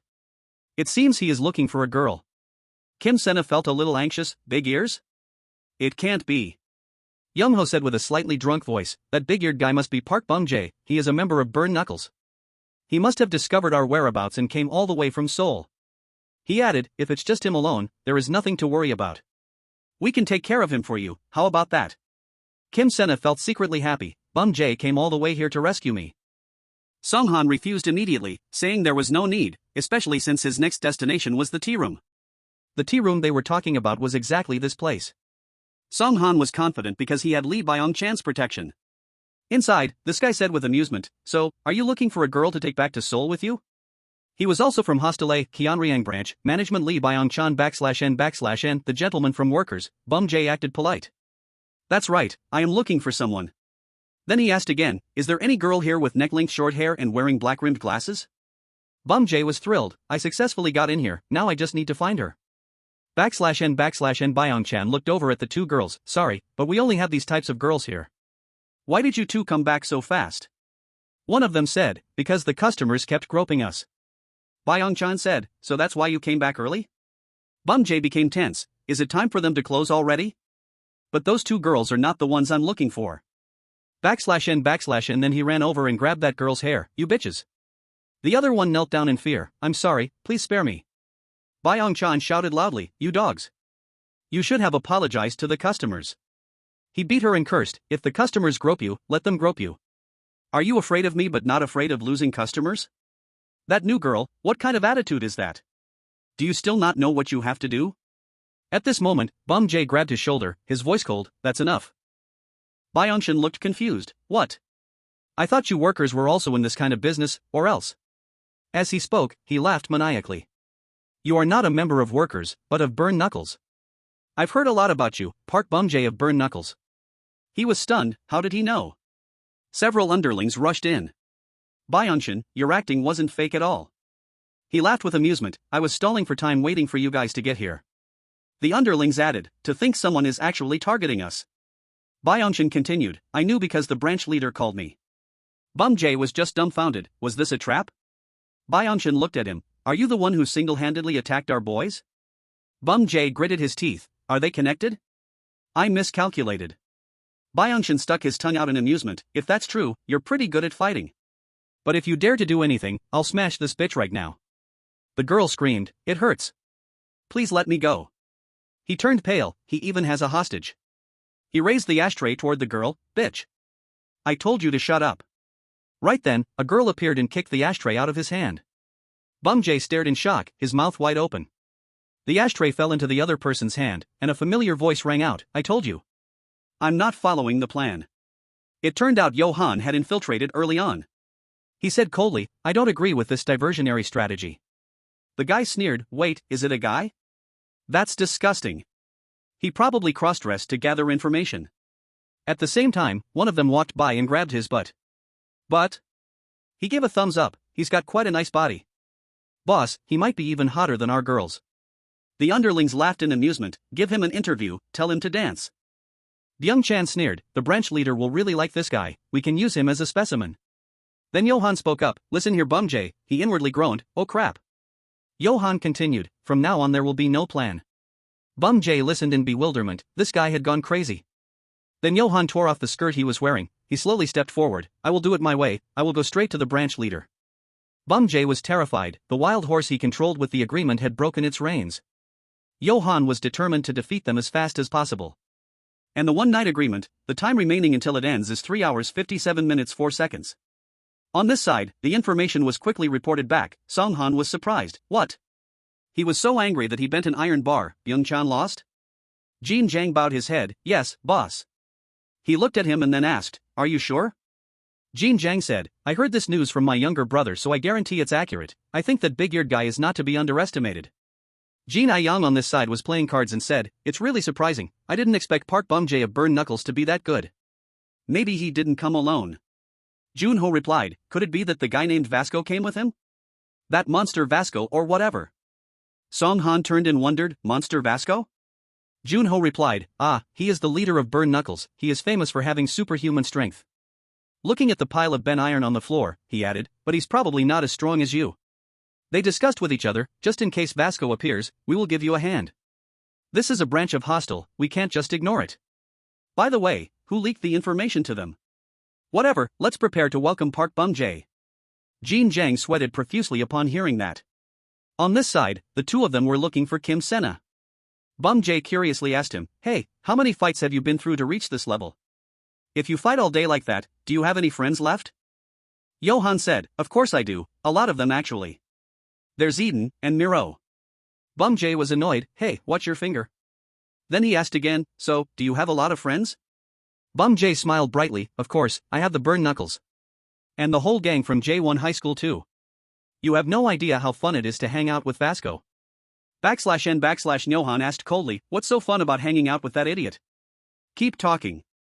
Bum-jae was secretly surprised, what is this, so this guy actually knows how to smile. Then he excitedly told him, let me tell you something interesting between me and Vasco. He doesn't know that we registered for a couple's location tracking app. Whenever he runs out of toilet paper, I come and give it to him, so he thinks I have some kind of superpower. While Johan was left stunned, Bum-jae kept babbling, you know what, he even fainted in the bathroom once because of constipation. He even pulled a girl's hair on a date, it's so fun being with him. One time, his smile was truly happy, talking about him makes me miss him so much. In Johan's eyes, a complex expression suddenly appeared. Then he said, Vasco this, Vasco that. Stop it, why do I have to listen to you talk about him? If you like him that much, then sign the agreement with him, why sign it with me /n/N Bum-jae was bewildered, but you were the one who proposed the agreement to me first, are you jealous? Then he said loudly, hey, there's really something wrong with your head. Johan suddenly motioned, looking at the building in front of them. Johan said, we're here. The two guys came out, customers, are you here to gamble, or here to find girls? Johan didn't say anything, he directly punched the two guys unconscious immediately /n/ Johan then said, Vasco probably couldn't do what I just did, right? Bum-jae was surprised, what the hell is he talking about? Over here, the underlings finally noticed, what's that noise, I heard a commotion outside. Johan said while fighting, he couldn't do it like this either, right? Bum-jae felt disdain, this guy is so immature /n/ after that, the two of them just walked over the people lying scattered around and happily discussed. This is probably only about 30% of Vasco's ability. Is that so? I only used 29% of my strength just now, I mean 30% of the strength of Vasco's finger. Oh, a finger, I thought you were talking about a fingernail. Bum-jae teasingly enjoyed it, you're really childish, Vasco was much stronger /n/ right after he finished speaking, he was hit by a punch, Johan was startled, he quickly turned around.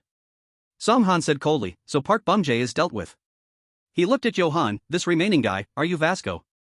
Over here, Bum-jae had been punched until his face was swollen. He was secretly terrified, where did that kind of power come from, I just took one punch and I'm already out of breath /n/ and then Johan walked over and held out his hand, hey, in his hand was a roll of paper. Bum-jae panted, if Vasco were here, the three of us would definitely become best friends. He said, Vasco. However, Song-han kicked Bum-jae in the face again, this guy is tough. His blood splattered right onto Johan's face, making him space out. Then Johan looked at him, hey, he was annoyed, you made blood splatter everywhere. Song-han rotated his shoulder joints, blood splattering everywhere? So Vasco really is a retard, I don't understand a word you're saying. Johan said, Vasco this, Vasco that, I'm sick of hearing it. Then he wrapped his hands with a white cloth. What's so great about an idiot with brute strength? /n/ Johan asked Bumjay, do you want to see Vasco that badly? He was lying on the ground, his vision blurry as he looked at the scene in front of him. Johan added, then watch closely. Looking at Songhan, Johan sneered, I'll show you how he's going to beat you to a pulp. /n/ Bumjay was surprised, what is this idiot saying? Is he planning to fight like Vasco? The others were shocked, what? This guy isn't Vasco? Songhan said. So the guy who single-handedly took down all my underlings is you, not Vasco? The Jin Jiang brothers replied, he came here by himself, boss. We could have stopped him, but anyway, be careful, boss. Jin Suji continued, he took down dozens of our men all by himself. Songhan was slightly startled, one against dozens of people. Then he recalled his own past and scoffed, is that supposed to be impressive? Songhan said to himself, when I first came here from Seoul, I also conquered the gangs here the same way. He monologued, I already promised that person. That man in black said to leave Seoul and form a gang. Songhan made up his mind, I have to keep my word. That means I cannot surrender. Now both of them charged forward. Songhan looked at him and mocked, I had high expectations, but it turns out the one who came is just a nobody. I was waiting for that monster Vasco. Johan looked at him with a cold face. Then, Songhan bent Johan's thumb and mocked, what a pity, you are too fragile and weak. The Jin Jiang brothers were excited, that's it, nobody's fingers can withstand the boss's iron-bending move. Bumjay was startled, it's over, Johan's physique is very weak. There is no way he can fight like Vasco. A strong physique is not something that can be copied. Songhan was amused, these pretty fingers look like they were born to be broken. While speaking, Songhan smiled wickedly. Bumjay was terrified, people like him are naturally born with a good physique. He broke his finger and said, I didn't expect the person who came to be a sissy like you. Then Songhan shouted loudly, call Vasco here, while Bumjay screamed in fear, Song Johan. However, now Johan's voice rang out, hey, Vasco what? It turned out that Songhan's finger had been bent back by him. Johan said in frustration, did you think I couldn't fight like that idiot? Songhan looked and was startled, what, he could counter my finger-breaking move? Then he threw a punch at his face, you bastard. Johan also just like that punched the opponent, it's just that I don't like it. Songhan screamed in his heart, unbelievable. Johan continued, let's just have a brawl. Songhan was stunned, is he stronger than me? Then he grabbed Songhan's head, that Vasco guy. Do it like this, right? As he spoke, Johan's knee was already on Songhan's face. Songhan was beaten flat on his face, then he realized, it turns out his physique is not weak at all. The subordinates' cries rang out, boss, boss. On this side, Songhan was bewildered, impossible. They shouted loudly, the branch leader lost, in a one-on-one fight. Bumjay was stunned, did Song Johan win thanks to his physique? He asked himself. This time is very different from the fight with God Dog, has he trained his physique recently? Johan wiped the blood on his face and snorted coldly, so annoying. After that, Johan immediately looked over at the other two, hey, Jin Jiang, Jin Suji. The two quickly replied, present Jin Jiang, present Jin Suji. Johan said, help him up. Jin Suji quickly replied, yes, understood, boss. Bumjay was surprised, why? Johan then looked at him, we still have to go rescue the short-haired girl with black-rimmed glasses. Under Bumjay's astonished gaze, he said, let's go, you girl crazy fool, the contract time is almost up. One night, time remaining until the end, 6 minutes /n/n. Meanwhile, Leun Tae was still training in the forest with the bear family and his master. Over here, a lackey rushed in, the branch leader lost, they are heading this way. That big-eared guy in Vasco. Young-ho casually said, the branch leader lost? Ji Na-young also replied, Vasco must be stronger than him then, /n/n. How did they manage to find their way here? Kim Sena was bewildered, is Bumjay coming to save me? The two of them stood up, we have no choice but to take action ourselves. Brother, TSK, I was hoping we wouldn't have to fight. Kim Sena worried, will he be okay all by himself? Then Young-ho looked at the lackeys on the ground, hey guys, we could get hurt too. Ji Na-yang spoke up, these bastards, how dare they mess with us? Kim Sena was secretly terrified, these two were absolutely insane, /n/, and he looked at his opponent, get ready, brother. The lackey was terrified, what? Young-ho said again, no matter who Park Bumjay brings from J1 High School. Young-ho showed a sly smile, no one can defeat the two of us, not even Vasco. Over here, Bumjay and Johan were looking for those two. He said, listen, Johan, according to what Jin Jiang and Jin Suji said, it seems like the hostile uncles are here. Those two were rumored to be strong enough to defeat even a leader of the 4 heavenly crews. Even you can't fight the two of them alone, he was endlessly worried. His opponents this time were Peng Jin-yang and Kwak Young-ho. Even Johan felt anxious, he knew how strong they were. Johan cursed, fuck. But it turned out he was thinking about something else. This place reeks of cigarette smoke. Bum Jae was startled. Didn't he hear what I said? It's over, he is completely unaware of the seriousness of the situation. Johan walked and looked around. It must be inside this room, right? Bum Jae told himself, at least someone has to stay sober and support Johan. Right after he finished thinking, the room door was also opened by him. Now, both sides faced each other. They casually looked at Johan and Bum Jae with full contempt. Bum Jae gritted his teeth. Those two must be the executives of Hostile, Peng Jin-yang and Kwak Young-ho.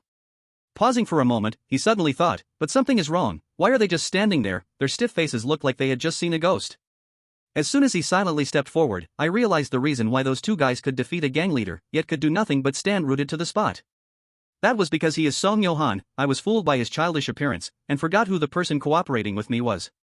While he was bewildered, he spoke up, found her. Bum Jae still stood stunned. He is a monster named Song Johan.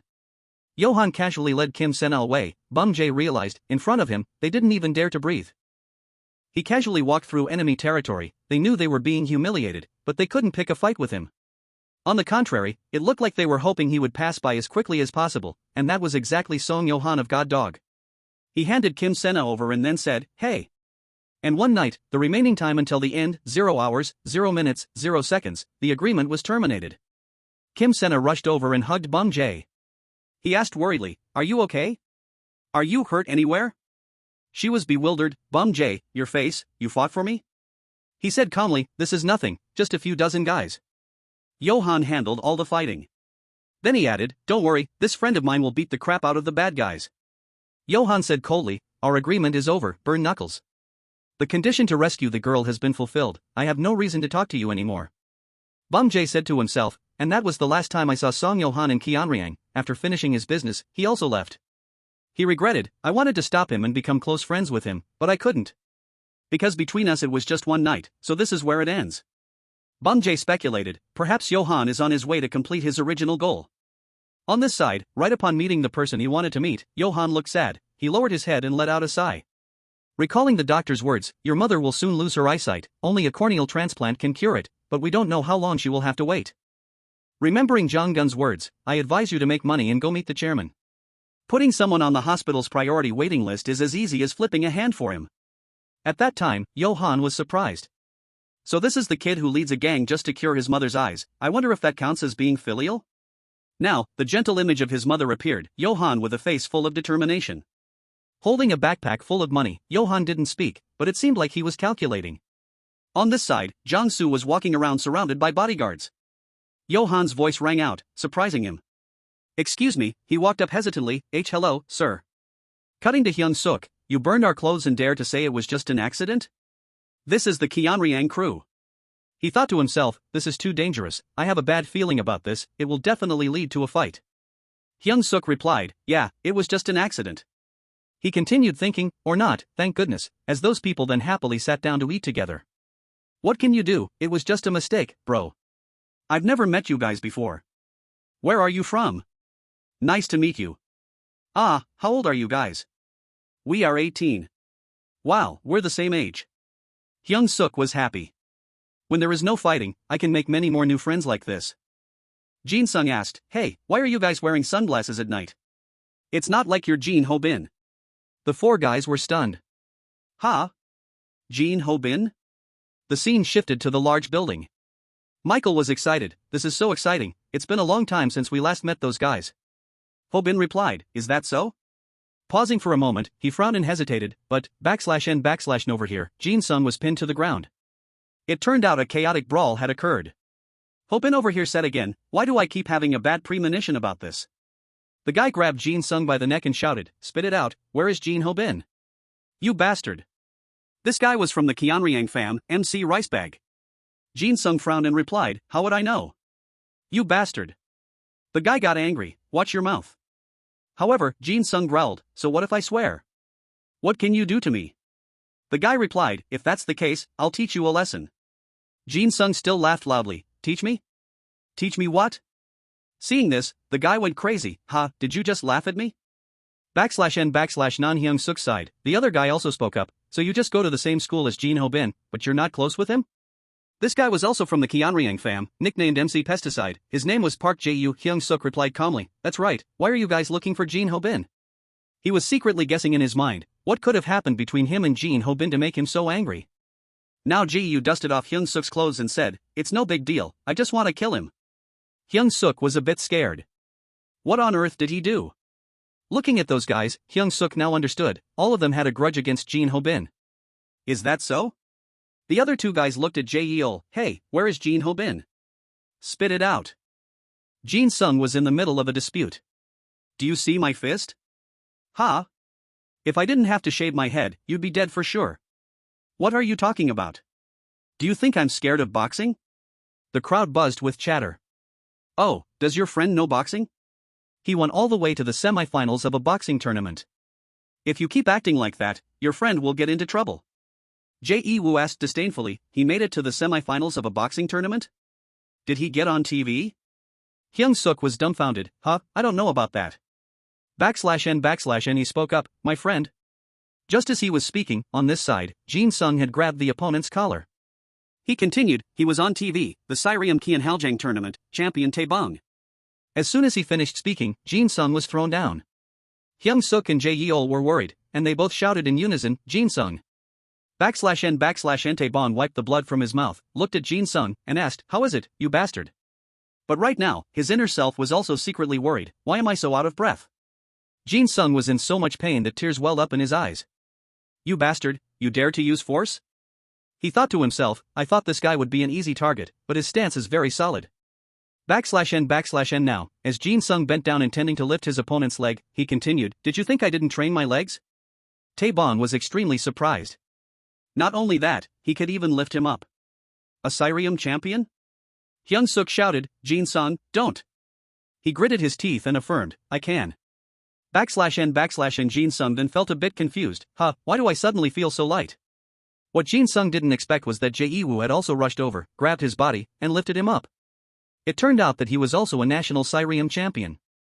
Looking at Jin Sung, he said, I was going to go easy on you, but seeing how arrogant you are, I guess I can't. He was endlessly surprised, did he just lift both of them at the same time? Jae-woo said to Jin Sung, I will teach you a lesson. He was so frustrated that he gritted his teeth. This bastard is as strong as a monster, BR over here. A hand immediately reached out and grabbed Jae-woo's leg at the same time.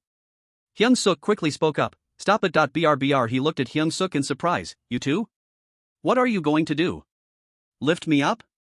Do you know who I am? Then he flexed his muscles, I am the National Federal Wrestling Champion.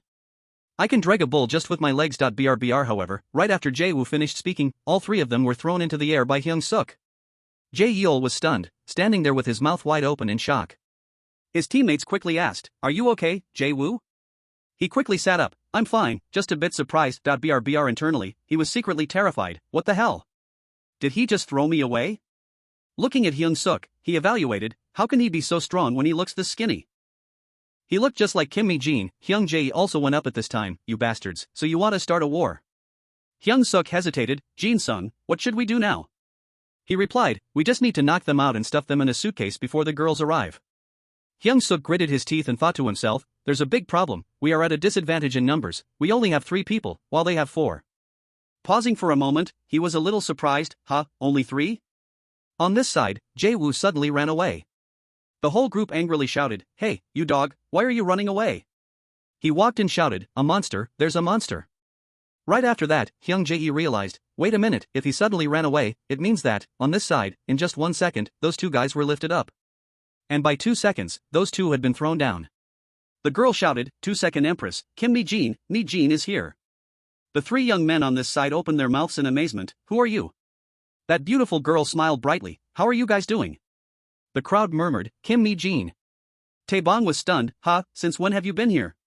Woo-suk was angry, this crazy dog, did you really have to throw me down like that? Mi-jin then said again, you guys can't stand a day without fighting, can you? Anyway, nice to meet everyone. Mi-jin looked towards Jae-woo, that bastard ran away as soon as he saw me, he probably still feels guilty. Those 3 guys were surprised, hey, did you come here alone? Mi-jin then happily replied, of course not, which means, it's impossible, from a distance that figure quickly passed by, long time no see. Those 3 instantly yelled out as if they saw a ghost, you guys? Over on Leun Tae's side, he had finally learned all the techniques from his master and set off in triumph /n/n cutting to another location. Reporters were non-stop filming and taking pictures. The breaking news was that Choi Dong-soo, the chairman of HNH Group, and Hong Kyung-yang, the chairman of H Group, had arrived in Gyeonryang for the redevelopment plan of this area. /n/n Kyung-yang cheerfully said, "Well, long time no see, Mr. Choi. This is the first time we've met since we had porridge together, isn't it?" He was Hong Kyung-yang, the chairman of H Group. Dong-soo, however, frowned seriously. "I am truly honored that you remember me. How have you been?" The reporters, hungry for news, said, "Wow, the two of them get along so well. The meeting of the two chairmen is truly a beautiful sight. Please speak louder, Mr. Hong and Mr. Choi, we can't hear what you two are saying at all." /n/n Right at this moment, Kyung-yang hardened his face and leaned in to whisper, "Not bad, kid, climbing this high with only one hand." Dong-soo didn't hesitate to retort, "Because I've already lost one hand, I want to grab even more with the remaining one." After that, Kyung-yang adjusted the other's collar. "Don't be too greedy for money, kid." "Chairman Choi, I have a suspicion." Kyung-yang's face twisted into a grotesque smile. "You're not extorting money from the kids, are you?" He continued, "You know, lately I've had a sudden interest in hunting. There is a wild beast that I really want to catch, but this beast is too cautious." Then he looked down at the crowd and carefully whispered, "I don't know what kind of beast that is, but if you catch it, it's definitely dead." Jong-soo was surprised. "You think so too?" Right after that, he said to Jong-soo, "The beast that exploits children should be punished, right?" Jong-soo smiled and replied, "However, there is no solid evidence yet, everything is just a suspicion. Why are you conducting such a hunt?" The two of them then smiled brightly and took pictures. Jong-soo continued, "Since you are no longer young, I'm worried that you might get severely bitten by that beast." Placing his hand on his shoulder, Kyun I-young continued, "I need you to do me a favor." As he turned his back, he said, "Don't let anyone catch you before I do, otherwise I'll be bored to death having nothing to do." Then he excitedly looked at the reporters. "Come on, young people, what's the point of taking so many pictures? Let's go, I'll treat everyone to porridge. As Koreans, we must eat porridge. Young people nowadays only eat fast food." On this side, Jong-soo let out a distressed sigh. "Goodness, that old man has a really sharp nose." Then he added, "It doesn't matter anyway, that's not important." A dark shadow quickly passed by and said, "That's right, sir." Then that figure immediately came up and said, "I built up the business using gangs, just to earn money to invest in the main business." Jong-soo said in a cold voice, "It's time for us to cut this off." Seeing his cold eyes, the other guy fearfully stammered, "I'm sorry." Over here, Johan slowly walked up. "Hello, sir." He turned around in surprise. "Ha, who are you? It seems we've never met before, right?" He hesitatingly added, I am." Johan stuttered. "My mother, her eyes, the money." Jong-gun just walked right past, and moreover, he coldly told his men, "From now on, no gangs should exist anymore. This is why they keep getting caught all day. They are always causing trouble everywhere. Clean up the mess you made yourself and deal with that dog." Johan anxiously called after him, "Wait, sir." At this moment, the young man appeared in front of him, Kim Jun-gu. And right after that, he threw a kick at Johan. Jun-gu said, "Hey, copycat, you've got some nerve coming all the way here." He told him, "Are you trying to ruin our business?" After seeing Johan's reaction, he was extremely surprised. "You blocked that attack? Jong-gun made a mistake by driving you away. Instead of driving you away, we should have killed you." Hearing this, Johan's eyes startled for a moment. Jun-gu stomped on the pile of money that fell on the ground. "Did you come here for your mother's eyes? Do you think just giving money means Chairman Choi will help cure your mother's eyes?" Johan's cold voice rang out, "Hey, pick it up right now." Then he took off his jacket. "What if I don't pick it up? Are you going to hit me? Who are you going to copy this time?" He said smugly, "Let me tell you, if you want to beat me, you should at least bring Jong-gun along. All the heads of the 4 heavenly crews combined still can't defeat me." Pausing for a moment, Jun-gu's eyes suddenly froze. Because right now in his eyes, Johan seemed to be the embodiment of all 3 people that Jun-gu felt wary of. He is Jun-gu, the monster in charge of collecting dirty money for the HNH group. Then Jun-gu said to Johan, "Are you sure you want to fight me?" If it wasn't a child, anyone, including Song Johan, could feel it. On this side, he looked at him and gave a contemptuous smile, /n/n son of a bitch. I shouldn't give this monster any time to prepare. Right after that, Jun-gu was thrown down, and he was also startled. Wow, going all out, huh? Yet Jun-gu wasn't scared at all, on the contrary, he took off his glasses. Hey, punching a person wearing glasses in the face is considered attempted murder. If I hadn't been fast enough, you almost would have gone to jail. Are you really the kid I used to know? /n/n While speaking, he smiled wickedly and rushed forward. Johan, on this side, spoke to himself. Johan told himself that from the beginning to the end, he had to fight with all his strength. Then, before he could launch another attack at him, Johan threw a punch. I must use every skill I have accumulated through my innate copying ability /n/n. This is Vasco's Muay Thai. Jun-gu quickly dodged. Muay Thai? Then he threw him down again, and Jun-gu immediately recognized it. This move is Kim Ji-Myeon's, right? Indeed, this is Kim Ji-Myeon's MMA. Even when beaten to a pulp and pinned to the ground, Jun-gu still smiled brightly. Wow, /n/n now, his expression suddenly froze. Ha! Johan told himself, plus. Looking at Johan, he was startled. This is getting a bit dangerous. Then Johan quickly punched down hard, and this is exactly Gun's Kyokushin karate. Down here, Jun-gu spoke up, what's this? Were you just going easy on me? Looking at the cracked ground, he was slightly startled. But right after that, Jun-gu threw a powerful punch at Johan, then slowly stood up. I didn't think you were the type of person to do that. Looking at Johan, he said, maybe it's not that you didn't want to hit me, but rather you couldn't hit me. Jun-gu felt a bit regretful. Honestly, I wanted to secretly be friends with you, but you probably wouldn't want that since you're a filial son. Let's see. Then he looked at the wooden stick on the floor. This should do. But right as he bent down to pick up the weapon, Johan quickly dashed over. BRBR switching the scene to Bumjae's side, he handed over a piece of paper. Here is my phone number. Call me whenever you need. Kim Sena blushed. This is for you. Bumjae was surprised. Are you crazy about candy? She hesitated. There's a reason for it. He was a bit dazed. A reason? What is it? Kim Sena smiled brightly. Secret. Bumjae, I'm hungry. BRBR he actually got flustered. You're hungry? Bumjae shyly scratched his head. Then let's go eat. What do you want to eat, my treat? Right after that, Kim Sena suddenly grabbed his hand. Bumjae was so dumbfounded that his face turned red. You held my hand again. We have to register our marriage first. Kim Sena hesitated. That's not it, Bumjae. Pausing for a moment, she was a bit surprised. Is that your friend over there? BRBR over here. Lee Eun-tae was being chased by the traffic police. Stop right there, you wild bears. Please step out of the vehicle. Bumjae was overjoyed. Vasco. And finally, after going through many hardships, the young man finally managed to hand over the 2 love sausages.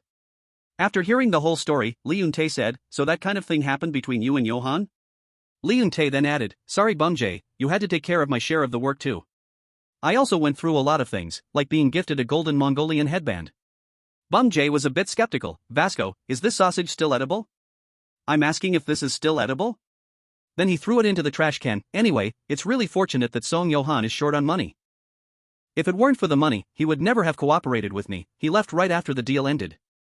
But he's the leader of a crew. How could he be completely broke? Right after that, he said, do you really think so? Bumjae was surprised. What? Then Lee Eun-tae quickly explained, do you know the reason why Johan signed the one-night deal with you? He told Bumjae, to Johan, that amount of money is nothing, but he came to you because, even if it's just for one night, he needed a friend. Maybe he actually has a chance to beat Gun. On this side, Johan had lost, and the scene shifted to the island. Those young men were surprised. What, it's you? Mitchell, hey, did you come here alone? Mitchell immediately replied, of course not. Those guys said again, then that means, impossible. Then the other person appeared, long time no see. The 3 remaining guys were startled. Are you guys? Kianryang's judo team? The kids clamored, we missed you so much, boss, we've been waiting for your call forever. Another kid said, you don't know how much we missed you, boss. Mitchell spoke up, hello Dolly, it's great to see you again, you got double eyelid surgery, didn't you? This is the Kianryang judo team, Captain Ju Dolly. The next kid also shouted, I've been missing you day and night, boss. Mitchell said, hello Dosum, how have you been? You've lost weight, haven't you? She is also from the Kianryang judo team, hygiene manager Judo Sam. Then the whole group shouted in unison, Kianryang judo team, attention, salute. Mi Jin proudly said loudly, at ease. After that, they started making a fuss. Big boss, do you need us to bring the motorbikes over? I stopped riding motorbikes a long time ago, you idiots. If you need anything, big boss, just call us. We can go to the ends of Seoul for you, big boss. Jin Sung wondered, how can she tell them apart? Hyung-seok whispered in his mind, what did she come to Kianryang for? All 3 of them now panicked and shouted loudly, hey, Mi Jin. You must have come here with Jin Ho-bin. Quickly tell us where he is. Mi Jin immediately replied calmly. Jin Ho-bin? It's true that he came here, but... After hesitating, Mi Jin then said, he ran away again. Mi Jin continued, he knows that if he meets you guys, he's dead for sure. On this side, indeed, Jin Ho-bin was leaning his head against the window, secretly terrified. Damn, I almost died. Jin then happily asked, by the way, where is Jae-woo? Everyone took turns recounting. Ah, you know, that guy always runs away, his mistake is really serious. You haven't forgiven him either, have you? Jin then hesitated, that's true, but... Then she thought of his back and said, now that I'm here, I still want to meet him. The scene shifts to another place. Young-ho then said, you passed. Jin I-young followed up, you've been recruited into Hostel A, so... Young-ho finished the sentence, put us down. It turned out that for some reason, Jae-woo came here and lifted both of their motorcycles. Jae-woo then said, then I will call my friends to Hostel A. From now on, he is Hostel A's Kyeonryang member, MC Pesticide. Young-ho then looked at him, smart move, if you want money, coming to us is the right choice. He thought to himself, the Kyeonryang group, huh? Pausing for a moment, he then sighed inwardly, I really didn't expect us to acquire such a formidable force. Then Jae-woo looked at him and asked, by the way, are there only two of you acting as the uncles of Hostel A? I thought there was one more. Young-ho then said, ah, you mean the third uncle? We have no idea either. He quickly replied, he's probably out playing. On Young-ho's side, Young-ho, is it okay to repaint the car this color? This is the boss's car. No, it's my car now. What, why? Because I'm driving it, why else? The scene shifts to another side, a voice rings out on the stage, welcome, everyone. Up there, the young man stood looking down, I am Kim Hyun-woo, the one who will be in charge of this 1-month rehabilitation program for everyone. Finally, I have arrived here. Hyun-woo then spoke loudly, my motto is, then he continued, there are no bad children in this world. He told himself that he was here to mold these children. Hyun-woo asked himself, was he afraid of them? To him, they were children who needed society's attention. The police officers whispered to each other, isn't that a famous quote from a dog trainer? This guy is definitely a newbie. A mysterious smile appeared on his lips, I always believe that any child can be rehabilitated. Pausing for a moment, he looked at the faces of the criminals, that was before I came here. The kids here are really beyond my capability. According to Hyun-woo's assessment, their overwhelming aura and presence did not seem like those of teenagers, making Hyun-woo feel as if he had wandered into another world. Pausing for a moment, he bit his lip, sweating, can I really rehabilitate these kids? Thinking of this, his eyes showed a moment of hesitation. At this time, the prison guard said to him, he is here, you can start your lecture now. Hyun-woo quickly replied, oh, okay. As soon as he saw the person walking in, he immediately said, hello, you must be Park Ji-ho. Now he told himself, today I finally get to meet this kid. Hyung-woo said to the officer, how can I talk to the boy like this, could you untie him? As far as he knew, this kid had to come here for the crime of attempted murder. That charge shouldn't be pinned on a kid like this. What exactly has this kid gone through in here? BRBR. Right after he finished speaking, Ji-ho was untied.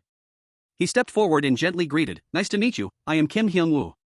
He thought, I want to listen to this kid's story. Now in front of him was a deceitfully smiling face. Hello, Mr. Kim. This seemingly strange yet familiar young man was Park Ji-ho, 18 years old, currently serving his sentence. BRBR. The scene shifted to the juvenile detention center. The prison guard walked in and said, there's a newcomer today, remember to treat each other well, don't play any bullying tricks. Looking at those thugs, the prison guard said in a cold voice, I said don't cause any trouble, do you hear me clearly? BRBR. The prisoners glanced up in a commotion, what's this, a rookie? And this is a place where we shouldn't let ourselves be looked down upon. Jin-taek, who had just walked in, thought to himself, that's why I must leave a very strong first impression. Then he said in a cold voice, hello, I am Jin-taek, I was arrested for the crime of prostitution brokering. He secretly felt unwilling, damn it, none of those guys in Hostel got arrested, why am I the only one who has to go to the detention center? The other guys even praised him, nice eyebrows. Jin-taek was secretly a bit dumbfounded, why don't any of these bastards have eyebrows? Then he rolled his eyes around, if I want life in the detention center to be easier, first I have to assert dominance over the boss of this cell. The person sitting on the other side kept talking nonsense, ghosts, Marinette, he guessed that crazy guy definitely wasn't the one. Over here, a voice rang out, Gang-dong, he told himself he found it, the big boss. Over here, Dario, with an aggressive face, said coldly, I know that place. After that, Jin-taek immediately went over and stepped on the opponent's chest, you are the boss here, right? Dario looked surprised, huh? Then he glared at the opponent and showed off, let me tell you, I'm crazy, I don't want to fight so don't cause trouble, understand? Dario said coldly, I guess I can't go easy on this kid. Cutting to another place, on a piece of paper were red words, save me. Hyun-woo looked at this young man in bewilderment, a cry for help? Pressure, fear, and terror, I have never seen a cry for help in a sketchbook. He was dumbfounded, this is. He wondered what this kid had to go through every night. Jin-taek looked pale, please save me. The boss does that to me every night. Then Jintaek shouted in fear, "Can you put me in solitary confinement? Please don't end this therapy session, I beg you, I don't want to go back to that room." Hyun-woo secretly marveled, this kid has quite a few criminal records, I didn't expect him to be so weak. He wondered what kind of person the boss was. Later, Dario was summoned. "Yeah, I punched him, because he deserved it, how the hell is it my fault?" He thought to himself, this kid's name is Hong Dario, he is very shameless. The guy growled, "You dare come to a juvenile reformatory without doing any research? In here, strength is everything. And now the rehabilitation begins with getting to know the child," he said to the guy, "draw what you were thinking in the sketchbook." In his eyes, he was just a kid. The guy immediately said, "Draw? You think I'm 5 years old or something?" And he told himself, to prevent violent behaviors, I must understand his thoughts. Now he started looking at the drawing to guess the criminal psychology. 2 mountains in green grass mean loneliness and a desire for self-defense. A heartbreaking smile appeared on Hyun-woo's face. "So Dario values love and peace? I'm quite surprised. So this is what you are thinking about." Now the guy slowly crawled over to his side. "I was thinking about you. This is Hong Dario, the dominant figure in the cell. He was sent to a juvenile detention center for a serious offense." Dario scoffed. "Poof. I just wanted to show him something." A guard stepped in and held him firmly. "Stop. Don't cause trouble." Nearby, someone spoke up. "Brother, what is that?" Hyun-woo replied calmly. "This? It's called a fidget spinner. Spinning it can help you relax." In his mind, he thought quietly, maybe things won't be as difficult as I expected. Ji-ho looked at it with curiosity. Wow, that's interesting. From what Hyun-woo could tell, Ji-ho seemed like a good kid. Hyun-woo continued. "How are you feeling here? I heard you had a conflict with Hong Dario. Did he bother you?" Ji-ho sat quietly. He began to draw, speaking in a low voice. "No matter what. I'm here because of my own actions. What can be done, you reap what you sow." Hyun-woo praised him with a bit of surprise, acknowledging his mistakes was good. Then he rubbed Ji-ho's head, saying that Jeju might have treated him badly, but he was very strong. The fact that he didn't fight back against the violence was great. Don't let those kids change you, Ji-ho. You are a good and smart kid, you understand what I mean, right? You are very honest and straightforward, only pathetic people deny themselves /n/n. Hearing this, a sorrowful look appeared in Ji-ho's eyes. At this moment, Hyun-woo's inner voice cried out. He thought again about the other prisoner who had strangled him. "The boss told me to kill you, so I will kill you." 2 prison guards scrambled, yelling to quickly pull Lee Won-chang off the table. How could there be any rehabilitation like this? And inside this hell called the Juvenile Detention Center, I found a ray of hope named Park Ji-ho /n/n. While speaking, he looked at the innocent boy in front of him. Then he picked up the drawing, wondering what the boy had drawn. "I will rehabilitate Ji-ho." He wanted to help Ji-ho escape from being bullied in the prison cell. Afterwards, he started admiring the drawing, which depicted 2 small windows and 2 doors. According to his analysis, this represented a lack of affection and a yearning for warmth. This beautiful drawing made Hyun-woo think, before this obedient child, suffering from bad influences. However, the truth was too harsh. He shouted, asking, "Can't Ji-ho change rooms?" "Why not?" The prison guard immediately replied, "This is the only juvenile detention center in the whole country. In many cases, the bullies and the bullied will share the same prison cell. When they reach 23 years old, they can be transferred to a prison, but before that, they can only stay here." He shouted angrily, "How can those kids endure such ridiculous living conditions? The victim, Ji-ho, has to share a prison cell with the bully, Hong Dario." Hyun-woo shouted, "That boss, Hong Dario, is definitely bullying Ji-ho."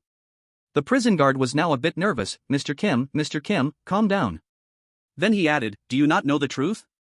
Hyun-woo was surprised. What do you mean?" Over here, Jintaek was having a sharp object pressed against his face. He was terrified. I'm sorry. And now, according to the prison guard, in that prison cell, Park Ji-ho was the boss. He stared intently at that guy. "Don't cry, or I'll poke your eyes out right now." According to the prison guard, even the psychopath Lee Won-chang obeyed Ji-ho. That guy was literally scratching his head and tearing his hair out. "The boss told me to kill you. The boss told me to kill you." If Park Ji-ho told him to die, he would actually die. That voice kept echoing in his head. Everything happening in that prison cell revolved around Park Ji-ho. He thought of the previous scene. "The boss told me to kill you, so I will kill you." He denied it. Impossible, this must be a lie. He couldn't believe it. That boy was so well behaved, it's impossible. Over here, Ji-ho was saying, "Oh, you're bleeding." Over here, the prisoners were fighting so hard that blood was splattering everywhere. Now the whole group was beating each other half to death, as if they were in an arena. Seo Kang then immediately said that they are all the bosses of the prison cells. Jian Woo now said that everyone is also very strong. Looking again at that rugged guy, that guy is the boss of cell 17, Hwang Dong-hoon. He alone conquered the entire dungeon area, he is quite stubborn. The guy grabbed the heads of two guys and said, "Nice to meet you, Kim Ji-myung, I want to be under your command and make the gang bigger." Jian Woo added, "He reminds me of Boss Ji-tae.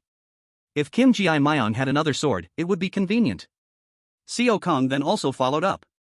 "Are you going to choose him, boss? He will definitely be of great help if recruited into our gang." But right at this moment, Kim Ji-myung spoke up, "No." Then he looked over at Ji-ho. "No more swords or anything. A sword is too simple." Now the two underlings looked dumbfounded. Kim Ji-myung now quickly looked at him. "Is that so, you have risen to the position of boss?" Park Ji-ho, the young man's eyes were now extremely cunning. Then he pulled up Ji-ho's wrist. "I clearly said no weapons allowed, you really are willing to use any means to win, aren't you?" Hearing Ji-ho call his name directly, he was a bit surprised. "Kim Ji-myung," Ji-ho immediately said. "The bosses of all the cells are fighting each other, why are you staying out of it?" He continued, "Only we are fighting, that's not fair." Kim Ji-myung then turned his back and walked away. "Park Ji-ho, just keep doing that until you become a useful card for me." Now, looking at the boss's back, the two prisoners said to each other, "Did you see that?" "Yes." Seo Kang then continued, he pretended to faint and then attacked the last standing guy from behind. Watching Ji-ho attack, those two couldn't help but say, "What a scumbag." Seo Kang openly showed contempt and stepped on Ji-ho's face. "Big deal doesn't accept dirty trash like you, I don't know why Kim Ji-myung likes you. But if you want to join Big Deal, you might as well give up now. We need someone honest who plays fair like Hwang Jae-hun /n/" And then Ji-ho tried to ask, "What about the guy who beat Hwang Jae-hun?" He sneered, "You crazy bastard, you call that winning?" Ji-ho laughed maniacally again, "Of course, Seo Kang, I can even beat you." /n/. Seo Kang immediately lifted him up, "Then try it." Then he quickly leaned close to his head, "Try everything you can to beat me, you piece of trash." Ji-ho smirked, "Is that so?" He immediately agreed, "All right." Wu Chang stood behind, staring at him in bewilderment /n/. And the scene shifts to the warehouse. Inside the building, the young man was diligently sawing wood.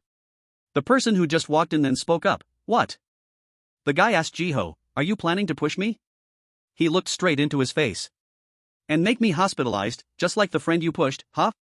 Looking at Ji-ho, he asked again, "If you're staying silent like that, you must be regretting it, right? Because you pushed him, you are here right now." Ji-ho calmly replied, "It's true that I regret it." Thinking of Hyung-seok, he then said, "If I could go back to that time, I wouldn't do that." Pausing for a moment, Seo Kang's eyes suddenly stopped, and Ji-ho continued, "If I could go back to that time, I wouldn't push him with my own hands." After that, Ji-ho turned his back and walked away, and from a distance, Won Chang ran over and pushed Seo Kang down. Seeing this scene, all the prisoners dropped their jaws in shock. The guy's eyes were just a tiny bit away from being cut by the woodcutting machine, but fortunately, two prison guards pulled him back in time. Ji-ho's voice rang out, "I told you, Seo Kang. I can defeat even you." On this side, Ji-ho had his arms grabbed and pulled back by three people. Ji-ho calmly asked, "What are you doing? You guys saw with your own eyes that Won Chang pushed him." The prison guards irritably exposed him, "You're talking as if there was no precedent for this, it's obvious that you ordered Won Chang to push him." Ji-ho looked at the other person and calmly said, "Ah, right, Won Chang wanted me to tell him to do so." Won Chang screamed like crazy, "Me? I pushed him. I pushed him." The prison guard yelled, "Shut your mouth, Park Ji-ho." Ji-ho then looked at Seo Kang again, "This is what playing dirty looks like." Before leaving, Ji-ho said, "Before saying anything, you should think more carefully. Don't you think that's right?" Hyung-woo saw all of these things, and he couldn't help but be dumbfounded. Right after arriving at the private room, he tried his best to defend Ji-ho. "I will testify, Ji-ho did not tell Won Chang to push him." The police officer immediately said disdainfully, "This is not a joke, Mr. Kim. You are the only witness, so you shouldn't say things like that." Hyun-woo immediately replied, "I'm telling the truth." He explained, Park Ji-ho and Won Chang didn't say a single word to each other, it was just an accident. That psychopath Lee Won Chang pushed Hyung-seok on his own. I am saying this because you are falsely accusing Park Ji-ho of committing a crime. The police officer then slammed a stack of papers on the table and said coldly, "I don't know why you are biased toward Park Ji-ho, but you will probably change your mind after seeing these." Then he continued, "All of these inmates are Park Ji-ho's victims. Everything happened when the prison guards were not present, or in the blind spots of the CCTV. In many cases, he even used his cellmates to distract the guards. This is the true nature of Park Ji-ho in this facility." Then he placed Ji-ho's file in front of Hyun-woo. The Park Ji-ho from J1 High School is no more. Rehabilitation? Not a chance, he is only getting more violent. Do you realize what he is doing? He is pretending to be obedient to earn extra points. Now the police officer added, do you understand what that means? With the detention center's special amnesty, he is preparing to return to the outside society, so you should just give up. Now Hyun-woo was still stubborn, that is exactly why I shouldn't give up hope on Ji-ho. He recalled that painting, drawings don't lie. That drawing showed a longing for warmth and affection, it was clearly Ji-ho crying for help. I believe in this child. And then Hyun-woo firmly asserted, I will change Ji-ho, because that is the duty of an adult. The police officer had a headache, Mr. Kim. Walking away, the police officer said in frustration, I'm warning you, don't provoke that kid. The scene transitions to another place where a voice rang out, there is a thing in this world called romance. Ji-woo looked at his opponent with disdain, this is what makes Big Deal different from other gangs. Do you know why Kim Ji-myung hates Hostel? Ji-woo said to him, not just because they lack romance, but also because they play dirty, Park Ji-ho. Ji-woo continued, if it were Hyung-seok who took action, you would be dead by now. That's why I am the one beating you, romance saved your dog life. Ji-woo added, you commit actions so disgusting that even Hostel wouldn't do them. Ji-ho now spoke up, give me a break, the more you speak, the more nauseous I feel. He asked, romance? Playing fair? Were you arrested for abusing romance or something? Ji-woo was surprised, what? Then he asked again, do you think people will believe you criminals when you say you play fair?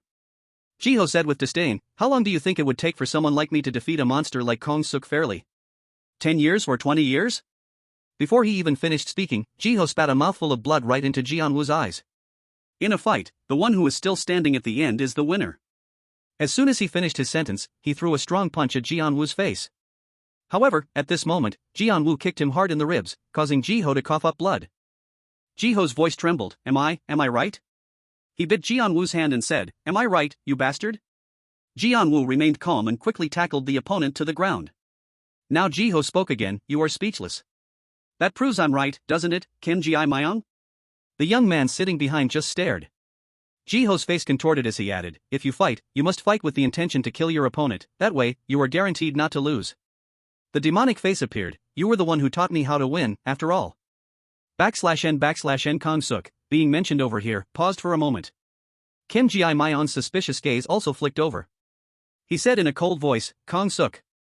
The other replied, yes, boss. Kim Ji-myung stood up, you lost. Naturally, the guy was unwilling to accept it, no, I didn't lose. Kim Ji-myung continued, that is the truth, you lost fair and square.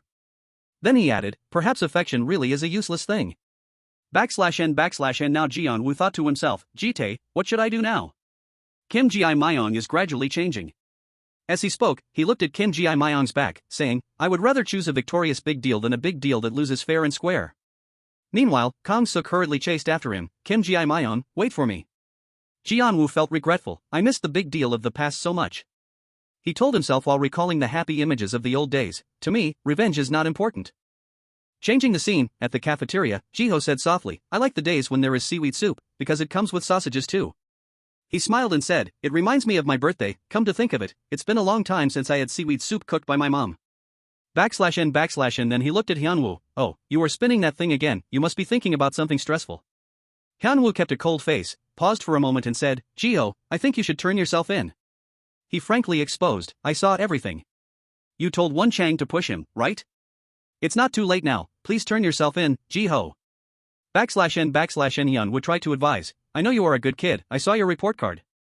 Ji-ho, you weren't like this back at J1 High School, think about your friends at school, how sad they would be if you keep acting like this. /n at the same time, he said, Park Ji-ho at J1 High School?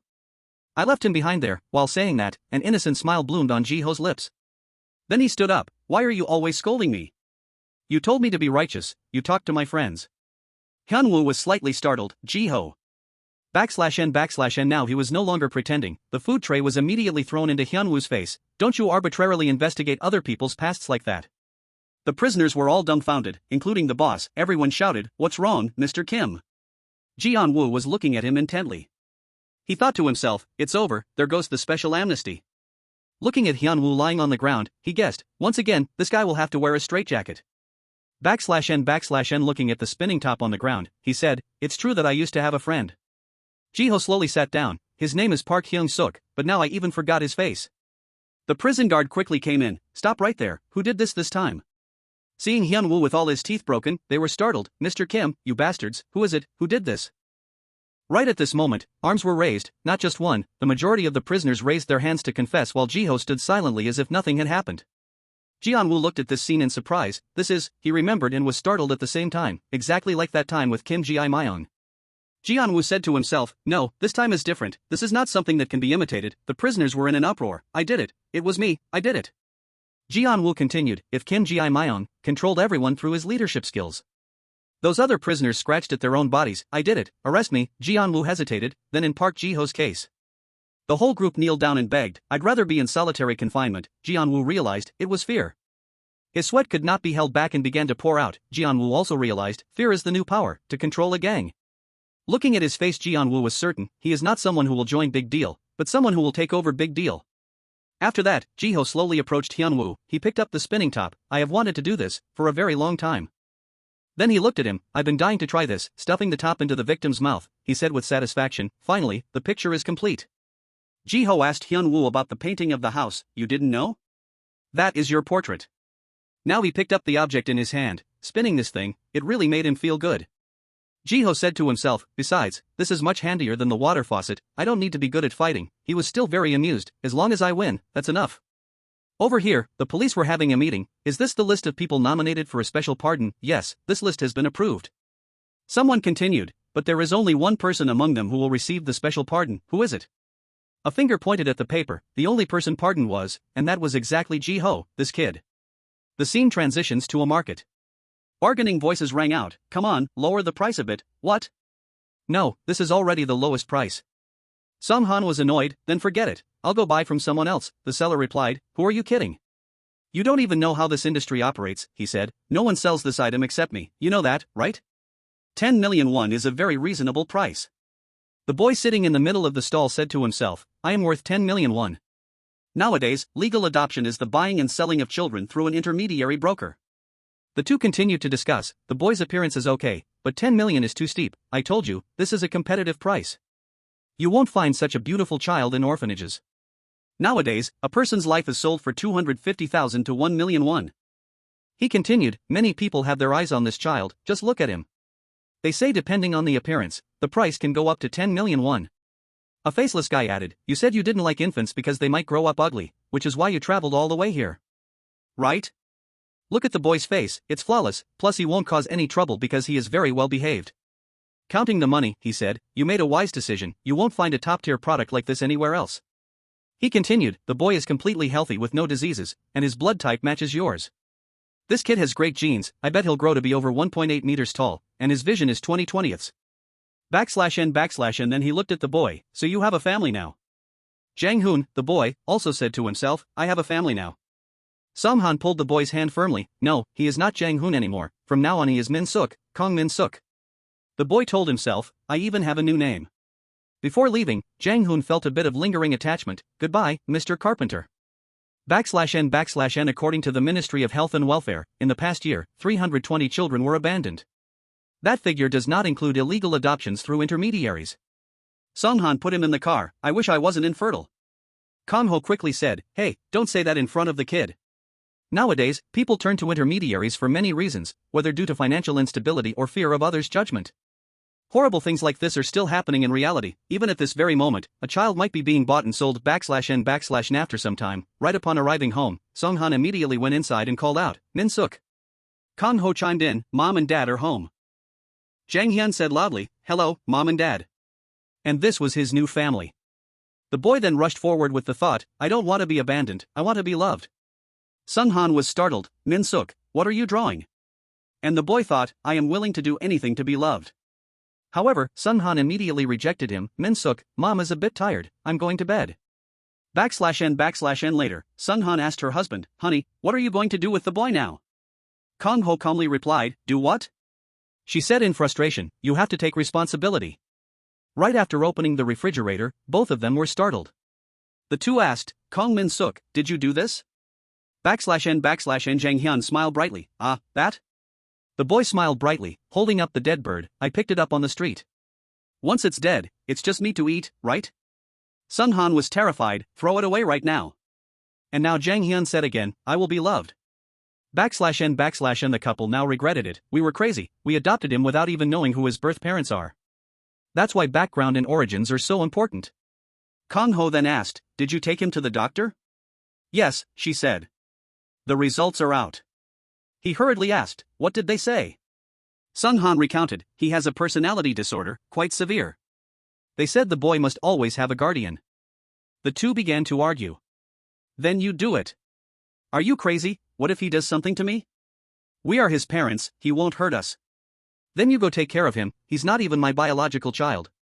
Jang Hyun's inner self was crying out, I must be loved, I must be loved. The two kept arguing loudly. How about this? What? Kang Ho suggested, let's return him. Jang Hyun was terrified, I will be abandoned if I am not loved. And so the couple just abandoned him. Are you crazy? How can we just leave him there? Just leave it, we can't even contact that middleman, let's just consider it a return because we are unsatisfied with the product. It's their fault for selling a mentally ill child, we haven't registered his household registration yet so it'll be fine. Jang Hyun watched the car drive away, the boy said, I will do anything to be loved. That sentence seemed to haunt the boy. So that I can be loved by the carpenter. The guy patted his head in satisfaction, you just earned another 10 million won. He laughed in amusement, if they returned you, I would only get a commission, but if they abandoned you here like this, I get to keep the whole 10 million won. The two looked up at the sky, he exclaimed, they threw you away earlier than I thought. The boy replied, I followed your instructions. He was satisfied, the pigeon and the painting, right? Good job. Jang Hyun said, the pigeon was terrifying. The boy held his hand, and the two chatted. I still had to go to the doctor. Did you answer the way I told you to? Yes, so they said I have a personality disorder, they said a lot of weird things about me, I was so scared. To Jang Hyun, the carpenter was a good person, he taught him many things. Won Chun deceived the boy again, I was scared too, scared that they might decide to raise you. The boy then said, Mr. Carpenter, I'm hungry. And all he had learned were the things he needed to know to survive on the streets. Chun brought out a pair of scissors, you're hungry, Hyun? Let's go make some money. The boy thought, he was like a god of the new world. Chun then broke the car door, /n/n Jang Hyun cheerfully praised, wow, that's awesome. The innocent boy thought the best thing was that he didn't abandon him. Chun then said to the boy, I see you've grown quite a bit, Hyun. The boy was a little surprised, really? The man replied, yeah, illegal adoption probably won't work much longer. And now Jang Hyun made a fierce determination, I will do anything. /n/n the boy told himself, to avoid being abandoned, he was willing to do anything. Chun tore off a flyer, let's try this next time. It was a real estate flyer, the apartment buildings here were also incredibly massive, /n/n right after that, the boy was taken to another family. Is this the boy? This is the first time I've seen him in person. Looking at the couple, the boy recalled what that man had told him, Hyun. Now looking at the boy, Song Kian asked his wife, what did you name him? Seo Song Hyun. Chun had told the boy that this would take a little time, but it was much simpler than the previous times, /n/n the night before, both of them had read the content on that flyer, an apartment for sale had a lot of competitors trying to buy it, having many children would be an advantage. The couple adopting the boy obviously knew that and now they were extremely happy. Each child counts as 5 points, if we include the one in my belly, we have enough 10 points. So we will be able to meet the requirements to bid on that apartment, we are about to buy a new house, honey. As Chun said, this time, the kid will be their family. And finally, exactly as the couple planned, they ultimately achieved their goal, /n/n congratulations on moving into your new home, you must be very happy to get this apartment. The two of them now said in unison, we are so lucky to live with our children in such a wonderful apartment, we are very happy /n/n pausing for a moment, the staff member said, hey. Right after that, he added, I noticed that the adoption date of the child and the assessment date for the apartment purchase criteria are quite close, do you have any explanation for this? Now the man took off his glasses to scrutinize, besides, this boy doesn't look like your son at all /n/n immediately, the little boy ran over and hugged him tightly, Dad, why did he say that? The man hesitated, my son Sung Hyun. Then Choi-ju also quickly said loudly, hey, don't talk nonsense, even though we adopted him, this child is our family /n/n Sung Kian also shouted, he might not be my biological child, but he is the son I love with all my heart. Then he hugged the boy, I don't know what he thinks of me, but I really mean it. Which unit are you guys from, how dare you touch our family? I will file a complaint. The two officials were slightly startled, we will take our leave now. After that, the couple said to each other, they probably won't come back, right? How could they? What they fear most is us filing a complaint. They really are afraid of that. Great job, honey. At this same time, Song Kyon looked down at the boy. The boy looked at him, then blushed and hesitantly called out, "Dad." Stuffing the teddy bear into the boy's hands, Song Kyon smiled brightly. "Kiddo, you've worked hard." Looking at the boy, he said, "You don't need to act anymore, I'm not your real dad." This kid really is a professional. The boy bowed his head, expressionless.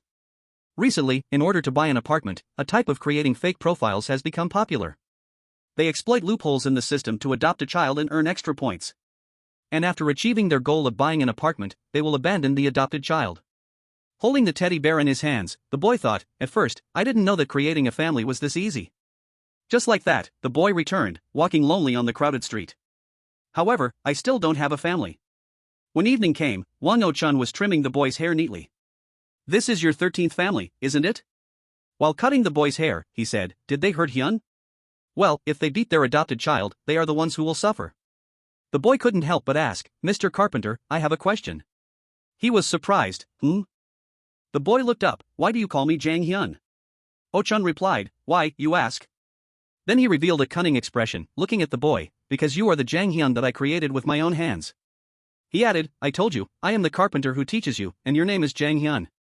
/n/n. Despite that, the boy still affirmed, "The carpenter is a good person, except when he talks about that person named Jang Hyun.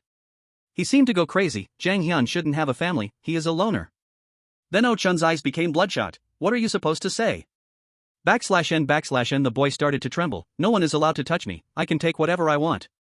The boy whispered to himself, "I will be loved, I am willing to do anything so as not to be abandoned." And now the little boy had hypnotized himself, "I am Jang Hyun."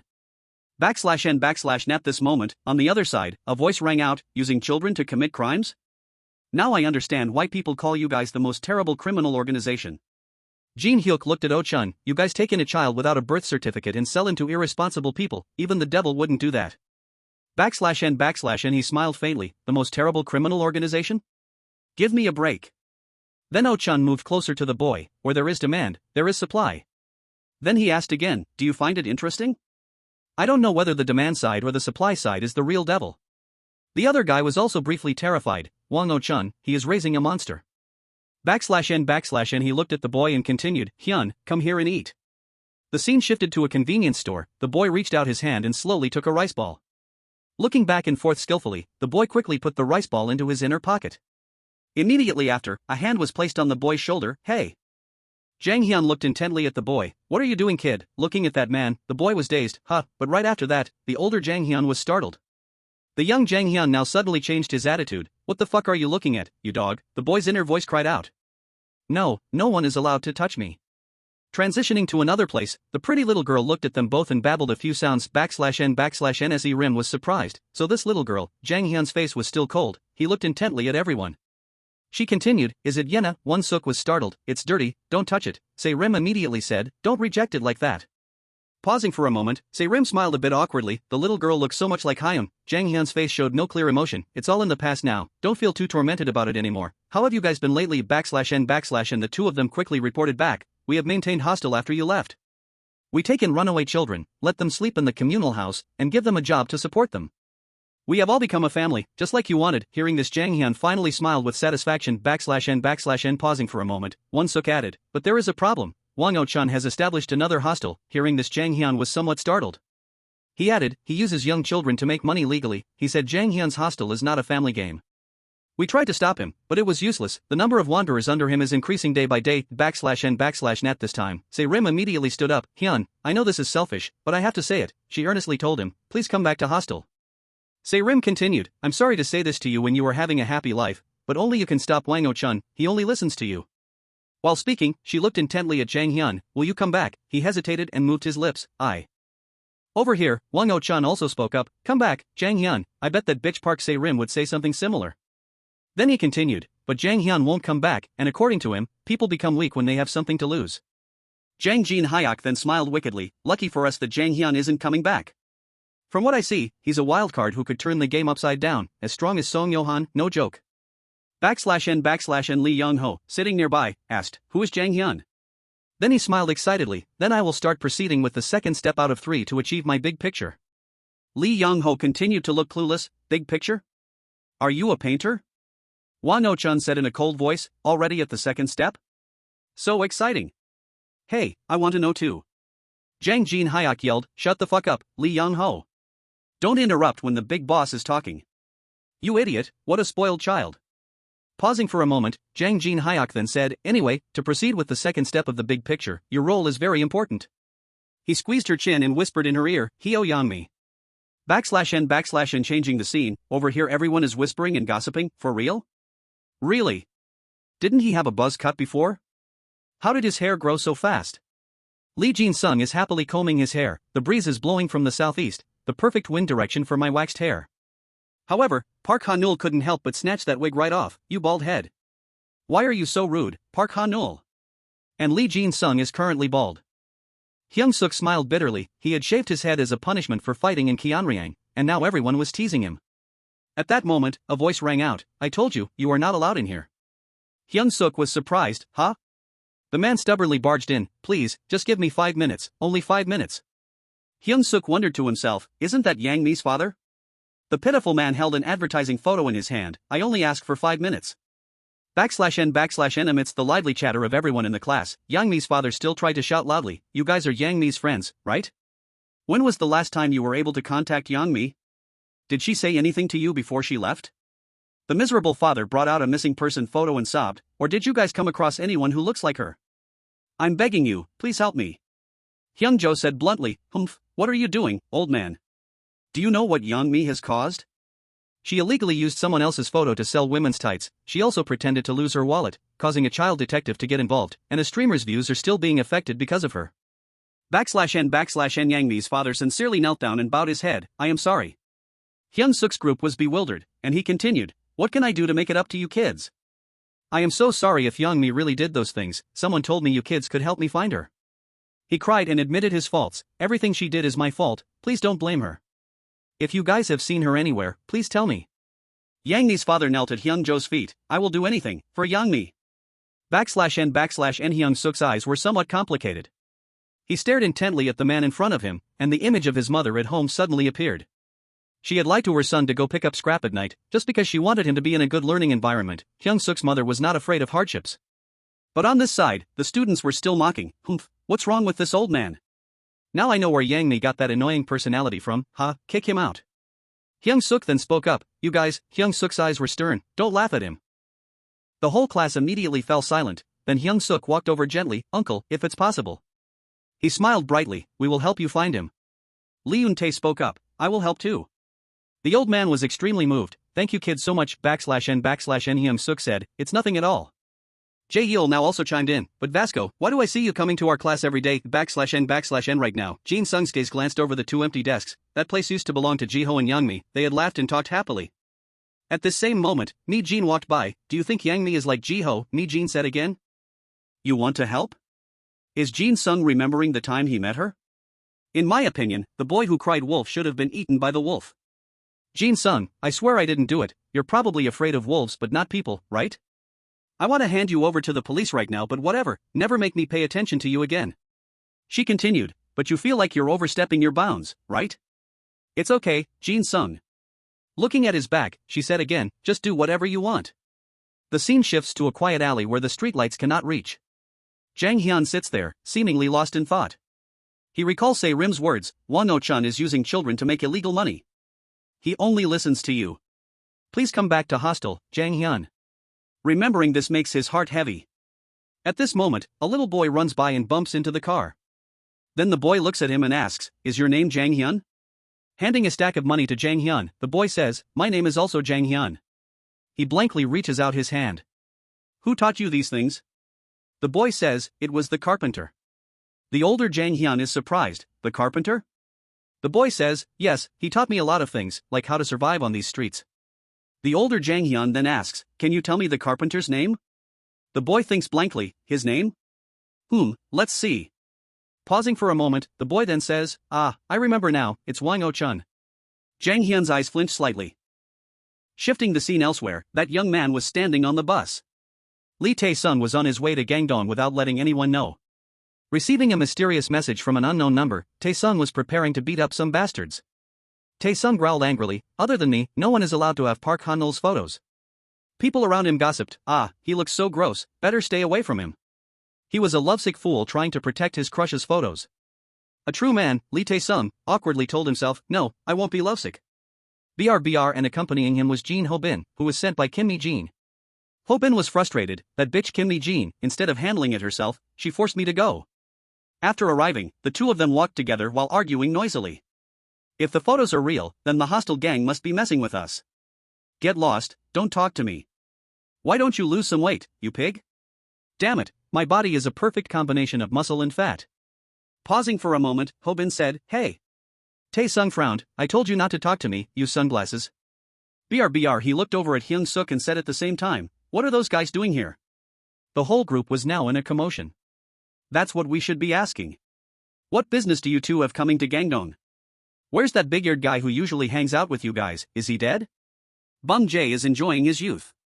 We don't have time to mess around with you guys, we still have to find Hostel." "Hostel?" Lee Eun-tae glanced over, "But I won't let you guys reach Hostel first." "If that's the case, then at least we aren't enemies." Pausing for a moment, Ho-bin said, "What, who said that?" BRBR. After that, the whole group scattered. Whoever found it first would claim it. And they came here for different goals. Tonight, Hostile would undergo a major turning point. Just these 5 people would turn an entire gang upside down.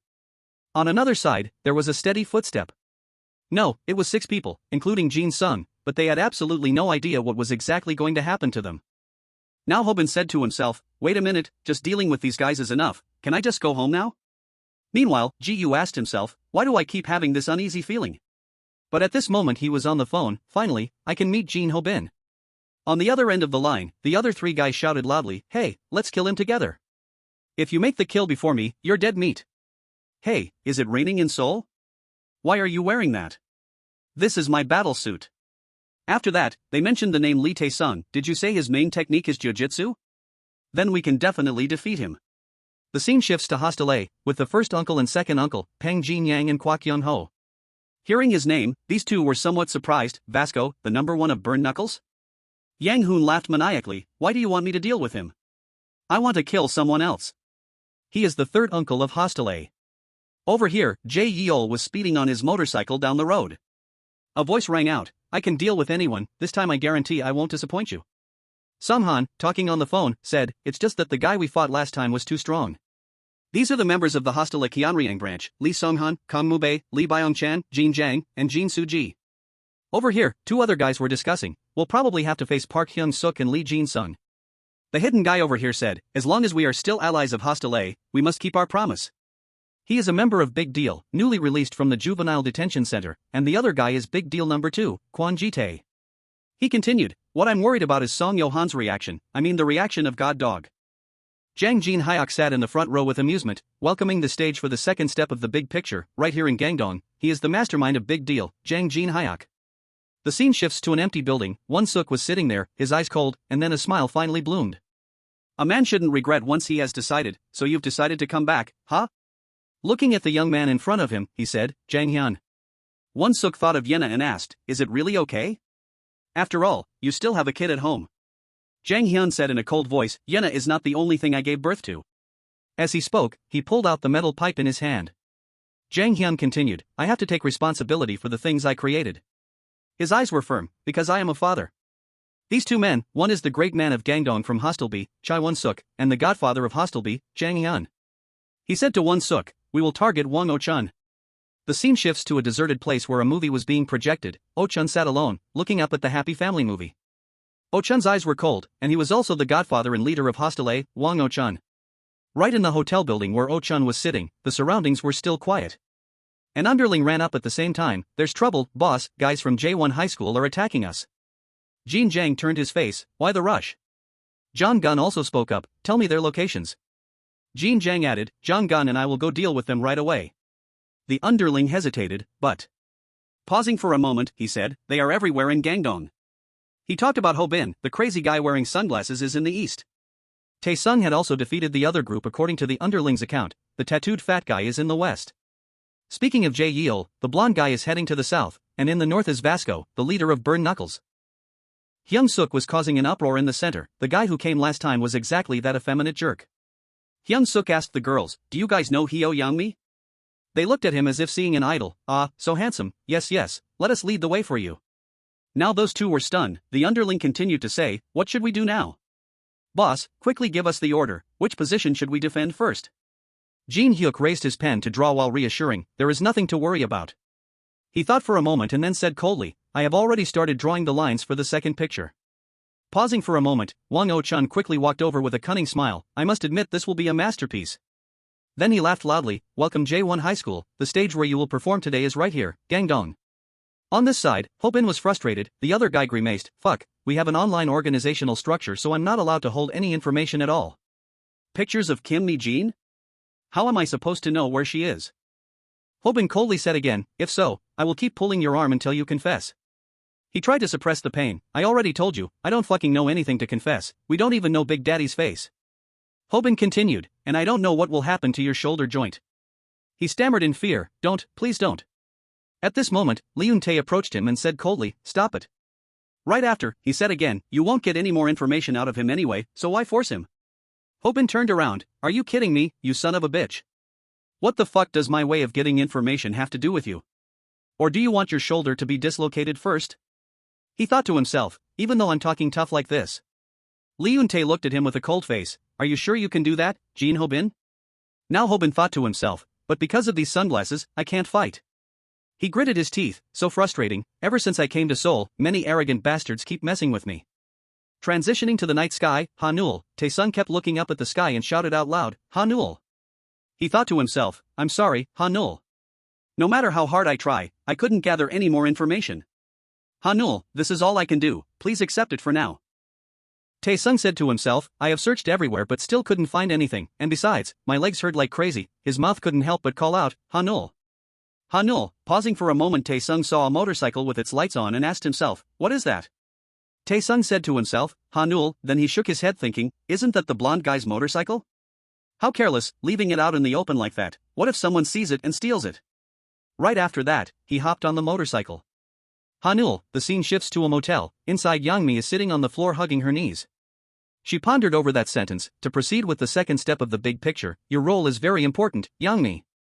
Just then Jin-sung happened to walk in, "Found you, Yang-mi." He searched for her based on the past, "I knew you would be here, last time I also found you in this exact place." Jin-sung walked over to look at her and said, "Let's go, your dad is looking for you." Yang-mi looked down, "My dad is looking for me?" He quickly replied, "Yeah, he even got on his knees to beg us to help find his daughter." She then said, "Of course he would do that, he can't live without me." Jin-sung fumbled in his backpack, "You're right to think so, this is your bag, right?" Right after that Yang-mi said, "My dad is a sexual predator." Jin-sung casually said, "I remember you being a better liar than this, why don't you cry like last time?" She continued, "Did you know, 80% of child abuse cases occur within the victim's own family? And in 95% of those cases, the abuser is a biological parent." But Jin-sung didn't believe her. "Wow, you did a lot of research, Yang-mi." She continued, "And among the forms of child abuse, it includes sexual assault." Hearing this he suddenly stopped in his tracks. Jin-sung then said, "I know lying is a habit for you, but your dad is a good person, don't make up things about him like that."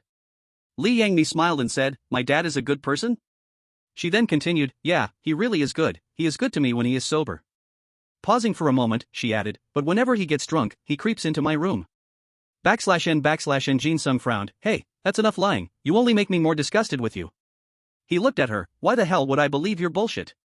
If what you said was true, you would have run away from home a long time ago, instead of waiting until now." /n/n Lee Yang-mi then said, "This isn't the first time I've run away from home. I've wandered through all the shelters, but do you know what the funny thing is? In the end, they will all just send you back home. That's why I'm here, because I have nowhere else to go." Hearing this, Jin-sung was truly shocked. /n/n She looked at him and laughed, "Jin-sung, I can't go back home. How can I go back and live with a sexual abuser?" Jin-sung lowered his face hesitantly, "I." Even so, he didn't look her straight in the face. "I don't believe the words of the boy who cried wolf." Pausing for a moment, her expression quickly changed, "You're right." Lee Yang-mi then confidently said, "It was a lie." Even though he said that, in that brief moment, Jin-sung might have believed her words. At this point, Jin-sung is now recalling what both of them said the last time they met. Right after that, Hyung-seok finally caught up. Jin-sung," he asked him blankly, "did you find her first, that Hyo Yang-mi?" Immediately after, Jin-sung stared intently at him. Hyung-seok BR on this side, Jin Hyuk was drawing his face while saying, "When he believes in something, he will act according to his beliefs. That is Lee Jin-sung's personality." He seemed to understand Jin Sung's mindset. At that time, even Kim Mi-jin couldn't stop him. That's the cool thing about him. Oh-chan laughed in amusement. You finally gave in, telling me what you've observed at J1 High. Right after, Jin Hyuk also turned around. Yeah, I guess I should tell you now. J1 High School is a monster den, full of strong guys on par with a gang leader. He recounted, when I got there, I felt very hopeless. If they simultaneously attacked us, Hostel would definitely be dead. It turns out Jin Hyuk had set his sights on them for a long time. Vasco, the leader of Burn Knuckles with superhuman strength, Jin Ho-bin, the leader of the Gyeonryang region, Lee Tae-sung, the troublesome transfer student, Hong Jae-yeol, the prince of the fashion department. And finally, Lee Jin-sung, the boxing genius, Park Hyung-seok, the one with overwhelming talent who defeated Lee Jin-sung. Jin Hyuk said again, I thought they were flawless monsters, until I saw through everything. Oh-chun said, so you have analyzed the weaknesses of J1 High? He quickly replied, yeah, at first, I couldn't see their weaknesses. Jin Hyuk added, but after a period of observation, I have seen through it. The only weakness of J1 High School is that they are not united. On this side, Ho-bin was punching the glass hard, then he said again, hey, you architecture department guy, let me ask you a question. Ho-bin asked, can you see my eyes right now? As Jin Hyuk saw, Jin Ho-bin is a bad guy. Lee Eun-tae on this side also said in a cold voice, no, he also knew that Vasco hates bad guys. Then Ho-bin slowly walked up. I heard there's a rumor in school that you are stronger than me. What do you think about that? Lee Eun-tae also stepped up. I think that's too obvious. I am stronger than bad guys, and you, the guy with the sunglasses, lost to me once. Ho-bin smiled wickedly. Oh, you mean that one-handed throw? If I wasn't wearing glasses, it would take you a long time to do that. After that, he said to Lee Eun-tae, let's play a game, the loser will be crippled, and Jin Hyuk saw the weakness, Jin Ho-bin and Vasco. Cutting to another place, Tae-sung was annoyed. Damn it, what is this? Tae-sung said coldly, move out of my way. Oh wait, no need. And as Jin Hyuk said, Lee Tae-sung hates Park Hyung-seok. It's true that he was roaring, I will kill that guy and dispose of his body, and Jin Hyuk said, Hong Jae-yeol likes Park Hyung-seok. Tae-sung said, you two have been an eyesore to me for a long time, the damn Park Hong couple. Jin Hyuk also knew, the two of them once fought over Hyung-seok's 5001 bill. Then he rushed up on a motorcycle, I will kill both you and that Park Hyung-seok. Jin Hyuk had drawn it out clearly, Hong Jae-yeol against Lee Tae-sung. Cutting to the motel area, Hyung-seok and Jin Sung were now staring intently at each other. Jin Hyuk seemed to have investigated very thoroughly. When it came to someone's parents, Hyung-seok became a completely different person. Hyung-seok remembered Yang Mi's father kneeling down, saying he would do anything for Yang Mi.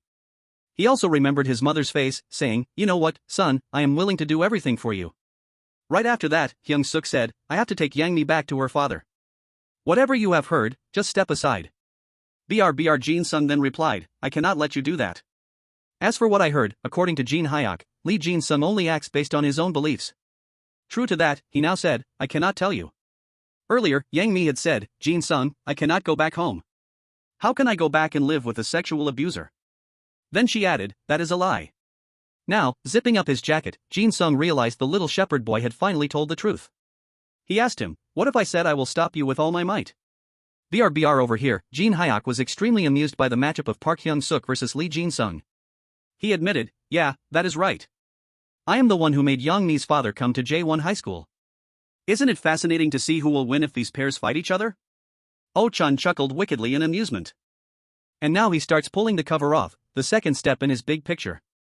It is to divide J1 High School. On this side is a drawing of Jin Sung and Hyung-seok fighting. Jin Hyuk also knew that if Park Bum-jae were present, he could have stopped this. But it was unclear why he didn't go with them this time, exactly as he had calculated from the beginning.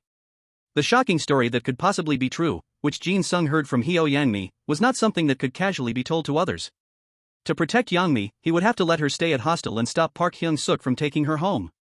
Jin Hyuk added that Park Hyung-seok wanted to take Yang Mi back to her father.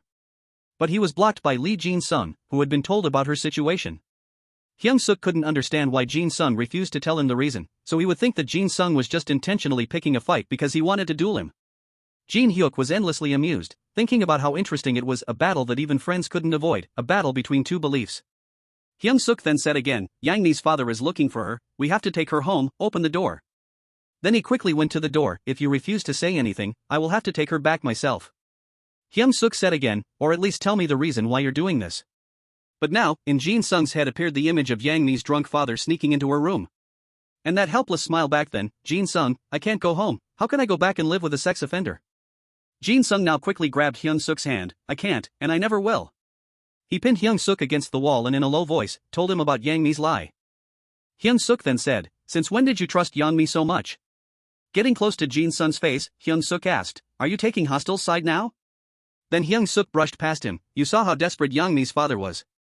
I don't want to fight my friend, so step aside. Jin-sung surprisingly threw a strong punch at the wall, startling Hyung-seok. He said coldly, I'm not on hostile side, I'm on Young-mi's side. He then added, you believe her father, but I believe Young-mi's lies. Then Jin-sung said, I can't tell you the reason. No, there wasn't any reason to begin with. He broke the lock and said, get lost. Jin-sung looked cold. I absolutely hate loudmouths like you.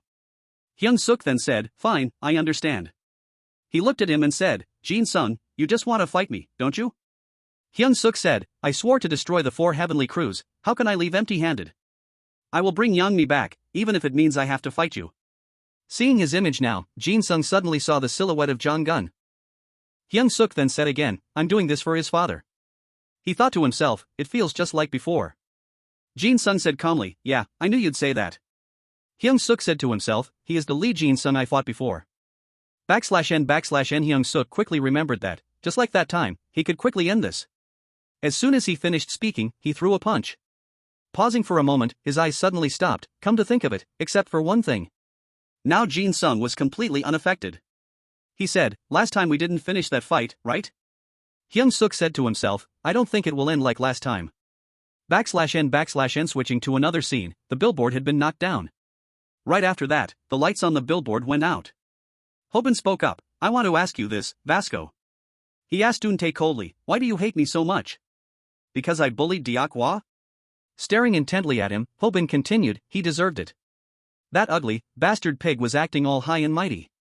He recalled what he had done, you could say I did a service to society. No one likes an ugly guy, so I just cleaned up that unsightly face to save everyone's eyes. Hobin added, even though that ugly pig stood up for himself, do you really think that will change anything? While speaking, Hobin smiled smugly, he will have to thank me later. /n Eun-tae then said, to change, it takes a process. He slowly walked up, I have also gone through a process of change. Pausing slightly, he added, one day, Deok-hwa will defeat you with a one-handed takedown in his own way. Eun-tae leaped up and asserted, if you can't even beat me, there's no way you can beat Deok-hwa. /n now Hobin quickly dodged and said, hey, stand still. He spoke again, I'm not done talking. Eun-tae was startled to see something flying towards his eyes, broken glass shards? Immediately, Hobin tackled him down, I don't care about your one-handed takedown. Eun-tae fell to the ground, his face grimacing in pain. Stepping on Eun-tae, Hobin said with amusement, those glass shards piercing your back hurt a lot, don't they? In the middle of the night, with eyes as sharp as a wolf's, he said, this is exactly how we choose a leader in the Gyeonryang region. Hobin continued, we scatter broken glass on the concrete floor, and fight until one person can no longer continue. Recalling that fight, Hobin continued, the leader of Gyeonryang who passed that test was me. Having said that, he quickly threw Lee Eun-tae down once again. /n Nobin smiled slyly, I am on a completely different level from you soul guys, who are always trembling with fear of broken bones. However, right at this moment, Lee Eun-tae firmly grabbed his collar, not only that, Lee Eun-tae calmly said, got you. /n Nobin gave a disdainful smile, hey, having said that, Lee Eun-tae was immediately pinned under Hobin's leg. Grabbing my neck like that is a foolish move, kid, Hobin said, ignoring his own bleeding back. Let me tell you, I used to be a Syriam wrestler, do you know why I switched to judo? He said, in one match, I accidentally broke my opponent's arm, and after that, I got scared. That demonic smile appeared, I was scared of myself because I found pleasure in breaking something. Inwardly, he was now quietly startled, truly amazing. /n looking at Lee Eun-tae, Hobin was startled. He had never met anyone who could withstand his armbar purely with muscle strength. Not only that, Lee Eun-tae also lifted him high up. Seeing Lee Eun-tae's legs standing firm, he was even more startled. Lee Eun-tae gritted his teeth and said, Master. Hobin was still amazed, he could still fight back? Right after that, he kicked diagonally, I've decided, I will cripple you. /n according to Hobin's experience, when using the scissor takedown, if the opponent falls, their head will hit the ground, potentially causing brain trauma. If they try to stand, their knee joints will be destroyed. Lee Eun-tae's legs were trembling. He said with amusement, you can't beat me with just the strength of Muay Thai. In judo, there's a saying about using softness to overcome hardness, literally. Pausing for a moment, he suddenly startled, what? Lee Eun-tae was still standing straight, which Hobin couldn't understand at all, this madman. Lee Eun-tae gritted his teeth and threw a punch, shouting loudly, Master. Hobin was dizzy thinking, his knees are being crushed, yet he can still stand? Pausing again, he grabbed Lee Eun-tae's collar, I told you so. If it were middle school, you wouldn't even dare to look me in the eyes, Hobin said while headbutting Lee Eun-tae hard on the forehead. Hobin sneered, are you crazy, or a masochist, do you think you can win? That demonic smile appeared again, your knee is completely shattered, your nose is also broken, what are you going to do now? However, after that, Hobin became even more surprised. Looking at Lee Eun-tae, he asked himself, is he stepping on my foot with the leg that was crushed? In the dark night, Lee Eun-tae roared like a wild beast /n master, he remembered the time he spent with the bears and was taught with utmost dedication.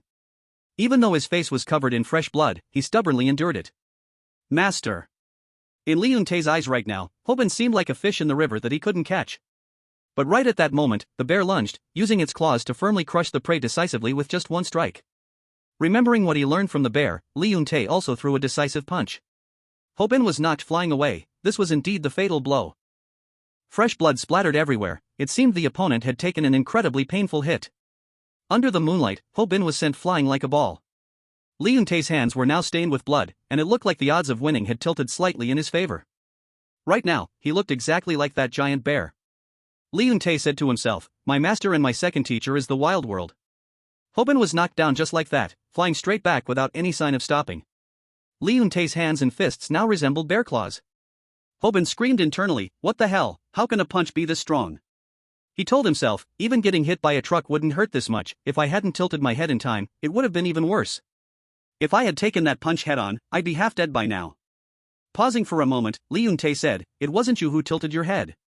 He growled, glaring at Hobin, I redirected my punch, otherwise you would be dead. Lee Eun-tae continued, before being rescued, I lived with bears. Wild nature taught me how to deliver a fatal blow. Hobin couldn't deny it, I have to admit, he is truly strong. Now, looking at this strange action, Hobin was unwilling to accept it, but how could he let himself get beaten by this freak, it was too humiliating. Lee Eun-tae spoke up, I heard your bone crack, you've lost, Jin Hobin. When you get back to school, apologize to Diakwa, and remember to pick up the cigarette butts too. Hobin picked up a piece of glass in his hand, then tore off his shirt, is Kianriang a joke to you? On Hobin's muscles, several lines of words carved into the flesh were revealed, and he said, my facial bone is crushed, so what? Back in Kianriang, I was always getting injured. Then Hobin asked again, you know Muay Thai, right? Then show me your martial arts. Lee Eun-tae was a little surprised, what is that stance? Hobin stared intently at him, I will break your remaining leg. And Lee Eun-tae also quickly realized that it was not judo. Lee Eun-tae then slowly stepped forward, in Muay Thai, you must respect your master, therefore, I am not allowed to lose. Now, Lee Eun-tae reached behind his back and took out a headband, if I have put on the Munkle headband, the red one, it means there is a chance you will die in battle. As he spoke, Lee Eun-tae took his stance. Behind them, a subordinate was hiding behind the wall, looking bewildered. He called Jang Jin-hyuk in fear, hello, it's me. I am monitoring them as you ordered, boss. Everything is playing out exactly as you analyzed. He thought to himself that he had never witnessed anything like this before, a battle between leaders. He reported back, I think they will fight until one of them dies. On the other side, Jang Jin-hyuk calmly said, is that so? He replied with satisfaction, then I guess I should start moving and prepare for the next step. Over here, Wang O-chun said nothing, he sat there silently, looking at him with a complex gaze. The scene shifted to Tae-sung, who was honking his horn loudly and speeding up on his motorcycle, shouting, get out of the way. Pausing for a moment, it seemed the situation before him surprised Tae-sung. Jae Yeol on this side quickly leaped up, his foot powerfully kicking straight into the opponent's face. After that, Jae Yeol immediately landed on the ground, looking just like an assassin in an ancient movie. Right after, that motorcycle just exploded like that. Over here, the couple hugging each other thought it was fireworks, wow, so beautiful. They were both delighted, it's magnificent, isn't it, honey? Agreed, I'm glad we came here. At the same time, Tae-sung yelled, hey, you bitch. The girl frowned, did you just curse at me? The young man quickly replied, I didn't. From the massive fire, he walked out talking shit, I was planning to return the bike to you, but you destroyed it to pieces, huh? Tae-sung looked at him, you have too much money, huh? You bastard, you're that rich and you pick a fight with me just to extort my money? Of course, everything he said was just distorted memories. Tae-sung gritted his teeth and shouted, I will kill you in the name of 15 million proletarians. Jae Yeol could effortlessly block all the attacks thrown at him. Not only that, he quickly retaliated against the opponent with some painful blows. Tae-sung spat out blood just like that, his face beaten to the point of deformation. Recalling Jun-goo's words, Tae-sung? He is my secret friend. What's wrong? Is there a problem with that fatty? John Gunn also said at that time, we don't have anyone who meets the standards, I am planning to assign him to handle the remaining areas. Jun-gu was surprised, didn't you hate him because of his ugly face? He replied, well, we can make use of other parts besides his face. Jung-gu said again, yeah, admittedly, he is the only one who didn't lose consciousness after fighting me. He is juicy on the outside and crispy on the inside. His eyes were sharp and cold. Jong-gun asked, juicy on the outside and crispy on the inside, what does that mean? Jung-gu replied, I was surprised myself, and by the way, don't make that face while peeling onions /n/n over here, Taesung said, hey. Jae-yeol was slightly startled, that guy was completely unharmed. From this side, Taesung asked again, are you done? Now Jae-yeol also secretly evaluated, on the outside he looks just like any other normal chubby guy, but when punching him, you can see the difference. He commented, his muscles are covered by a layer of fat, so the force from the punch seems to be completely absorbed. And to Jae-yeol, it is a perfect body optimized for fighting, juicy on the outside, crispy on the inside /n/n. He began to calculate, to deal damage to him, a hammer must be used. Taesung at this time was extremely fired up, a proletarian punch. He raised his fist, my right hand will send you to heaven. Stopping for a moment, Taesung was secretly startled, his inner self cried out, ouch, it hurts so much, what is this? Taesung thought, never before has anyone made me feel pain. The time fighting Pikachu was because he aimed at my jaw /n/n this side. Jae-yeol looked at the opponent, although it would take a hammer to make Lee Taesung feel pain, he had overlooked one thing. According to his words, there is a martial art optimized based on human physique and body structure, a martial art that transmits power through the shortest path. It is systema, every punch has the destructive power of a hammer. As Jae-yeol fought while striking, he recalled to himself, some say this martial art is either fake or just a fiction. The reason is because this discipline has branched out. Systema, the martial art born for killing, truly exists. Taesung angrily fought back, that hurts, you dog. However, he was still able to dodge it, although there was a possibility that Hong Jae-yeol's systema was fake. Recalling his childhood, you must learn to become a real man, hurry up and greet her. Jae-yeol thought to himself, there was no way the tycoon Hong Kyeon-yang would teach his second son, Hong Jae-yeol, a fake martial art. At that time, his father said, she is your martial arts teacher. Sophia glared at Jae-yeol, nice to meet you. And now, he fought while thinking about his past. Taesung, upon receiving that punch, exclaimed, wow. Looking at the cracked helmet, he marveled, almost got busted, so this is why we should wear helmets. After that, Taesung grabbed his collar, flicking those weak punches at each other's faces, and you call it a deadly martial art? If you want to kill someone, you have to fight like you're actually going to kill them. Free fighting. As he spoke, he kicked Jae-yeol in the crotch, grabbed his head and asked, do you remember? Last time you passed out when I did this. And now he was using jiu-jitsu again. Being choked tightly around the neck, Jae-yeol gritted his teeth, recalling that time when he was also put in this situation. However, Jae-yeol did not give up, and then he threw a series of punches to the opponent's chest. Motherfucker. Then he mocked while continuously hitting him, that's cute, jiu-jitsu combined with free fighting. The fight here between the two was extremely tense. Seeing that Jae-yeol was no longer moving, he said, now go to sleep. Taesung calmly said, don't worry, I'll deal with that bastard Park Hyung-seok just as gently as this. And he didn't know that this statement was his very mistake. Now, a red-hot iron bar was pressed against the back of Taesung's neck. Jae-yeol hadn't fainted yet, and he pressed that hot iron bar against Taesung's body. The heat started to transfer, making him scream out loud, you son of a bitch. Stop a bit. Taesung's eyes suddenly paused. As far as Jae-yeol knew, there was a martial art from the Philippines that uses weapons like sticks. It is said that its striking speed can reach over 250 km per hour, and at this moment he continuously whipped it at Taesung's body. He was endlessly furious, motherfucker, you dog. And Jae-yeol knew that even Lee Taesung could do nothing against this martial art. His eyes suddenly paused, Taesung was startled, this crazy dog. Jae-yeol recalled the happy times with Hyung-seok, the two of them had spent time together like shadow and form, and he was also his exception. Now Taesung looked at Jae-yeol and was speechless. You. Looking at the hands that were burned red and stained with blood, Taesung hesitated. Your hands, and that is Kali Arnie's. Meanwhile, cutting to the empty park, Hyung-seok had just finished dealing with a guy. He turned around in a daze, completely speechless. Looking at Jang Hyun, he asked, what the hell did you learn from that guy? Jang Hyun alone took down the whole gang of underlings. At this time, Hostel B had set foot in Eastern Gangdong /n/n recalling what Jung-gu once taught him. Do you know how to make pork really tender? The secret is to pound it hard before cooking. Back then, he was also beaten repeatedly like this. Back then, it was just training.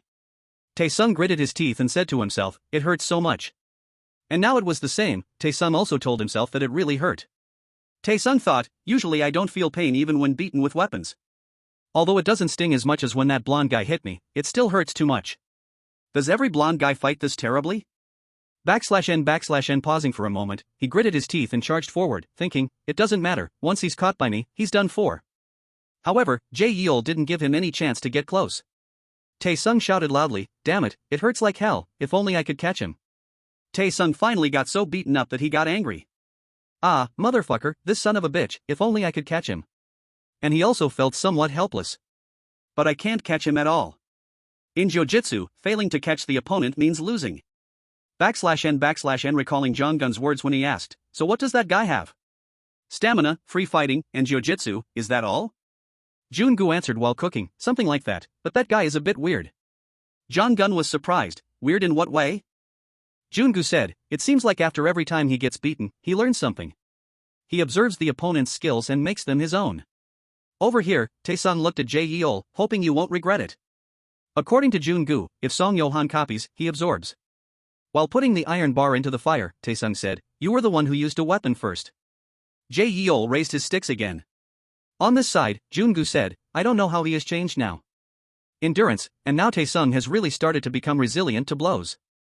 According to Jung-gu, he can also do free fighting and use weapons. That iron all from earlier was pressed right against Jae-yeol's neck. And jiu-jitsu, in a flash, he was neck-locked to the ground. Tae-sung said smugly, oh my, surprised, how does it feel? According to Jung-gu's comment, he is probably a terrifying mixed breed. Looking at Jae-yeol, he was amused, even through a layer of clothing, it must still be very hot, my weapon was just heated up. On this side, the underling watched the match in fear, a monster.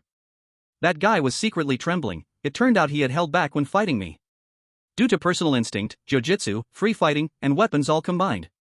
Pausing for a moment, that guy glanced at Jae-yeol, his opponent. Jae-yeol had tightened the iron stick around the opponent's neck, making Tae-sung shout loudly, son of a b******. The guy standing behind evaluated that he was no pushover either. Tae-sung gritted his teeth, your weapon has cooled down completely, now it's just lukewarm, you bastard. Then he grabbed his head, alright, if you want it, I'll give it to you. Tae-sung made up his mind, let's fight to the death right here. Shifting to another scene, Jin-sung recalled, kid tell the truth, why did you decide to return to boxing? Jin-sung panted heavily, hey, why do you keep asking that, I broke a promise. His teacher was surprised, what promise, he said incoherent things, the boxing that me Jin taught me, I hate myself for not keeping the promise. Jin-sung added, besides, you know it too, when facing an obstacle you will want to overcome it. He was surprised, an obstacle, are you talking about Song Yo-han from the boxing tournament, how is he doing these days? Jin-sung looked up, no, not him, anyway, I want to overcome it. And he remembered, even if that obstacle is a friend of yours N Hyung-seok was hit so hard it hurt, feeling as if his bones were crumbling. Stopping for a moment, he looked over, but Jin-sung must have surely taken quite a bit of damage too. But right at this moment, Jin-sung instantly rushed over like flying, startling him, his eyes gazing intently at him, Park Hyung-seok. You are a good person, after saying that he threw a powerful punch into Hyung-seok's stomach. Jin-sung said to himself, you have a golden personality and are an extremely righteous person, I have learned a lot from you. But he was also resolute, I didn't expect that one day you and I would have to fight like this, but I will not give up on what I always believe is right. Because a boxer who lives without faith is not a true boxer. As he spoke, he attacked more fiercely. Hyung-seok was in pain, so fast, and also strong. While being beaten, Hyung-seok was also surprised, in the end, How hard had he trained all this time? Hyung-seok's attacks completely failed to land on Jin-sung. His eyes were now extremely determined. As Jin-sung lunged at Hyung-seok, staring intently at the incoming attack, he complained internally, this blow is too dangerous /N. However, just as the strike reached him, Jin-sung suddenly stopped and spoke up, 3 minutes have passed. Jin-sung turned his back and walked away, end of round 1. Hyung-seok was surprised, 3 minutes, round 1, what is he talking about? Hyung-seok's inner thoughts suddenly trembled, no, it can't be. Watching Jin-sung walk away, Hyung-seok wondered and thought /N. Hyung-seok's inner voice suddenly cried out, is this a boxing ring? Then he spoke up. So that's how it is, looking at Jin-sung, Hyung-seok said coldly, do you really want to fight me? Hyung-seok asked him again, you don't even care about a father looking for his daughter, do you just want to fight /N. Those words echoed again, Jin-sung, I can't go home, how can I go back and live with a sexual abuser? Then Yang Mi confessed, it was a lie. At that moment, Jin-sung realized, the boy who cried wolf told the truth at the very end. Now he pulled down his jacket, that's right, he looked at Hyung-seok, sooner or later, I will fight you anyway /N. And he also took off his shirt, understood. Immediately, Hyung-seok rushed forward, round 2 began.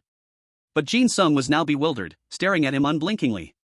Looking at that strike, Jin-sung wondered, is he copying me? Jin Sung quickly blocked the blow and deduced, if so, he will attack from the right, I can block it /n/n. However, Hyung-seok changed direction and punched his chest, Kyokushin Karate, the straight right. Jin Sung knew full well that the straight right punch in Kyokushin Karate is completely different from a boxing punch. And from what he got, if boxing concentrates the whole body's power into the punch, in Kyokushin Karate, the fist itself has been tempered to become full of power. And the power of Kyokushin is displayed through bare skin, not even needing protective gear. This is a type of martial art that cannot be imitated without rigorous training. The only person who could accurately copy it, Jin Sung, had collapsed. The one with that mysterious body could only be Park Hyung-seok. Jin Sung's entire body hit the ground heavily just like that. Jin Sung looked as if he had seen a ghost. What the hell was that punch? Taking just one hit and I'm already. Not stopping there, Hyung-seok continued to leap up. Looking at that punch, Jin Sung groaned inwardly. This was truly too dangerous. While he was still dazed, Hyung-seok almost landed another punch. However, Hyung-seok didn't do so. He said, "You are out of the ring." Turning his back away, Hyung-seok said coldly, "Step inside." Jin Sung was utterly amazed. Did I roll down the stairs? Was I knocked away that far? Jin Sung was unwilling to accept it. I almost lost again. He blamed himself, thinking he had tried his best time and time again, so why? Looking at Hyung-seok, Jin Sung said to himself, I know your body is mysteriously strong, but I thought I could win if I tried my best. Jin Sung gritted his teeth, trembling with anger. Hard work was the only thing that kept me going, yet I still lost? Then, he staggered forward. Jin Sung felt like he was going crazy. I won't let that happen. Just like that, he struck hard at Hyung-seok's head. After that attack, Jin Sung wondered.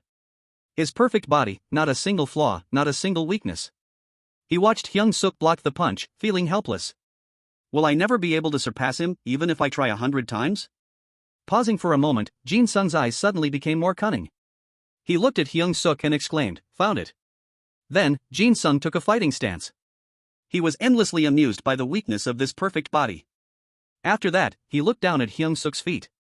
On this side, Jin Hyuk was amused. The battle of the J1 high school crowd was coming to an end. They would destroy themselves. And according to his calculations, once they were exhausted, they would be wiped out by Hostile A. Jin Hyuk also knew that unless they joined forces, there was no way they could defeat Hostile A. And he was extremely confident. Moreover, there were no elements capable of turning the tables. No one could interfere with his plan. The scene shifted to another location. The lights were bright here, and a young man looked down at the dogs. What's this? Is it time to eat? He sat down and looked at them. I was planning to take my time since I haven't received the money yet, but if it's feeding time, I guess I have no choice. The young man stood up. I will take the shortest path and use all my strength. I have set foot in Gangdong. Everyone formed pairs and started fighting each other. Everything was going exactly as Jang Jin Hyuk predicted. Even if they were friends, they still clashed to defend their own standpoints. Wang Chun was satisfied. They were fighting amongst themselves. It was truly as easy as flipping a hand. 1, 2, 3. Lee Young-ho sulked. Damn it, I have to drive every time, you dogs, this is exploitation. Jin I-young then said, what about Jang Hyun? Should the two of us deal with him? I think it's worth a try. But upon hearing this, Wang Chun went crazy. Hey, Hyun is mine. He said in a cold voice, but if it's too easy, it ruins the fun. So he started coming up with a new move. When Jang Hyun arrives, we will send that guy out. On this side, both of them didn't know they were getting closer to danger. /n/n transitioning the scene, Jin Sung remembered himself at the gym. Zach Ki-young helped him train while asking, Jin Sung, do you want to turn pro? Jin Sung confidently replied, I'm already a professional boxer. He said, no, not boxing, but MMA, mixed martial arts. Zach Ki-young continued, you know it yourself, boxers don't have much of a future in South Korea, hardly anyone follows boxing anymore. Look at Song Yo-han and Wang Jin-bae, despite their talent, they are no longer in the profession.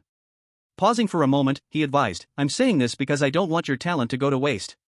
I will introduce you to a coach I know. Afterwards, Jin Sung said, Master, teach me the lethal moves. Zach Ki-young was surprised, what? He casually said, you know I'm a genius, I will become a pro and make money for you. Zach Ki-young let out a sigh, a genius? Lethal moves? This brat still doesn't know anything at all. Then he yelled loudly, chasing him away, what the hell is a genius? Stop spouting nonsense about lethal moves and go home, you idiot.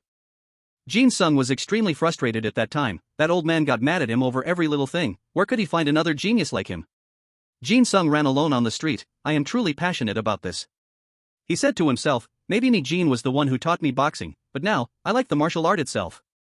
Pausing for a moment, he raised his fist again. So, don't try to copy me /n /n. Jin-sung was now consumed by anger. You don't even have an interest in boxing, but I do. He thought as he threw punches, everything I have achieved is through hard training. Don't you dare think you can take it away so easily. And now Hyung-seok also quickly fought back. Despite being hit, Jin-sung still did not give up. I won't lose. Trying to stand firm, his inner self screamed, I will never lose. Throwing punches, Jin-sung felt complacent, because I am a genius. Pausing for a moment, Hyung-seok's footsteps also quickly straightened up /n /n. He just like that, landed a painful punch on the opponent. Fresh blood spewed out. Jin-sung thought he was about to not be able to hold on anymore. He recalled himself, when he was lying exhausted on the training ground.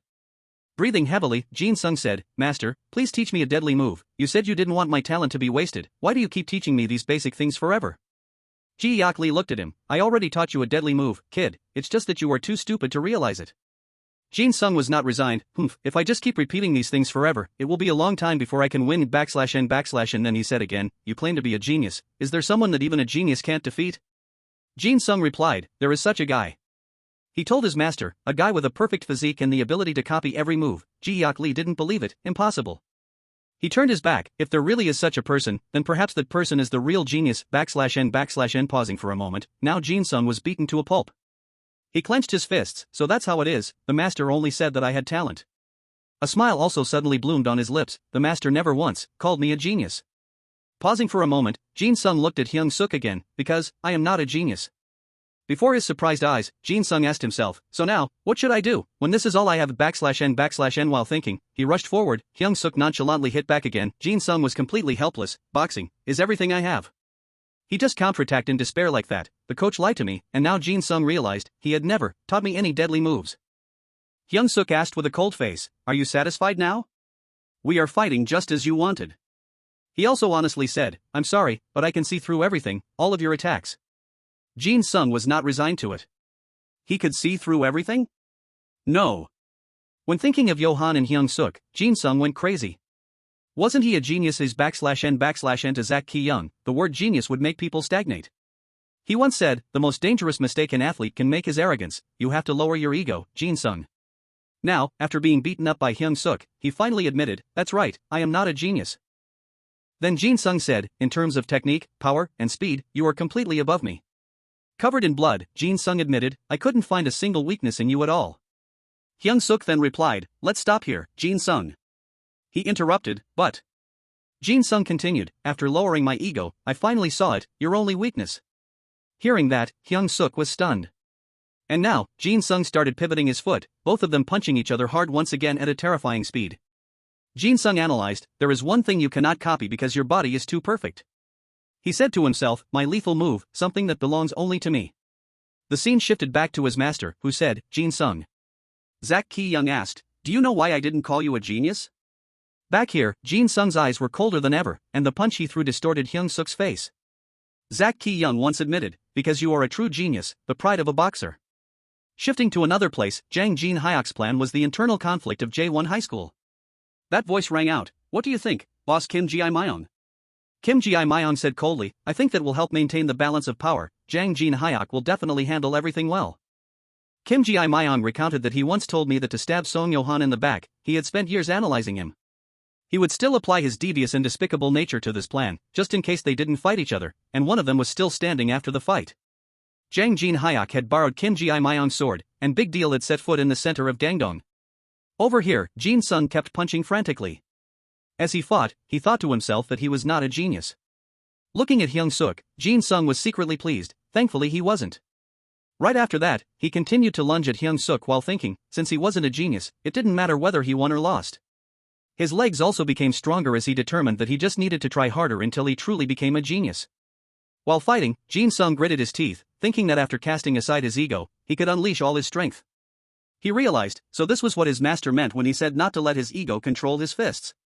And Lee Jin-sung was completely dominating, while Park Hyung-seok had never lost a single match with his mysterious body. This was the first time since getting this body that he was pushed to his limits. This perfect body had everything but had never fought properly even once. Hyung-seok said to himself, how strange. This was the first time in his life his body started to heat up. Hyung-seok clutched his chest, his body was too hot. Switching to another scene, a voice rang out, I'll aim for the face. Hobin glared and asked, what about you? Lee Eun-tae panted and then said, also the face.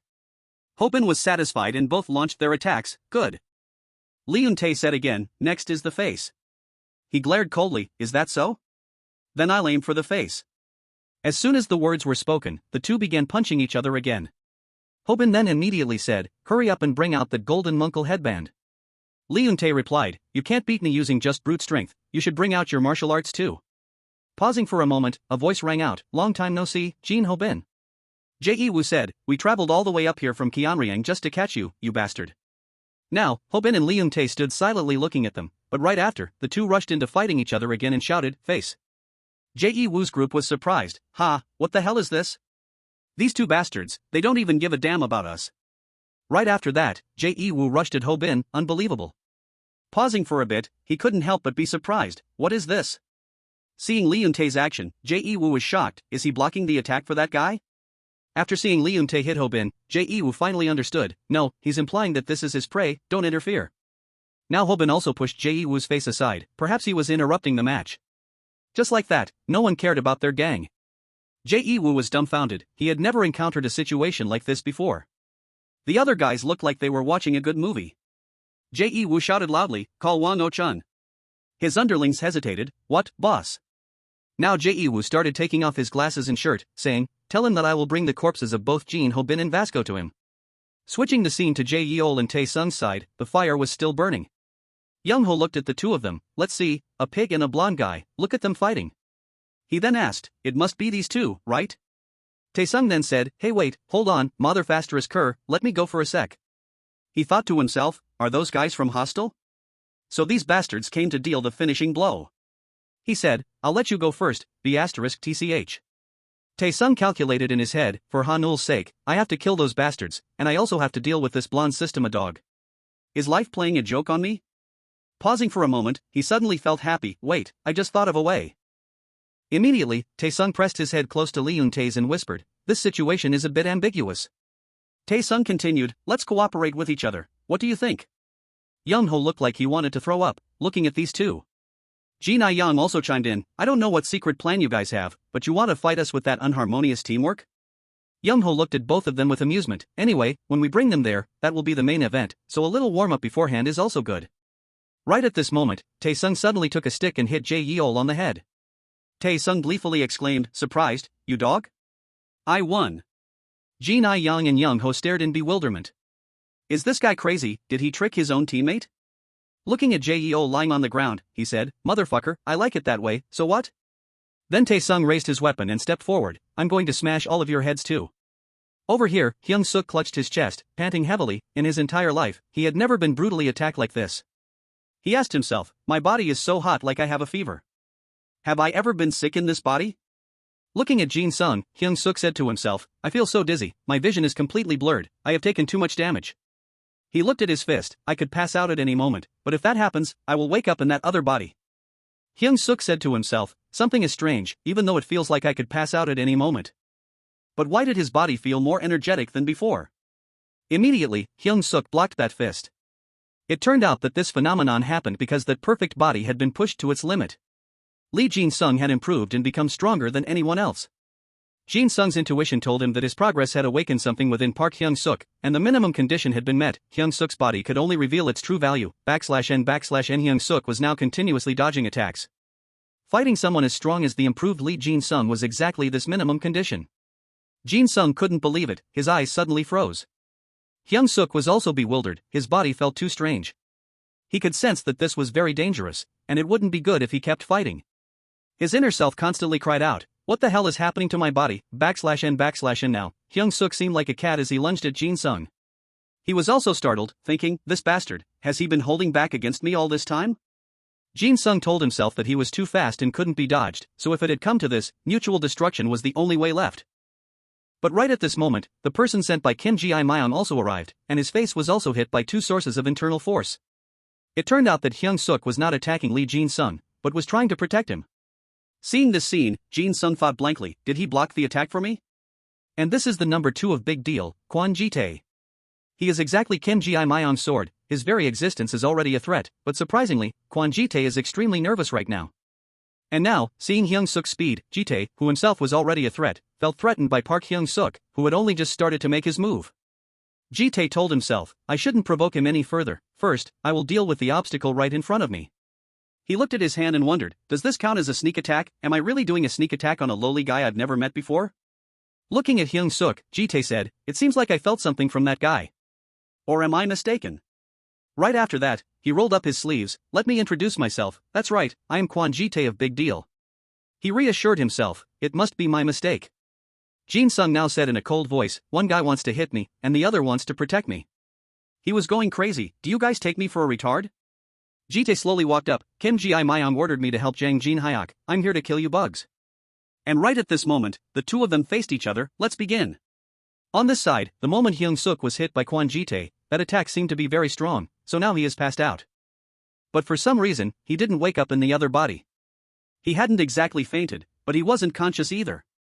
He had fallen into a state that some people will never experience, which is the state on the borderline between dream and reality, the unconscious state. The unconscious state has been proven to be real by UFC fighters. UFC heavyweight champion Junior Dos Santos ended a fight while fighting in an unconscious state. UFC fighter and legendary boxing champion, Holly Holm, kept throwing punches into the air even after she had fallen into an unconscious state. The surprising thing is that before hearing them tell it, no one realized they were in an unconscious state.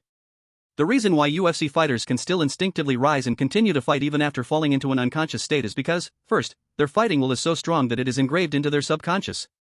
Second, even when they have lost consciousness, they still have countless experiences. Just like the body filled with fighting will and perfect experiences, Park Hyung-seok's mysterious body now leaves Jin-sung in endless shock. Even though he has lost consciousness, he is still awake. The person standing in front of them right now is not the Park Hyung-seok of the past, who didn't know how to fully utilize his perfect body, and once again Hyung-seok has stood up. He is an unconscious monster with nothing but aggressive instincts. Hyung-seok has completely changed. Jin-sung is dumbfounded inside, what the hell is going on here? He looked at the opponent and monologued to himself, who is that stinky old man? Did Hostile hire a foreign mercenary? Why is he bald? Is he losing hair? Is he taking hair growth medicine? Pausing for a moment, Jin-sung shifted his gaze back to Hyung-seok, also, who is that guy? He said to himself, his consciousness had faded a long time ago, why was he still standing, was he really Park Hyung-seok? Now Jin-sung faintly realized that Hostile appeared right when Hyung-seok and he were exhausted. Perhaps this whole thing had been set up from the beginning. So could it be that Hyo-yang-mi lied, /n/n pausing a bit, he tried to calm himself down, no, now is not the time to dig deep into that matter. Although completely exhausted, I am the only one who can still move. Thinking of this, he spoke up, Hyung-seok. He thought, I must take Hyung-seok and run away. Thinking of this, he went over and shouted loudly, wake up, you bastard. /n/n but now, Hyung-seok seemed to have lost all reason, he threw a powerful strike that sent Jin-sung flying. Ji-tae looked at this scene, his eyes suddenly stunned, he quickly realized it when seeing Jin-sung fly away. Counter punch? Yes, it is a punch in boxing executed immediately after the opponent launches an attack to counterattack /n/n seeing the opponent lying motionless, Ji-tae was surprised, I couldn't even imagine that he would throw this strike, he is very different from what I have been told. Looking at his face, Ji-tae also doubted, is this guy really Park Hyung-seok? /n/n transitioning to the past, it was raining heavily outside that day. It's raining again, Jong-gun smoked a cigarette, although it's because I was tired, I didn't expect you to be this good. Even with a large wound on his chest, he remained incredibly calm. You are still skilled enough to give me a new scar. Looking at Kim Ji-myung lying on the ground, he continued, can loyalty really make a person this strong? It would have been more fun if you knew how to defend yourself. I've met many who were determined to kill their opponents. But this is the first time I've met someone willing to risk their life. Looking at the young man standing tall in the rain, he said with admiration, Kwon Ji-tae. He then flicked the cigarette from his hand and said, all right, I understand. I yield. Jong-gun said, for now, I will postpone the elimination of Big Deal and Kim Ji-myung. Kwon Ji-tae fainted after receiving the promise ensuring Kim Ji-myung's safety. On that rainy night, both were exhausted after the battle with Jong-gun. Despite that, Ji-tae still managed to stand up and hold an umbrella over Kim Ji-myung, who was unconscious on the ground. Ji-tae was someone who had the potential to become a leader but refused, the one who gave Gun an unforgettable scar. That very person was now getting completely trashed, and Hyung-seok was the one doing it. That guy, who had left a scar on Gun, couldn't even lay a finger on his opponent. Ji-tae silently evaluated his opponent, his technique and posture are perfect. He must have a solid foundation in boxing. Pausing for a moment, he was slightly surprised. Unbelievable, since when did I start analyzing my opponents? That fist was just inches away from hitting Hyung-seok's face, but immediately after, he leaped into the air. That foot kicked fiercely towards Ji-tae, making him frankly surprised and ask himself, Taekwondo? Ji-tae looked at him and thought to himself, maybe he doesn't just know boxing. Regardless, all I need to do is grab him and take him down. Pausing for a moment, Hyung-seok's fist struck out once again, hitting Ji-tae so hard that he was knocked backward, asking himself, karate? On the side, Jin-sung sat in a daze, what the hell? As if Kyokushin karate wasn't enough. Jin-sung also asked himself, was he the same guy he fought before? He even used Muay Thai. Over here, Ji-tae could no longer stay calm. Boxing, Kyokushin karate, Taekwondo, Muay Thai, he is a master striker, ah no. And the moment he was thrown down, Ji-tae realized, he didn't just use striking, even though he had some similarities with Song Yo-han. Now, in the silent hallway, the sound of breaking bones kept echoing constantly. Slowly standing up, Ji-tae reassessed him, but he was completely different from Song Yo-han. Song Yo-han was just a copycat, while this guy is the real deal. Ji-tae was now filled with endless fear. Who the hell are you? Are you even human? He looked at him with a cold, murderous gaze, his intuition telling him that the outcome of this fight would result in him being the loser, and immediately, Hyung-seok threw another punch. The day he lost to that monster, Kwon Ji-tae swore to himself. Looking at his boss, he shouted loudly, for Kim Ji-myung, I will never lose again. Ji-tae cried pitifully that day, no matter who his opponent was, he would never lose a single time again. So from then on, he learned how to defend. Out of all the martial arts, Ji-tae made his choice. Jin-sung still looked bewildered and stammered, no, it's impossible. And just like that, Kim Ji-myung's sword became determined to never let itself be broken again. Jin-sung was startled, boxing? With that kind of appearance? Do you have any conscience left? Right after that, Jin-sung held his head, my head hurts so much. Suddenly, a voice rang out, it makes sense, you were fighting like crazy. Instinctively, he replied, that's true. Pausing for a moment, Jin-sung suddenly froze. Hyung-seok casually walked over, it seems like you have returned to normal. My head hurts too. Usually, consciousness recovers automatically after a period of time. According to the news, Junior Dos Santos recovered the consciousness he lost in round 2 when the match ended. Because. Finally, the match had settled down. Now Hyung-seok casually asked, was I unconscious? Jin-sung replied, yeah, and all the stress and pressure are gone, your adrenaline levels have also dropped to normal. Supporting each other, he said, that's not important right now. Listen, I think we've walked into a trap. Jin-sung gritted his teeth, this whole thing from the very beginning might have been someone's plan. Hyung-seok was surprised, trap? Plan? What do you mean? Jin-sung glanced over, take a look at that foreign mercenary over there. Ji-tae said, the atmosphere seems different. Did you guys change your strategy? Hyung-seok seemed to have lost his memory, whoa, who is that old man? He looks very old.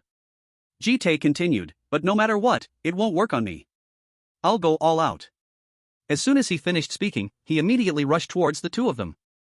Transitioning to another scene, a lot of treasures had been gathered. Won-seok asked Jang Hyun how he felt seeing with his own eyes the things that Wang Oh-chun had taught. He continued, you might feel guilty, but don't blame yourself, this is not your responsibility. Although we might be the initiators, it is Wang Oh-chun who turned this place into an organized crime network. Therefore, we must quickly stop Wang Oh-chun, he said while looking in another direction. Won-seok was startled, you are. That voice rang out, you've probably met him by now, right? With those psychological traumas, can you handle him? Oh-chun sat silently on this side. Ji-ho in prison once said, currently we both belong to Big Deal, so first listen to Big Deal when you get out of the detention center. He instructed, after the battle ends, I will give you further orders. An effeminate voice rang out, yes, my dear husband. That guy is Big Deal's Dario, who just got out of the juvenile detention center. Right after that he hugged him, hey, Jang Hyun, I'm going to top you, babe. After that, Dario said again, alright, then, the game begins. Jang Hyun looked at him, his eyes as cold as an evil god's.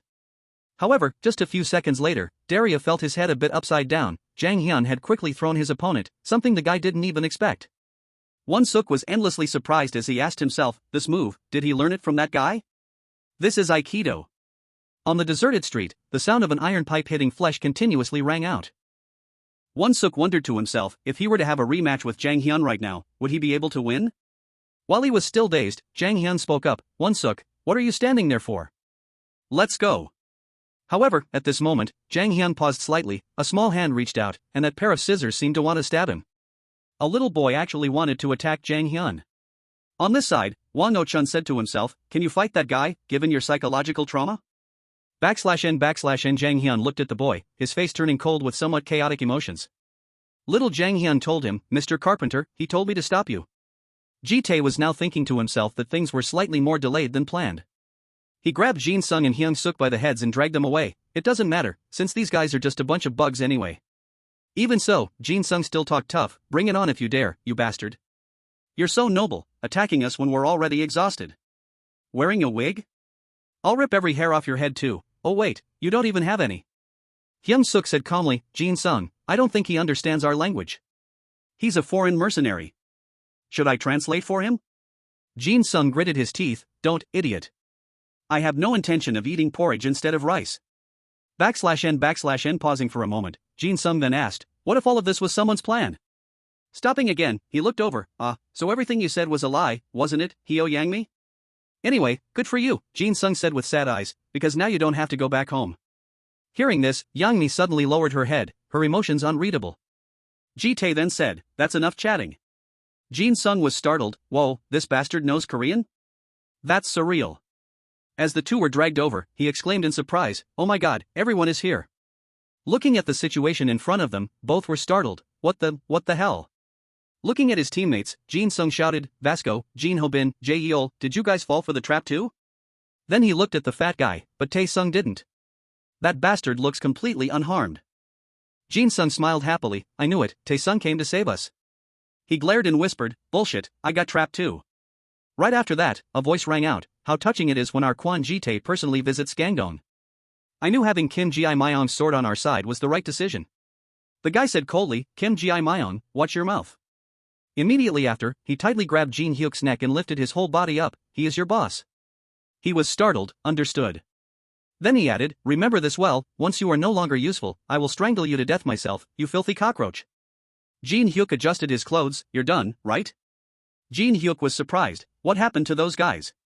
Ji-tae said, I caught them fighting and brought them here as you wished. You can see their condition for yourself. He panted, so I was right about them having a plan. Hyung-seok was confused, what should we do, Jin-sung? At the same time, Jae-woo spoke up, so clueless, don't you know, they plan to finish them off completely. He secretly recalled, I probably don't need to mention the part where these two fought each other until they passed out, right? I even took off my shirt, how embarrassing. Jin Yang looked at Ji-tae, after knocking out the blonde guy, this pig voluntarily followed us without any resistance. Young-ho exclaimed, not understanding what he was thinking at all, as he just sat there calmly counting numbers, 1478, 1479, 1480. Ji-tae asked again, so what are you going to do with these bugs? Jin Hyuk licked his lips slyly, Wang No-chun said he would handle them himself, so calm down Kwon Ji-tae, we will wait for Big Daddy to arrive. Jae-woo replied, so this whole thing is part of a large-scale conspiracy, right? Jae-woo looked at Ho-bin with contempt, those soul bastards are only good at stabbing each other in the back, am I right? Then he called out in a cold voice, Jin Ho-bin. While speaking, he smiled brightly, look at this idiot, he has become a true soul citizen. Jae-woo looked at him for a long time, he even played dead. Right at this moment, Ho-bin suddenly laughed out loud, a demonic smile appearing, he asked, so that's how it is? This is a calculated conspiracy, isn't it? Ho-bin quickly exposed it, luring us to fight each other because you knew we didn't get along, and then sneaking up on us? I feel embarrassed for you guys. However, Jin Hyuk remained completely indifferent. Right after that, he immediately stood up and took down Jae-woo. Ji-tae saw it but still stood still there. Slowly picking up his glasses, Ho-bin asked, what? Big Daddy will handle it himself? Who is he? The king among you rotten rats? Putting on his glasses, he sneered, so it's a bunch of prison escapees gathering together to kiss each other's asses? At this point, Ho-bin frowned, being sneaked up on by you guys is truly a disgrace. The lackeys started getting bloodthirsty, second boss, can we play around a bit while waiting for Big Daddy to arrive? Young-ho slowly lit a cigarette, up to you guys, I'm sure everyone wants to make a good impression on Big Daddy. After that, everyone charged forward together, brothers, charge, cripple one of his legs. Ho-bin muttered in frustration, Kim Micho, this dog, I'm almost exhausted. However, right at this moment, Leun-tae immediately charged forward and punched another guy flying. Before the bewildered Ho-bin, he shouted, actually, we have a plan too. Our plan is to find the headquarters of Hostel, since we already found it, it's a breeze. But Ho-bin didn't understand and flared up, what the hell do you mean a plan, stop talking nonsense, man. Over here, Jin-sung and Hyung-seok also quickly joined the fight. Jin-sung spoke up, by the way, is your leg still okay? My high-class punch must have affected it somewhat. Hyung-seok replied, alright, we fought, didn't we? I totally forgot about it. He got annoyed, this idiot. On Jae-yeol's side, he now also stood up to fight as if nothing happened. Right after, Jin-sung was surprised. Jae-yeol, are you okay? What, you were just pretending to faint? Hyung-seok was stunned. Was all of this part of a plan? Then he looked over at Tae-sung. His plan with, he just kept sitting there counting, 1798, 1799, 1800. Right after, he immediately stood up, grabbed two guys by the heads and lifted them up. 30 minutes are up, fully recovered and ready. Lee Tae-sung, it turns out everything was just an act. The reason he attacked Hong Jae-yeol from behind was to buy time for him to recover. At that time, Tae-sung had said, I will pretend to sneak attack you from behind, so act like you fainted. That is why he followed along without any resistance, the main purpose being to find the location of Hostile's headquarters while Tae-sung recovered his stamina. He only needed 30 minutes to recover. After 30 minutes, Tae-sung's strength was fully replenished. That was Lee Tae-sung, the one known for his limitless combat power. Right after that, Tae-sung shouted, damn it, I have no intention of doing this, and he was also the one possessing the stamina of a monster. /n looking at Jitae, he continued, if you guys intended to lure us into a fight thinking we aren't united, you should have prepared a plan for the scenario where we actually are united. Hearing this, Jin Jang and Young Ho were slightly startled. Now Jin-sung stepped forward, thanks to you idiots, we've started to get closer. /n Jin Hyuk let out a sigh at this moment, acting as if he didn't care, then he spoke up, you pathetic losers can't even stand properly yet you bark so loudly.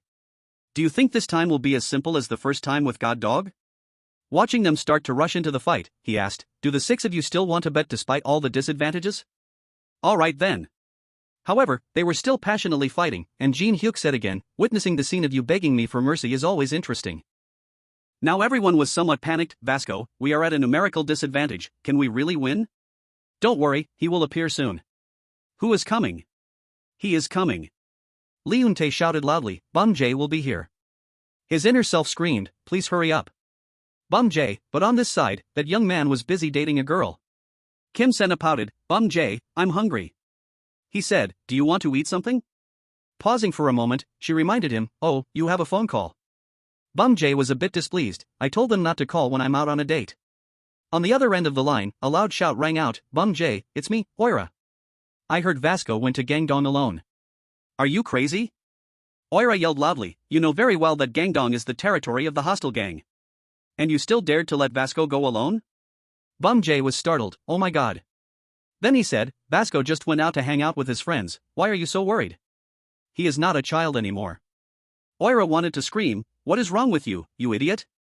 Bum Jae remained extremely calm, don't worry, I have already prepared for it. Then he added, I sent someone to follow him, the best babysitter in the world. Johan on this side was calculating, although normally I should only intervene in emergencies, maybe I'll personally take care of it before things get too chaotic. Then he patted his little dog's head and slowly stood up, luckily they look pretty easy to beat, let's get this over with. Pausing for a moment, Johan's gaze suddenly stopped. Over here, the young man who had just arrived punched another guy hard, making Johan curious, who the hell is that? It turned out to be Hyung-seok, he said, 1083 fights, 1079 wins, and 4 losses. Then he confidently added, I guess today I can raise my total wins to 1200. Jitae lunged forward just like that, and Hyung-seok immediately fought back. Then he said in a cold voice, it's been 3 years, hasn't it?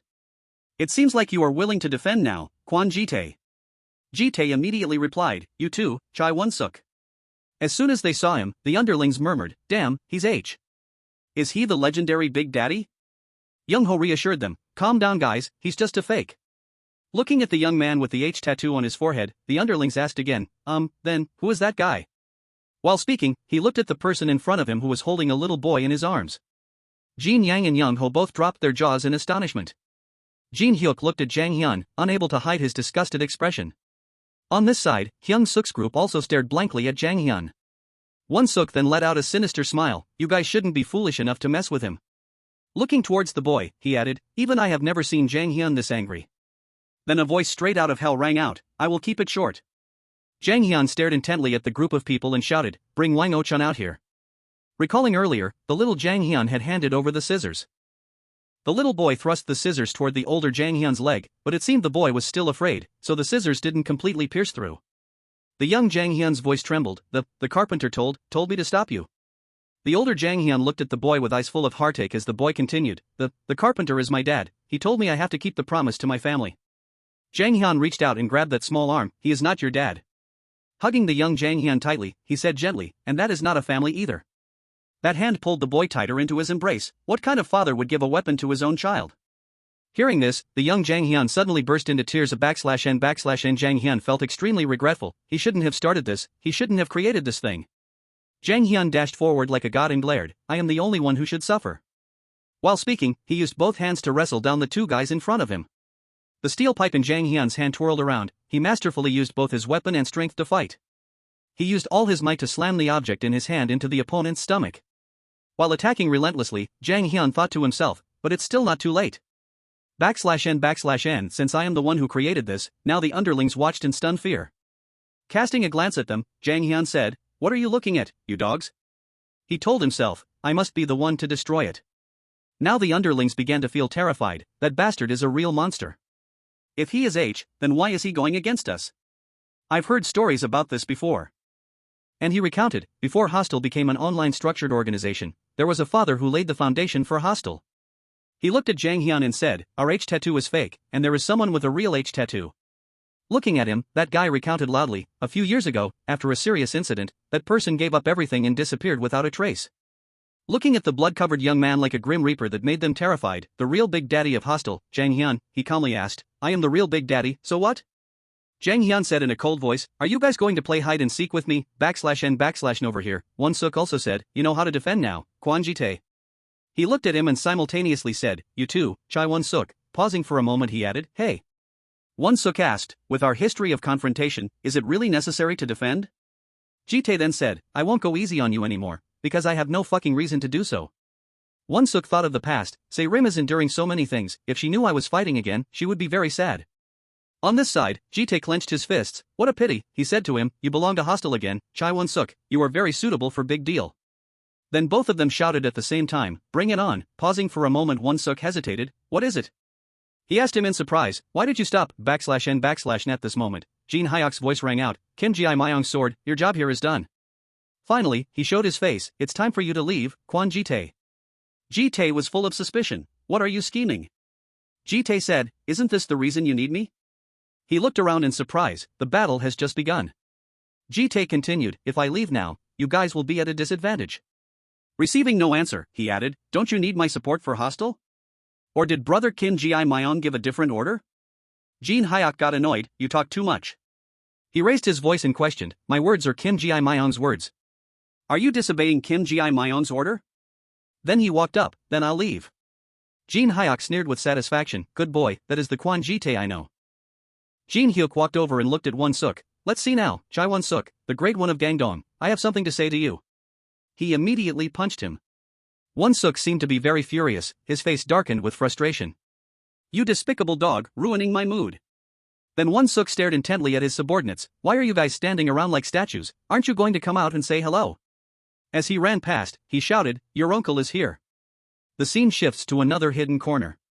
So boring, when I was called to Seoul I had high expectations.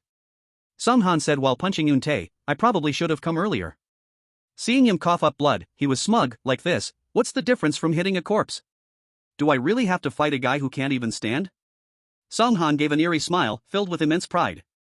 Maybe the monster Vasco won't show up today. Yoon-tae tried to speak, come here. He was surprised, what?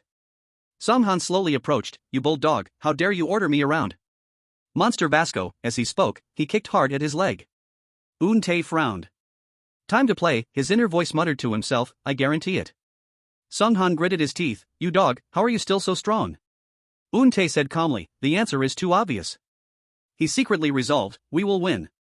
He said with absolute firmness, because I would rather die than lose to the bad guys. He clenched his fist. We will win this war. Looking at Yoon-tae, Sung-han immediately said, I'm completely speechless.